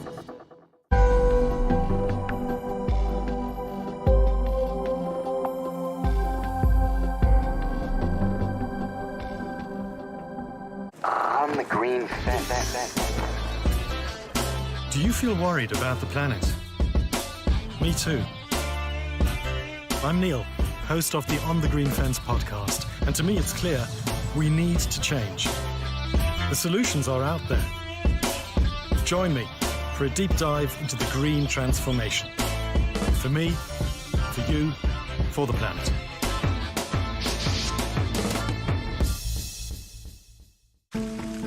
A man with the memories of a woman. Ali from Syria is born in a female body. Forced into marriage, raped. His escape will be the journey of his life. Far from home, Ali can finally become the person he's always wanted to be. I want this very badly. I will not regret it and will go through with it.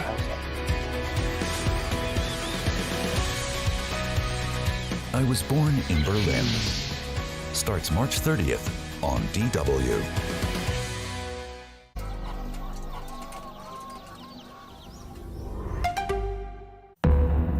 United as rarely before, the West has fired off one salvo of economic sanctions after another in response to Vladimir Putin's attack on Ukraine, sending the ruble plummeting and citizens rushing to withdraw their savings from Russian banks. So far, that has prompted no let-up in the fighting. Now, the United States are upping the pressure, banning oil imports from Russia. Calls for Europe to follow suit are growing louder, but countries like Germany fear that could harm citizens and industry. Yet that pain could pale compared to the looming food crisis caused by the shortage of wheat from Ukraine. On To the Point, we ask, sanctions against Putin, could they cripple the global economy?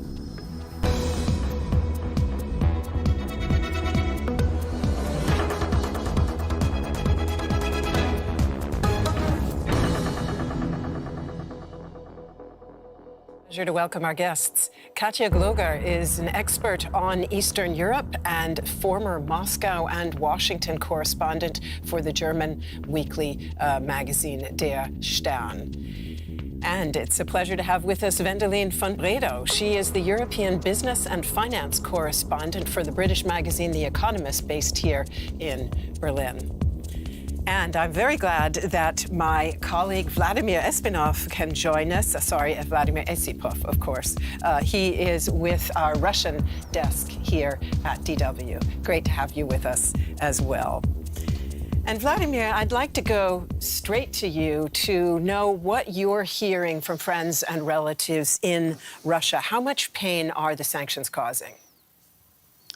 And there's no much pain right in the moment, but there is a very, very big fears about what else can come to Russia, because in the last 2 weeks we saw many achievements of the Russian economy, of the Russian businessmen just collapsing in front of our eyes. So many things which were built up in Russian business and the Russian economy just gone in the last 2 weeks. So starting today, the credit cards, MasterCard and Visa, do not work in Russia anymore. McDonald's left, Coca-Cola left. So the people are just irritating and they are trying to cope with this new reality. I've talked yesterday to someone in Moscow who is a friend of mine, a former colleague from my previous job, and she is very afraid in the office where the salary decrease reduction were announced by 20%, and the people are just starting to have some fears about their professional future. Today I spoke to someone in St. Petersburg, in my hometown, who is quite concerned as well.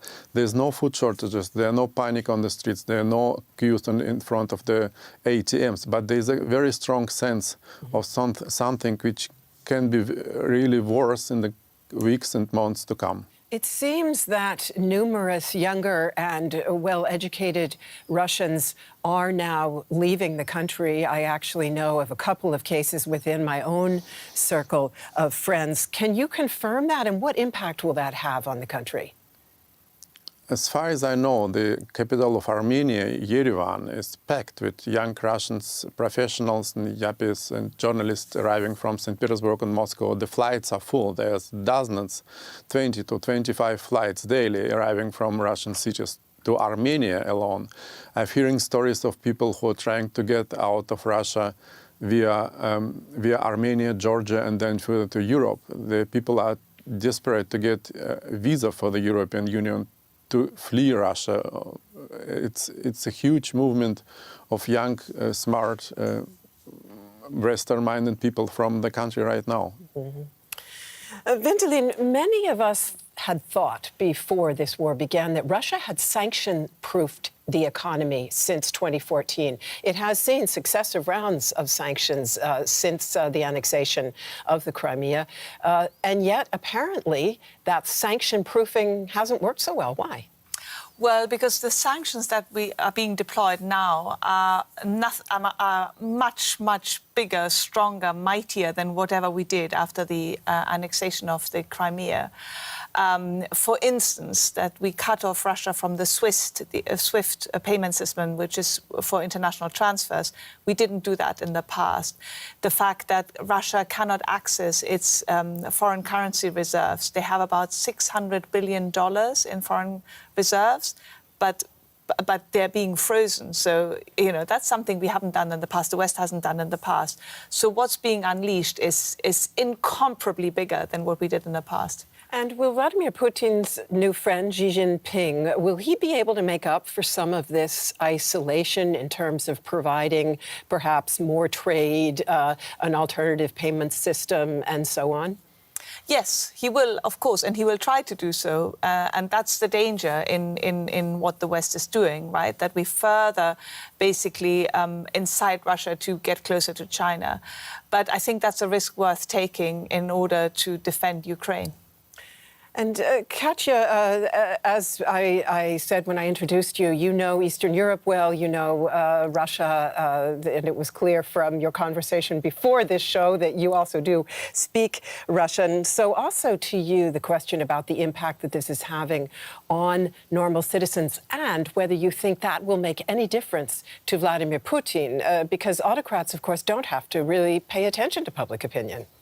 Yeah, when it comes to the economical and social situation in Russia, we've seen this since years. What Vladimir is mentioning is happening now to an even larger extent, that young, Western-oriented, innovative, creative people, so all the people you need to modernize a country and to show a way into a good future for a country, that they are leaving. We had tens of thousands of people, scientists, entrepreneurs, creative people leaving Russia already. But will that make a difference to Vladimir Putin? Adding to the modernization blockade the country is facing since many years. To Vladimir Putin, it will not make a difference today, but it might make a big difference tomorrow, the day after tomorrow, because the sanctions package, the West united as never, unleashed against the Russian economy and against Putin's oligarchs, will send the economy crippling. I mean, there have been predictions, I think from Morgan Stanley, an American bank, that Russia might default within a couple of months already. What would that mean, actually? And would Putin feel the effects of that, a default, insolvency? I mean, if the economy is crashing, it will have huge consequences for the country, for trade and everything. Will it cause political unrest, political demonstrations? Will it cause a revolution, so to say, of the oligarchs turning against him? It's way too early to say. From what I hear, at least from my Russian friends, is that they are, in a situation between total shock and total disbelief, and are very much afraid to go on the street. Vladimir, let me ask you about those sanctions that target oligarchs. Obviously, the idea is to get to Putin through them. Do you think that will work? That will not work because oligarchs has no influence on Putin. Oligarchs is a word from the beginning, from the first 2 terms of Putin's terms as a president in the beginning of 2000 years. Now oligarchs are not a part of the Russian political system. They are not any. They have no any political influence. I saw one of them on British TV a couple of days ago, and he was like fearing for his life and jittering the voice. But there is no chance that the oligarchs can influence the political decisions of Vladimir Putin, not at all. And it's said that Putin is increasingly in a bubble, that the people closest to him are security elites, and that it's hard to know what information he actually receives. What would he presumably know about the situation of the economy, and how much difference would it make to him, do you think? Look, we all hear and see the same information from Moscow. We all hear and see that Putin is in a bunker somewhere underground, hiding from the daylight and making some quite strange-looking meetings with his ministers on a very long table, when Putin sitting on the one end of this table and the Minister of the Defense sitting on another end of the table, which looks quite strange. We don't really know which kind of information he gets, on which channels he is being informed. As far as we know, that the channels are very limited, so it's a very limited sources of information what he is getting. But once again, the question is now which pain and which changes the economical crash, and I would talk about the economic crash in Russia, because the amount of sanctions and the strength of these sanctions are crashing Russian economy. I would ask myself to which degree is Russian society is ready to adapt to the new reality, and how will this adaptation will go along. And how's your answer? What's your answer to that question? I have no answer. As any Russian, we are just speechless since 2 weeks. Mm-hmm. We're just lacking words. We're just looking into the future, fearing for future, but no one has an answer, because no one knows what's next. No one would expect that Russia would invade the neighboring country, where so many Russians have friends and relatives, so no one would even dare to make any prognosis for the next week, and I would not do it at all, neither. Mm-hmm. Wendelin, a recent editorial by your magazine, The Economist, pointed out that sanctions are a long game and that they inevitably involve trade-offs, saying that we could even see a rollback of globalization from the current dynamic, and that in fact could stop the process that has taken many people all over the world out of poverty. When you look at it that way, would you say that the potential benefits of these harsh sanctions that we're seeing, that they don't necessarily justify the risks?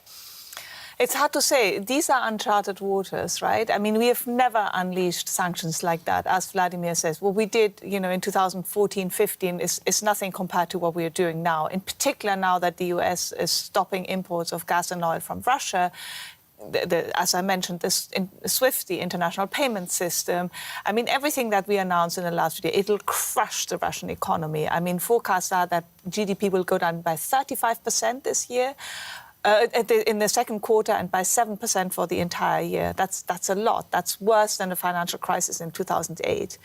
And Vladimir was saying, we don't really feel it yet, but very soon, in particular, the Russian middle class will feel, the effect very, very painfully. There will not be any middle class left. Sorry to interrupt you. There will be no such Russian middle class left.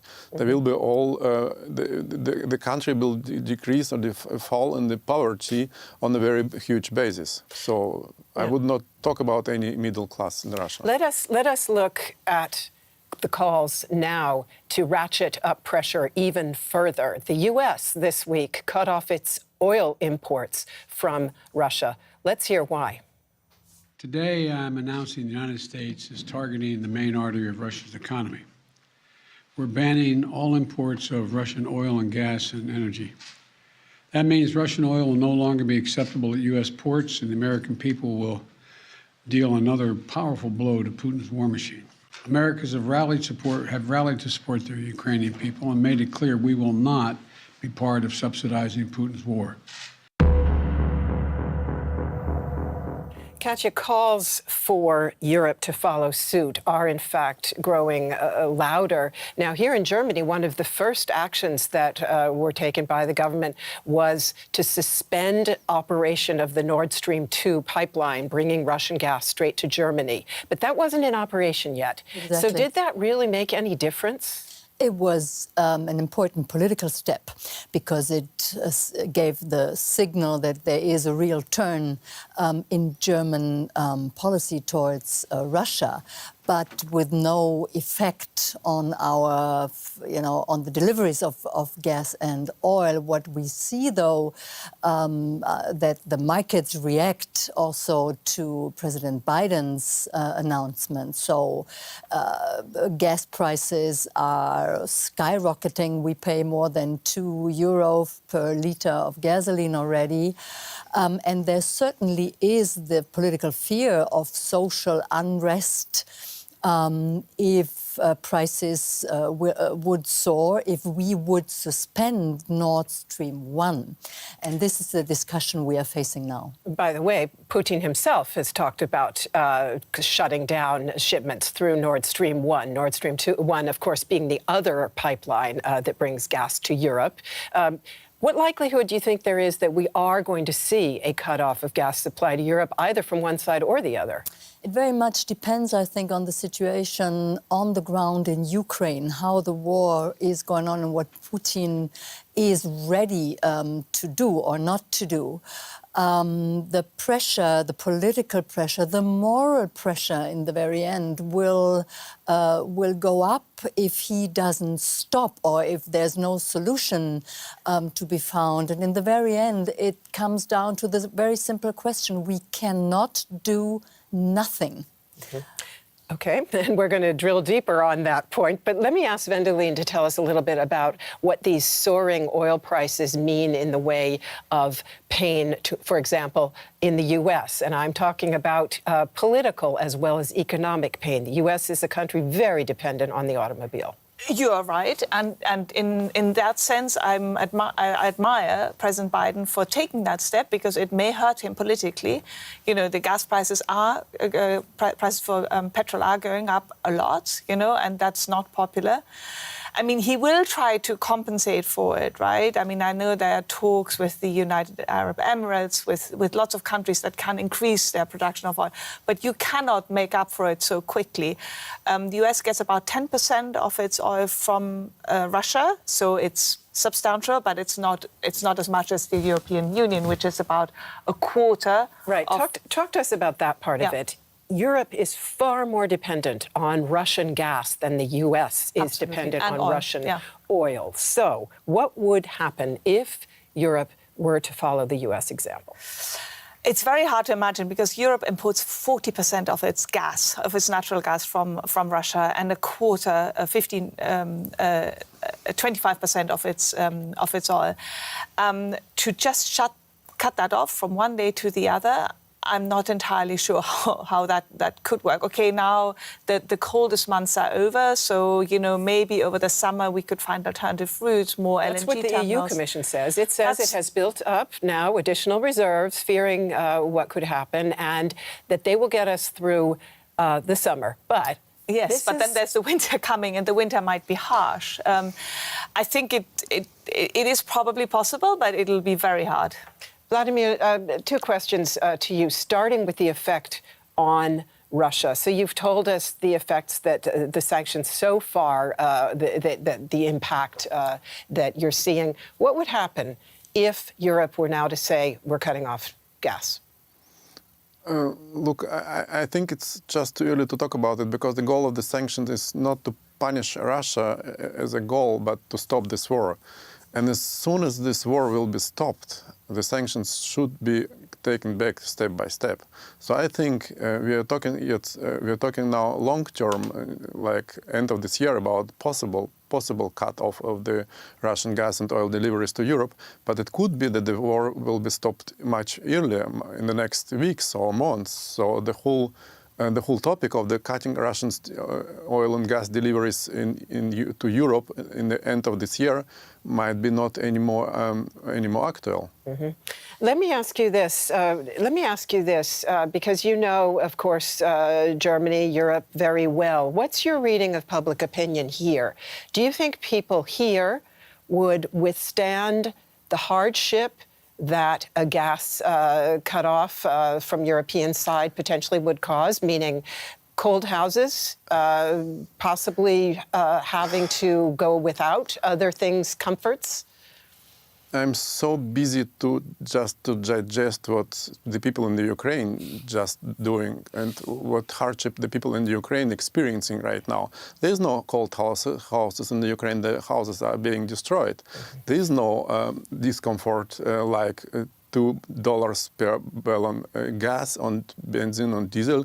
It's just blown. The tank stations are being on fire. The whole country in the Ukraine is on fire.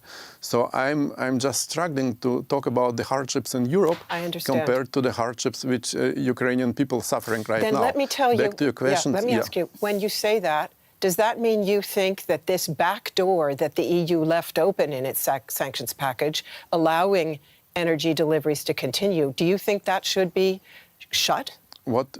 What we're seeing right now, that Russia, since the beginning of the so-called special military operation in Ukraine, Russia is increasing gas deliveries through the Yamal-Europa pipeline. So the whole issue with the decreasing Russian deliveries in the last months before the special military operation in the Russian wording, now Russia sending more and more gas to Europe. It might be a signal from the Russian government that Russia is ready to deliver more gas to Europe. It's a very interesting signal. It's not being talked much about it, but I'm reading this on the Russian news that Gazprom sending more gas to Europe via this pipeline. Let me just add, if I might, two very quick points. The first one is German politics and German society, which has shown real solidarity with the Ukrainian people and the fate of the Ukrainian people so far. And former Federal President Joachim Gauck yesterday said it might be worth freezing a little for freedom. So this is a discussion we will face in our country.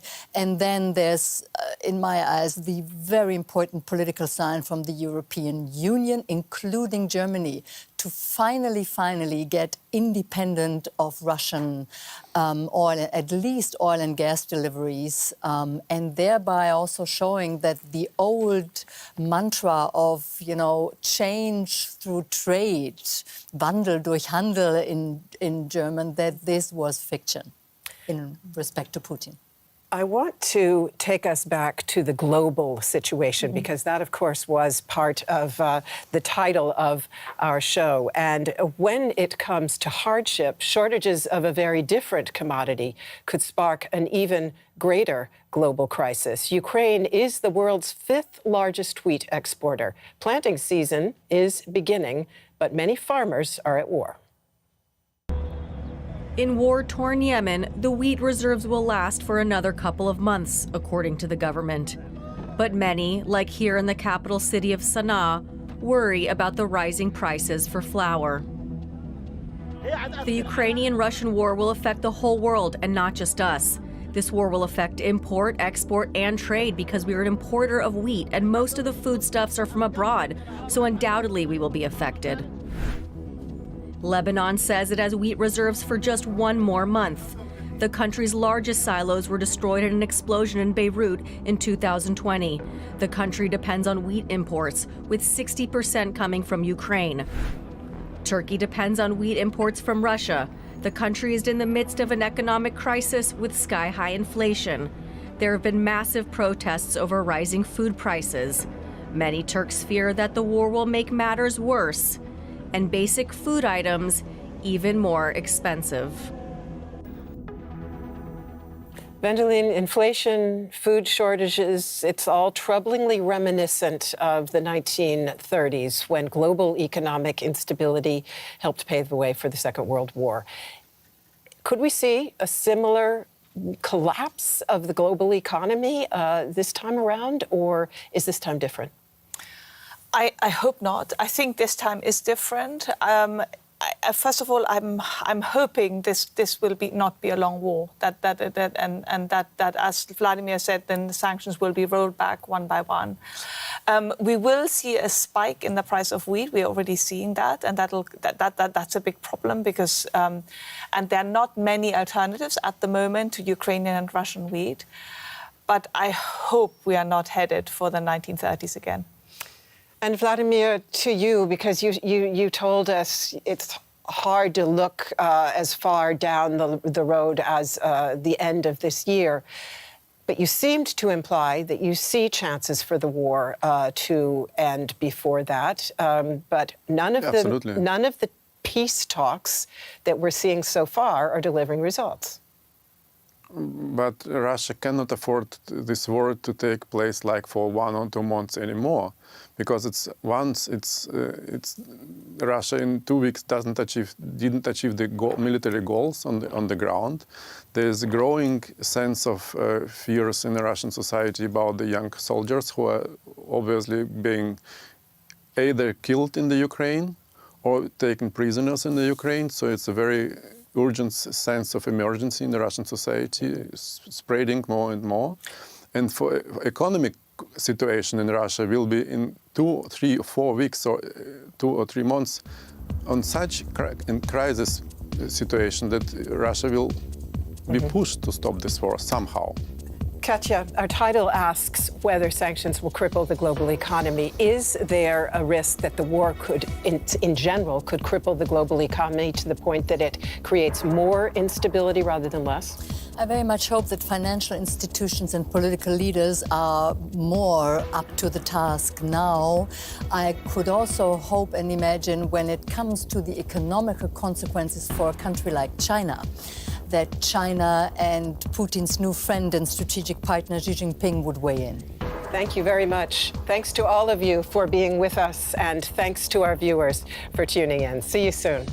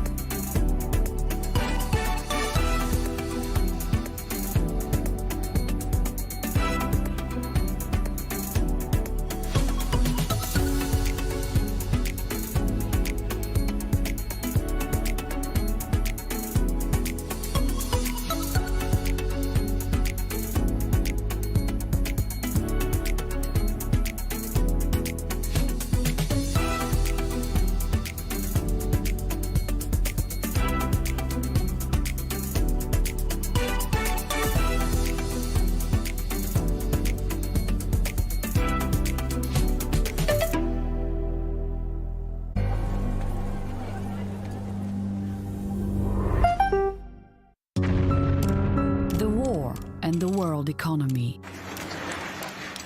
Where are the sanctions biting? How is the war impacting growth? Energy prices, supply problems, resource shortages. Is the next economic crisis looming? Made in Germany. In 90 minutes on DW.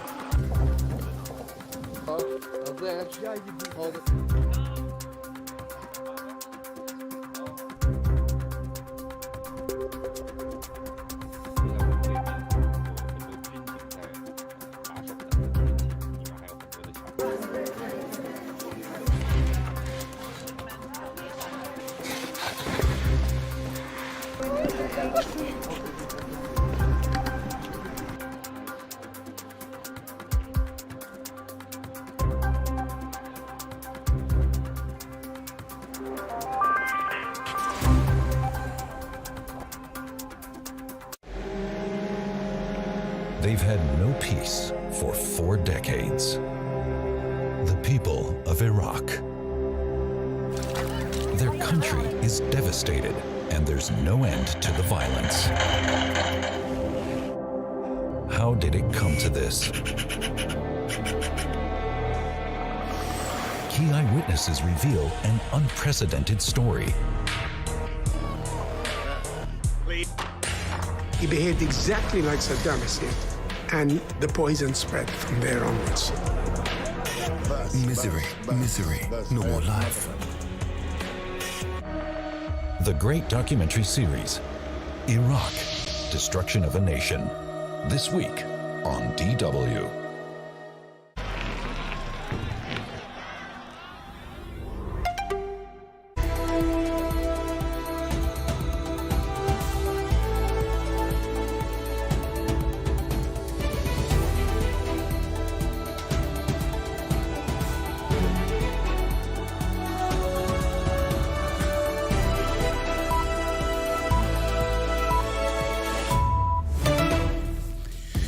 This is DW News live from Berlin. Russian troops advance slowly toward major Ukrainian cities.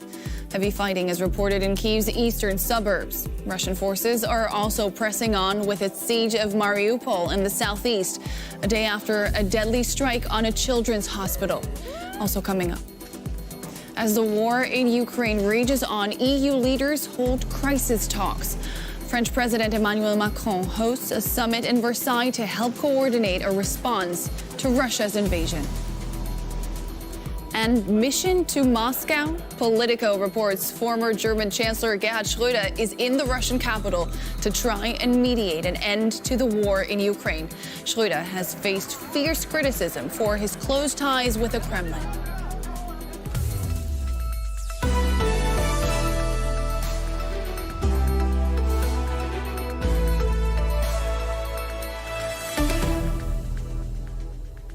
I'm Nicole Frillich. To our viewers joining us on PBS in the United States and everyone watching around the world, welcome. We start tonight with the situation on the ground in Ukraine, where Russian troops are advancing toward major cities amid fierce Ukrainian resistance. Russian forces are pushing to encircle Kyiv, with heavy fighting taking place just east of the capital.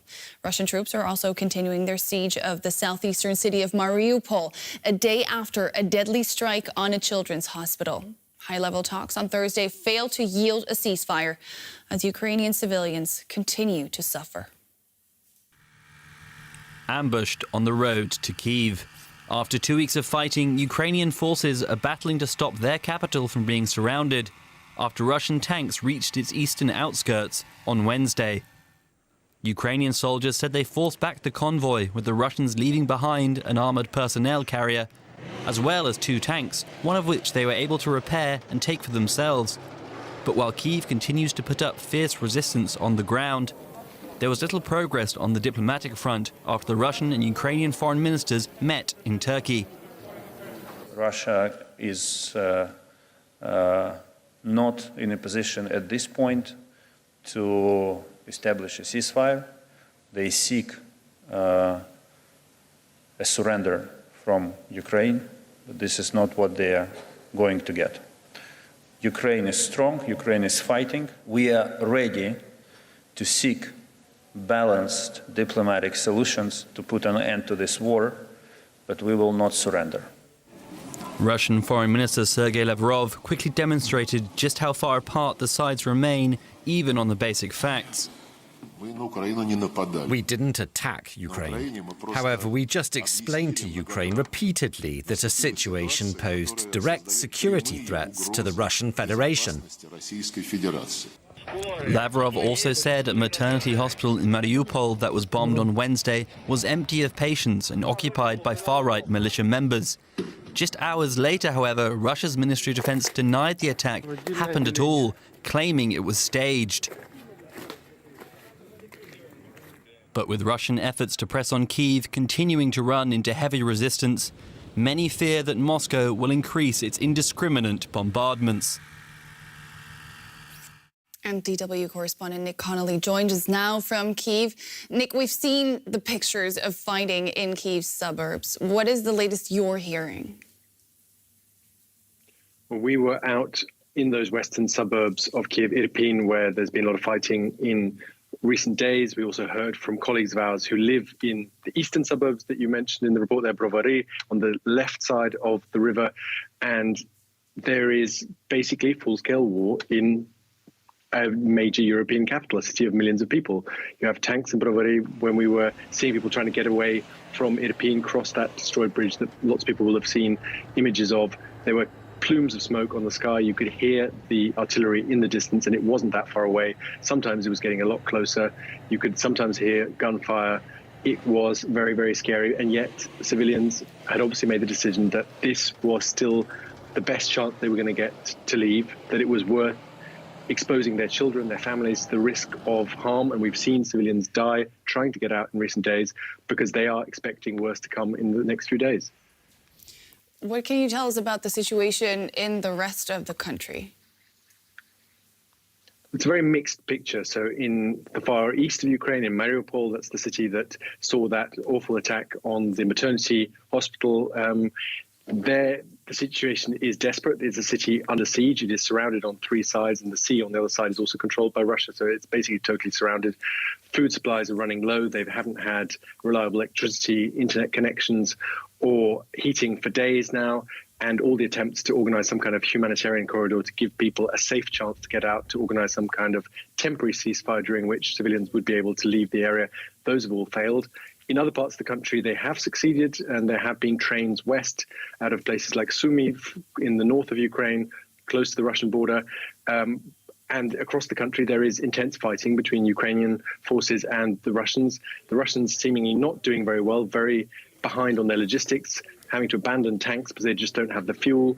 The Ukrainians doing quite well at using the weapons they've been given by Western countries, anti-tank weapons, anti-aircraft missiles. Obviously, the Russians have more manpower, they have more resources, but it seems like the Ukrainians for now are using what they have pretty cleverly. They have the advantage of being on the home turf and also the advantage of a different kind of motivation. When you hear the testimony of Russian POWs, lots of them say they don't really know why they're here. They thought they were on exercise and they didn't even know that they were going to be in Ukraine, and suddenly were just ordered to cross the border, whereas people here serving in Ukrainian uniforms obviously are fighting for their homes, for their villages. We've met lots of people who are in the territorial defense forces. These are people who often enough have no connection to the military previously, who are working in IT or teachers, whatever. And so you see a totally different kind of spectrum of society now in uniform, in their hometowns, trying to prevent this Russian invasion from going further. The foreign ministers of Ukraine and Russia met in Turkey today, and there seems to have been talk about a potential meeting between Vladimir Putin and Volodymyr Zelensky. How do people in Kyiv feel about this? Well, Zelensky has been demanding a meeting with Putin essentially for months. And for most of that time, the Russians dismissed it and basically said Ukraine was a Western satellite, a vassal state. There's basically no point in the Russians wasting their time talking to Ukraine because the big decisions would be taken in Washington anyway. That was the line coming out of the Kremlin. Now, those kind of rebuttals are seemingly getting a little more quiet and a bit more nuanced, so maybe there's something on the cards. We've definitely heard Volodymyr Zelensky, Ukraine's president, basically saying that Putin is chicken, that he just doesn't have the courage to sit at a table with the leader of a country that he's attacking. But I think what the main takeaway from that meeting today is that both sides are still sticking to their guns. The Russians, seemingly in spite of all those sanctions, in spite of the pretty mixed performance of their military here in Ukraine, are not backing down. They are still demanding. Basically, Ukraine gives up its army, that Ukraine allows Russia to influence events in this country. So it's kind of difficult to see where concessions, where some kind of middle ground can be reached. Both sides sticking to their guns for now. Nick Connolly in Kyiv, many thanks. All 27 of the EU's leaders are meeting in Versailles, France, for a crisis summit on the conflict in Ukraine. The war raging on the EU's eastern borders will dominate the discussions. Leaders are expected to tackle weaning the EU off Russian gas and oil and bolstering the region's defense capabilities. The summit had been organized long before Russia invaded Ukraine, with digitalization, the economy, and the pandemic on the agenda. All issues now eclipsed by Russia's hostilities on the EU's neighboring country. A short while ago, European Commission President Ursula von der Leyen set out the agenda for the summit. At this summit, we will rethink European defense with strong capabilities. We will rethink energy. We have to get rid of the dependency of Russian fossil fuels, and for that we need massive investment in renewables. And we will also certainly discuss Ukraine as part of our European family. We want a free and democratic Ukraine with whom we share a common destiny. Let's cross over to Versailles now, where our correspondent Marina Strauss is standing by for us. Marina, a common destiny between the EU and Ukraine, but not all leaders there in France seem to be on board with making Ukraine a member, at least not just yet, right? When EU leaders arrived here today at this beautiful castle in Versailles near France's capital, Paris, you can see it behind me, the castle of Versailles, it became very clear very quickly that EU leaders are split on this issue. For example, the Latvian Prime Minister said, we have to send a strong signal today towards Ukraine that we want them in the EU one day, but he was joined by other Baltic states. But on the other hand, we had a lot of leaders saying, well, let's wait and see. This is not at the table at the moment because there's still war and this is our main problem. And becoming a member of the European Union is a very long and a very complicated process, and it will take years, maybe decades, for Ukraine to become a member, and it does not seem likely that they will even become a candidate today or anytime soon. But member states are promising further support for Ukraine. What could that entail? There's already humanitarian support that was given to Ukraine, and there will be more of that.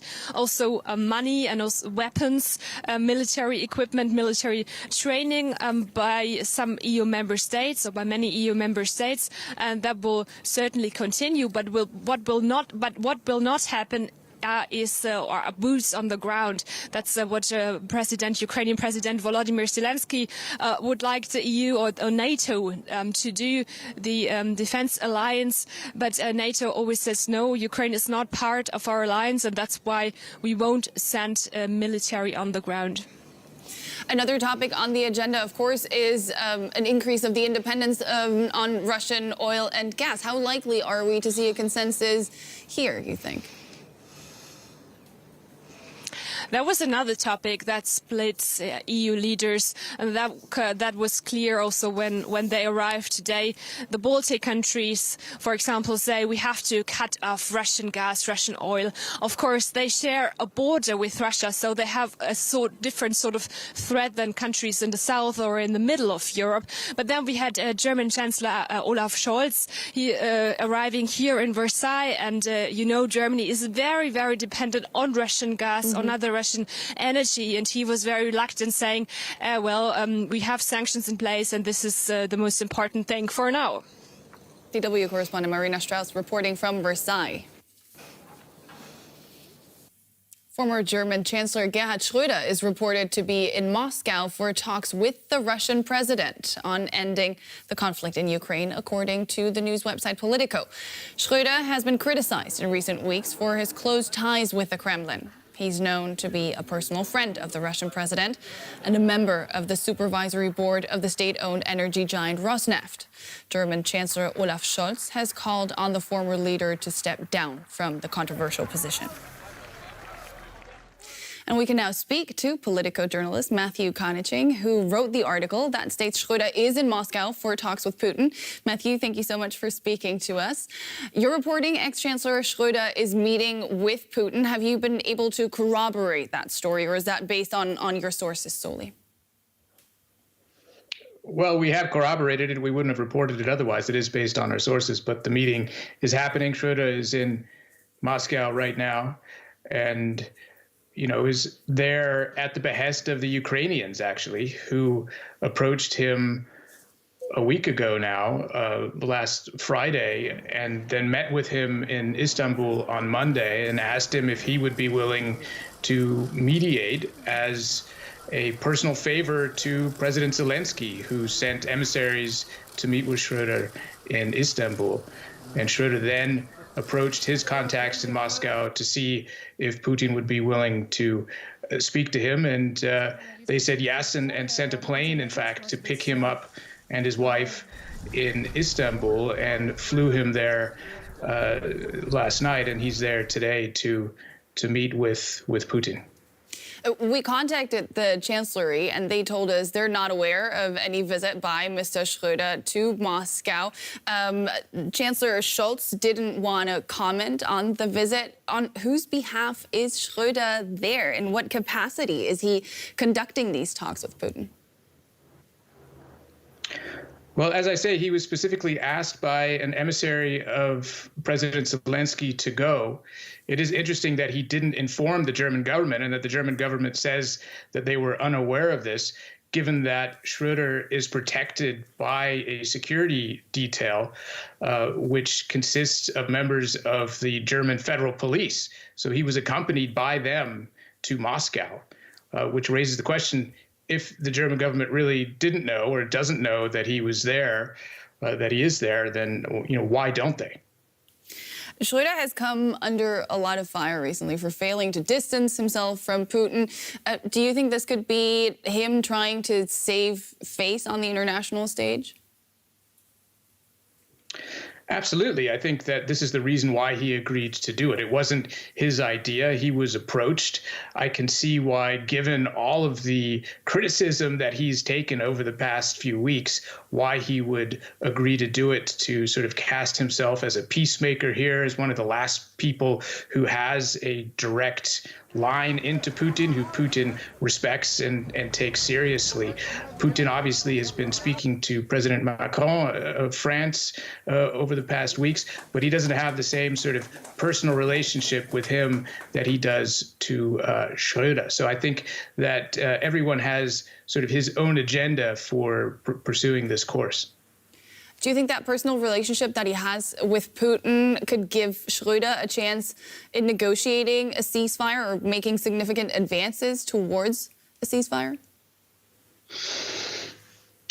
It seems to me a ceasefire would be the best that they could hope for, and maybe Putin is ready to take that step given how badly the war is going for them so far. But I don't think that we can hope for much more than a ceasefire at this stage through Schröder's efforts, just given how determined Putin seems to be to push forward with this war. Politico journalist Matthew Karniching, thank you so much. Thank you. And here's a quick look at some other developments in the conflict. U.S. Vice President Kamala Harris says that Washington is prepared to defend every inch of NATO territory. She made the remarks in Warsaw during talks with Polish leaders, including Prime Minister Mateusz Morawiecki. Earlier, the United States rejected a proposal from Poland to transfer fighter jets to a U.S. air base and then deliver them to Ukraine. Washington is warning of a potential chemical or biological weapons attack by Russia in Ukraine. This comes after Moscow accused the U.S. of supporting a bioweapons program in Ukraine. The Biden administration believes the accusation could be an attempt by the Kremlin to justify such an attack. Many Western military analysts have expressed surprise at the apparent struggle Russian forces are having at pressing their invasion of Ukraine. Their progress on the ground has remained largely unchanged for days, and they still do not control the skies, despite an enormous advantage in troop numbers, ground force artillery, and air power. Russian military planners may have underestimated Ukraine's determination to resist. Russian troops have also been slowed by reports of shortages of fuel and other supplies. Russia has one of the world's largest standing armies, but many of its conventional forces still use decades-old equipment and appear to suffer from poor maintenance.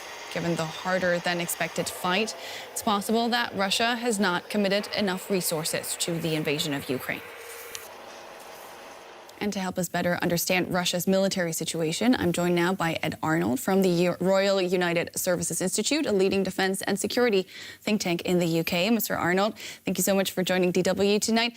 The Russian forces invading Ukraine seem to be having a harder time than predicted. 2 weeks into this war, what's your assessment? Yes, it's very clear that the Russians underestimated just the scale of the operation and also the Ukrainian resistance. And it all really stems down to their preparation. I mean, it's obvious that either the intelligence was bad or it was ignored, and the plan that was then based on that intelligence was based around trying to get to Kiev and force regime change within around 3 days, and that any high-intensity fighting would be over by now. That obviously has not occurred. The Russians probably moved to a more complex plan than they needed, coming from the north, the northeast, the east and the south. And it's, as you highlighted, the logistics has caused real issues with slowing the rate of advance down for the Russians. Russia's attacks seem to be growing more and more indiscriminate, with ever less regard for the security of civilians. Why do you think that is? Is that part of a strategy, or is that the Russian forces being backed into a corner? How do you explain that? Well, I think phase one of the operation, from the invasion until around last Monday evening, the Russians actually didn't use a lot of their firepower, probably because they wanted to limit civilian casualties and also limit the destruction of critical national infrastructure, because the plan all along was to force regime change and then govern the country. It's very difficult to govern a country if you level the cities. Because they were very frustrated and that wasn't working, we actually saw a change in tactics to what we would actually usually expect and what Russian doctrine is, which is the very heavy use of forces, heavy use of firepower. And we started to see that around the key population centres. So actually Russia are now fighting as we largely expected them to prior to the invasion. Western nations worry that Russia might be planning a false flag operation to justify the use of non-conventional weapons. What's your take on that? Yes, I think the concern really stems from experience in Syria, where while Russians didn't use chemical weapons, they certainly facilitated it, and also there was elements of false flag operations there. So I think that the US are trying to really get ahead of the story. It's also worth noting that the Russian state has used chemical weapons, as early as 2017. Within the UK with the attempted assassination of the Skripals in Salisbury. And also we see from the US position at the moment something that they have tried throughout this conflict, both prior to the invasion and the diplomatic build-up, which is actually releasing intelligence and trying to put it out there in the public domain and have the transparency around it to try and disrupt the Russian activity. And I think it's also important to note that over the use of chemical weapons in Syria, that President Obama at the time declared that a red line, and that was not enforced, and President Biden was his vice president at the time. So I think what will be critical now for the US in terms of the response and decision is actually working out what that might mean if we do see the use of chemical weapons in Ukraine. The use of chemical and biological weapons is, of course, banned under international humanitarian law. If you could maybe sum up briefly why Russia would resort to using them in Ukraine. Well, it's a potential point of escalation if they wanted to go that way. And also it puts a lot more pressure on the West in some ways politically, like I said, in terms of defining those red lines. And I think at the moment, Putin will probably be quite surprised at the level of unity in the West. I think one of the assumptions that he made in terms of the invasion, that it would all be over relatively quickly, and Europeans especially would sort of denounce it, but they wouldn't do much about it. It's actually because they've struggled so much. We've seen a lot of unity from the Europeans, and this potentially might be a way of splitting them again, like they were able to do over their use in Syria, and the UK not supporting the US, which ultimately led to the US backing down. Ed Arnold from the Royal United Services Institute, thank you so much for that analysis. The British government has halted the sale of Premier League club Chelsea after it froze the assets of its Russian owner, Roman Abramovich. The oligarch is an ally of Russian President Vladimir Putin. Chelsea will still be allowed to play matches, but the club won't be able to sell any more tickets for games, buy or sell players, or sell merchandise. The measures are intended to deprive Abramovich of benefiting from the club's ownership. Ukrainian athletes have made another appeal for peace at the Beijing Paralympics. Several members of Ukraine's National Paralympic Committee observed a minute of silence, calling for an end to the war. Despite grappling with Russia's invasion of their homeland, the Ukrainian team has thrived at the Paralympics. They've claimed 6 gold medals, putting them third in the table behind China and Canada. On Friday, Ukraine will have more medal chances. The team's resilience has been applauded by the president of the International Paralympic Committee. And the United Nations has been calling for better protection of Ukraine's cultural sites as Russia continues its assault on the country. At a museum in the besieged city of Kharkiv, workers are racing against time to save one of Ukraine's most valuable art collections. Kharkiv, Ukraine's second biggest city, a center of industry and culture, in places now hardly recognizable. Amid the destruction, the Kharkiv Art Museum's still standing. Its windows and doors were shattered when Russian forces bombed a nearby target. The museum's director found her office in ruins. Russia is a very civilized country, you know, right? It's cultured, high culture. And when we see this, we understand how high that culture is. The goal now is to get as much of the collection as possible into storage. And many of the artworks they want to save from the Russians are in fact Russian. It's just an irony of fate that we should be saving Russian artists, paintings by Russian artists from their own nation. It's just barbaric. Like this work by Russian master Ilya Repin, one of 25,000 artworks in the museum's collection. With no windows intact, it's impossible to control the temperature or the humidity. They say they'll only be able to assess any damage to the works when the war is over. I just don't understand what kind of a person one must be to kill people, destroy architectural landmarks, art masterpieces. I have no words. I don't want to start swearing in front of a camera. As Russian troops slowly move in on the city of Kharkiv, the museum, like the city's people, is bracing for what's yet to come. You're watching DW News, and here's a recap of the latest developments in the crisis. Russian forces are pushing closer to Ukraine's major cities amid fierce resistance. Heavy fighting has been reported in the suburbs east of Kiev, and Russian troops are continuing to shell the southeastern city of Mariupol. High-level talks on Thursday failed to yield a ceasefire. You're watching DW News from Berlin. I'm Nicole Frilly. Stay with us now. I'll be back after a short break to take you through the day.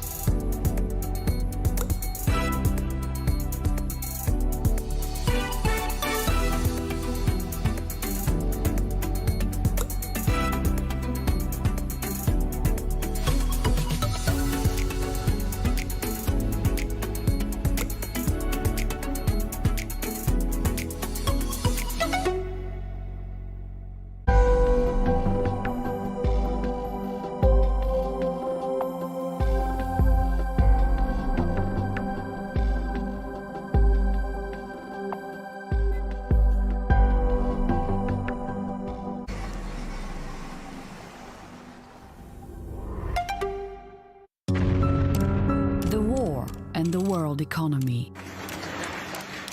Where are the sanctions biting? How is the war impacting growth? Energy prices, supply problems, resource shortages. Is the next economic crisis looming?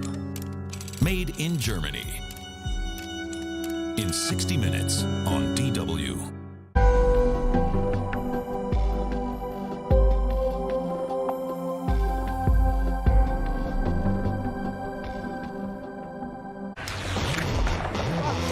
We're all set to go.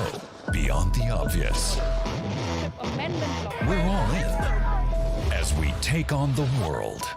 8 hours. I drove all the fairs. We're all about the stories that matter to you.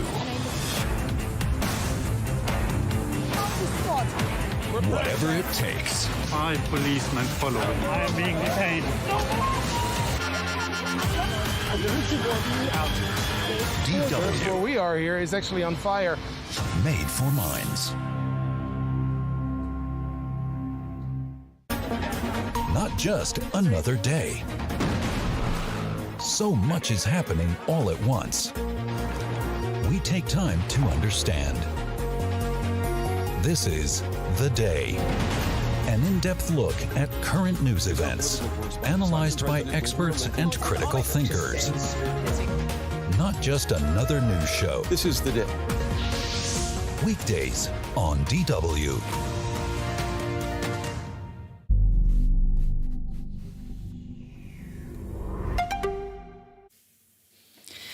A day after Russia bombs a maternity hospital in Mariupol, fears grow of an even more brutal turn in Putin's war in Ukraine.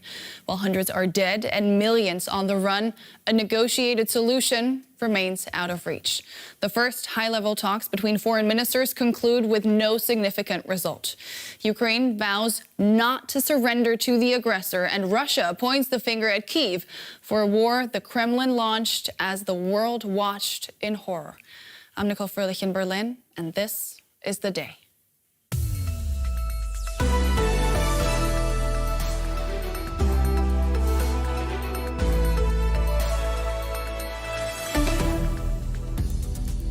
We can't stop the war if the attacking country has no desire to do so. Are we planning to invade other countries? No, we are not. We didn't attack Ukraine. An aerial bomb on a maternity hospital is the conclusive evidence that what is happening is a genocide of Ukrainians. We are fighting here for freedom, for democracy, because Putin declared a war not only to Ukraine, but the whole West. Also on the day, former German Chancellor and Putin ally Gerhard Schröder is back in the limelight. Reports that he's on a mediation mission to the Kremlin has many asking, in whose interest?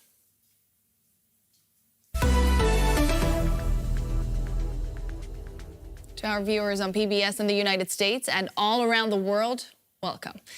The highest level talks yet between Ukraine and Russia ended today with no sign of a common approach to finding ways to bring respite to the war-shaken country.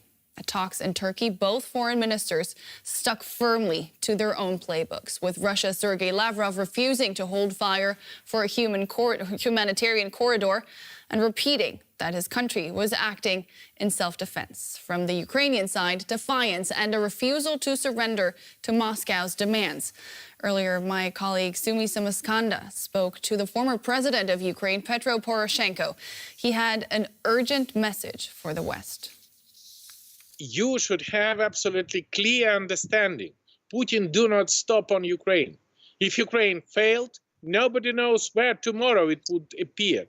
If Putin now want to create the land corridor between Crimea and occupied Donbass, why tomorrow he do not want to make a land corridor from Russia to the Kaliningrad region through Lithuania? This is understanding. This is our joint war. And Ukraine simply don't have a time to wait until the Western politicians make a decision to give us a jet fighter. This is very simple. And this is, first of all, this is the life of Ukrainian. Every single hour we lost our civilian, our soldiers, our children. And this, everybody should understand the price for delay. At the end of the day, I don't have any doubts that flight would be here.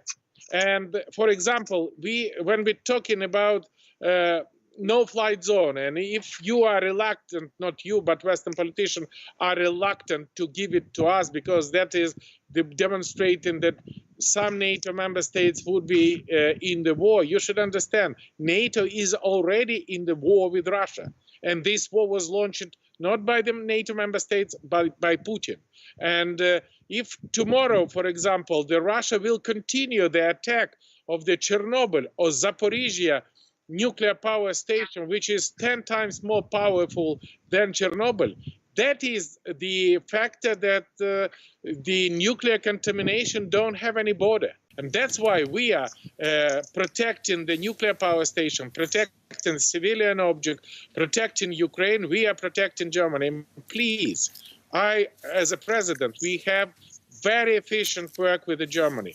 I'm very much appreciated for the leading role of the German Chancellor Angela Merkel, for the Bundestag when we have a bipartisan support. I'm very much appreciated the diplomatic efforts which we have a financial, but please now, we definitely need defense capability, increased defense capability. Mr. Poroshenko, I do want to get your take on diplomatic efforts because we have seen, as you know, this meeting between the Ukrainian and Russian foreign ministers earlier in the day that didn't seem to make much progress, but there seems to be some sort of door open, perhaps a window for the meeting between Volodymyr Zelensky, the Ukrainian president, and perhaps Vladimir Putin. At the same time, you're saying Vladimir Putin is responsible for war crimes, for genocide. Should there be diplomatic talks between the two leaders? Definitely yes. There is no any nation in the world who wants peace more than we Ukrainians. And we should use all the opportunities. And we have some progress because just 2 weeks ago, Putin is refusing to meet Zelensky, to meet Normandy formers because he said that he has nothing to talk about. Today, because of the Ukrainian army, because of our soldiers, because of the unity of Ukrainian people, Putin understands that his idea of blitzkrieg is failed. And today, the Lavrov said that Putin is ready to have a negotiation. Please get out from Ukrainian soil.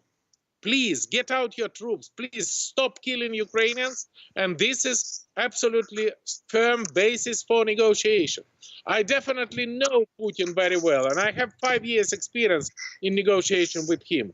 I don't trust Putin because never when he promised me to make a ceasefire, to release the hostages, to withdraw his troops, never he keep his words. But please, the stronger we are, the more effective is the diplomacy.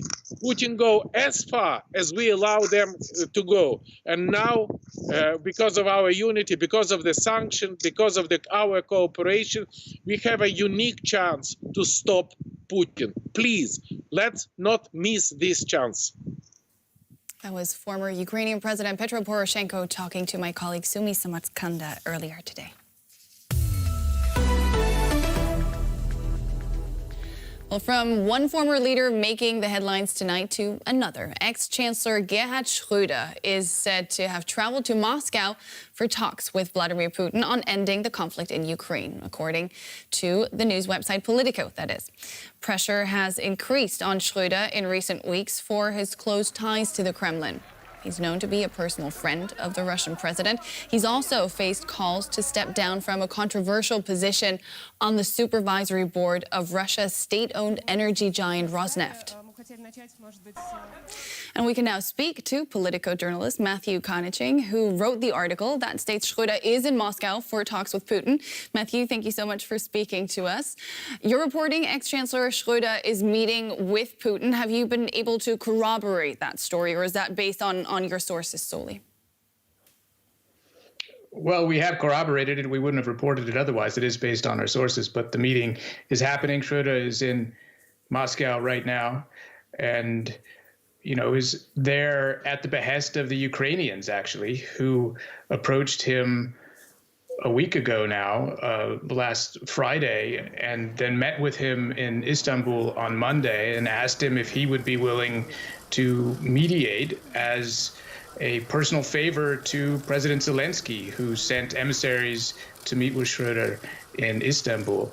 And Schröder then approached his contacts in Moscow to see if Putin would be willing to speak to him. And they said yes, and sent a plane, in fact, to pick him up and his wife in Istanbul, and flew him there last night. And he's there today to meet with Putin. We contacted the Chancellery and they told us they're not aware of any visit by Mr. Schröder to Moscow. Chancellor Scholz didn't want to comment on the visit. On whose behalf is Schröder there? In what capacity is he conducting these talks with Putin? Well, as I say, he was specifically asked by an emissary of President Zelensky to go.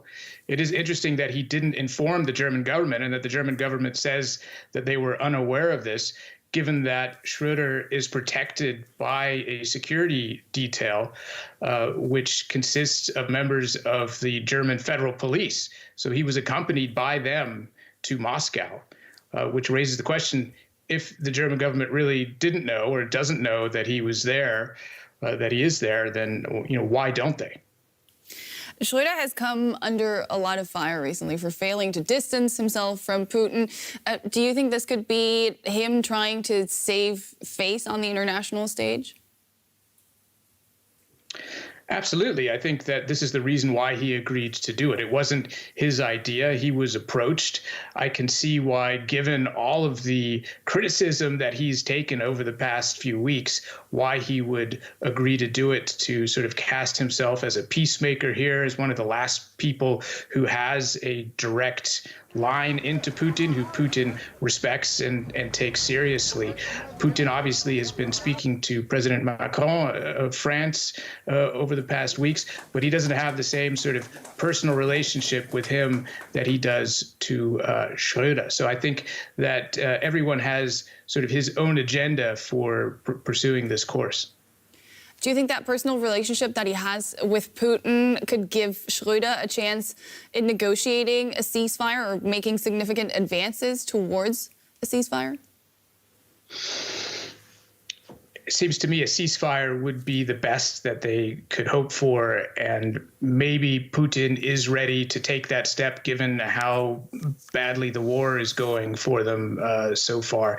But I don't think that we can hope for much more than a ceasefire at this stage through Schröder's efforts, just given how determined Putin seems to be to push forward with this war.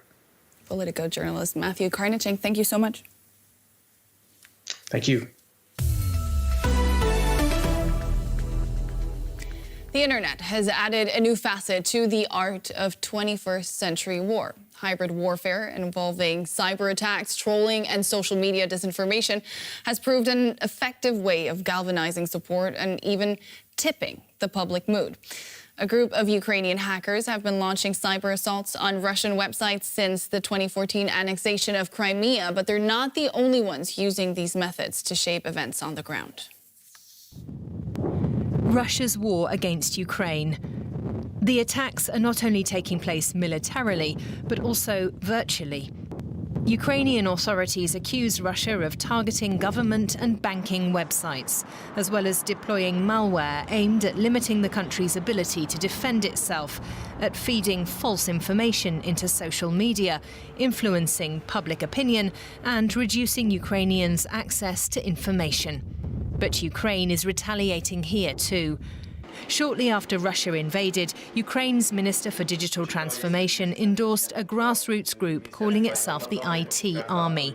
An estimated 290,000 volunteers are using a dedicated channel on the messenger service Telegram to hit back at virtual Russian attacks. We formed an IT Army of Ukraine. So we invited people who want to help to fight this Russian invasion on different fronts. And they basically were focused on two things. First, fight disinformation, and also take down Russian infrastructure, digital infrastructure, because they were attacking us for 8 years. So the war with Russia started not a week ago. It started almost 8 years ago, and they were instantly attacking us. The IT Army includes members of the hacktivist collective Anonymous. The collective claims that over the past 2 weeks it has successfully leaked information from the Russian Ministry of Defense database and hacked into Russian state television and streaming services to show uncensored news of the attacks on Ukraine. cyber attacks are often difficult to verify. However, some cybersecurity experts are voicing concern. Such attacks, they say, could be considered an act of war and lead to further escalation of the conflict. For more on the virtual scale of this war, I'm joined now by Joshua Tucker. He's the director of NYU's Jordan Center for Advanced Study of Russia and an expert on the relationship between social media and politics. Mr. Tucker, thank you so much for joining us on the day. This war is seemingly unfolding live on social media. How are different actors using it, and how is that impacting events? Thanks so much for having me here today. Yeah, I think this is kind of one of the things that's most interesting here is just how quickly information is able to be transmitted from what's happening on the ground globally. And that's had a couple of different effects. One effect is that it made the kind of original Russian disinformation campaign in the lead up to the election, which was based around disinformation around ideas that Ukrainians didn't like their president, that Ukrainians would welcome the Russians as liberators, that there was genocide against Russians in the eastern part of the country going on. It's kind of made those narratives sort of evaporate overnight, at least outside of Russia. The second thing that's happening here is that I think that social media has kind of been instrumental in amplifying the effect of the sanctions. One of the most amazing things we've seen about these sanctions is that companies, whereas in the past companies might have tried to skirt sanctions to be able to sell their products, now companies are even getting ahead of sanctions by pulling out of Russia. And I think that that's largely being driven by the realization among Western companies that they're living in a kind of very different era where social media allows sentiment around companies and how they're dealing with big public political events, like was the case in 2020 in the United States around the social justice movement, that's become this kind of incredibly sort of powerful force as well. Let's talk about the situation in Russia itself. At this point, independent media is effectively banned, and access to many social media platforms has been restricted by the government in Moscow. What kind of information do Russians have access to? What are they seeing of this war? I mean, the bottom line is that most Russians, if they get their news from television, are seeing the official state narrative. And the official state narrative runs along a number of dimensions, that this is the fault of the West, that this is a sort of natural reaction to an entire period of NATO expansion going since the end of the Cold War that's been going on for 30 years. This overwhelming narrative, as I said before, that, you know, that Ukrainians didn't like their government, that they were ruled by Nazis, that this was actually an attempt at denazification. These are the narratives that people are getting on Russian television. But what's also happened, as you correctly note, since the start of the war, has been a crackdown on what used to be a more open system for Russians to get their news on the internet.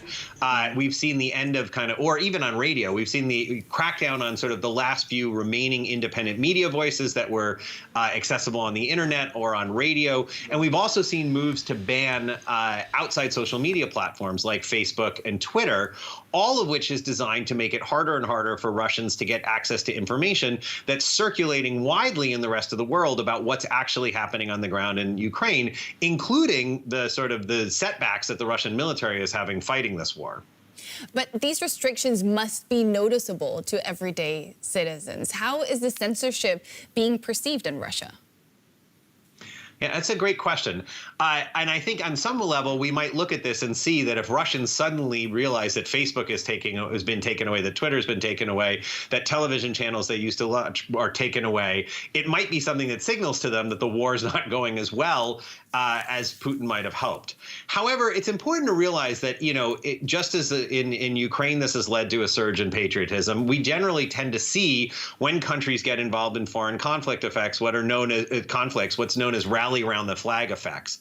And so I think people, especially in the early days of conflict, are willing to sort of accept a lot what their government is telling them in terms of, you know, the necessity of sacrificing for the war effort, the importance of the effort for what's going on for Russia. However, some narratives are going to get increasingly hard to sustain. And that's where you get into the questions around particularly the sanctions, right, which are going to have real effects, are already having very real effects on lives of ordinary Russians. And you also get into the question of the reality of the results from the battlefield, right? There are Russian soldiers who are not going to be coming home. And as those numbers increase and as the time goes by, that begins to conflict with sort of official narratives, and it becomes harder for these things to be separated. It's also the case that Russians are able to, Russians are able to access VPNs to try to get information from outside of Russia, but that then leads to the ramping up of repression to try to prevent people from doing this. Interesting stuff. Joshua Tucker, director of NYU's Jordan Center for Advanced Study of Russia. Thank you so much for your time. Thanks for having me.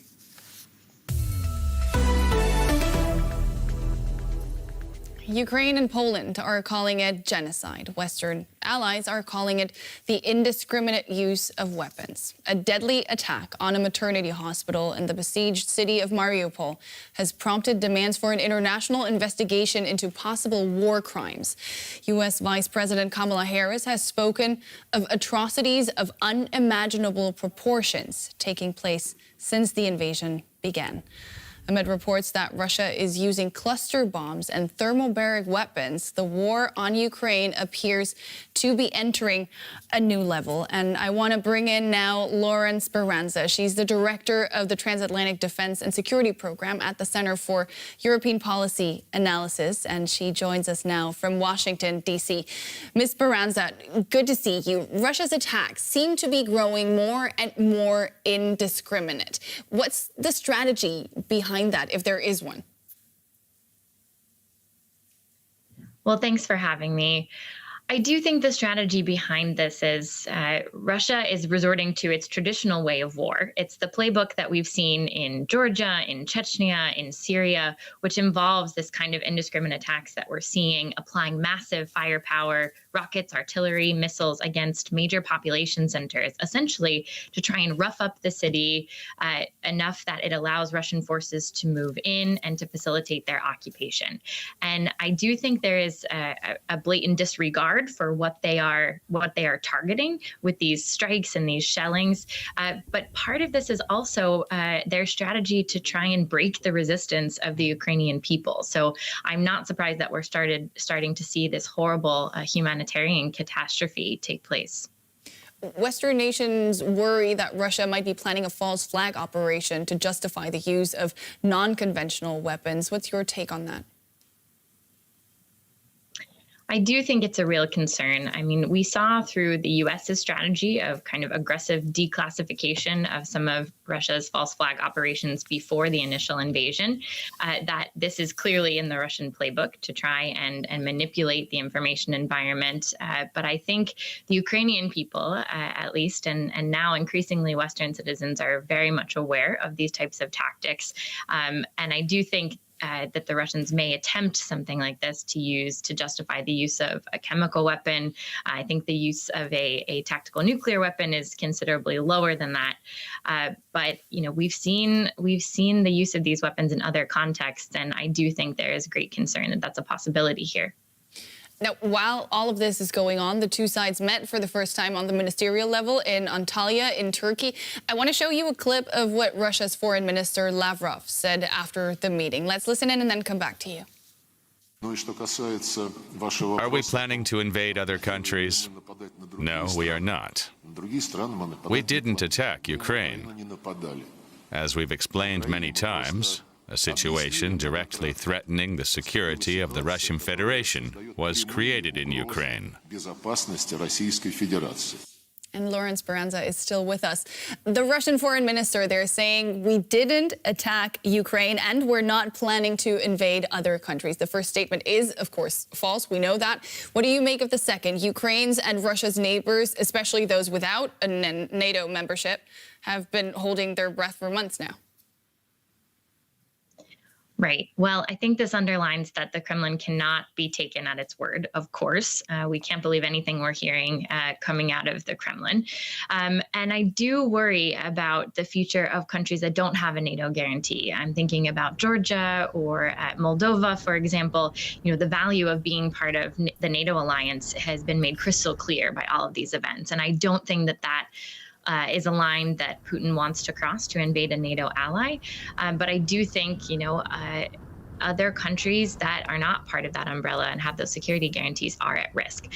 Now, that said, I do think the Russian military forces are facing significant setbacks on the ground. This war is a lot more costly and time-consuming than Putin hoped it would be. So I do think in the long run, this is going to drain the Kremlin's willingness or desire for kinetic operations elsewhere.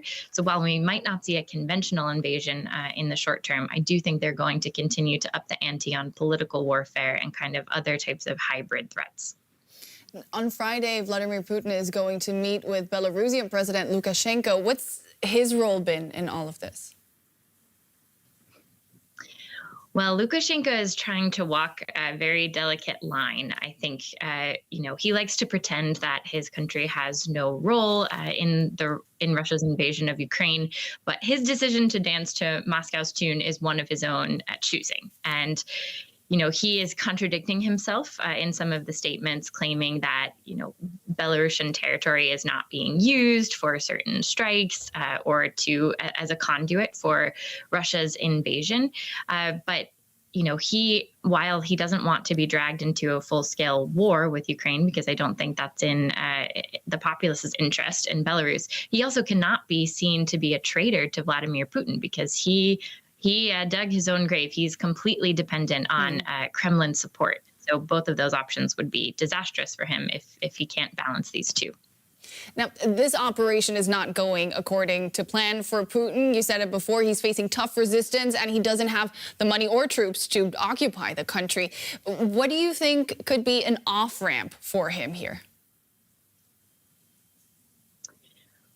Well, I think his invasion in the first place shows that he was never truly interested in diplomacy. So I don't think that there's any concession that the West can make to kind of end this neatly for Putin.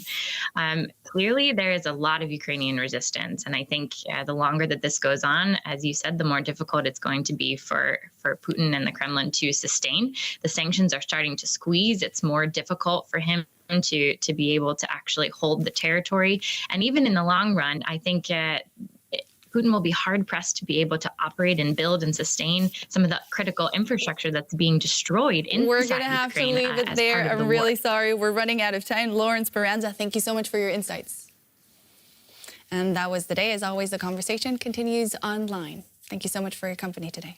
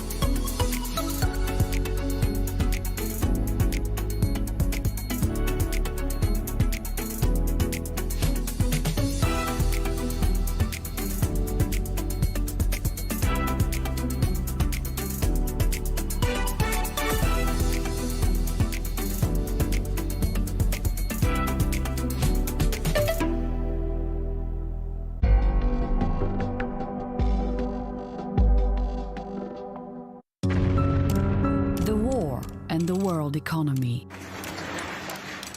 Where are the sanctions biting? How is the war impacting growth?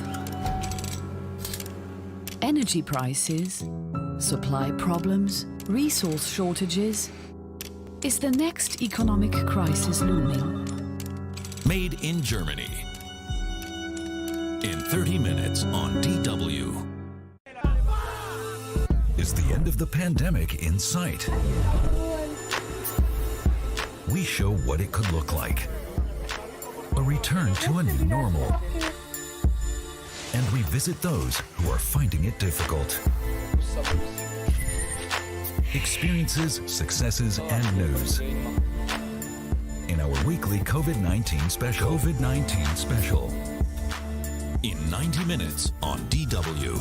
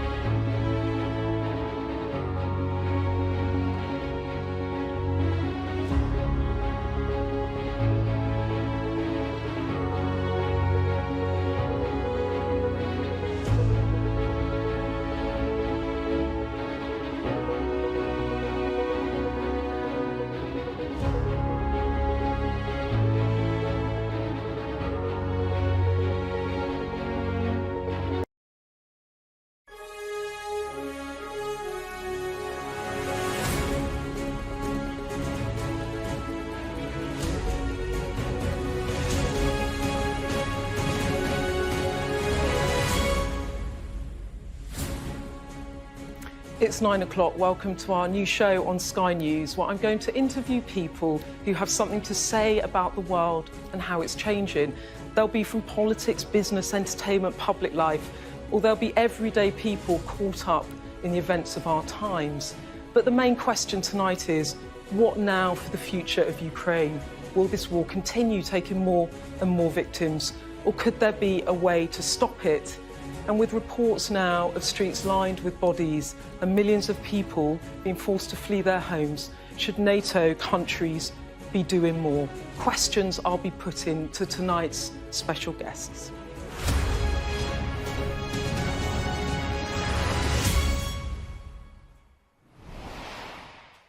Good evening. Just 2 weeks ago, families in Ukraine lived a normal life. They did the school run, they went to work, they had dinner around their kitchen tables. And now whole towns are left flattened with bombs and missiles raining down from the skies. At least 3 people died after a maternity hospital was hit yesterday in Mariupol. Normal life turned to hell on earth. For 2 weeks, people have been desperately fleeing their homes with the simple hope of not getting caught up in the fighting. The UN is estimating that nearly 2.5 million people have left Ukraine. That's the biggest mass movement of refugees ever. And now life in Russia gets darker too. Unprecedented sanctions imposed by governments from around the world, and private firms from oil and gas companies to McDonald's and Mothercare stage a mass exodus. Journalism is criminalised and the police roam the streets, intimidating and scaring the population. Still, today the two sides met in what is the most significant meeting since the start of the war. The Russian and Ukrainian foreign ministers sitting down together in Turkey. Those who are pumping Ukraine with weapons, they need to understand that they have responsibility for their actions. A war that upturns decades of peace in Europe and will redefine this century. In all my time in the political arena, I've never before seen our leaders presented with such a consequential moment in history. I've got a massive admiration for Volodymyr Zelensky, and I think any leader in his position would be saying exactly the same thing. They'd be saying, why can't you provide that air cover? The once unimaginable is now a lived reality for all of us. I'll be asking, what does the West do now? Well, tonight we'll have my exclusive interview with the Prime Minister, and we're going to be joined here in the studio by Marina Litvinenko, the widow of former Russian agent Alexander Litvinenko, who was poisoned by radioactive polonium in London. And finally, Labour MP and mother of the House, Harriet Harman, speaks to me in her first televised interview since announcing she's stepping down at the next election. But now let's turn to our first interview. I travelled to Birkenhead in Merseyside today to speak to the Prime Minister, Boris Johnson. Here's my exclusive. Prime Minister, I'd like to start this conversation with the bombing in Mariupol yesterday of the Children's Hospital. Putin appears to have committed a war crime. What will it take for the West to get directly involved in this? Is killing children and pregnant women not enough? I think what happened in Mariupol in that maternity hospital really shows that Putin is prepared just to reject, to abandon all norms of civilized behavior, and the sort of cynicism with which the Russian Sergei Lavrov admitted that they'd attacked that maternity hospital shows the depths to which they will stoop. And what we will do, of course, we already are involved, Beth, in the sense that we are, from the beginning, the UK was the first European donor of defensive military equipment. We've massively ramped that up, and what we're doing now, as you can see, is tightening the vice, tightening the pressure on Vladimir Putin's regime through economic sanctions, and targeting not just SWIFT, not just his banks, but as many of his people who are known to be associated with him as we possibly can. And I will come to that. But I think that, you know, when you look at something like the Mariupol, I mean, I was really I don't know, but I think many of our viewers must have been absolutely shocked. Lavrov said concerns over civilian casualties were, to quote him, pathetic shrieks. You know, but I'm afraid that is just where they are, and that is what we're dealing with. And I'll make you one other prediction, by the way, which is that the stuff that you're hearing about chemical weapons, this is straight out of their playbook.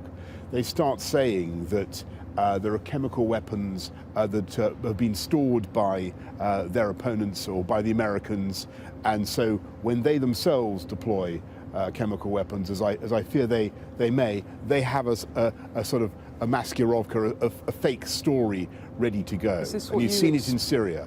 You saw it even in the UK when. This is what you expect next, then. Look, I just note that is what they're already doing. It is a cynical, barbaric government, I'm afraid. And so, on your point about Beth, on your point about war crimes, I think it's the right question to ask. And as it happens, the Lord Chancellor, the Deputy Prime Minister, Dom Raab, has a lot of experience in this. He was one of those who was involved in putting Slobodan Milosevic before the Hague for trial, the Serb leader, for war crimes. And he will be going off to the Hague to see what they need, what evidence we can help to supply. But in the meantime, Prime Minister, the bombing of a maternity hospital, at least 516 civilians have been killed, the use of cluster bombs, thermobaric weapons, the threat of chemical weapons, troops opening fire on fleeing families, shelling of civilian humanitarian corridors, airstrikes on residential blocks. Is it not on your conscience every time you speak to President Zelensky and he asks you for that no-fly zone? It must... It is. How can you not? It's terrible. I've got to say, it's absolutely terrible. And I've got a massive admiration for Volodymyr Zelensky. And I think any leader in his position would be saying exactly the same thing. They'd be saying, why can't you provide that air cover? Why can't you, as the West, simply help to clear our skies of Russian planes and stop us being bombarded from the air, stop this evil going on in Europe? And you know, we've had some very frank conversations, and ones in which have been deeply upsetting. You won't because do it. The difficulty is the difficulty is that there is a line beyond which, quite frankly, the UK and NATO would be deemed to be in conflict, direct conflict with Russia. So no circumstances. If as you say, they could drop chemical weapons, is that not the red light? Nothing. Well, is there nothing that could happen that might make you change your mind? It's agonising. It's absolutely agonising, and I've had this conversation at least a couple of times now with Volodymyr. But I think the difficulty is that it would require me to order RAF jets, UK pilots, into the air with a mission to shoot down Russian fast jets. And that is something that all my life, literally all my life, all my childhood, I remember something that we did everything we possibly could to avert, because that would be conflict between two P5 nuclear powers, just to be clear, two members of the Security Council. No circumstances that can that happen. Is that what you're saying? I think we've got to be realistic, and we're going to do everything we can to support the Ukrainian people, to support the amazing, heroic Ukrainian resistance, and we're doing more and more with support with air defences, with anti-tank weaponry, and all that kind of thing. I don't want to go into the details, but I think our viewers know roughly what we're doing. It has been ramped up, but that is effectively a defensive measure. But I just want to stress that there's no Western country where that is on the agenda. When you speak to President Zelensky a lot, every time you put the phone down to him, do you wonder whether that might be the last conversation that you'll have with him? So look, I think Volodymyr has been one of the most extraordinary leaders of recent times in the way he's rallied. He's not only rallied his people, he's rallied the whole world to the cause of Ukraine. And he's made us all wear yellow and blue flags, and he's got everybody mobilized on his side. I think because he's so clearly and brilliantly delineated the difference between right and wrong in this case. Everybody can see that this is an unjustified act of aggression by Putin. He did an interview on Sky News last night, and he said he thinks millions of people could die. Do you think millions of people could die in this conflict? I think that it depends on Putin, and it's up to him and to him alone, and that everybody can see that things aren't progressing in the way that he hoped. Prime Minister, and his best bet, I think, is to withdraw, to cease the violence, and to allow a peaceful negotiation to begin. Let's go on to Vladimir Putin. 2 weeks into this war, it's already unbearable to see the images coming out of the Ukraine. Your Foreign Secretary said it could last a decade. Do you agree with that? I think that, again, that depends on Putin. But what I certainly think is that the Ukrainians themselves and the will to resist in Ukraine will never be extinguished. I get that, but how long is it going to go on for? You heard that from Volodymyr Zelensky himself. For the long haul. I think that my own view is that Vladimir Putin can either choose to accept that he's made a catastrophic mistake now, or accept that he's made a catastrophic mistake a bit later on. But when? And that's the difference between the two options he faces. But how long?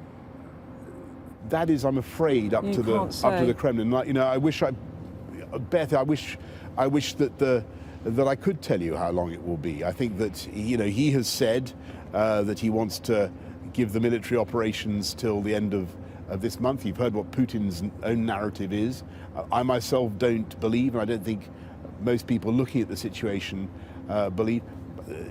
I don't think that he can conquer Ukraine. Ukraine is a country of 45 million people. But Prime Minister, you keep saying that Putin must fail. I do. But do you acknowledge that Putin in his mind must be seen to win? That's the problem. You keep saying he's going to fail, but he has to win. So how do we get out of this? I think that he needs to understand that his options are not good now. But you accept that he needs to have some sort of victory. What's the off-ramp? Well, when you say needs, that I don't know what you quite mean by needs. What I think is that the best way out for Russia, for the Russian people, is for withdrawal of the Russian forces and for total cessation of hostilities, for reparations, and I think we will all have to work together to rebuild Ukraine, be in no doubt. But that's just the beginning. But you accept the point that he won't be able to fail. I think you've put your finger on something very important, which is that I think that Vladimir Putin has himself made it very difficult to find an off-ramp, and he has, I think, driven his tanks, so to speak, down a cul-de-sac from which it will be very hard to extricate himself, but he must. But in the meantime, millions of people are going to die, so how do you help him get an off-ramp? I mean, what's the compromise? What's the compromise? Should Ukraine say, OK, we'll withdraw our application for NATO? Or, I mean, I guess what I'm saying is all I see is escalation, and I understand the sanctions, but it's escalating, there's no de-escalation, and in the meantime, millions of people could die. I think what needs to happen, first of all, is that Putin needs to understand that he's made a catastrophic miscalculation, and he needs to withdraw, he needs to stop killing innocent people in Ukraine.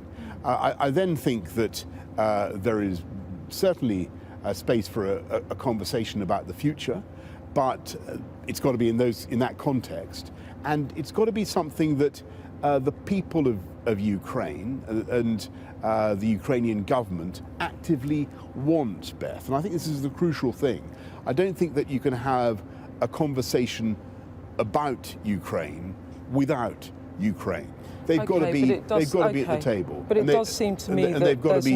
They've got to be willing to. But you can't see a way out at the moment. You can't see a way out at the moment. I can't see a way out that doesn't begin with the realization by the Kremlin that they made a catastrophic mistake and that it's time to begin to withdraw. It's time to withdraw immediately. So let me just move on to sort of domestic response and your leadership over that.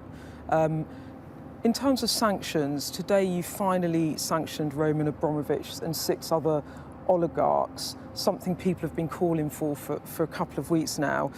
It's been welcome, but do you acknowledge you could have moved more quickly on this, and do you wish you had?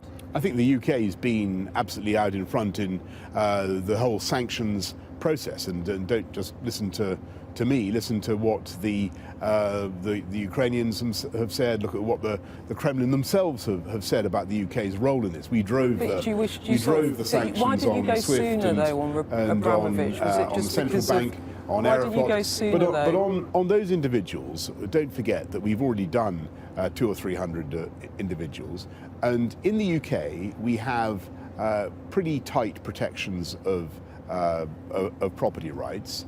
From Tuesday, we'll be able to go much further and faster because we're changing the law under the Economic Crime Bill. What we've been able to do with the individuals who've been sanctioned today is to look at their relationship with the Russian regime.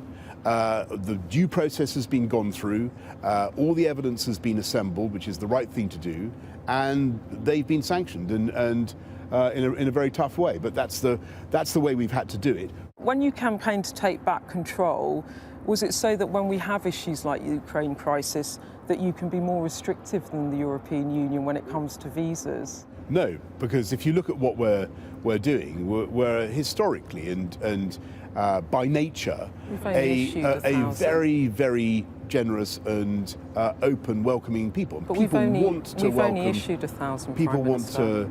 Well, that was the number yesterday, and it's rising the whole time, and it will rise very sharply. Have you personally intervened to try and fix it? Very sharply. So have you had to personally intervene? On Monday, you'll get from the Levelling Up Secretary, you'll get the programme that will allow people to come in. So people want to welcome it into their own homes. They can do so. Now you ask about. Well, I know you've said checks. I know you've said about checks and the need for biometric testing, but half of the 2 million refugees estimated to be are children. You don't need to biometrically test a child. I mean, it seems a bit heartless. Someone actually said to me yesterday, a cabbie, he said it's really heartless. Why don't they just waive the visa checks? I'll tell you why. So for younger people, we're not being we're not making those requirements. But what we are doing is ensuring that. And I think this is the best thing also for refugees, because they want a scheme that is safe, that is welcoming, and that works. And if you've been to war zones, and as I'm sure you have, as I have, you'll know all sorts of things are going on there. And you'll find that there are people coming out of them who perhaps, for one reason or another, don't have the papers that they need, and may even have false papers. They may have a good reason for that, but it is sensible, given the attitudes of the Putin regime towards the UK. It is sensible to have checks. So by the end of the year, will we have 20,000 refugees? They are light touch checks, but I think that most people can see the case. Prime Minister, I've got so many more questions, and but I'm going to have to wrap up. On the numbers, it could go up. Yeah. Just on the family reunion thing, you could have a very large number indeed, because there are so many potential beneficiaries of that scheme, and that's great. But I mean, as I said in the Commons yesterday, I'm proud, as is Dom Raab, as the Deputy Prime Minister, as is the Home Secretary. We're all the direct descendants of refugees. PM, and our government has done a lot. If you look at the people we took from Afghanistan, the numbers we've taken from Hong Kong.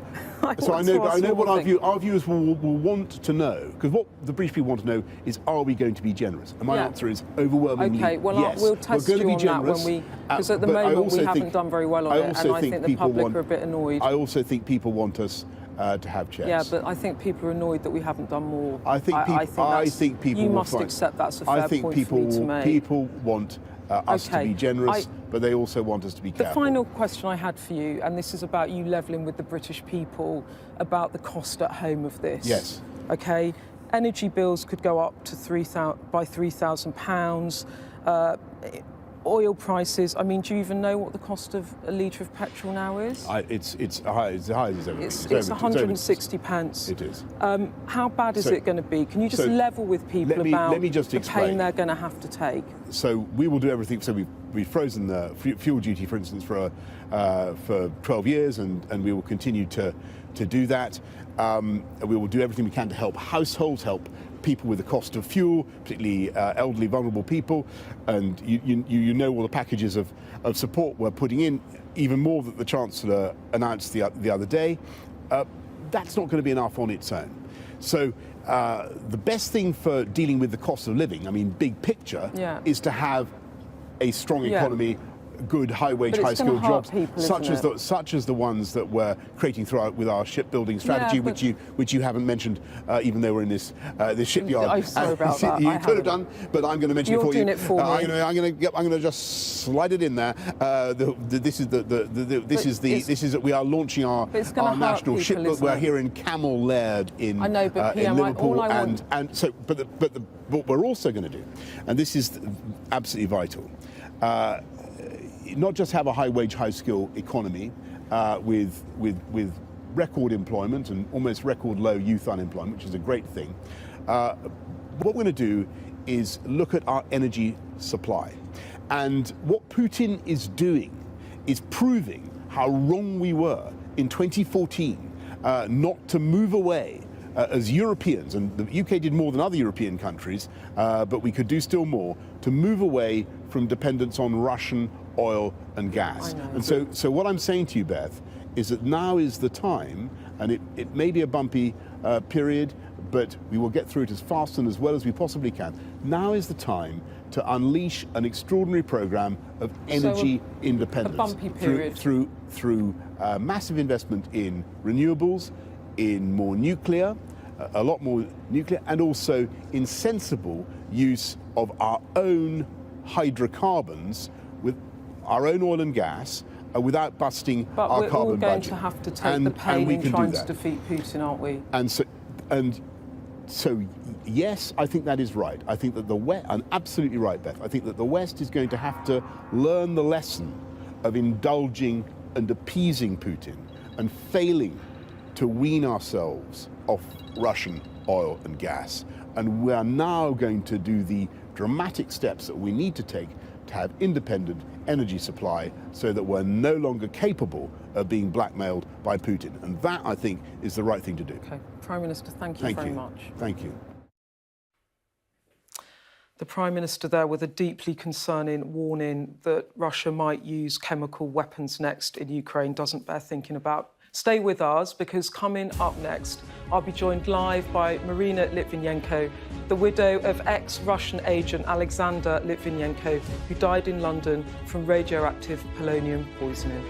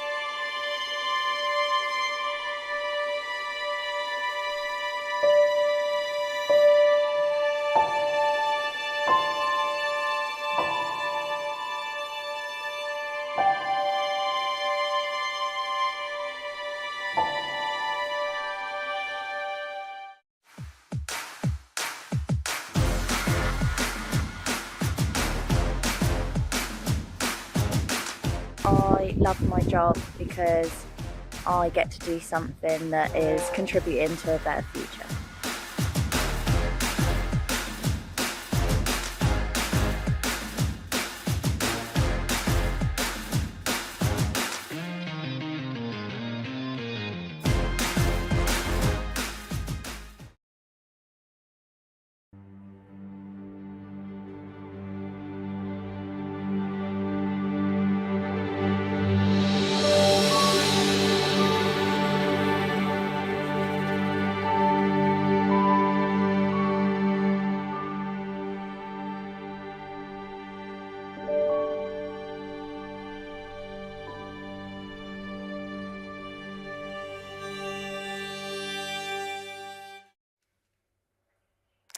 Welcome back. When former Russian spy Alexander Litvinenko died in London in 2006 from radioactive poisoning, it shocked the world that such an attack could happen on British soil.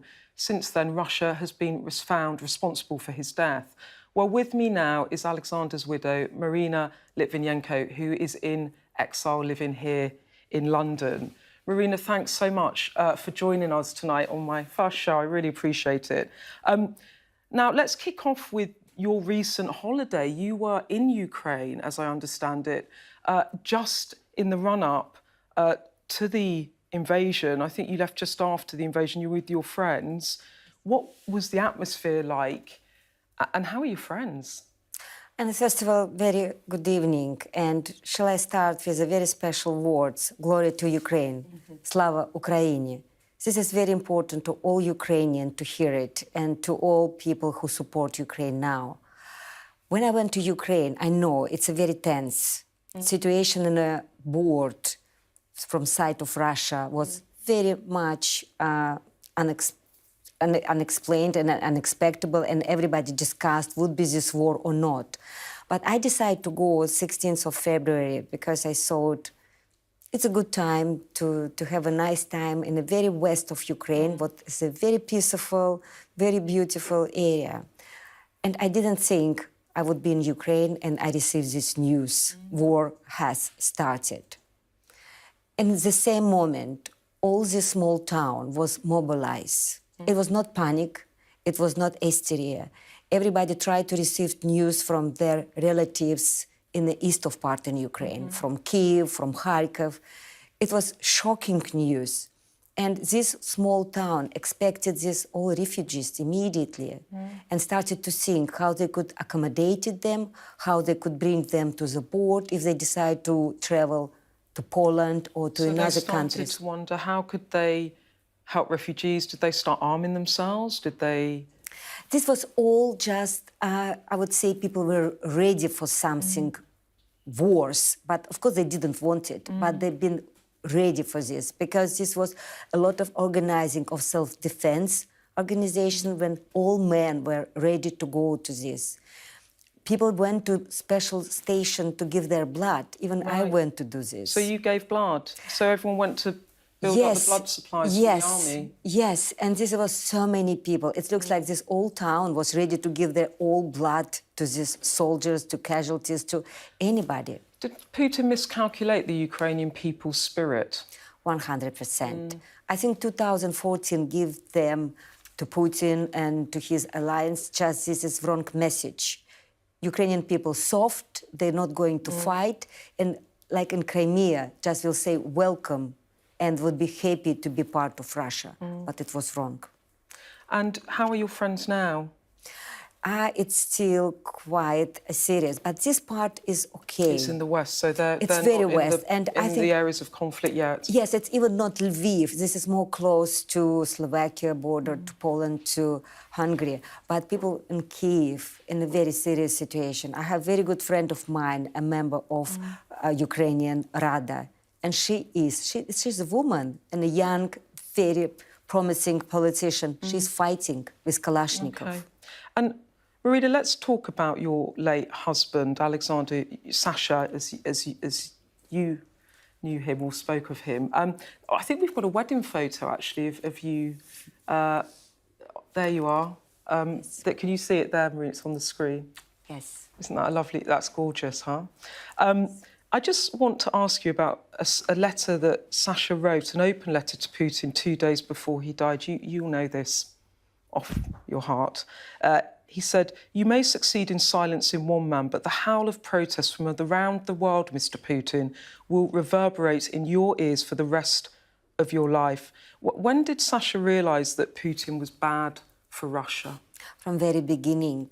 And when he stand up in 1998 against of all this corruption and security service, it was his first fight against Vladimir Putin, because he was put to prison and spent almost 1 year. And then when he escaped, he published a book, Blowing Up Russia, about apartment bombing, when he openly accused of security service to do this crime against Russian people, because they want to show Putin as a strong man and he will defend all ordinary Russian people, what was not true. And his second book was just explained everything what happened in FSB, successor of KGB. And this was all what he tried to prevent. And Marina, you obviously have friends in Russia still that you talk to. Do you think that Russian people understand what's going on, or do you think that because of the media restrictions that they don't really know what's happening in Ukraine, from your experience of talking to people? It's not even restrictions, it's completely brainwashed. Yeah. And some people just afraid to think about truth.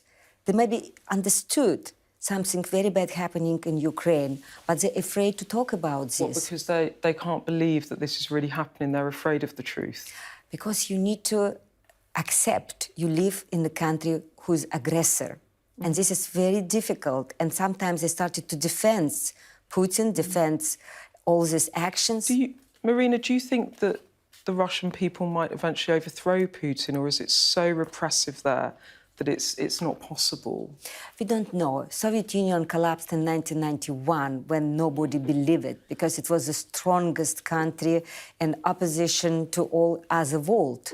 And now, yes, it's a different one, but I don't think it's as strong as it was Soviet Union. Yes, they try to control everybody, every individual, but we still have people outside in the street with this all protest.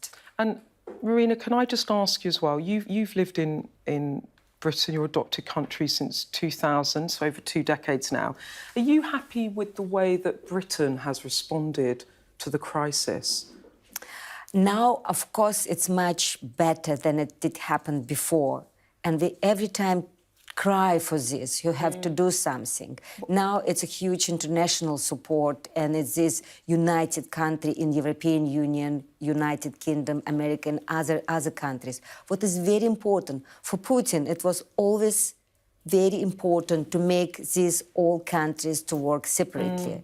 To divide everyone. Exactly. And so now he will be confounded or confused by the fact that the West is united. He might not have anticipated it's that. Another surprise for him. Do you think that we're taking enough refugees? I don't think so. Right. And we know this picture from Calais in Paris when people need to go back to apply for visa. Yeah. It's a shame, because I saw these people spend hours and hours to get through Ukrainian border and then go to see maybe their relatives here in UK. And I would like to say, these people don't want to get out from Ukraine. They pushed from Ukraine. Yes. And they're not looking for better life. They definitely come back when it would be all finished. So you would like our Prime Minister to follow the European Union and introduce visa waivers for the people of Ukraine? Absolutely, because you will save these people and they will all time grateful for this. And just finally, do you think that politicians here made a mistake in welcoming Russian oligarchs so warmly to the UK in the past? Of course, we need to learn all mistakes of what we did. And of course, politicians play this, I would say, ruthless, because it should be checked, and money and people who've been accepted here. And now we should talk about not a past, we should talk about present and about future, not to make more mistakes. Okay. Marina, I'd love to carry on, but I've run out of time. Thank you so much for coming on. It was a pleasure. Thank you. Well, look, stay with us, because coming up next, the mother of the house, Harriet Harman, on why she's stepping down as an MP and the reflections on losing her husband, Jack Dromey.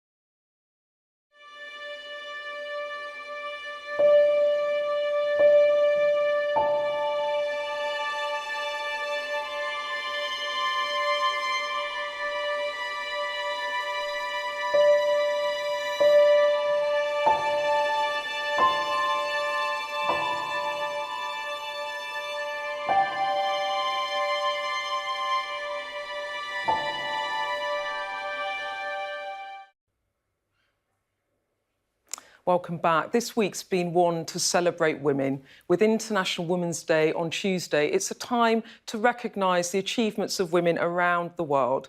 In politics, it's been, and often still is, a fight to get women's voices heard. And one of the women who's been leading that fight in British politics for 4 decades is Labour MP Harriet Harman. She's the mother of the House of Commons, which means she's the longest-serving female MP still sitting.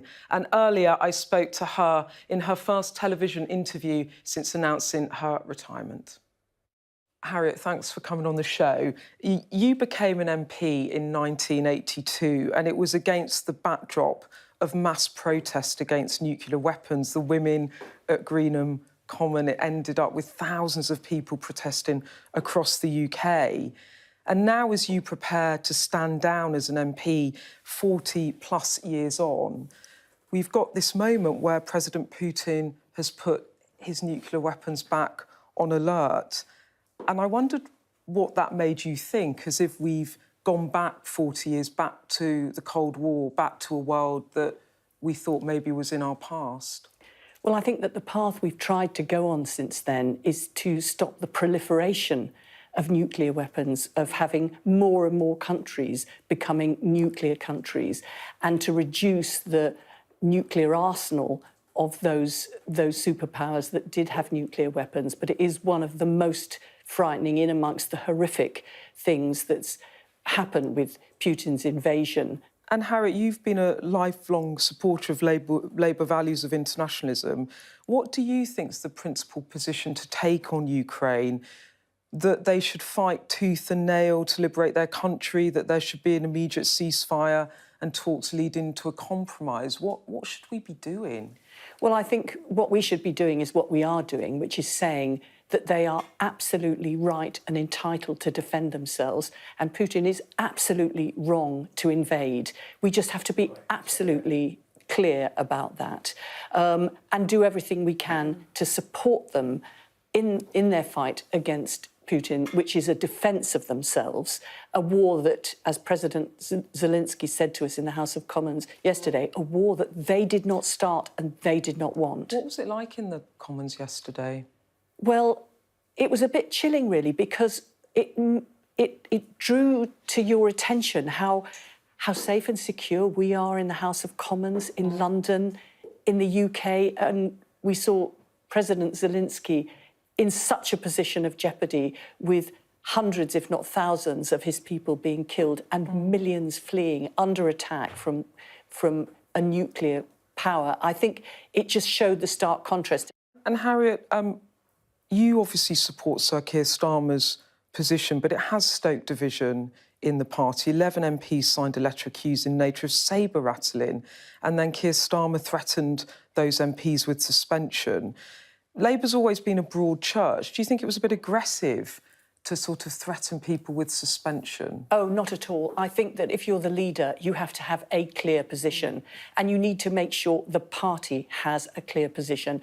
And the Labour Party does have a clear position, which is we support NATO and we support Ukraine. And we couldn't have people who were Labour MPs somehow qualifying that. So I think he was right. I mean, one of the things about leadership is, yes, listen to and include a broad range of views, but in this sort of situation, you have to be decisive, and that's what he was. The reason I wanted to get you on the show was it was International Women's Day this week. You have been the most prominent feminist campaigner in politics for many decades, actually.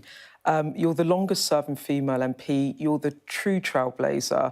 And I remember a few years back when I was talking to a Conservative MP about getting more Conservative women on the benches, they said, we need a Harman figure because you drove through such change. And I think we've got a picture somewhere of 1997 and Blair's Babes. Do you remember that? Can you see yourself there? Oh, Do you yes, remember that the day? green, yes. Yeah. With Tony Blair, and there's the late Mo Molan in front of you. You were behind All Women Shortlist. What was it like back then when you had this breakthrough? I think it was incredible because it was a time when women were just saying we're fed up with being regarded as second-class citizens. You know, we're fed up with the idea that, you know, men should run the show and women should abide by everything that men say. And that we were fed up with being excluded from, you know, all walks of life, including political journalism.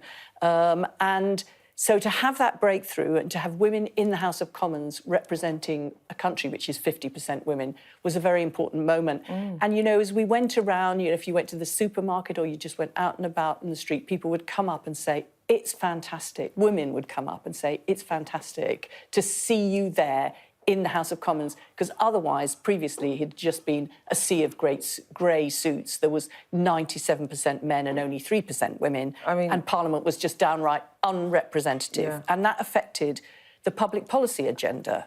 You know, we've still got a way to go. We've still got a way to go until women are really on equal terms. There's the obvious question. There's ever been a female leader of the Labour Party, the Conservative Party, had 2 female prime ministers. You know, some people might say that Labour has a bit of a woman problem. Is that fair? Well, we've certainly got a woman problem in terms of never having a woman leader, which is downright embarrassing. And next time, although we're not going to be having a leadership election anytime soon, next time we do need a woman leader. And but that who would your money be on? Oh, honestly, I'm going to let the future MPs and, party members choose that. But the other thing is it can't be taken away from Labour that we did lead the way. And we did by ensuring we had all those Labour women MPs. Then the other parties began to look quite old-fashioned as men-only preserves. So they followed in that path. Let's move on to another area which I know you've campaigned on and care deeply about, which is violence against women and girls. Because, again, this is a very poignant and relevant issue at the moment. We've recently had the anniversary of the abduction and murder of Sarah Everard, that moment that lit a touch paper in this country where thousands of women came out to protest against violence against women and girls, rape cases at a record high, prosecutions a record low. When I interviewed the Home Secretary, she said all of us at some stage in our lives have been subject to all sorts of harassment. Is she right? Have you? I think there's not a woman in this country who hasn't, at some point, at some part of her life, been followed down the street, been harassed on public transport, been sexually harassed at work. I mean, it's just every woman's universal experience. And what's happening now... Harriet? Oh, I mean, I was sexually harassed at work when I was a trainee solicitor. You know, like every schoolgirl, if I walked down the street, I was always looking over my shoulder and, men would follow along in cars. And that's still happening today. But what is different today is that women are rightly saying, we're not going to put up with this anymore. We want curb crawling to be an offence. We don't want there to be impunity for men who rape women and say, well, she said no, but she actually meant yes. So I think that what is really important now is that women are no longer prepared to put up with what all of us have put up with. And also that when I was being sexually harassed at work in my 20s, there was no question of any complaints procedure. What did you do about it? Did you absolutely did nothing, said nothing to anybody. What did you do to the man, or what did you just try and avoid him, or?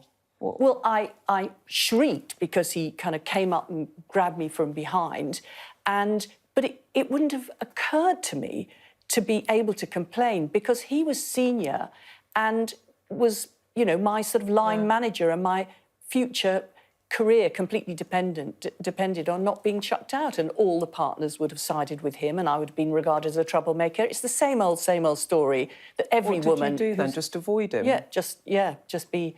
Well, it's sometimes very difficult to avoid somebody, especially you have to work in the same room as them, just the two of you on your own. But I think the thing is now that there's an expectation there should be complaint systems, that they should be independent, that women can complain anonymously so that they don't expose themselves to victimisation, and that they shouldn't have to be frightened on the street. And people talk about women not feeling at risk, but it's women are at risk. So what needs to be tackled is the sense amongst men that they can harass women and that's just banter or they can get away with it. And Harriet, finally, let's come on to you and your decision to step down. You announced in December you were going to step down after 42 years of being an MP. And then since you took that decision, obviously your world was turned upside down with the sudden loss of your husband and fellow MP, Jack Dromey. And I want to say again how sorry we all are about that, Harriet. A week ago, there was the by-election in Birmingham-Erdington, which was Jack's seat. Was that really difficult for you? How was that? I think it would have been really difficult if we hadn't have won the seat and returned a Labour MP. I mean, Jack was born and brought up a Catholic, and he always said he was lapsed, but he never quite got beyond the notion of an afterlife. And I'm sure he certainly would be thinking he was up there looking down, and he would have been horrified if there'd been anything other than a Labour MP following in his footsteps. So it's good to welcome Paulette as the new Labour MP. And just on Jack, your enduring decades of a long partnership. You've got 3 children, you've got 5 grandchildren. You just told me you've got a 6th on the way, so you're going to be very busy. Jack described you quite rightly as the outstanding parliamentary feminist of her generation, and he said he was in awe of you. While you in the House of Commons, you talked about Jack being a superpower who made us all walk taller and feel stronger. Does the strength of what you had together kind of give you the strength to face the future now? Because it must be very discombobulating. But I think if you've lived with that sort of domestic propaganda, it can't help but, reinforce your confidence. And all of us get imposter syndrome from time to time and think that we can't do things. So to have that relentless positivity and belief is incredible. But it wasn't just me that was the beneficiary of that positivity and belief. That there are, women in the trade union that he worked in, other women in Parliament, that he would always be encouraging, because he believed that a role of men was to support and encourage women and not to stand in their way and hold them back. So I am left with surely that confidence that has been built up all of those years. But, we were together for 47 years, which is an incredibly long time to share your political journey and your life's journey with somebody. And the thing about being a widow after a long marriage is that, my mum lived till she was 100, so I might have another 30 years left. So this is a new chapter in my life, which I've got to figure out how to crack on with the things that I'm going to be doing for the next 30 years. And, people say, oh, now that you're on your own. But I'm not with Jack anymore, but I'm not on my own. I've got my children, I've got my friends, I've got my work colleagues. And I don't agree with the notion that somehow that's out there that when you're a widow, your life is effectively over, that the best years of your life are behind you and somehow you're a lesser person. I think that we've got to recognise that it's a different stage of life, and obviously it starts with great grief and loss. But people can be, they are themselves in widowhood, same as they are themselves at the rest of their life. And has it changed how you approach stepping down as a parliamentarian? Because presumably your next 30 years are going to be different now. Did you think about carrying on working? No, I haven't changed my mind about standing down. I've been an MP for decades, and for each day of those decades, I felt a great sense of responsibility for my constituents, for my role in Parliament. But at the end of the day, you can't carry on indefinitely. And I want to go when I'm still fully committed and doing the job to the best of my ability. And, I'll see what's on the other side of stepping down from having those magic letters MP after my name. Well, I'm sure that you will be doing many more interesting things, and I think your grandchildren are going to be keeping you very busy anyway. Harriet, thanks so much for coming on the show.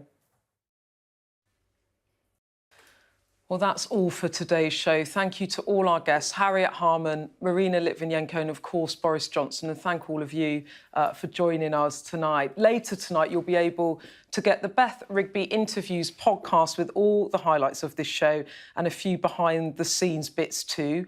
And you can find that on the Sky News app, or you can subscribe to it wherever you get your podcasts from. Coming up on Sky News at 10, Mark Austin is live in Lviv with more on the war in Ukraine.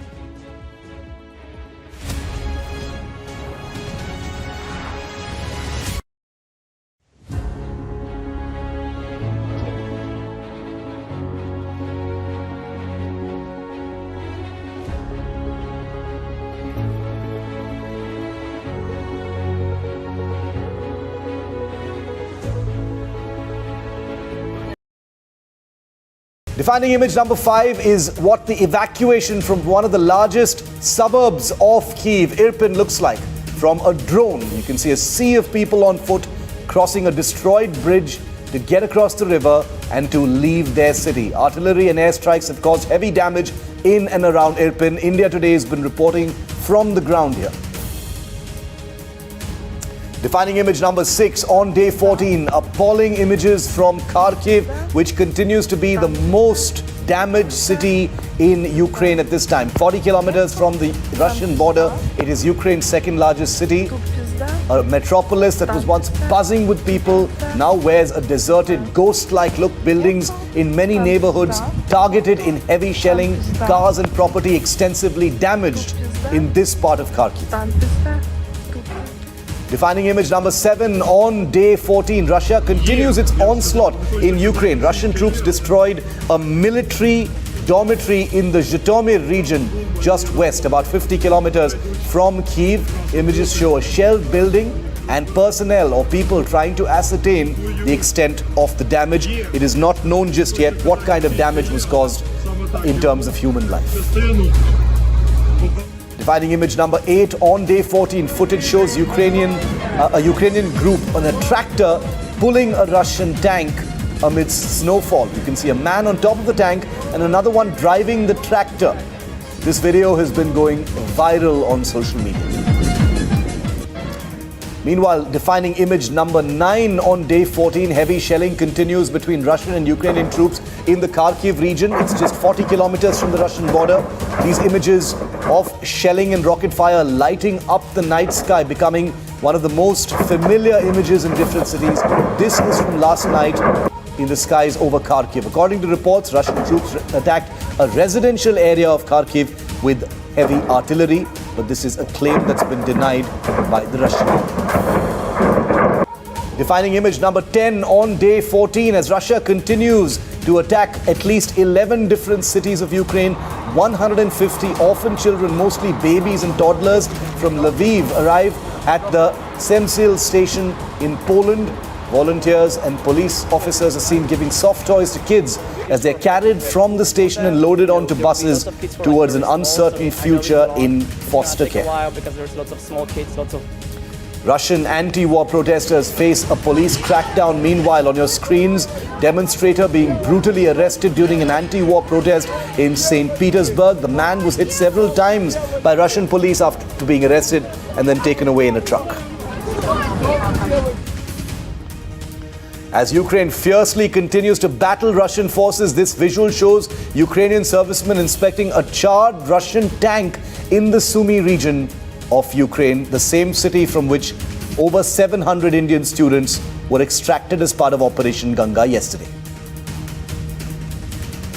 In the face of continuing and escalating Russian assaults, members of the Territorial Defense Unit in Kiev in Odessa, have stood guard around the National Opera House in the city of Odessa in the south with sandbags and anti-tank hedgehogs.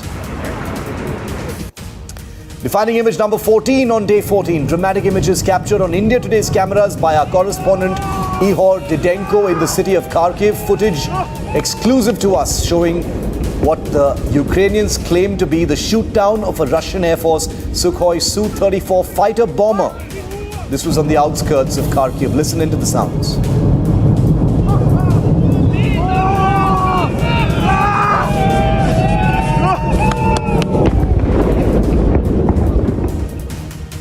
Defining image number 15 on day 14. Ukraine troops in no mood to give up. On your screens, thermal imaging footage from drones capturing what appears to be a Ukrainian attack on a Russian artillery position. According to reports, Ukraine has managed to extract quite a bit of damage on the Russian armored column so far. Defining image number 16 on day 14. Russian planes drop bombs on claimed residential cities of Sumy city in the north, leaving many, including kids and women, dead and injured.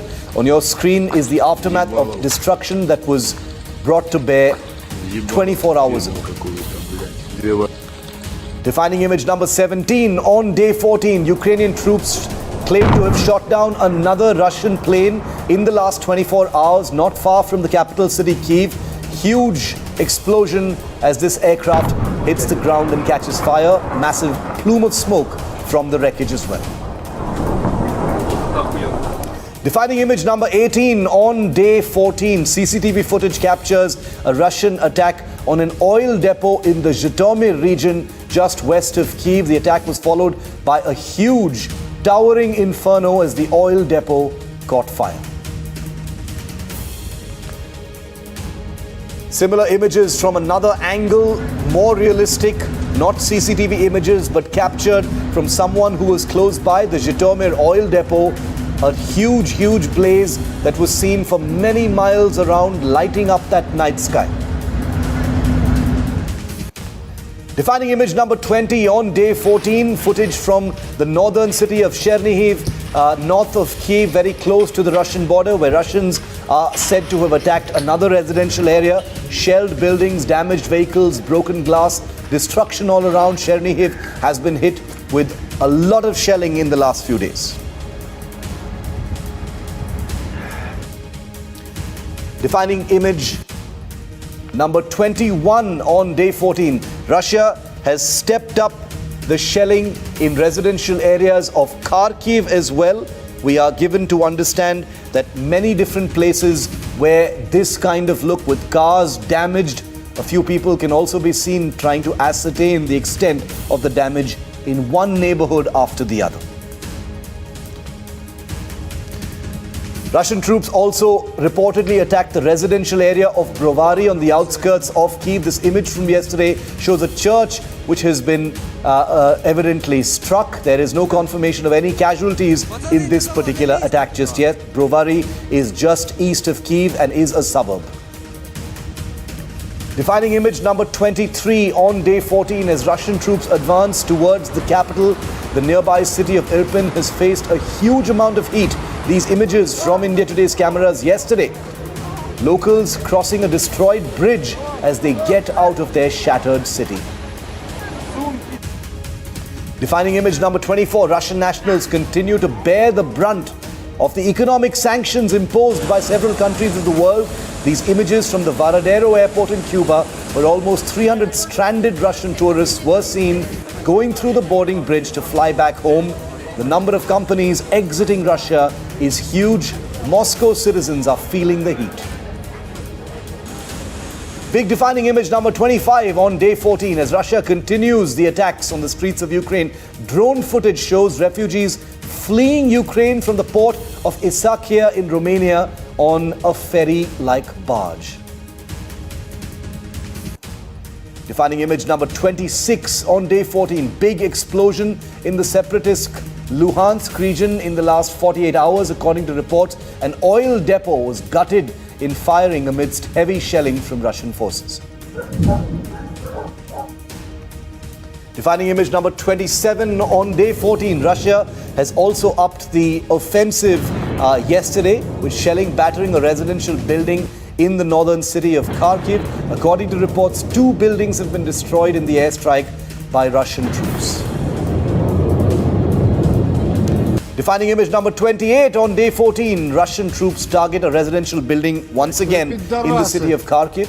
A video has emerged in the aftermath of that shelling in Ukraine's second largest metropolis. You can see a building on fire. No confirmation just yet on any casualties. Defining image number 29 on this, the 14th day. Horrific images of bodies of civilians on the streets of Kharkiv in neighborhood after neighborhood on the back of Russian shelling in this particular area. Russia continues to hold that the military of Ukraine is using civilians as human shields. Defining image number 30 on this, the 2-week mark in this crisis. Ukrainian troops claim to have shot down this Russian fighter jet. This was captured on India Today's cameras on the outskirts of Kharkiv. Ukraine has so far claimed to have brought down 45 Russian aircraft and helicopters since March the 5th.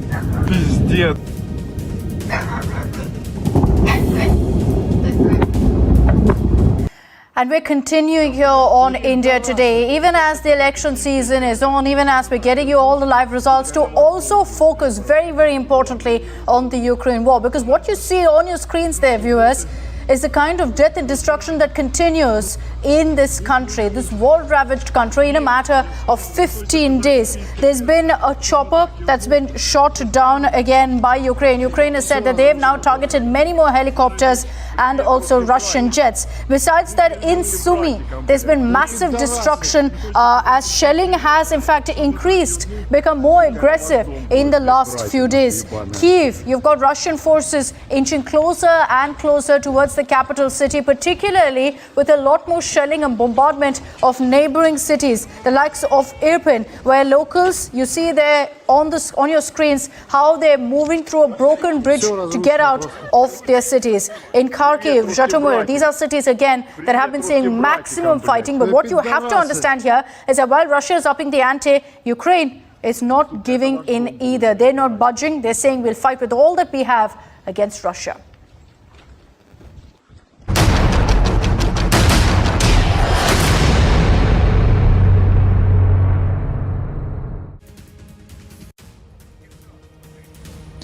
Hello and welcome to an India Today special broadcast that comes to you from the strife-torn Ukrainian capital Kiev.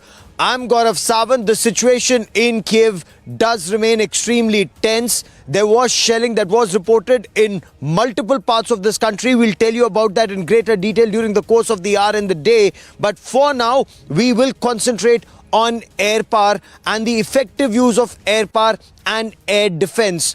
Russia's attempts to have total air supremacy and Ukraine's efforts and heroic efforts in places to ensure that Russia does not enjoy that air supremacy, denying the use of air power or at least checking it as much as possible. Over the course of the next half hour, India Today's team of reporters here in Ukraine and our producers in Delhi will get you all the details on this very crucial aspect. But that big story that's coming up is the United States rejecting Poland's offer of the MiG-29 air superiority fighters. Now, Poland yesterday had said, late yesterday, Poland claimed that they are willing to offer every operational MiG-29 fighter jet in the inventory of Poland's air force and give it to Ukraine, but not directly. Here's the catch.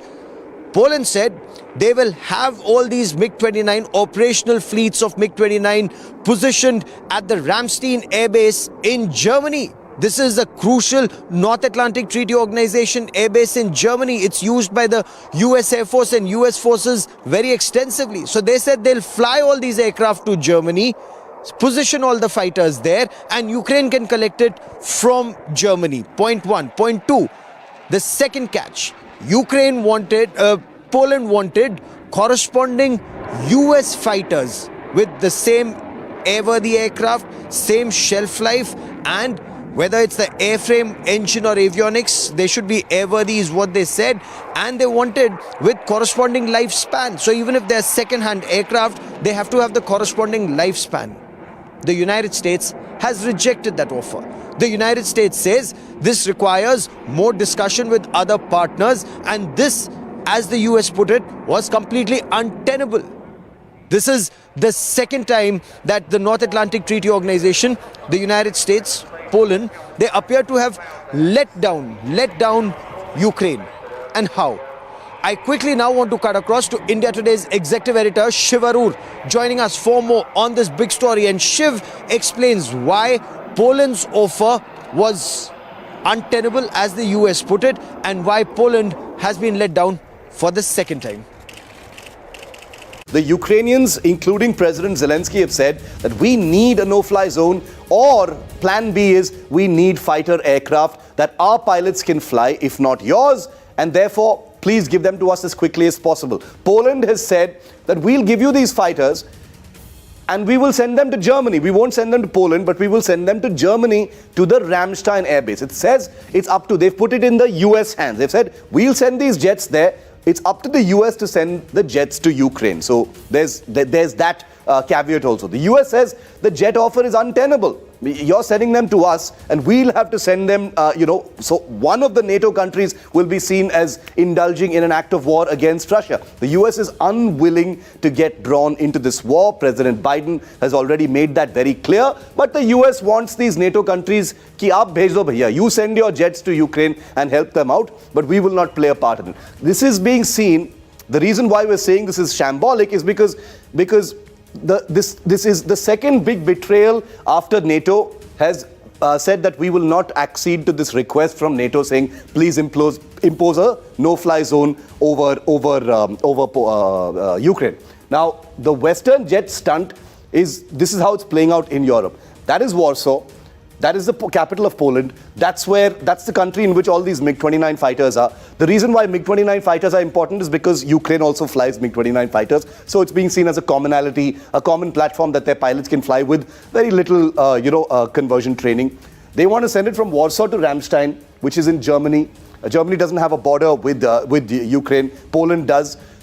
In Ramstein, the plan, the sort of skeletal plan is Ukrainian pilots can go there, train on those aircraft, and they'll fly those aircraft to Ukraine because Germany certainly doesn't want to have any part of it. The Pentagon says we cannot send Polish jets to Ukraine. We will not do that from Ramstein because that is something that impacts the entire NATO alliance. So it's a bit of a mess. You've got the West looking actually quite silly right now because there's already a sense of betrayal in Ukraine right now. Now they're playing Chinese checkers with their jets as part of the NATO alliance, but not actually substantively sending any forces into Ukraine. It is understandable why they don't want to do that, but these little moves between Poland and Germany and NATO and the US just shows that there is no plan in place. Ukraine being let down yet again by the North Atlantic Treaty Organization countries. This offer of Poland was shambolic. US says it's untenable. But Poland apart, Ukraine is desperately trying to protect its skies, its airspace. It shot a no-fly zone, but that no-fly zone very clearly is not possible. But how is Ukraine defending itself? Ukraine is using its air defense assets to the fullest. Today is day 14 of that war. Day 14 of the war, the air defense assets, the surface-to-air missiles, the surface-to-air batteries, they remain intact, at least in some portions. The Russian forces from day one have systematically targeted 14 airfields, and those airfields continue to be targeted even till late yesterday. Vinnytsia was targeted yesterday, Kharkiv was targeted, Kherson was targeted. Airfields are being targeted across Ukraine. There was a report that Borispil airfield, which is a civilian airfield, that too was targeted by rockets late yesterday. But Ukraine continues to strike and strike at Russian aircraft, and these include Su-35s fighter bombers, these include Su-27s, these include Su-30s. That is what Ukraine has claimed, that they have downed close to 100 fighter jets, attack helicopters and transport helicopters of the Russian armed forces. We bring you this report.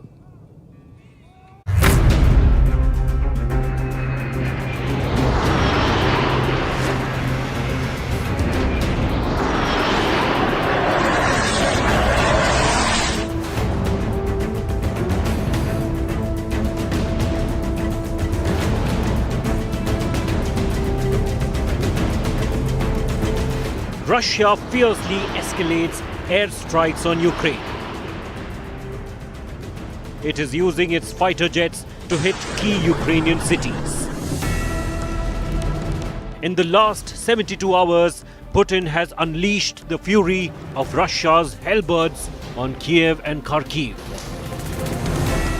Ukraine claims to have shot down a Sukhoi Su-34 fighter bomber in Kharkiv on Monday. They have released images of the debris of a Russian plane, completely destroyed and demolished. Ukraine also claims it has shot down more than 7 Russian war machines in the last 3 days, including jets and Mi-35 choppers. Ukrainian authorities have shared several images of pilots who they claim are Russians now in their custody.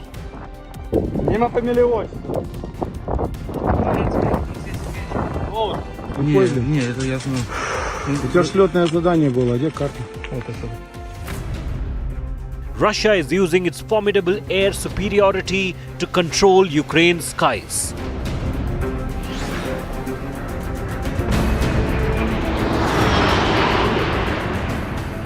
The most visible Russian aircraft in the Ukraine war is the Sukhoi Su-25, a tough Soviet-era bird that's taken on most attack duties.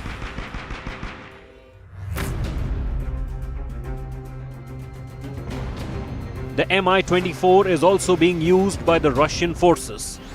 They are sturdy, heavily armed, and used to support ground troops.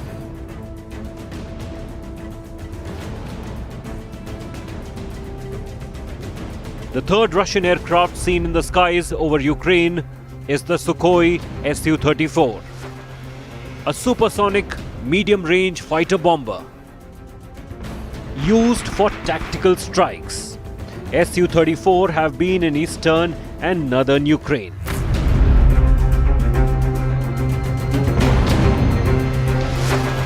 Another Russian attack helicopter on combat duty is the Cámara Ka-52. These images of one such helicopter made to force land went viral during the early days of the invasion. Several more are said to be flying sorties on the northern border. The images coming from Ukraine show Russia's plans are striking deeper inside Ukraine than earlier believed. These airstrikes could be the prelude to the real battle for Kiev. Bureau Report, India Today. One of the most dramatic images in this war is the shooting down of a Mi-35 attack helicopter using a Stinger surface-to-air missile. And that image went viral worldwide. That image is being studied very closely by aviation experts and analysts in attack and defense mechanisms. Now remember, whether it's the fighter jets or helicopters, they're armed with flares and shafts to divert the heat-seeking Stinger missiles. But the use of these Stinger missiles by the Ukrainian ground forces, by their air defense artillery, by their air defense forces is a study in itself. Take a look at this report that went viral globally. Perhaps the most dramatic footage in 10 days of Russia's invasion of Ukraine. Cameras from a drone capturing a low-flying Russian Mi-35 attack helicopter falling prey to a Ukrainian Stinger missile. The chopper, flying at low altitude to avoid radars, to avoid eyes, meets a devastating end. The Stinger missile, supplied by NATO with infrared homing systems, hitting the helicopter with deadly accuracy.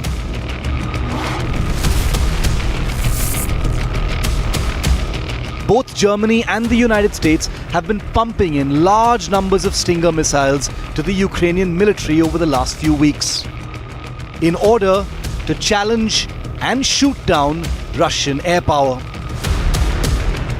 The missile proving its worth in this video, the first of its kind released by the Ukrainian government.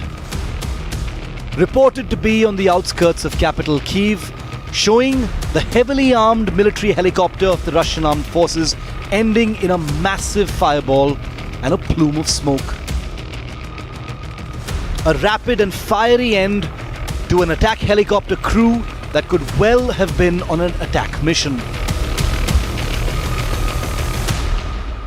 This Mi-35 helicopter, and when you look at these images, it's a young soldier who's actually running behind that helicopter, aims with his surface-to-air man-portable Stinger missile, fires and forgets, and it goes and hits the target. It goes and hits the attack helicopter, and the attack helicopter comes crashing down. This shows how a Stinger can easily bring down a low-flying fighter plane. It can bring down a helicopter. As Russian troops advance into several parts of Ukraine and encircle cities, images of the Ukrainian residents have been flooding social media. This time, a Russian jet apparently being shot down in the northern city of Chernihiv.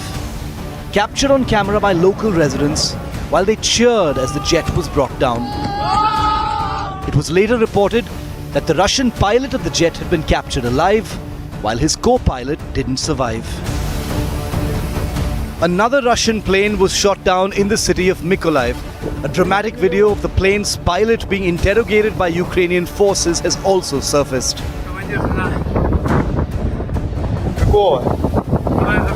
Какой части? 69-882. Откуда сам родом? Прям родился родом? Да. Meanwhile, Ukrainian President Volodymyr Zelensky claims in a televised address Ukraine has captured, wounded and killed over 10,000 Russian soldiers since the start of the invasion.